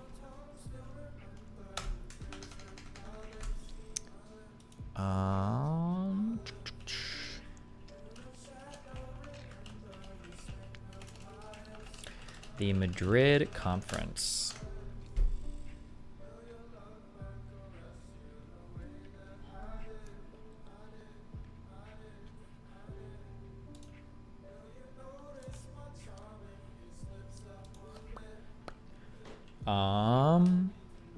Hosted by Spain and co-sponsored by the United States and the Soviet Union. Involved Israel and the Palestinians, as well as Arab countries, including Jordan, Lebanon, and Syria.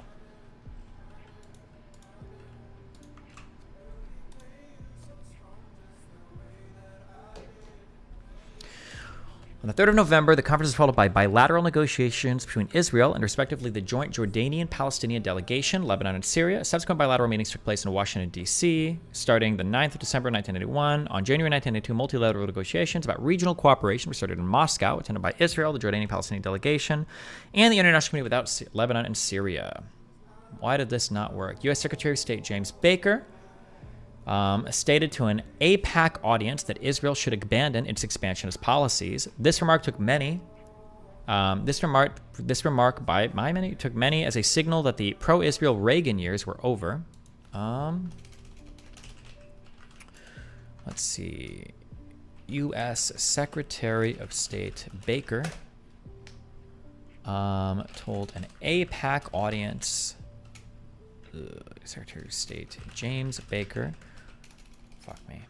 Told an AIPAC audience that Israel needs to abandon its expansionist policies. This remark took many as a signal that the pro-Israel Reagan years were over. After the Gulf War of March 6, 1991, President George Bush addressed Congress in a speech often cited as the Bush administration's principal policy statement on the new order in the Middle East following the expulsion of Iraqi forces from Kuwait. In addition to maintaining a permanent U.S. naval presence in the Gulf, providing funds for Middle East development, and instituting safeguards against the spread of unconventional weapons, Michael Oren notes the centerpiece of his program, however, was the achievement of an Arab-Israeli treaty based on the Territory for Peace principle and the fulfillment of Palestinian rights.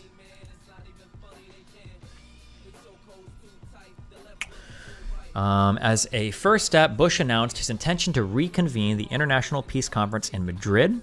The Bush administration believed there would be a window of opportunity to use the political capital generated by the U.S. victory in the Gulf War to revitalize the Arab-Israeli peace process. This peace initiative focused on convening a multi-party international conference that would then break into separate bilateral and multilateral negotiating tracks. Secretary of State Baker made 8 diplomatic visits to the region to get support for the conference. A framework of objectives was formulated, and the U.S., together with the Soviet Union, extended a letter of invitation to Israel, Syria, Lebanon, Jordan, and the Palestinians. Although checkbook diplomacy had been used in the past to move the peace process, as at the Camp David Accords, Bush and Baker felt the coalition victory and increased U.S. prestige would itself induce a new Arab-Israeli dialogue, but also because their diplomatic initiatives focused on process and procedure rather than on specific agreements and concessions. From Washington's perspective, economic inducements would not be necessary, but in May, these entered the process with Israeli Prime Minister Yitzhak Shamir's request for $11 billion in U.S. loan guarantees to help absorb immigrants on humanitarian grounds. This request, however, added a new dimension to U.S. diplomacy and sparked a political showdown between Shamir's Likud government and the Bush administration. Secretary Baker made frequent shuttle trips to the region between March and October of 1991 in an attempt to find a procedural formula acceptable to all sides. He did not have an easy time finding the right formula to convene the conference, particularly on the issue of Palestinian representation. In light of Shamir's pro-settlement policy, Palestinians and many Arab governments viewed the request for Israeli loan guarantees as a test of America's credibility as mediator. So Shamir, when we talk about pro-settlement policies, it was in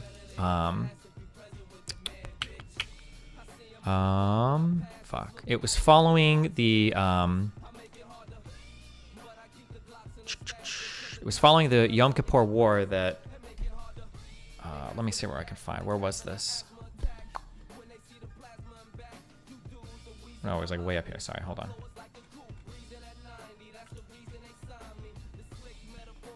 Oh, it was here. In 74 is when like all the settler shit started hardcore. So maybe 15, 16, 17 years before this. All right.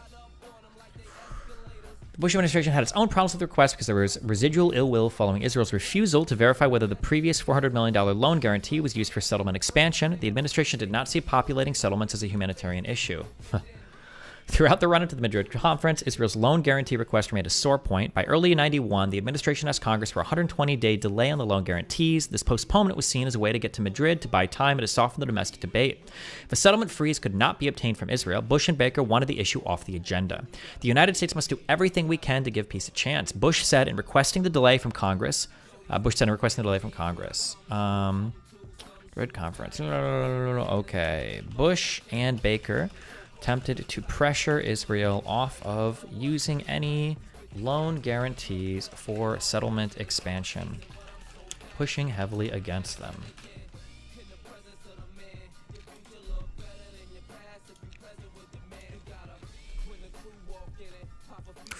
The United States was doing Bush Senate requesting the delay from Congress.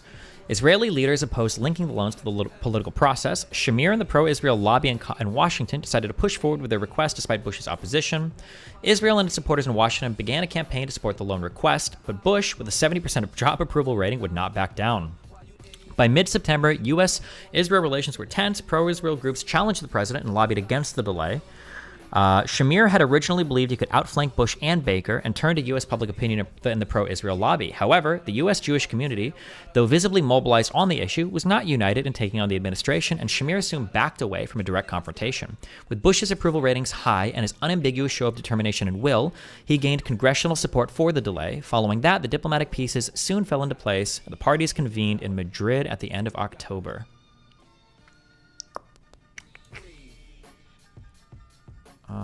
All right. Okay. Okay.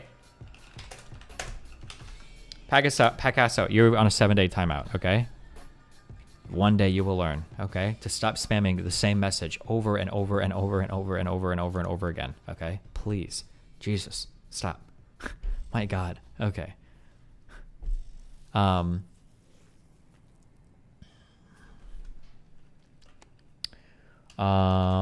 Shamir believed he could simply influence via the Israeli lobby, politicians,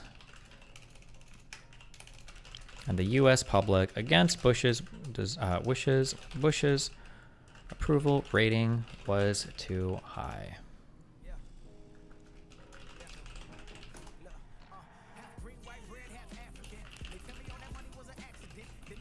To convene in Madrid.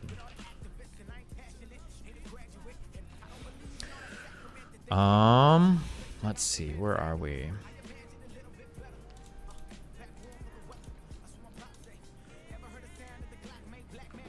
Jesus. Conference. The Palestinian team was part of a joint Palestinian-Jordanian delegation and consisted of Palestinians from the West Bank and Gaza. It was formally without overt PLO associates like Saib Erekat and Haider Abdel Shafi, the head of the delegation. Because of Israeli objections, before the conference, Israel had threatened not to come if PLO representatives or someone from outside the Gaza Strip and West Bank or someone from East Jerusalem would be part of the Palestinian delegation. However, the delegation was in constant communication with the PLO leadership in Tunis.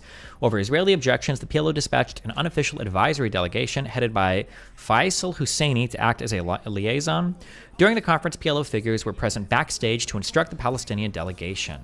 Now we're good.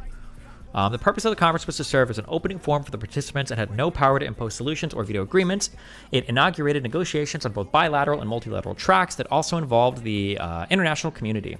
The Syrian and Lebanese negotiators agreed on a common strategy. It was the last conference held with both the USSR and U.S. president. The USSR collapsed later that year, losers, in December 1991. Following bilateral and multilateral negotiations, the Madrid conference was followed by two parallel tracks of negotiations. The bilateral track was aimed at achieving peace treaties with Israel and its three neighbor states, Jordan, Lebanon, and Syria, as well as with the Palestinians. The multilateral track was about the shared regional issues: water, environment, arms control, refugees, and economic development. Let's see. 4 separate bilateral negotiations were started.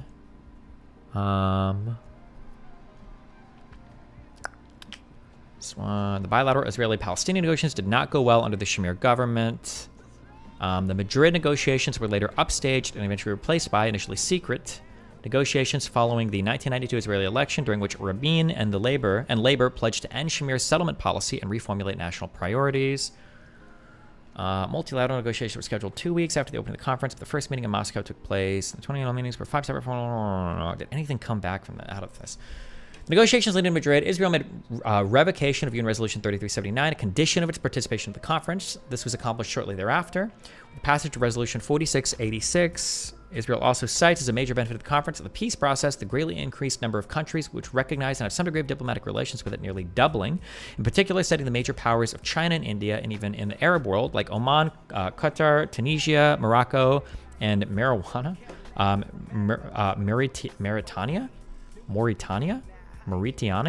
Oh, Jesus. Mauritania? Along with the decline of the Arab boycott and economic relations with some of the Arab countries. In the Palestine-Israel conflict, a basic introduction, Gregory Harms and Todd Ferry argued that the symbolic interference of or significance of the Madrid conference far outweighed its accomplishment, which were thin indeed. Okay.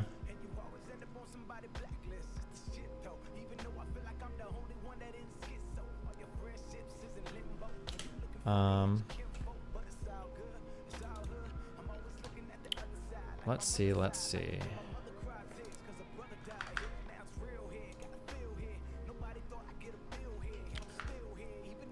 An open heart, okay, what am I looking for? At the end of the Madrid conference, all participating countries appeared hopeful that the conference had resulted in a future. Okay, so, feelings internationally were hopeful from this, with 2 successful bilateral agreements following this, namely the Oslo I Accords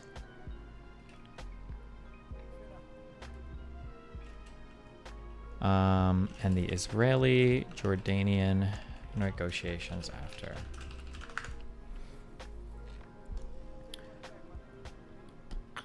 Okay, that's okay. Stop. I see. Please stop. Okay.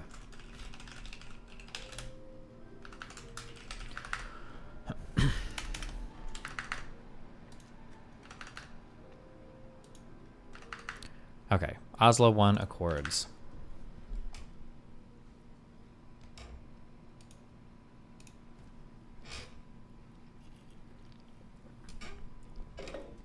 It seems to me like you aren't adequately taking religion into account in terms of the actions of Palestinians. Much of their platform is driven by jihadism. Listen to Sam Harris and Cenk debate on this.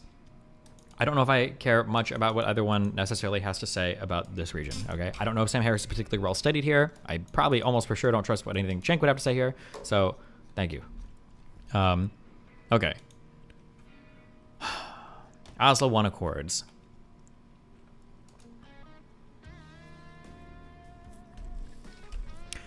Let's see. Negotiations on an agreement and outgrowth of the Madrid Conference of 91 were conducted secretly in Oslo, Norway.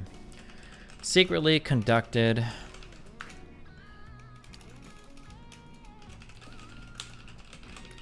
in Oslo, Norway. Hosted by the FAFO Institute, included on the 20th of August, 1993. Wait, what? Oh, this is the signing ceremony. We'll just say 1993. Sam Harris is 10,000 times better than Destiny's 5-day Wikipedia asks. If you have a video that you'd like to link of Sam Harris saying anything insightful or novel about the Israeli-Palestinian conflict, feel free to link it in DGG chat, and I'll take a look for a moment. I don't think I've heard him say anything that is necessarily insightful about this conflict. His lens or focus tends to be like a religious one, and I'm just not very interested in that in my understanding of the situation right now. Maybe that'll change in the future, okay? I meant Sam Cedar. Okay, then definitely not. Okay.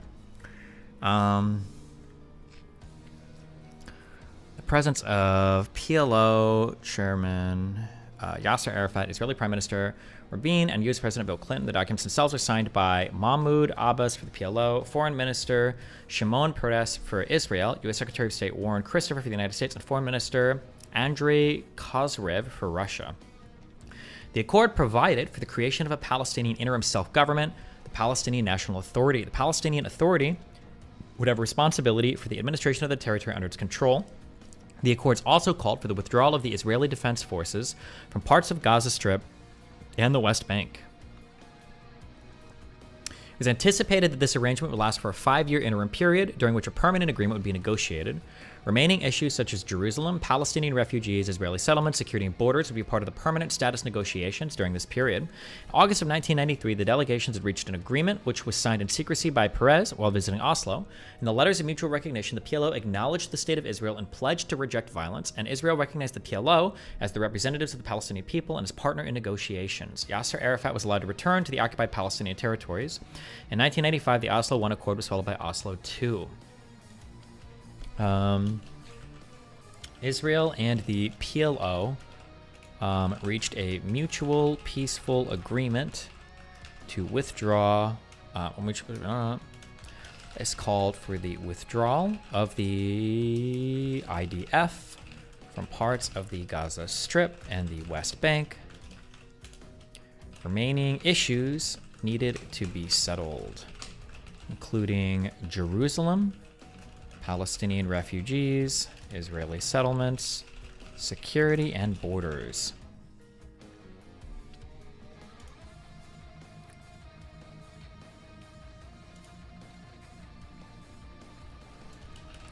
The PLO officially recognizes Israel and their borders. It's a pretty big deal. Or at least officially recognizes Israel as a country.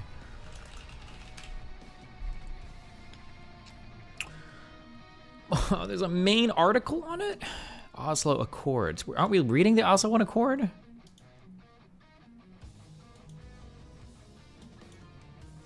What the fuck is the difference?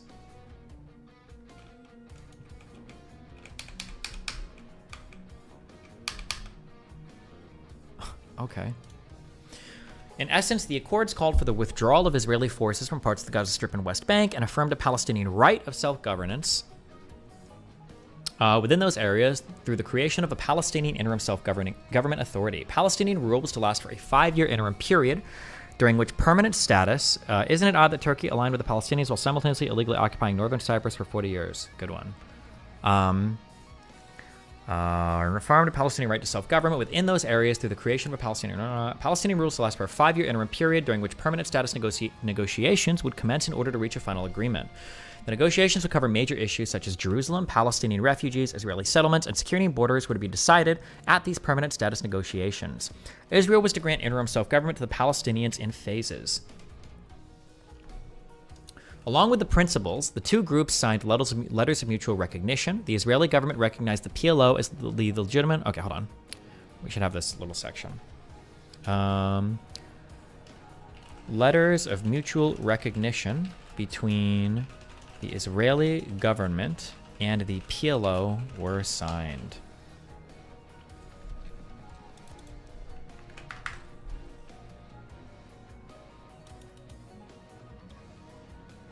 I don't know if you can use this for later or whatever, but the dude who called for your YouTube ban is a Hassan editor, by the way. Oh, that's not surprising at all.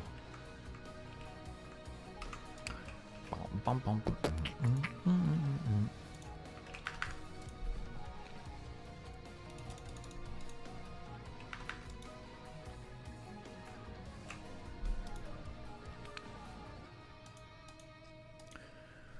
Along with principles, the two groups... Well, the PLO recognized the right of the State of Israel to exist and renounced terrorism, as well as other violence, and its desire for the destruction of the Israeli state. Israel recognized the PLO as the governing body of the Palestinians. The PLO renounced terrorism and other violence and its desire for the destruction of the State of Israel.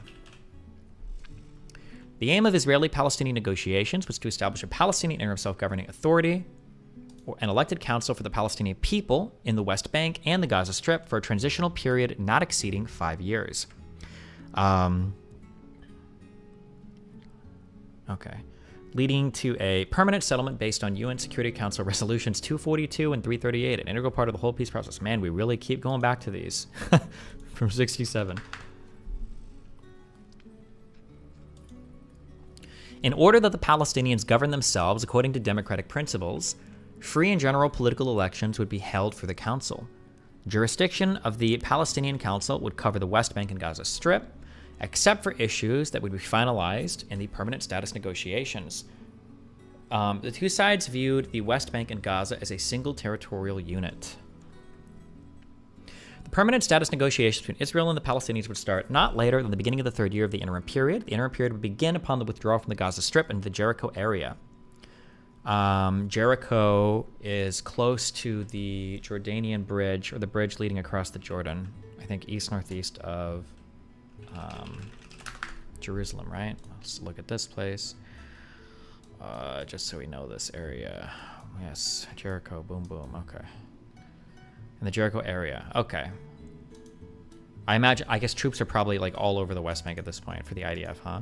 That withdrawal began at the signing of the Gaza-Jericho Agreement on the 4th of May 1994, thus the interim period would end on 1999. The 5-year transitional period would commence with Israeli withdrawal from the Gaza Strip and Jericho area. There'd be a transfer of authority from the IDF to the authorized Palestinians concerning education and culture, health, social welfare, direct taxation, and tourism. The council would establish a strong police force, while Israel would continue to carry the responsibility for defending against external threats. An Israeli-Palestinian Economic Cooperation Committee would be established in order to develop and implement in a cooperative manner the programs identified in the protocols. The Declaration of Principles would enter into force 1 month after signing. All protocols annexed to the Declaration of Principles and the agreed minutes pertaining to it were to be regarded as a part of it. All right. So what's going on here? This seems like a good deal. Seems like a good deal. Who fucked this one up? Let's see. Withdrawal of Israeli forces, economic cooperation, reaction. This seems like some good shit. In Israel, a strong debate over the accords took place. The left wing supported them while the right wing opposed them. After 2-day discussions in the Knesset of the government proclamation and the issue of the accord and the exchange of the letters, on September 23, 1993, a vote of confidence was held in which 61 Knesset members voted for the decision, 50 voted against, and 8 abstained.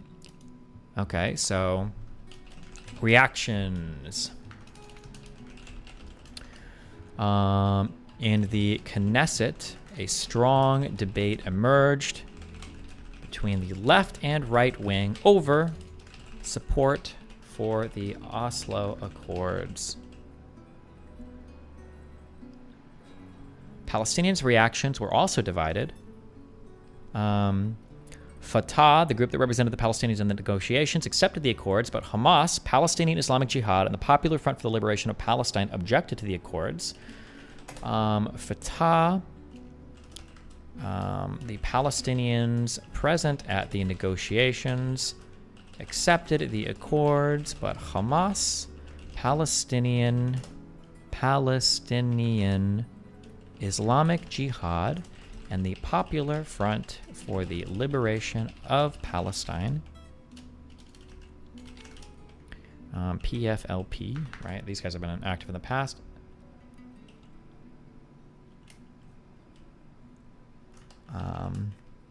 Hull objected to the accords. For a vote of no confidence, or a vote of confidence, 61 voted for, 50 voted against. Does this mean that the confidence was sustained? Because it was a vote of confidence, right? So it was sustained, right? So it was good, right? They kept their leader. On both sides, there were fears of the other side's intentions. The Arab peace initiative brokered by Saudi and supported by 20 Arab countries was much more serious and outlined the Arab League's demands but more clearly, but Israel immediately rejected because they didn't want 67 lines. Okay, moods. Israelis suspected that the Palestinians were entering into a tactical peace agreement and that they were not sincere about wanting to reach peace and coexistence with Israel. They saw it as part of the PLO's 10-point program, which calls for a national authority over every part of Palestinian territory that is liberated until the liberation of all of Palestinian territory, and understood it as an attempt to justify the signing of the accords as a step to reach a final goal. What are these? PLO's 10-point program is the plan accepted by the Palestinian National Council, the legislative body of the Palestine Liberation Organization, at the 12th meeting in 1974.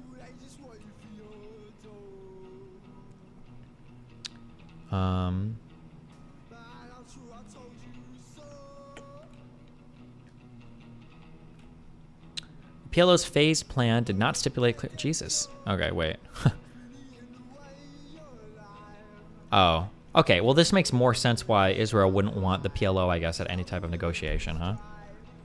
PLO's phase plan did not stipulate clear operational measures and only repeated the principles of the policies which the Palestinian National Council had accepted in the past. The denial of UNSC Resolution 242, the denial of the existence of the State of Israel, the demand of the return of all Palestinian refugees to their original homes, and the establishment of an Arab-Palestinian state in the entire region of Palestine with the pre-1948 borders.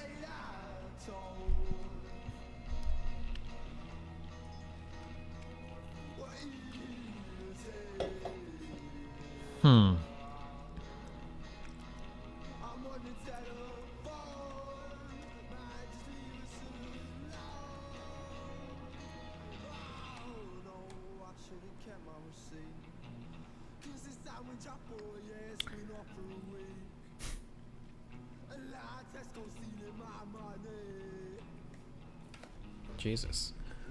Okay, what is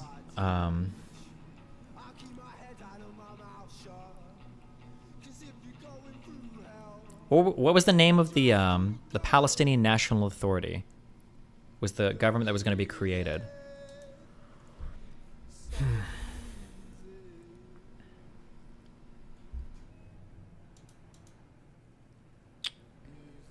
Jesus.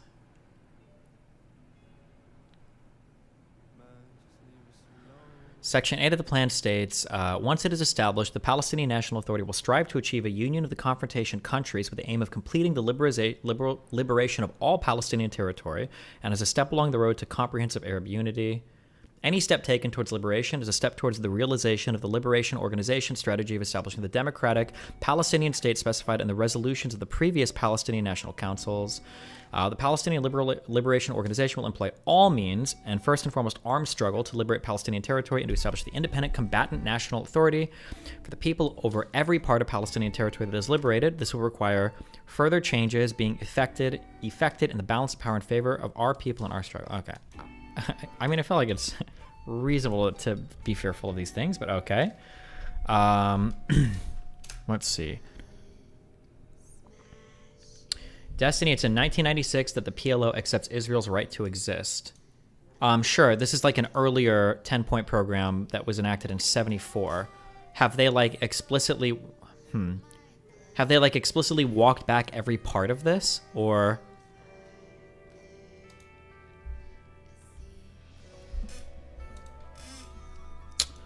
what is this? All right, boom, boom.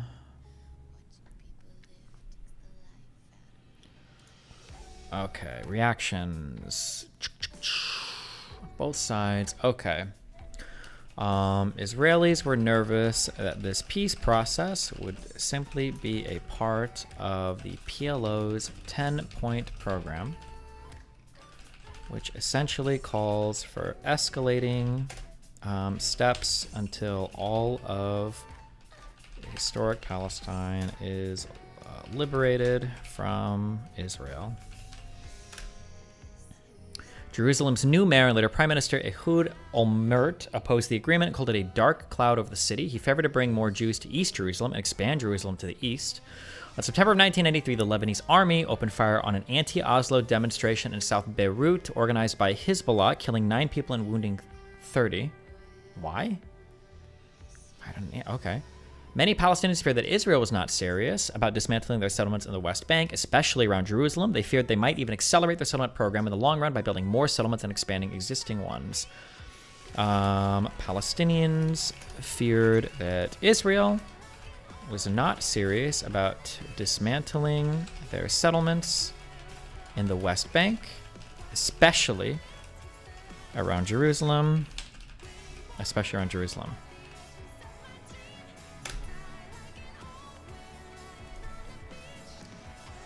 Palestinian National Covenant, or Palestinian National Charter, is the covenant, or first version was adopted in 64, and 68 was replaced. In 1996, many articles which were inconsistent with the Oslo Accords were wholly or partially nullified. Okay. Charter was extended. No, okay. 1968 charter. Before 98.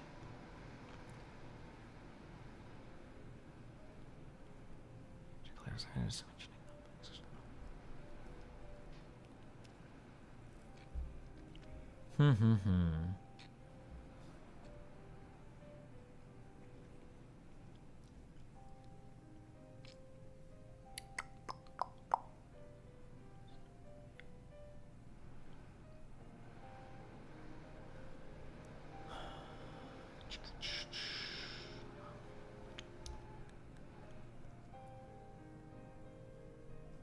1996, the Palestinian National Charter is hereby amended by canceling the articles that are contrary to the letters exchanged between the PLO and the government of Israel on the 9th through the 10th of September.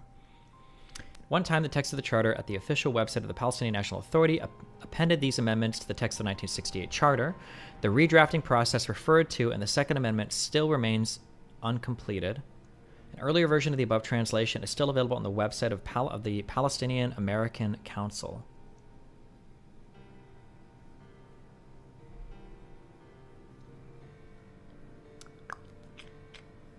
The earlier version, it appears... Okay. Jesus.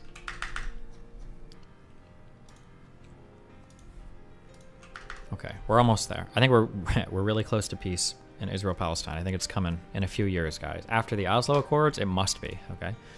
We have a Nobel Peace Prize. In 94, Israeli Prime Minister Rabin and Israeli Foreign Minister Shimon Peres and PLO Chairman Yasser Arafat received the Nobel Peace Prize following the signing of the Oslo Accords for their efforts to create peace in the Middle East. The Accords, however, never resulted in peace. What?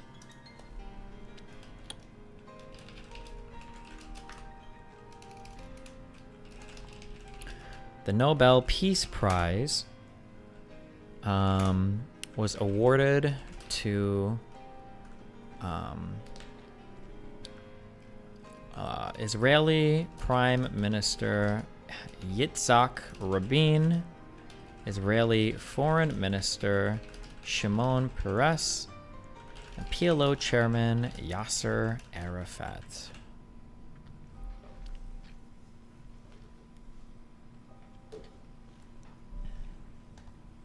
Remarks from Benjamin Netanyahu. In a 2001 video, Netanyahu, reportedly unaware he was being recorded, said, "They asked me before the election if I'd honor the Oslo Accords. I said I would, but that I'm going to interpret the Accords in such a way that would allow me to put an end to the galloping forward of the 67 borders. How did we do it? Nobody said what defined military zones were. Defined military zones are security zones. As far as I'm concerned, the entire Jordan Valley is a defined military zone. Go argue." Netanyahu then explained how he conditioned his signing of the 97 Hebron Agreement on American consent that there be no withdrawals from specified military locations, and insisted he be allowed to specify which areas constituted a military location, such as the whole of the Jordan Valley. Why is that important? Because from that moment on, I stopped the Oslo Accords, Netanyahu affirmed. However, this is clearly consistent with Rabin's October 1995 statement on the Knesset on the ratification of the interim Oslo Agreement. B, the security border of the State of Israel will be located in the Jordan Valley, and the broadest meaning of that term. Let's see. When does Netanyahu actually become prime minister? I don't actually know. Netanyahu, in a secret recording,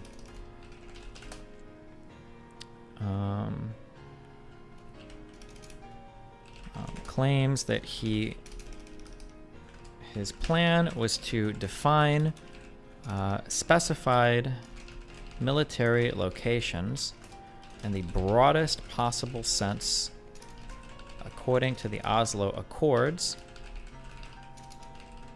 which could theoretically encompass the entirety of the Jordan Valley. When we say Jordan Valley, that's pretty much, that's the same thing as like the West Bank. We're talking about the same thing there, right? Or are there parts of the West Bank that don't include the Jordan Valley?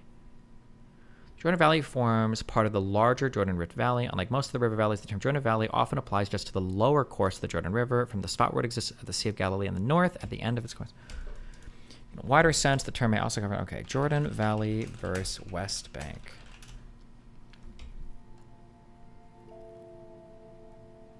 The Jordan Valley comprises 60% of Israel's fully controlled area in the West Bank. Oh, okay, gotcha. So the Jordan Valley is a large part of the West Bank. Gotcha.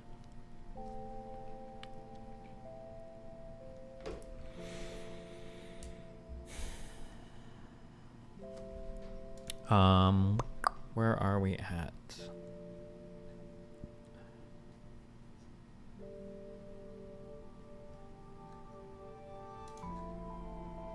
Oh wait, this is the time. Oh, I got so confused.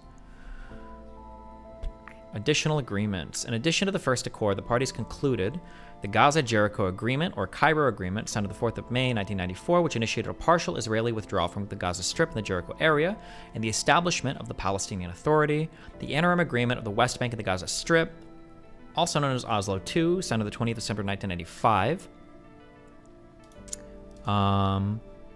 which gave Palestinian self-rule in Bethlehem, Hebron, Jenin, Nablus, Kalkilia, Ramallah, Tolkarm, and some 450 villages. After 1995, a number of additional agreements were concluded to implement the Oslo Accords. 2013, the Norwegian Broadcasting Corporation stated the Oslo Accords divided the metropolis of Hebron in two. In a small fortified area of its old city quarters, a small group of Israeli settlers reside, surrounded by more than 12,000 Palestinians.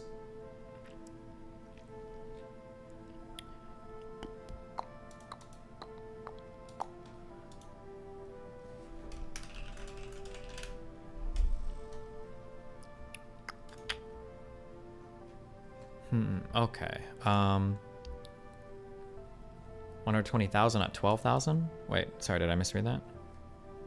Oh, 120,000 Palestinians, gotcha.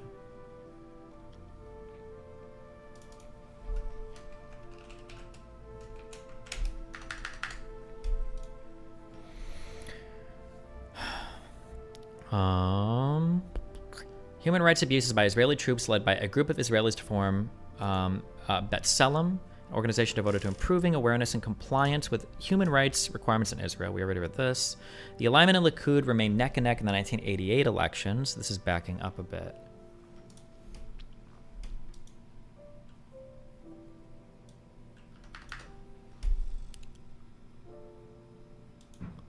Jesus. The alignment and Likud. Shamir successfully formed a national coalition. National Unity Coalition with Labor Alignment in March 1990. Why do we're away from this, aren't we? This is history of Israel, okay. No, we're not. Engineered a defeat of the government in a non-confidence vote and then tried to form a new government. The attempt, which became known as the Dirty Trick, failed, and Shamir became prime minister at the head of a right-wing coalition. Okay.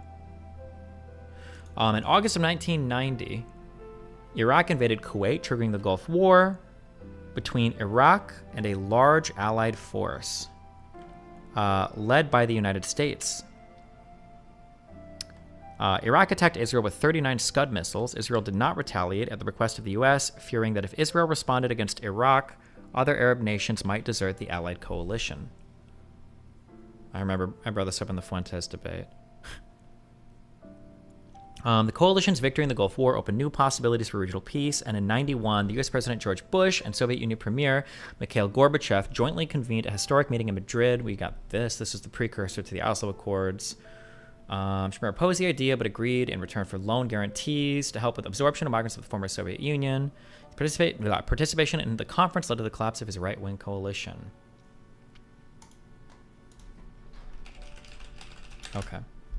Wait. 92 to 96. Rabin 2, Perez 2. In the 92 elections, the Labour Party won a significant victory, promising to pursue peace while promoting Rabin as a tough general and pledging not to deal with the PLO in any way. The left Zionist party, Meretz, won 12 seats, and the Arab and Communist parties a further 5, meaning that parties supporting a peace treaty had a full, albeit small, majority in the Knesset. What in 92 to 96, what's going on that what's going on that the country is so against? Oh, I should probably see this. Hold on. Rabin was assassinated by an Israeli ultra-nationalist named Yigal Amir, radically opposing his peace initiative, particularly the signing of the Oslo Accords. Damn.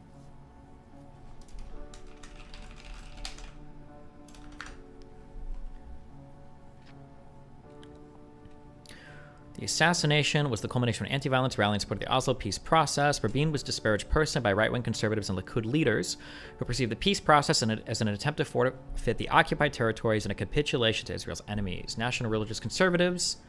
actually, hold on.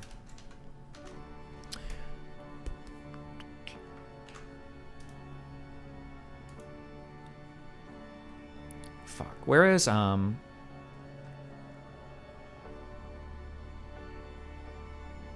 Where is Oslo 2?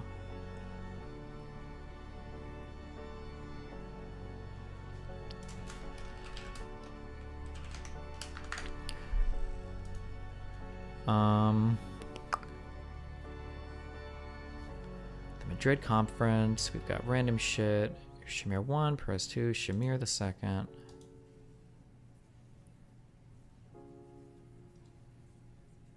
Oh, okay. I thought I was losing my mind. I just saw 2000 Camp David Summit. And I was like, didn't we do Camp David like 30 years ago or whatever? Okay. Camp David, of course, went 70 with Carter. Okay, so it's a different meaning. Jesus. Okay. 93, Israel carried out, okay, fuck. Do I want to do assassination of Yitzhak Rabin? Was in 95. Let's just mark 1992 to 1996. Camp David is a presidential retreat, or president retreat. Gotcha. Let's see. Israel carried out July 25th, 1993. Israel carried out a week-long military operation in Lebanon to attack Hezbollah positions dubbed Operation Accountability.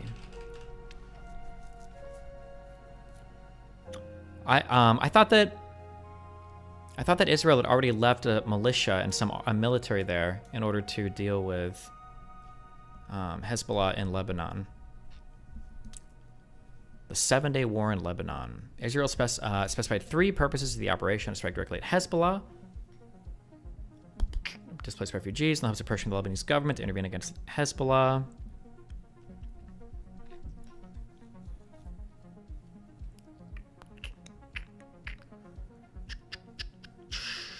Actually protected by the agreement. Or where are we at?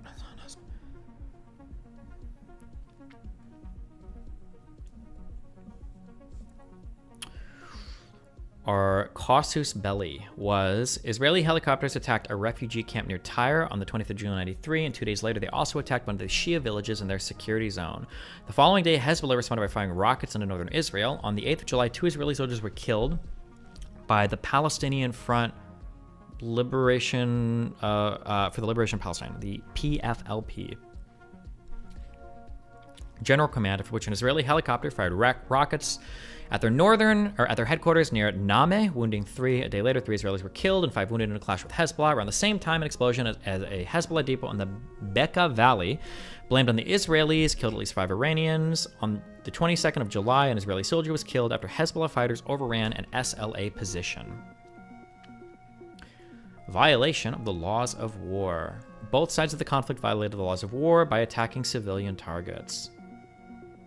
During the week-long operation, Israel bombarded thousands of houses and buildings, resulting in 300 to 400,000 civilians being displaced from southern Lebanon, with 150,000 arriving in Beirut. Of the 90 towns and villages attacked, 55 were heavily damaged. Israeli forces also destroyed much Lebanese infrastructure and civilian targets, such as major electricity stations and bridges, and have been accused of failing to take adequate measures to minimize civilian casualties, and may have used weapons inappropriate for the environment. Hezbollah retaliated with rocket attacks on Israeli civilian targets, though it inflicted significantly fewer casualties. They were also accused of hiding small arms in civilian houses.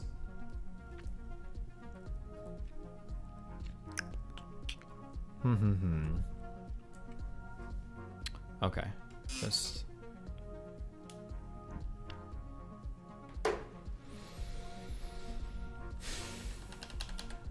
This is around the time Lonerbox was growing up. He said he remembers an Israeli jet flying low over the city. Oh yeah? Where he was hiding his Hezbollah firearms under his bed?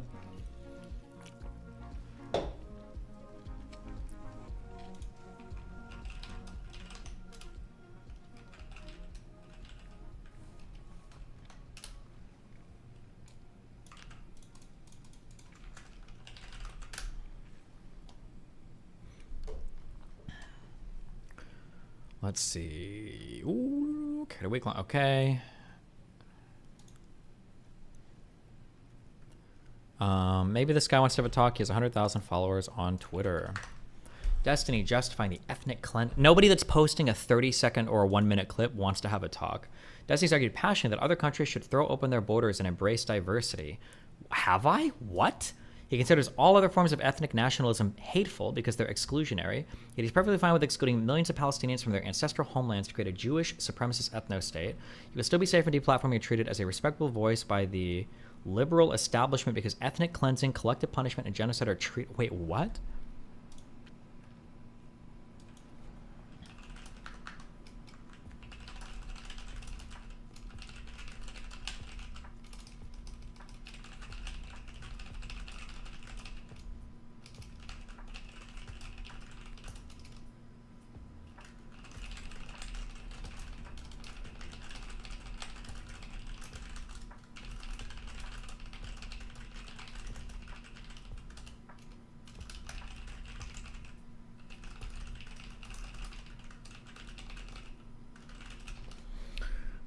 Okay. Keith Woods is a Groiper type. He's bros with Nick. Oh shit, never mind. He's a fucking Nazi. Oh, I should have gotten it with the open borders comment. That's why. Started hashtag ban the ADL.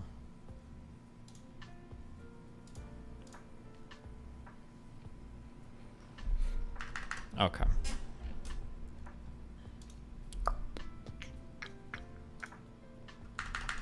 It's getting harder to tell the difference between lefties and gripers. Yeah, true. The principles established relating to transfer. Okay.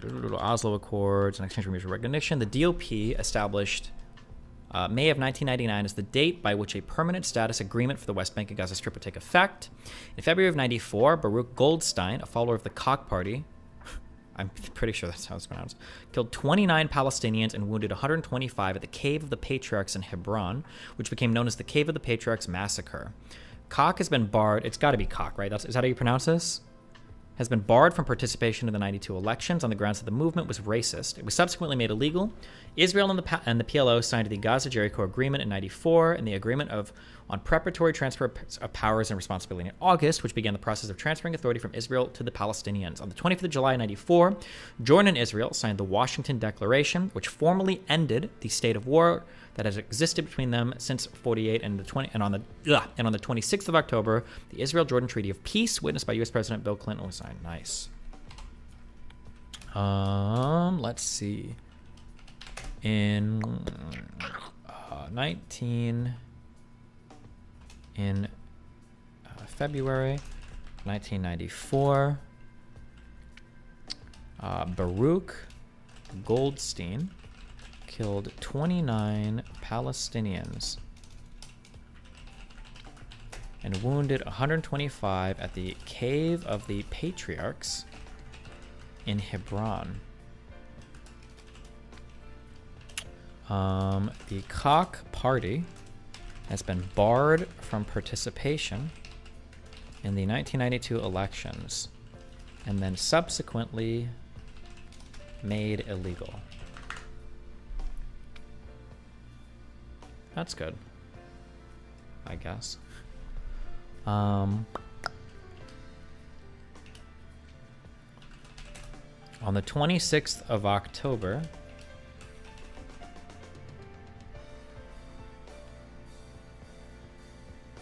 it's pronounced catch.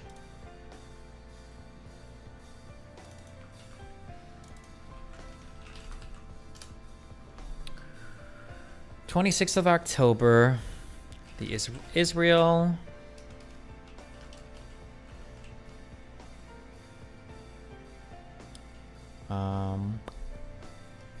Jordan Treaty of Peace is signed. Wait, that massacre is important too because it marked a shift in how Hamas executed its own operations. This is also why we designated Hamas as terrorists, which didn't happen until 94 to 97 through various laws. It wasn't a terrorist group according to us until then. Wait, wasn't this, Wait, I assumed this was an Israeli person. Oh, it is, an Israeli-American mass murderer. Jesus. Wait, what would this have to do with Hamas? Hold on. The atrocity strained the Israeli-Palestinian Oslo Accords peace process, immediately setting off mass protests by Palestinians throughout the West Bank. During the ensuing clashes, a further 20 to 26 Palestinians were killed, 120 were injured, and confrontations with the Israeli military, and 9 Israeli Jews were also killed. Goldstein was widely denounced in Israel and by communities in the Jewish diaspora, with many attributing his acts to insanity. Israeli Prime Minister Yitzhak Rabin condemned the attack, describing Goldstein as a degenerate murderer and a shame on Zionism and an embarrassment to Judaism. Some Jewish settlers in Hebron lauded him as a hero, viewing his attacks as a preemptive strike and his subsequent death as an act of martyrdom. Following statements in support of Goldstein's actions, the Jewish ultranationalist Koch party was banned and designated a terrorist organization by the Israeli government. Subsequently made illegal and designated a terrorist organization. That's okay. That's even stronger. That's good.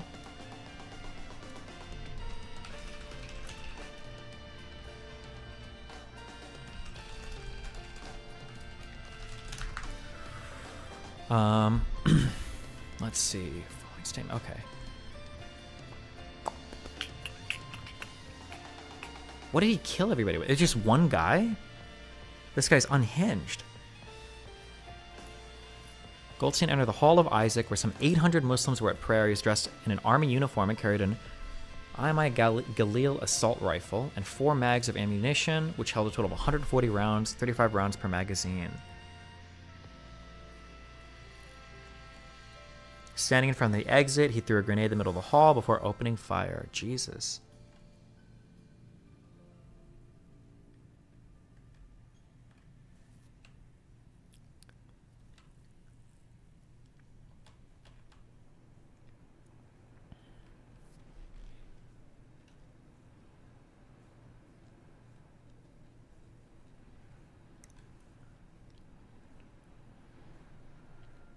Two separate suicide bombings took place in '94, carried out by Palestinian militants inside Israel and launched by Hamas's Izzeddin al-Qassam brigades in retaliation for the massacre carried out by Goldstein. A total of 8 Israeli civilians were killed and 55 wounded in the first attack, which took place on Afula on the 6th of April. At the end of the 40-day mourning period for Goldstein's victims, 6 more were killed and 30 injured in a Hadera bus station suicide bombing a week later. Those were the first suicide bombings carried out by Palestinian militants inside Israel. According to Matti Steinberg, then Shin Bet head's advisor on Palestinian affairs, Hamas had, until then, refrained from attacking civilian targets inside Israel, and that change in policy was a result of Goldstein's massacre. Damn. Not good. Everybody's fucking shit up. acted alone in planning the massacre, telling no one of this scheme. Oh, the Shamgar Commission. In order to figure out what happened.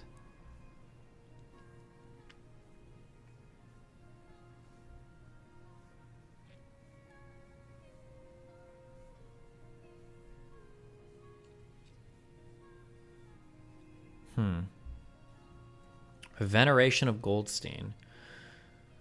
The weeks following the massacre, a group of around 10,000 Jews, hundreds traveled. What the fuck is this? Traveled to Hebron to protest the Israeli government's response to the massacre, namely for considering the removal of the 450 Jews that lived there. Of this group, hundreds came to Goldstein's grave to celebrate Goldstein's actions. The New York Times report states that though Israelis who worship the Brooklyn-born Dr. Goldstein are smart. Okay, I'm feeling a trend, okay?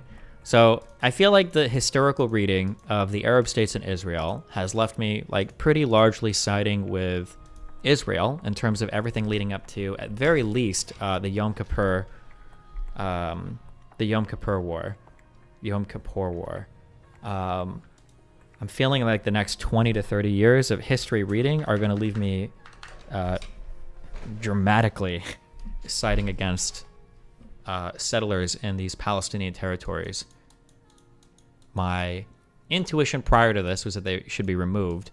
Without getting too deep into this, I feel like my feelings by the end of this is that they should be removed by force. Like the IDF should go in and tell settlers like the same thing they tell the people in Gaza. you got 2 weeks to leave, and then your shit is getting destroyed. But I don't know. We'll see if that carries through. Yeah, like this here is unhinged. What is this? 10% of Israeli Jews think terrorist Baruch Goldstein is a national hero. It's not like the who's the one guy? Oh fuck, what's the guy's name in Ukraine? What's the name of the guy's name in Ukraine who kind of worked for the Nazis and fought against the Soviets? Who am I thinking of? Bandera. It's not like Bandera where it's like, okay, like he kind of worked with the Nazis, but like you're resisting Soviet occupation, blah, it's okay. Like, unless I'm missing something in this guy's past. This guy is literally just a terrorist, okay? Literally just a terrorist, yeah. I'm curious when you poll for Jewish people that support this guy, it's probably going to be your ultra-Orthodox, ultra-nationalist, ultra far right, and then settler people, like the people moving into the West Bank and stuff.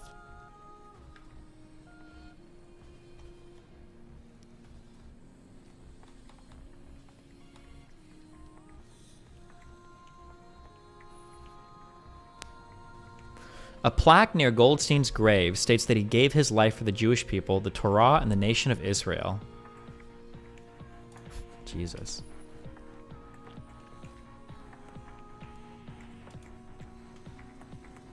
"57% of Jewish Israelis polled said he was a terrorist. A third of respondents didn't know whether to regard him as a terrorist or a hero. 20% of right-wingers saw Goldstein as a hero. Among left-wing voters, 91% said they saw Goldstein as a terrorist. Over a quarter of Jewish Israelis said they knew someone who sympathized with Goldstein's actions.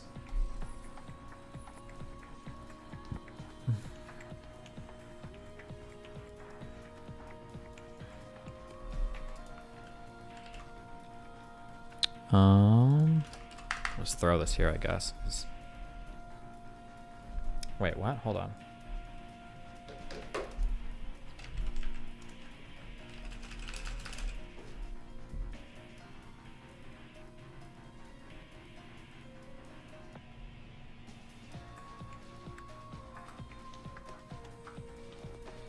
Okay.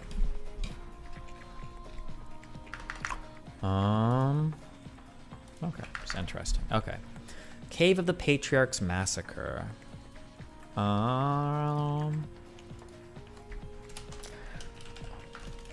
The first suicide bombing in Israel would happen in retaliation for this by Hamas. Fuck, hold on one second. I'm gonna call.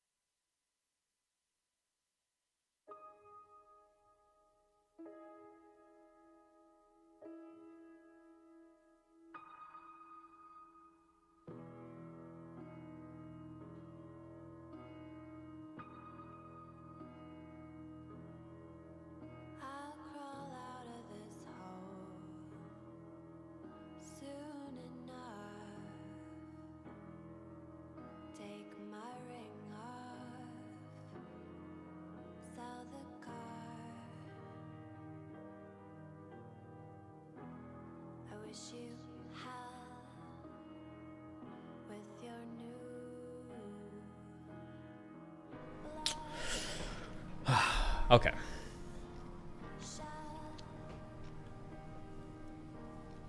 Israel and PLO signed the Gaza-Jericho agreements in May of 1994. In which details of Palestinian autonomy were concluded. The agreement is known as the 1994 Cairo Agreement. Hello, Destiny. There's an important difference between Dati Luimi and Haredi. The nut jobs who support Goldstein are Shardal, which is kind of in between the two. Most American observers would be surprised to learn that the parties of the Haredim are significantly less hardline on settlements than the modern Orthodox equivalent in Israel. Within the two Haredi parties, the Ashkenazi one, UTJ, is less Zionistic. Okay, gotcha. I'm not going to remember any of that, but thank you. Okay.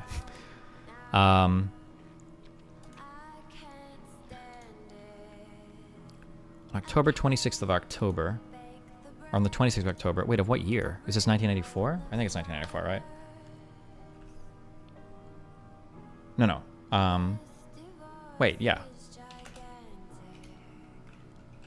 October 1994.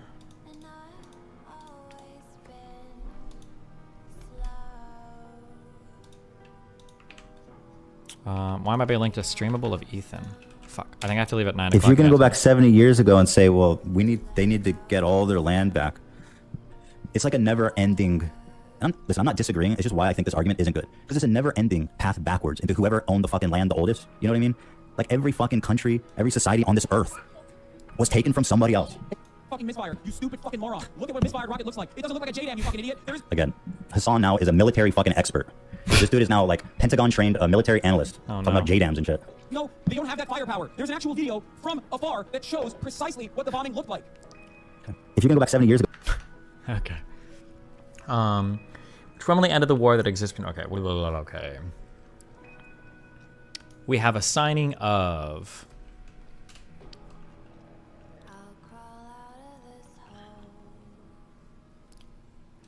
April, May of 1994. The agreement on preparatory transfer of powers and responsibilities. Responsibilities is signed, beginning the transferring of authority to Palestinians.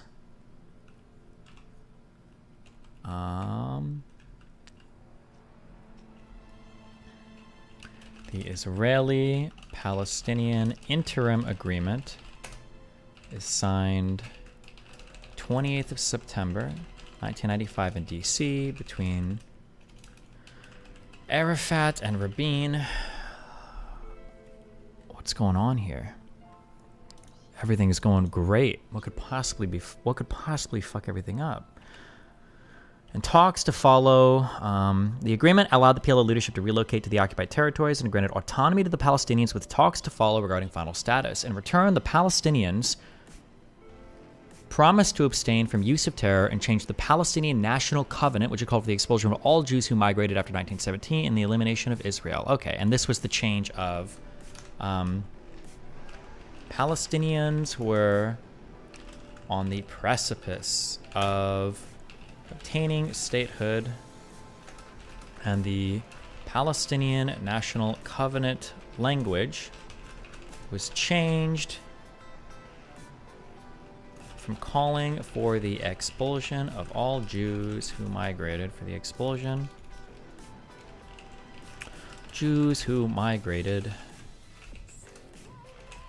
after 1917.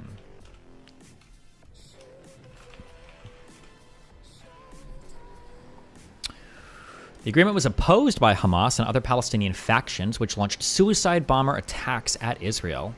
Rabin had a barrier constructed around Gaza to prevent attacks. The growing separation between Israel and the Palestinian territories led to a labor shortage in Israel, mainly in the construction industry. Israeli firms began importing laborers from the Philippines, Thailand, China, and Romania. Some of these laborers stayed on without visas. In addition, a growing number of Africans began illegally migrating to Israel. On the 4th of November 1995, a far right-wing religious Zionist opponent of the Oslo Accords assassinated Prime Minister Yitzhak Rabin. In February 1996, Rabin's successor, Shimon Peres, called elections early. In April 1996, Israel launched Operation Grapes of Wrath in southern Lebanon as a result of Hezbollah's Katyusha rocket attacks on Israeli population centers along the border. Just stop. Oh my God. On November 4th, 1995, a far-right religious Zionist opponent of the Oslo Accords. How the fuck do you have your prime minister? Bro, your country's been under attack. Wait, is this the first Israeli prime minister assassination since the inception of the country?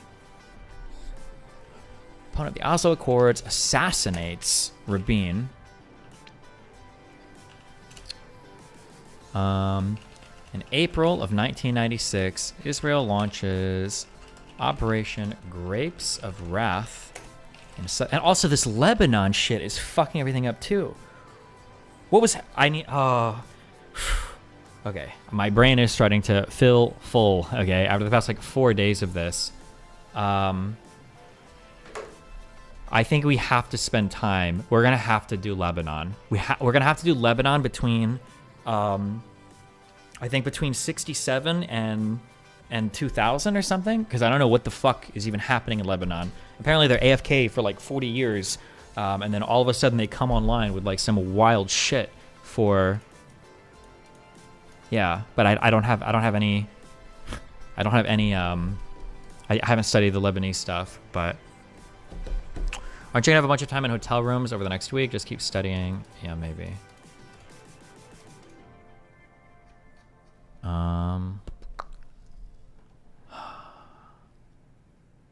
Get ready to learn about Netanyahu's coffin parade prior to the assassination. I have no idea what that means. Okay. In southern Lebanon, in response to Hezbollah's Katyusha rocket attacks. Lebanon is the Vosh of the Middle East. What?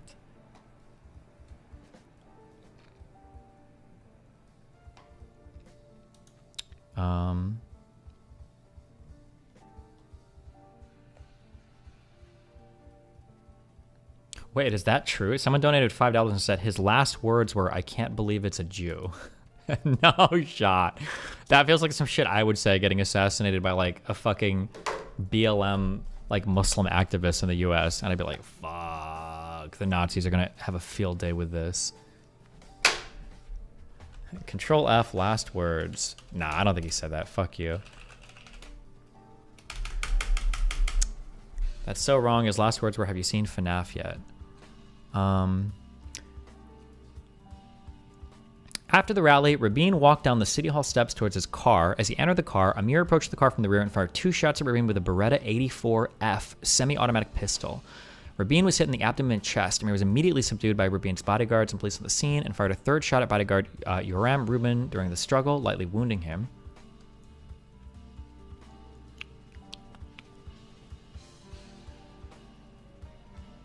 A short drive away, Damadi became disoriented by the hysteria of the shooting and the crowds that lined the streets, and as a result of lost his bearing. Rabin, who was bleeding heavily, was initially conscious and said that he thought he'd been hurt, but not too badly, before passing out. Damadi drove frantically trying to find the hospital, running red lights and swerving to avoid pedestrians.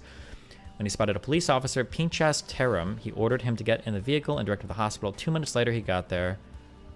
10 minutes after the shooting.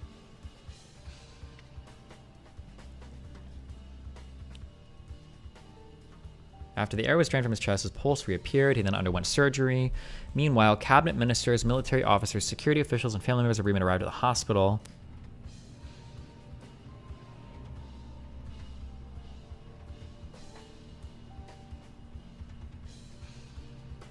Jeez. At one point, the doctors managed to briefly stabilize his vital signs, and after being informed, Khabir told a high-ranking defense ministry official to begin preparations for setting up a makeshift office at the hospital with telephones and fax lines to enable Rabin to continue his work as prime minister while recuperating. His condition rapidly deteriorated again. After his heart stopped, a surgeon carried out a cardiac massage in a last-ditch attempt to save him. Is cardiac massage where it's like open heart and they're like trying to like get your heart pumping like that, or...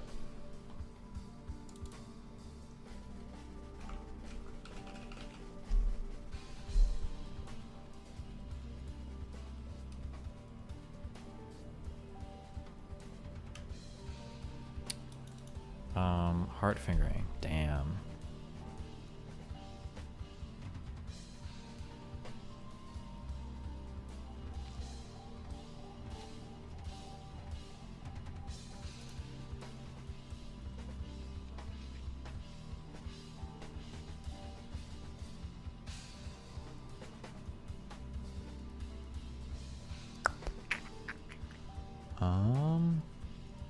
Okay, this okay, Shimon Peres, I remember this guy, okay, because he's been involved a lot in this like early Israeli history.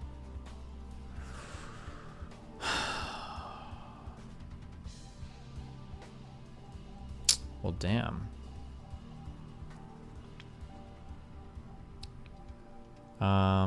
Well, okay. 96 to 2001. Netanyahu the first and Barak. Wait, is that the current Netanyahu, or is there a Netanyahu the second? Look, this is it. Okay. 1, 2, 3, 4, 5, 6. Okay. Like 7 pages left. Oh, 1 just means the first term. Oh, okay. Makes sense. Oh, yeah, because it's not like these guys are like the second before. Rabin's 2 and Peres 2. It's just the second term. True.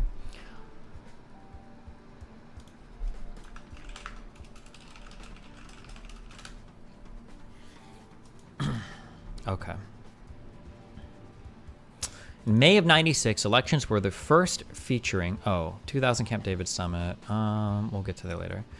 The May 96 elections were the first featuring direct election of the prime minister and resulted in a narrow election victory for Likud leader Benjamin Netanyahu. A spate of suicide bombings reinforced the Likud positions for security.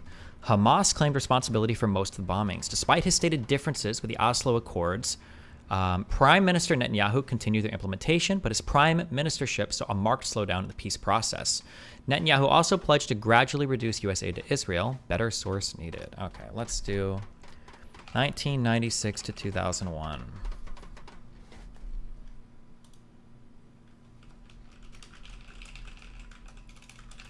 We have 30 minutes.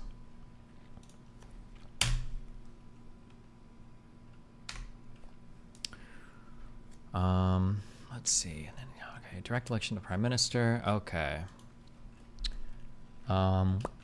Netanyahu continued the implementation of the Oslo Accords,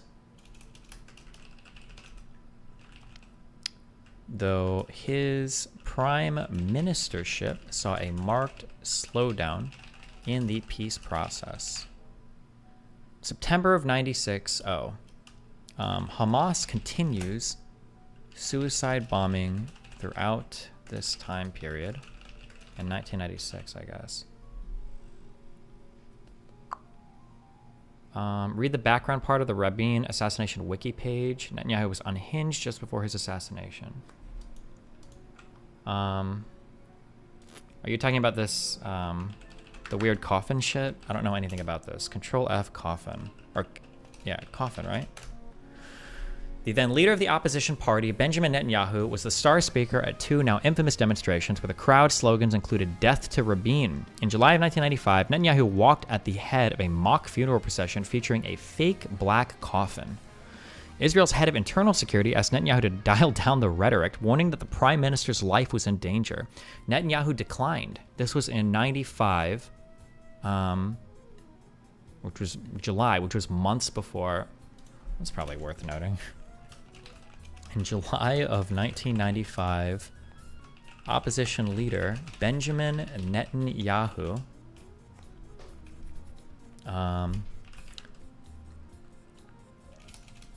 took part in 2 demonstrations where Netanyahu walked at the head of a mock funeral procession featuring a fake black coffin. Okay, I could just be not remembering or seeing things or whatever, but is Netanyahu like the first elected prime minister who doesn't seem to have like a significant military background or early involvement with Israel or early positions? I feel like I haven't seen him pop up almost anywhere from like the 40s, or I'm sorry, like the 20s to the 95 or whatever. I feel like I haven't heard of him almost ever. He was in the military, was he? I feel like he must not have been a high-ranking anybody, because I feel like I haven't seen him anywhere or involved in anything up to this point.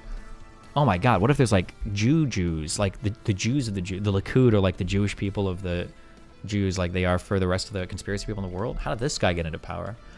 Let's see, okay, he was a chairman of the Likud party. He's the longest tenured prime minister in the country's history, having served for a total of over 16 years. He was the first prime minister to be born in Israel after its declaration of independence. Okay, kind of makes sense. Let's see. He came back to Israel in '67 to join the IDF. Born in Tel Aviv. He was raised in Jerusalem and for a time in Philadelphia. He became a team leader of the Sayeret Matkal Special Forces and took part in several missions, achieving the rank of captain before being honorably discharged. Oh, okay, some Special Forces stuff, but not like, but not actually like big positions in military or government. Became an economic consultant for. Okay, interesting. I feel like from 84 to 88, and he was a permanent representative of Israel to the United Nations, and he rose prominence for being elected as the chairman of the Likud. Shimon Peres, from the first Israeli prime minister elected directly by popular vote, and its youngest ever. Interesting. Gotcha. Okay. This is the beginning of the symbiotic dynamic between the Israeli right and the Palestinian right. Bibi was insecure about his lack of military experience. Look up his brother. I know his brother. Let's see if we can remember this. I think it was the Black September organization, which was started, I believe, as a result of the PLO being expelled in Jordan in the 70s. I think that was Black September in Jordan. The expulsion of those Palestinians led to the creation of the Black September organization that were involved in multiple terrorist attacks, and one of them was the hijacking of an Air France flight that landed in Sudan that I believe the Israeli special forces were involved in intervening and stopping, and I think there was one soldier killed in that, which I think was Benjamin Netanyahu's brother, right? I think I got most of those facts right, I think. Okay, right?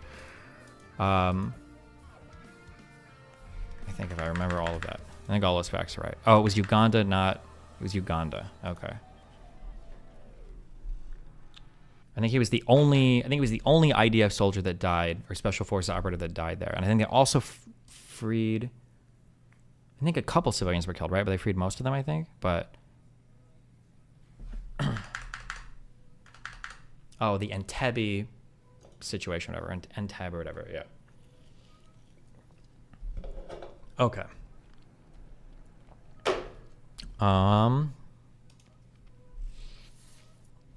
Let's see. Destiny, scroll down. Young Bibi was a Chad. It's not about him being a Chad or anything. I'm just saying that up to this point, if you've been like following the history, every single Israeli prime minister was like another like fucking like George Washington. It feels like to the Israeli people, like all of these people that are becoming prime minister had prominent roles in like the military, generals of leadership throughout the establishment of the country of Israel, and then through all of the early conflicts. And it feels to me like Netanyahu was the first one who didn't really have a prominent rank in anything. Like, again, up to this point in history, I haven't even heard of this guy. He's like a WH Omega lol, you know? Like a captain in the special forces, like, okay, sure. But also keep in mind that like we're getting to like the year 2000. A lot of these people involved in the 40s, 50s, 60s are getting old too, right? So, I mean, it's not... yeah, I was just curious. I'm sorry. I was curious why, especially I hadn't seen his name pop up yet. Okay, spate of suicide bombings, bullshit. Prime Minister Netanyahu continued the implementation. Okay, in September of '96, the Palestinian right broke out against the creation of an exit in the Western Wall tunnel. It's a tunnel exposing the Western Wall slightly north from where the traditional... Oh, okay.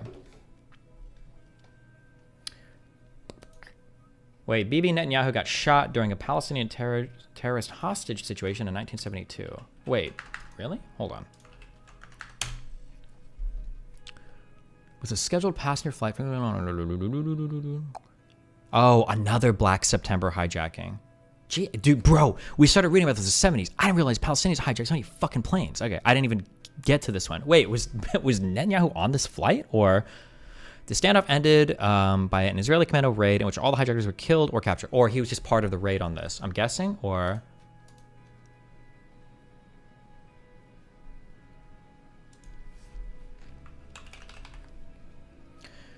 The rescue operation began. A team of 16 Sayeret Matkal commandos led by Ehud Barak and including Benjamin Netanyahu, both future Israeli prime ministers, approached the aircraft disguised as aircraft technicians in white overalls or coveralls.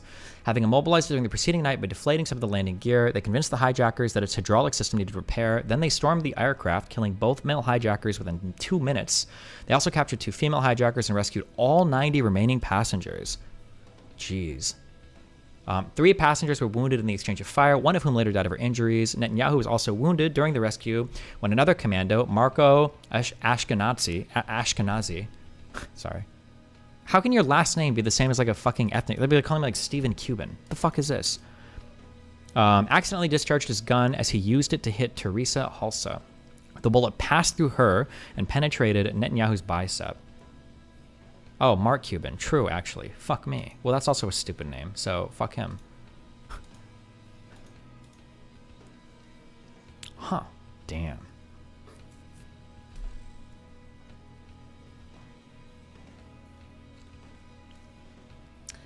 Okay. Okay. Okay.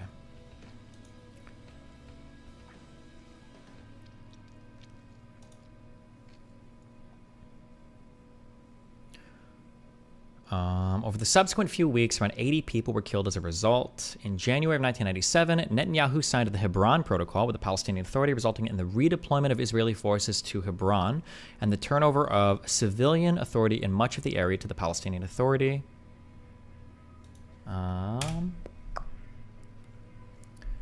Why does it say 80 people were killed as a result of the Western Wall tunnel? 80 Palestinians? 80 Israelis? Let's see. If 80 people were killed as a result of this type of action, my guess is going to be, I'm going to guess 2 Israeli civilians, 1 Israeli soldier, and 77 Palestinian things, whether it's soldiers or... That's my guess. Let's see. Wait, what the fuck is this, bro? Okay, fuck, hold on. I was way too off and generous, or a little bit unhinged. Sorry, okay. 59 Palestinians and 16 Israelis were killed, along with hundreds wounded. Okay, that's not as... Let's see. Okay, this is probably an important one.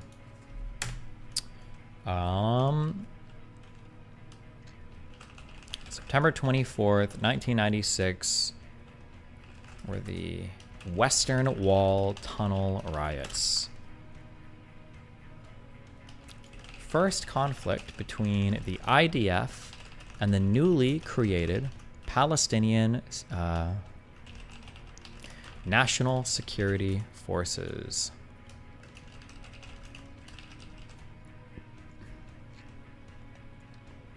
The protests and riots were initially contained within Jerusalem, but over the week spread to cities and towns across the West Bank and Gaza, resulting in 59 Palestinians. The protests overall resulted in the deaths of 59 Palestinians and 16 Israelis, along with hundreds more being wounded. The demonstration started in the morning of the 25th of December in Old Jerusalem, following the opening of a second entrance into the Western Wall Tunnel in the Via Dolorosa within the Muslim quarter of the city. Wait, that's only 75 deaths? Well, I'm sure there are a couple more somewhere. It said around 80 people were killed. Not 75, is it?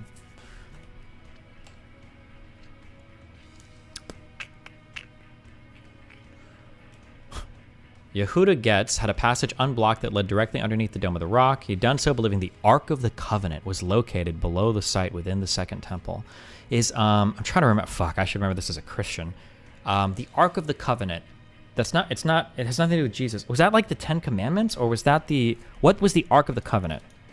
This is like supposedly, is it the 10 Commandments? Is an artifact believed to be the most sacred relic of the Israelites, which described as a wooden chest covered in pure gold with an elaborately designed lid called the Mercy Seal. It contained the 2 stone tablets of the 10 Commandments. Gotcha. I don't think there's any evidence that this actually exists, right? Well, of course not, because the 10 Commandments don't exist, because God didn't strike lightning on some fucking stone tablets. Okay. Sorry, I know that. Okay.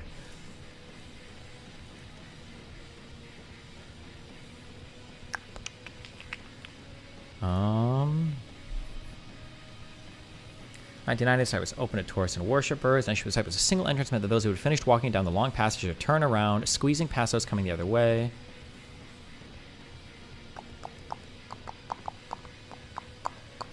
Both prime ministers, Yitzhak Rabin and Shimon Peres, refused to open the entrance, saying the benefits of tourism was being outweighed by the negative effects of the peace process.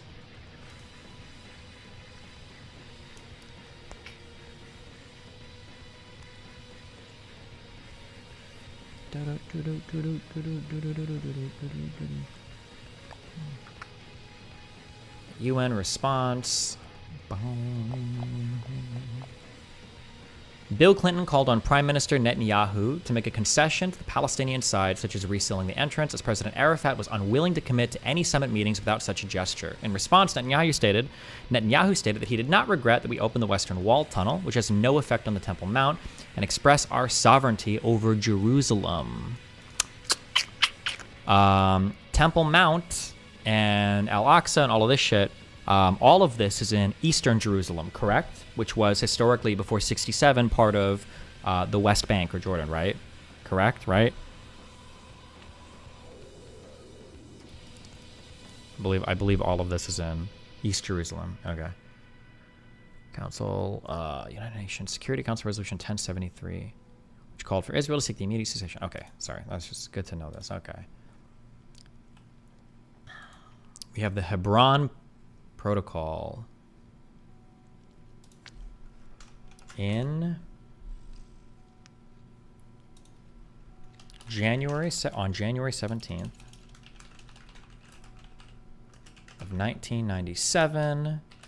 Netanyahu and Yasser Arafat signed the Hebron Protocol. Partial redeployment of Israeli military forces from Hebron in accordance with the 1995 interim agreement on the West Bank and Gaza Strip. Oslo 2.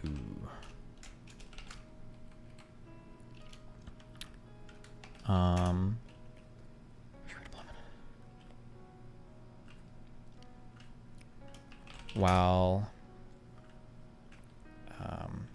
Area H1, about 80%, would come under Palestinian control. A large Palestinian majority still lives in both Area H1 and H2. The redeployment started. The protocol has never been ratified by either of the contracting parties. These maps are a fucking clusterfuck of autistic shit. Jesus Christ. I don't even know what the fuck I'm looking at here. Is this Jerusalem here? And this is the what? No, that doesn't even make sense. What the fuck am I looking at? What is this? Is this the Jordan over here on the east? JP, is this Jerusalem? No, that's Hebron. Oh, this whole thing is just the city of...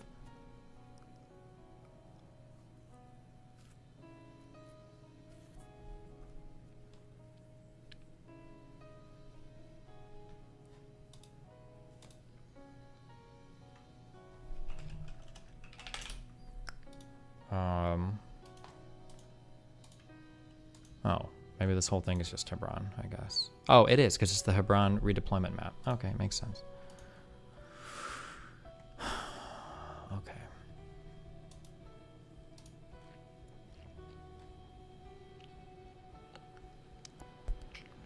Okay. In the election of July of 1999, Ehud Barak of the Labour Party became prime minister. His party was the largest in the Knesset with 26 seats. In September 1999, the Supreme Court of Israel ruled that the use of torture and interrogation of Palestinian prisoners was illegal. On March 21st of the year 2000, Pope John Paul II arrived in Israel for a historic visit. Holy shit, and deep into enemy territory. On the 25th of May 2000, Israeli unilaterally withdrew its remaining forces from the security zone in southern Lebanon. Okay, that's a pretty big deal, I think. On May 25th, 2000, Israel unilaterally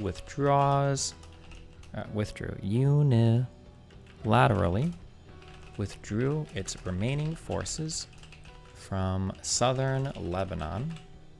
Several thousand members of the South Lebanon Army and their families left with the Israelis.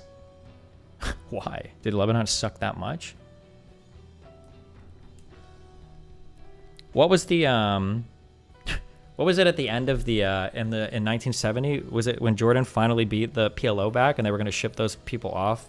That some of the surrendering Palestinians like went to cuck out to Israel as opposed to cucking out to like the actual Hussein dude. I think that was after. I think that was in 1970. I think. This is interesting to see who goes where. South Lebanon Army, the South Lebanon Army. The families left with the Israelis. De facto was a Christian-dominated militia in Lebanon. It was founded by Lebanese military officer Sayyid Haddad in 1970s amidst the Lebanese civil war. Okay, I'm not going to understand any of this without actually doing the whole like Lebanese civil war bullshit. It's Lebanese, right? That's the term, right? Lebanese. I'm not like making that up, right? I think so. Lebanon claims that Israel continued to occupy its Lebanese territory called Sheba's Farms. However, this area was governed by Syria until 1967 when Israel took control. The Sheba's Farms provided Hezbollah with a pretext to maintain warfare with Israel. The Lebanese government, in contravention of the UN Security Council resolution, did not assert sovereignty in the area, which came under Hezbollah control. Probably should note this. Hezbollah retained control of the Sheba farms in southern Lebanon.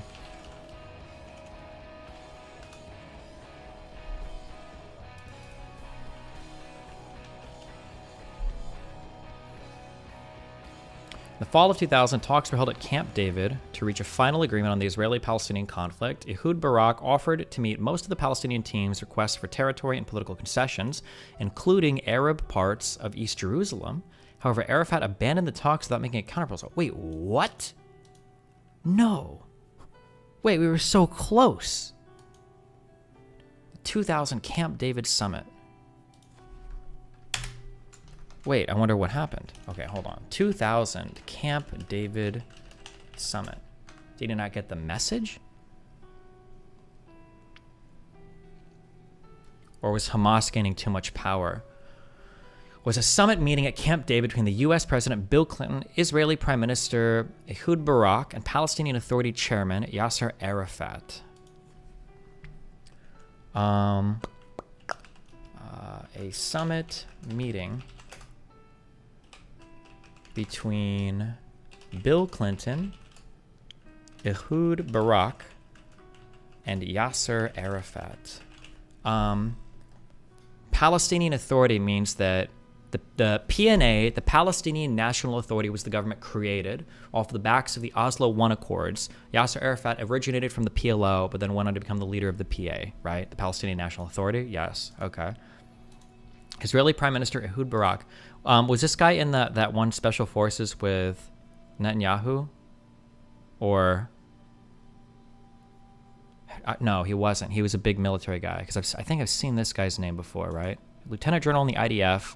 Barak shares with two others the honor of being the most highly decorated soldier in Israel's history. Maybe, okay. Okay. So it ended without an agreement, and it's fair to say one of the main triggers of the Second Intifada. Reports of the outcome of the summit have been described as illustrating the Rashomon effect, Rashomon, in which the multiple witnesses give contradictory and self-serving interpretations.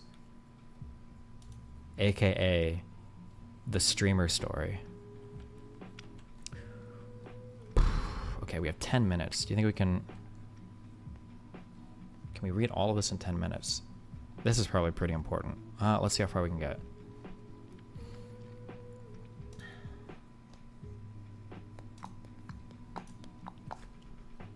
Barak is the dude who did the special ops in Beirut, where he dressed as a woman and killed PLO dudes in a building with an Uzi. Oh, gotcha. Okay.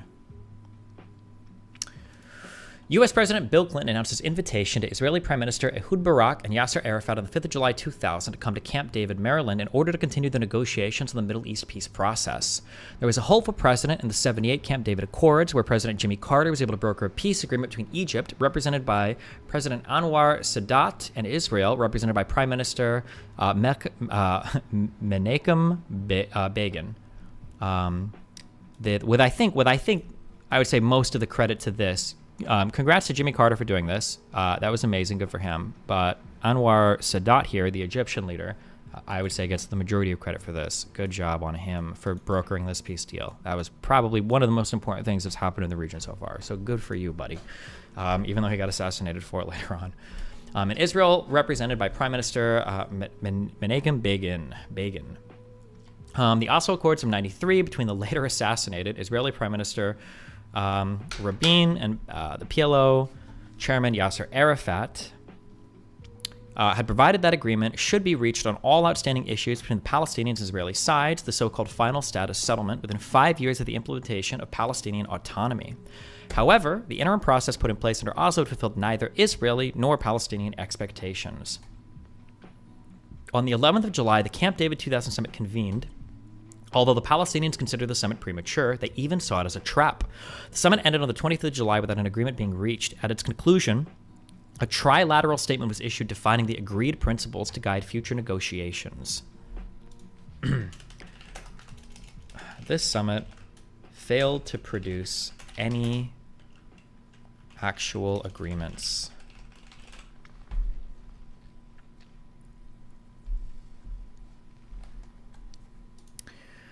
The negotiations were based on an all-or-nothing approach, such that nothing was considered agreed and binding until everything was agreed.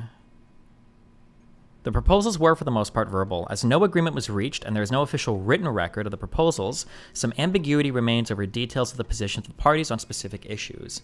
The talks ultimately failed to reach agreements on the final status issues: territorial contiguity? Contiguity? Is that like contiguity? Is that a word? Like a contiguous territory? That's what that means, right? Jerusalem and the Temple Mount, refugees and the Palestinian right of return, security arrangements, and settlements.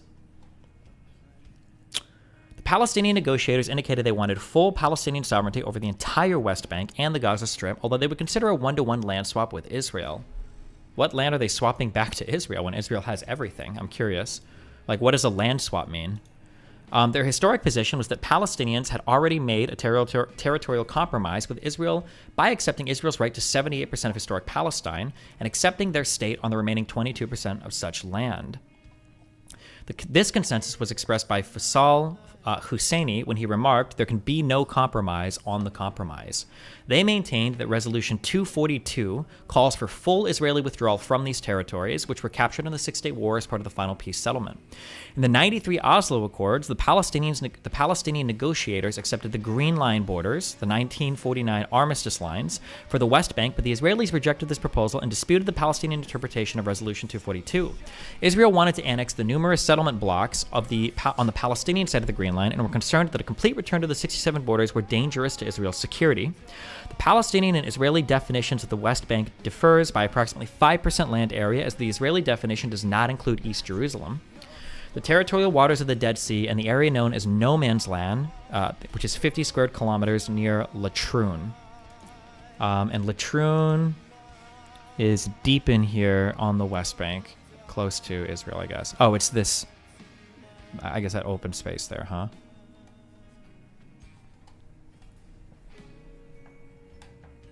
Land swap means that the settlers can stay where they are, but Israel will give the Palestinians land from within Israel in return. Oh, okay. Gotcha.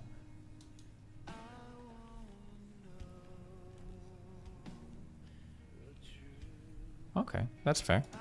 Based on the Israeli definition of the West Bank, Barak offered to form a Palestinian state initially on 73% of the West Bank, that is 27% less than the Green Line borders, and 100% of the Gaza Strip. In 10 to 25 years, the Palestinian state would expand to a maximum of 92% of the West Bank, 91% of the West Bank, and 1% from a land swap. From the Palestinian perspective, this equated to an offer of a Palestinian state on a maximum of 86% of the West Bank. That's a hard bargain, but I mean, according to Robert Wright, Israel would only keep the settlements with large populations.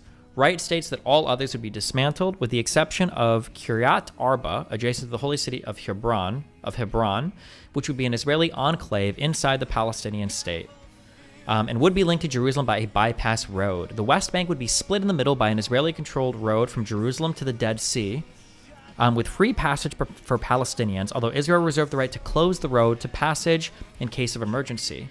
In return, Israel would allow the Palestinians use of a highway in the Negev to connect the West Bank with Gaza. Wright states that in the Israeli proposal, the West Bank and Gaza Strip would be linked by an elevated highway and an elevated railroad running through the Negev, ensuring safe and free passage for Palestinians. These would be under the sovereignty of Israel, and Israel reserved the right to close them to passage in case of emergency. I wonder if was it just like completely unbelievable at this point that we could have like internationally administered territories? Like in the original 97 partition, you had Jerusalem being controlled by, I don't remember what it was called exactly, but it was some kind of like joint, like a UN venture or some shit thing. Is this just like completely off the table? Israel would retain around 9% of the West Bank in exchange for 1% of land within the Green Line. The land that would be conceded included symbolic and cultural territories, such as the Al-Aqsa Mosque, whereas the Israeli land conceded was unspecified. Additional to territorial concessions, Palestinian airspace would be controlled by Israel under Barak's offer. The Palestinians rejected the Halutza Sand region alongside the Gaza Strip as part of the land swap on the basis that it was of inferior quality to that which they would have to give up in the West Bank. Let's see. Israel was offering in 10 to 25 years. This is when both Kosovo and Cambodia are literally governed by the UN, even if temporarily. Cambodia, especially, look up UNTAC, was unprecedented. Let's see, Israel's offering in 10 to 25 years. What do we have? 91% of the West Bank, of the current West Bank, along with a 1% land swap from the Negev. Yick.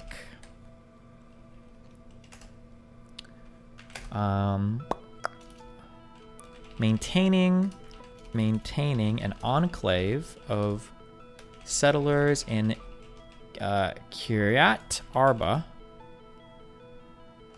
near Hebron, linked with a bypass road. The West Bank would be split by an Israeli-controlled road from Jerusalem to the Dead Sea, with free passage for Palestinians, with Israeli right to road closure.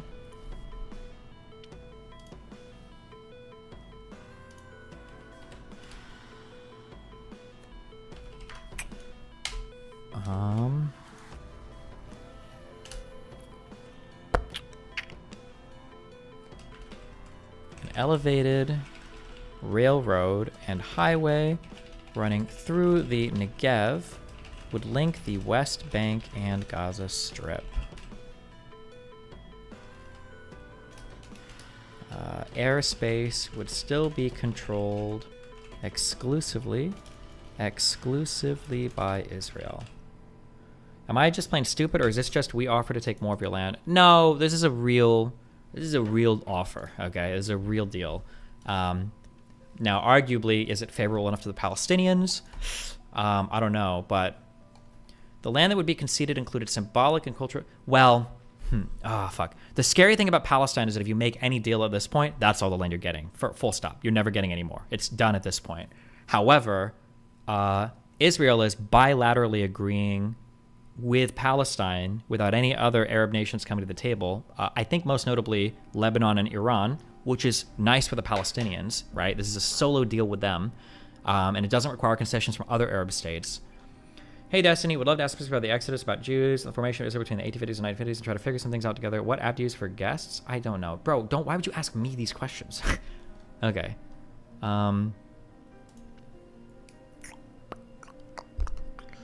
Let's see. In the proposed Palestinian state, Gaza Strip would be discontinuous from the West Bank. The degree to which the West Bank itself would be discontiguous is disputed. Noam Chomsky writes that the West Bank would have been divided into 3 cantons, and Palestinian East Jerusalem would have constituted the 4th canton. All 4 cantons would be separated from one another by Israeli territory. Other sources also said that the proposed West Bank would be divided into 3 cantons. By contrast, Ehud Barak said the West Bank would only be divided by a wedge of Israeli territory stretching from Ma'ale Adumim to the Jordan River, but it would be otherwise continuous. The Palestinians reacted strongly negatively to the proposed cantonization of the West Bank into 3 blocks, which the Palestinians delegated likened to South African Bantustans, a loaded word that was disputed by the Israeli and American negotiators. Settlement blocks, bypassed roads, and annexed lands would create barriers between Nablus and Jenin with Ramallah. The Ramallah block would in turn be divided from Bethlehem and Hebron. A separate and smaller block would contain Jericho. Further, the border between West Bank and Jordan would additionally be under Israeli control. The border between West Bank and Jordan, the Palestinian Authority would receive pockets of East Jerusalem, which would be surrounded entirely by annexed lands in the West Bank. Okay, hold on. So this annexation here, or the return of 92% of the West Bank, is still like an autism map where you're like drawing like these weird things around existing settlements, right? Fuck. Okay, yeah. It's still an autism map. Not okay.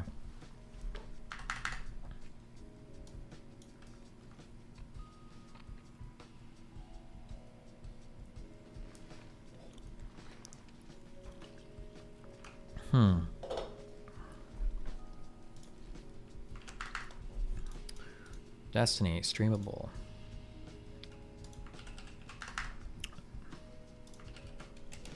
Same people. Are you going after this until DebateCon? No. I think I'm streaming tomorrow's Thursday, and I'm streaming Friday, and then hopefully I'm streaming some of Saturday. Are seen with Nick Fuentes, with Donald Trump with Stephen Bannon, and you know what? Same people who are seen with Nick Fuentes, with Stephen Bannon, and you know what? Same Stephen Bunnell, that's what he said.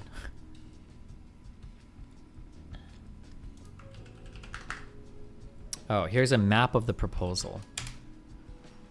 Oh, although to be fair, this map is just made off of notes, right? Because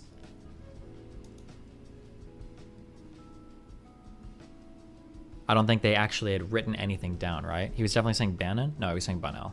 That guy knows me. We fight on Twitter all the time. No maps of offers were published. Various claims were made about what was offered. Palestinian sources published maps that supposedly showed that Israel had offered non-contiguous Bantustans with U.S. approval. Israelis claimed that PM Barak had made a generous offer. In his book, Missing Peace, the inside story for the fight for Middle East peace, for our U.S. negotiator Dennis Ross published maps that support the Israeli version. Palestinian characterization of the final proposal at Camp David. Oh, okay. This was what the Palestinians proposed. This is already not quite as horrible as what I've seen, like that Trump peace plan. If this was the actual Camp David proposal, oof, damn. Blocks and Israeli border security.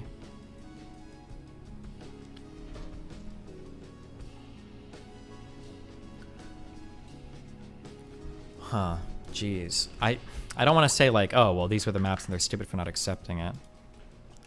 A U.S.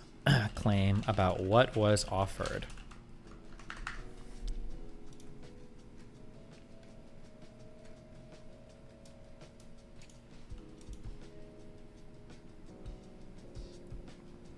Great report about failed peace deal in 2000 with a Saudi view. They agree that the PLO fucked up.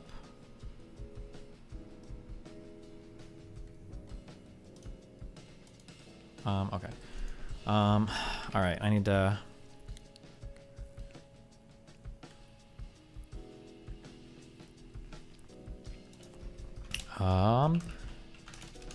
Palestinians claim they were offered Bantustans. Loaded word coming from South Africa. South African apartheid divisions? I imagine that's what that's probably from, without looking it up.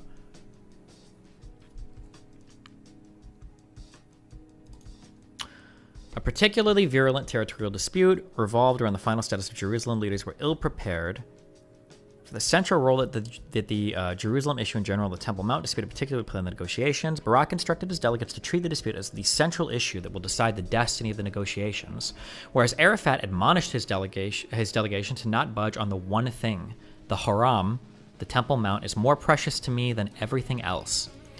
At the opening of Camp... how stupid. When did this happen? At the opening of Camp David, Barak warned the Americans that he could not accept giving the Palestinians more than a purely symbolic sovereignty over any part of East Jerusalem.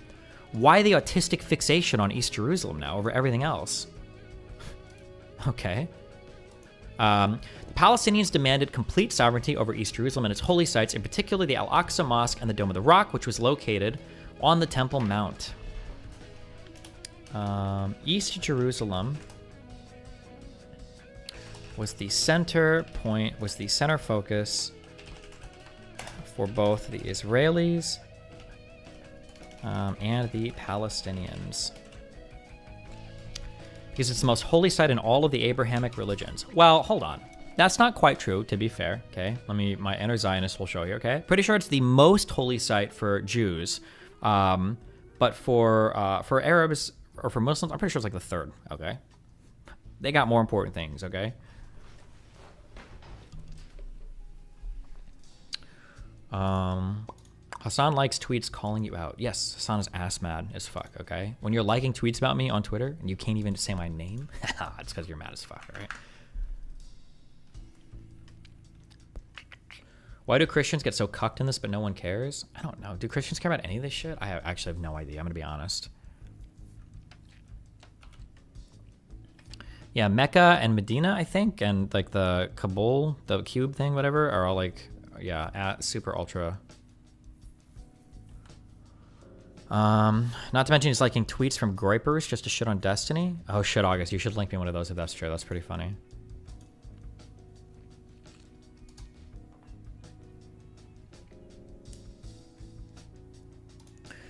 Palestinians demanded complete sovereignty over East Jerusalem, its holy sites, in particular the Al-Aqsa Mosque site only, and the dismantling of all Israeli neighborhoods built over the Green Line. The Palestinian position, according to Mahmoud Abbas.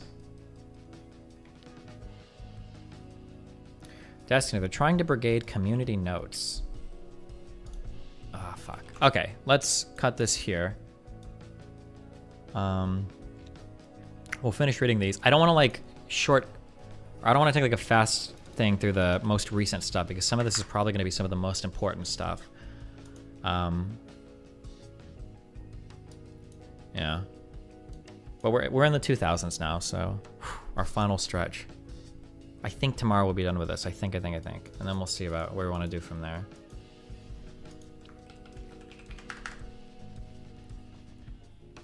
The Temple Mount and the Dome of the Rock are fetishized and obsessed over by both religious Jews and fundamentalist Christians in the United States. They regularly donate to settlement funds and even do wacky shit like funding research for perfect red heifers. They want to bring about the rapture by leveling the Dome of the Rock and rebuilding the third temple. Okay, maybe, but I'm sure they raise way more money from Zionists than they do from like Jewish Zionists than Christians who give a fuck about that. That'd be my guess.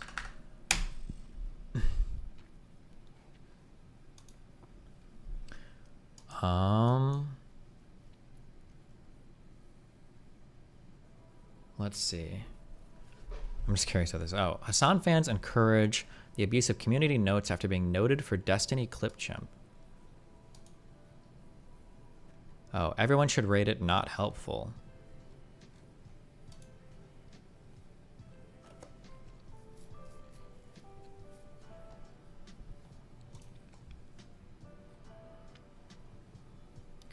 The note is gone now, and YouTube just replied to one of his out of context tweets. Oh, geez. Wait, did they actually delete the note?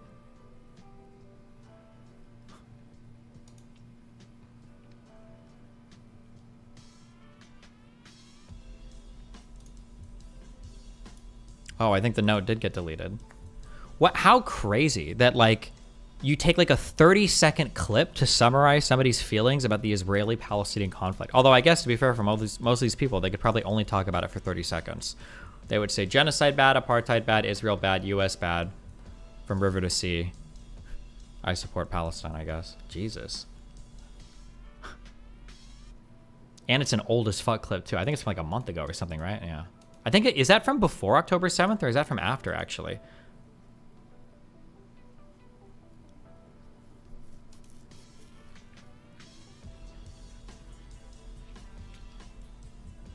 It's from a month before. Nice.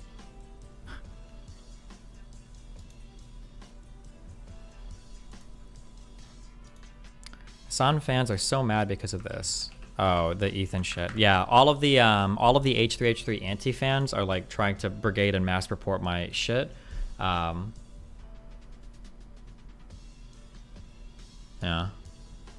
At Destiny, you have a take to be fair. You just said I support genocide and is a month ago, now old as fuck. Bro, you have an optics issue. I have an optics issue for fucking retards, okay? You can watch anything I've said on this or you can engage with any level of what I've said on this. If you're going to go for hunting for clips for like fucking through like game shows and shit that I'm doing to try to figure out my position on this, like you can argue that I have a quote unquote optics issue the same way that Palestinians have an issue that their bodies are... Hold on, I almost made an unhinged comment, okay? I have an optics issue in that I won't survive people that are trying to dig for 30-second clips about my opinions on this issue, okay? To pretend that, like I've made, like, a massively huge blunder into myself is fucking bullshit. Fuck you. That's retarded, okay? This support of people that do this, like, aggressive clip hunting and, like, bad faith clip changing is fucking stupid, okay? You're just mad because Hassan unironically supports Hamas terrorism and unironically is making the justification for settler babies, and that's when he was given a full 2-hour podcast to flesh out his opinion on this, okay? So, no, my 30-second joke statements that I make on some game shows are not real political analysis, and you treat it as such. You don't deserve to have any opinions on any of these issues anyway, okay? What a dumb fucking statement to make. Jesus. Okay. All right. I love you guys. I can't find it. Wait, what was this clip? Did we watch this? I don't remember. But anyway, he basically says, someone said, hey, I don't think Israel bombed the hospitals, according to the evidence. Something like really mild. And he freaks the fuck out. And he goes, you're a genocidal freak. And then people say the same fucking thing to me from his fan base. Ooh. And we're acting like surprised, like we don't know where they fucking learned that from. Oof. Like, I learned it from you, Dad. Ooh. Remember that? So, you know, we're friends, but at the same time, I think his coverage in some of these cases has been... Wait, hold on. Is Lonerbox live or am I about to ban a whole bunch of people? Hold on. Does he have another channel?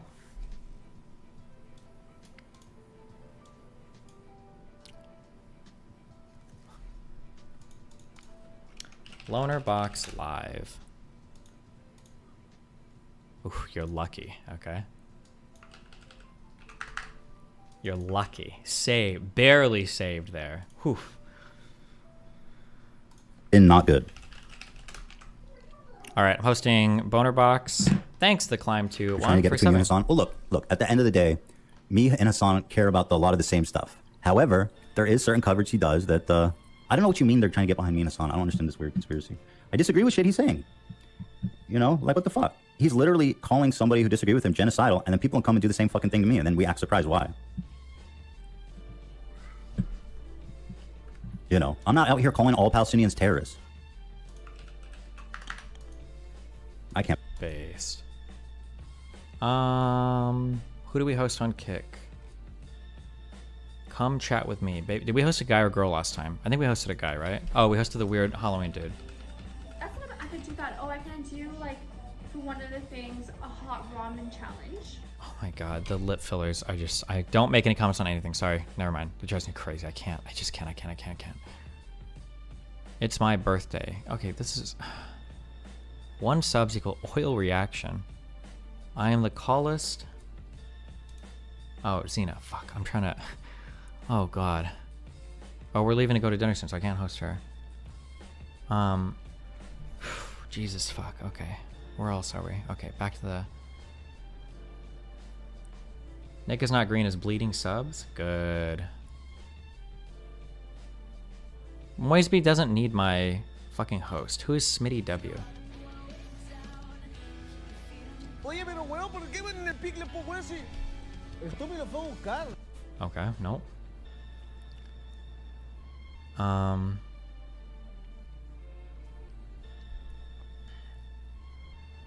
Let's talk about it. Man. Kick's #1 streaming studio in the world. I'm tired already. Gotta go. I'll see you guys tomorrow. Oh shit, that guy's gonna be mad when his fans link him this clip.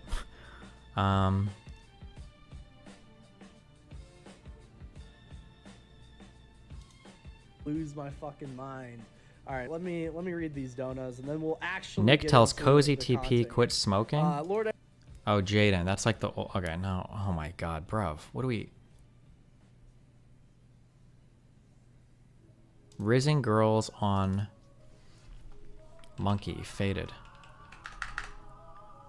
Host IRI on Kick. Is he streaming? Oh, okay. Boom, I'll host him on Kick. Okay, good job. All right, I love you guys. It's been fun. I'll be back tomorrow, and hopefully we're mostly done with Israel's broad history, the skeleton of it at least. I love you guys. It's been fun. Ruby on cappuccino, pappuccino, cappuccino, cappuccino, cappuccino, cappuccino, cappuccino, my dude news. I will catch you guys next. Drew Perino.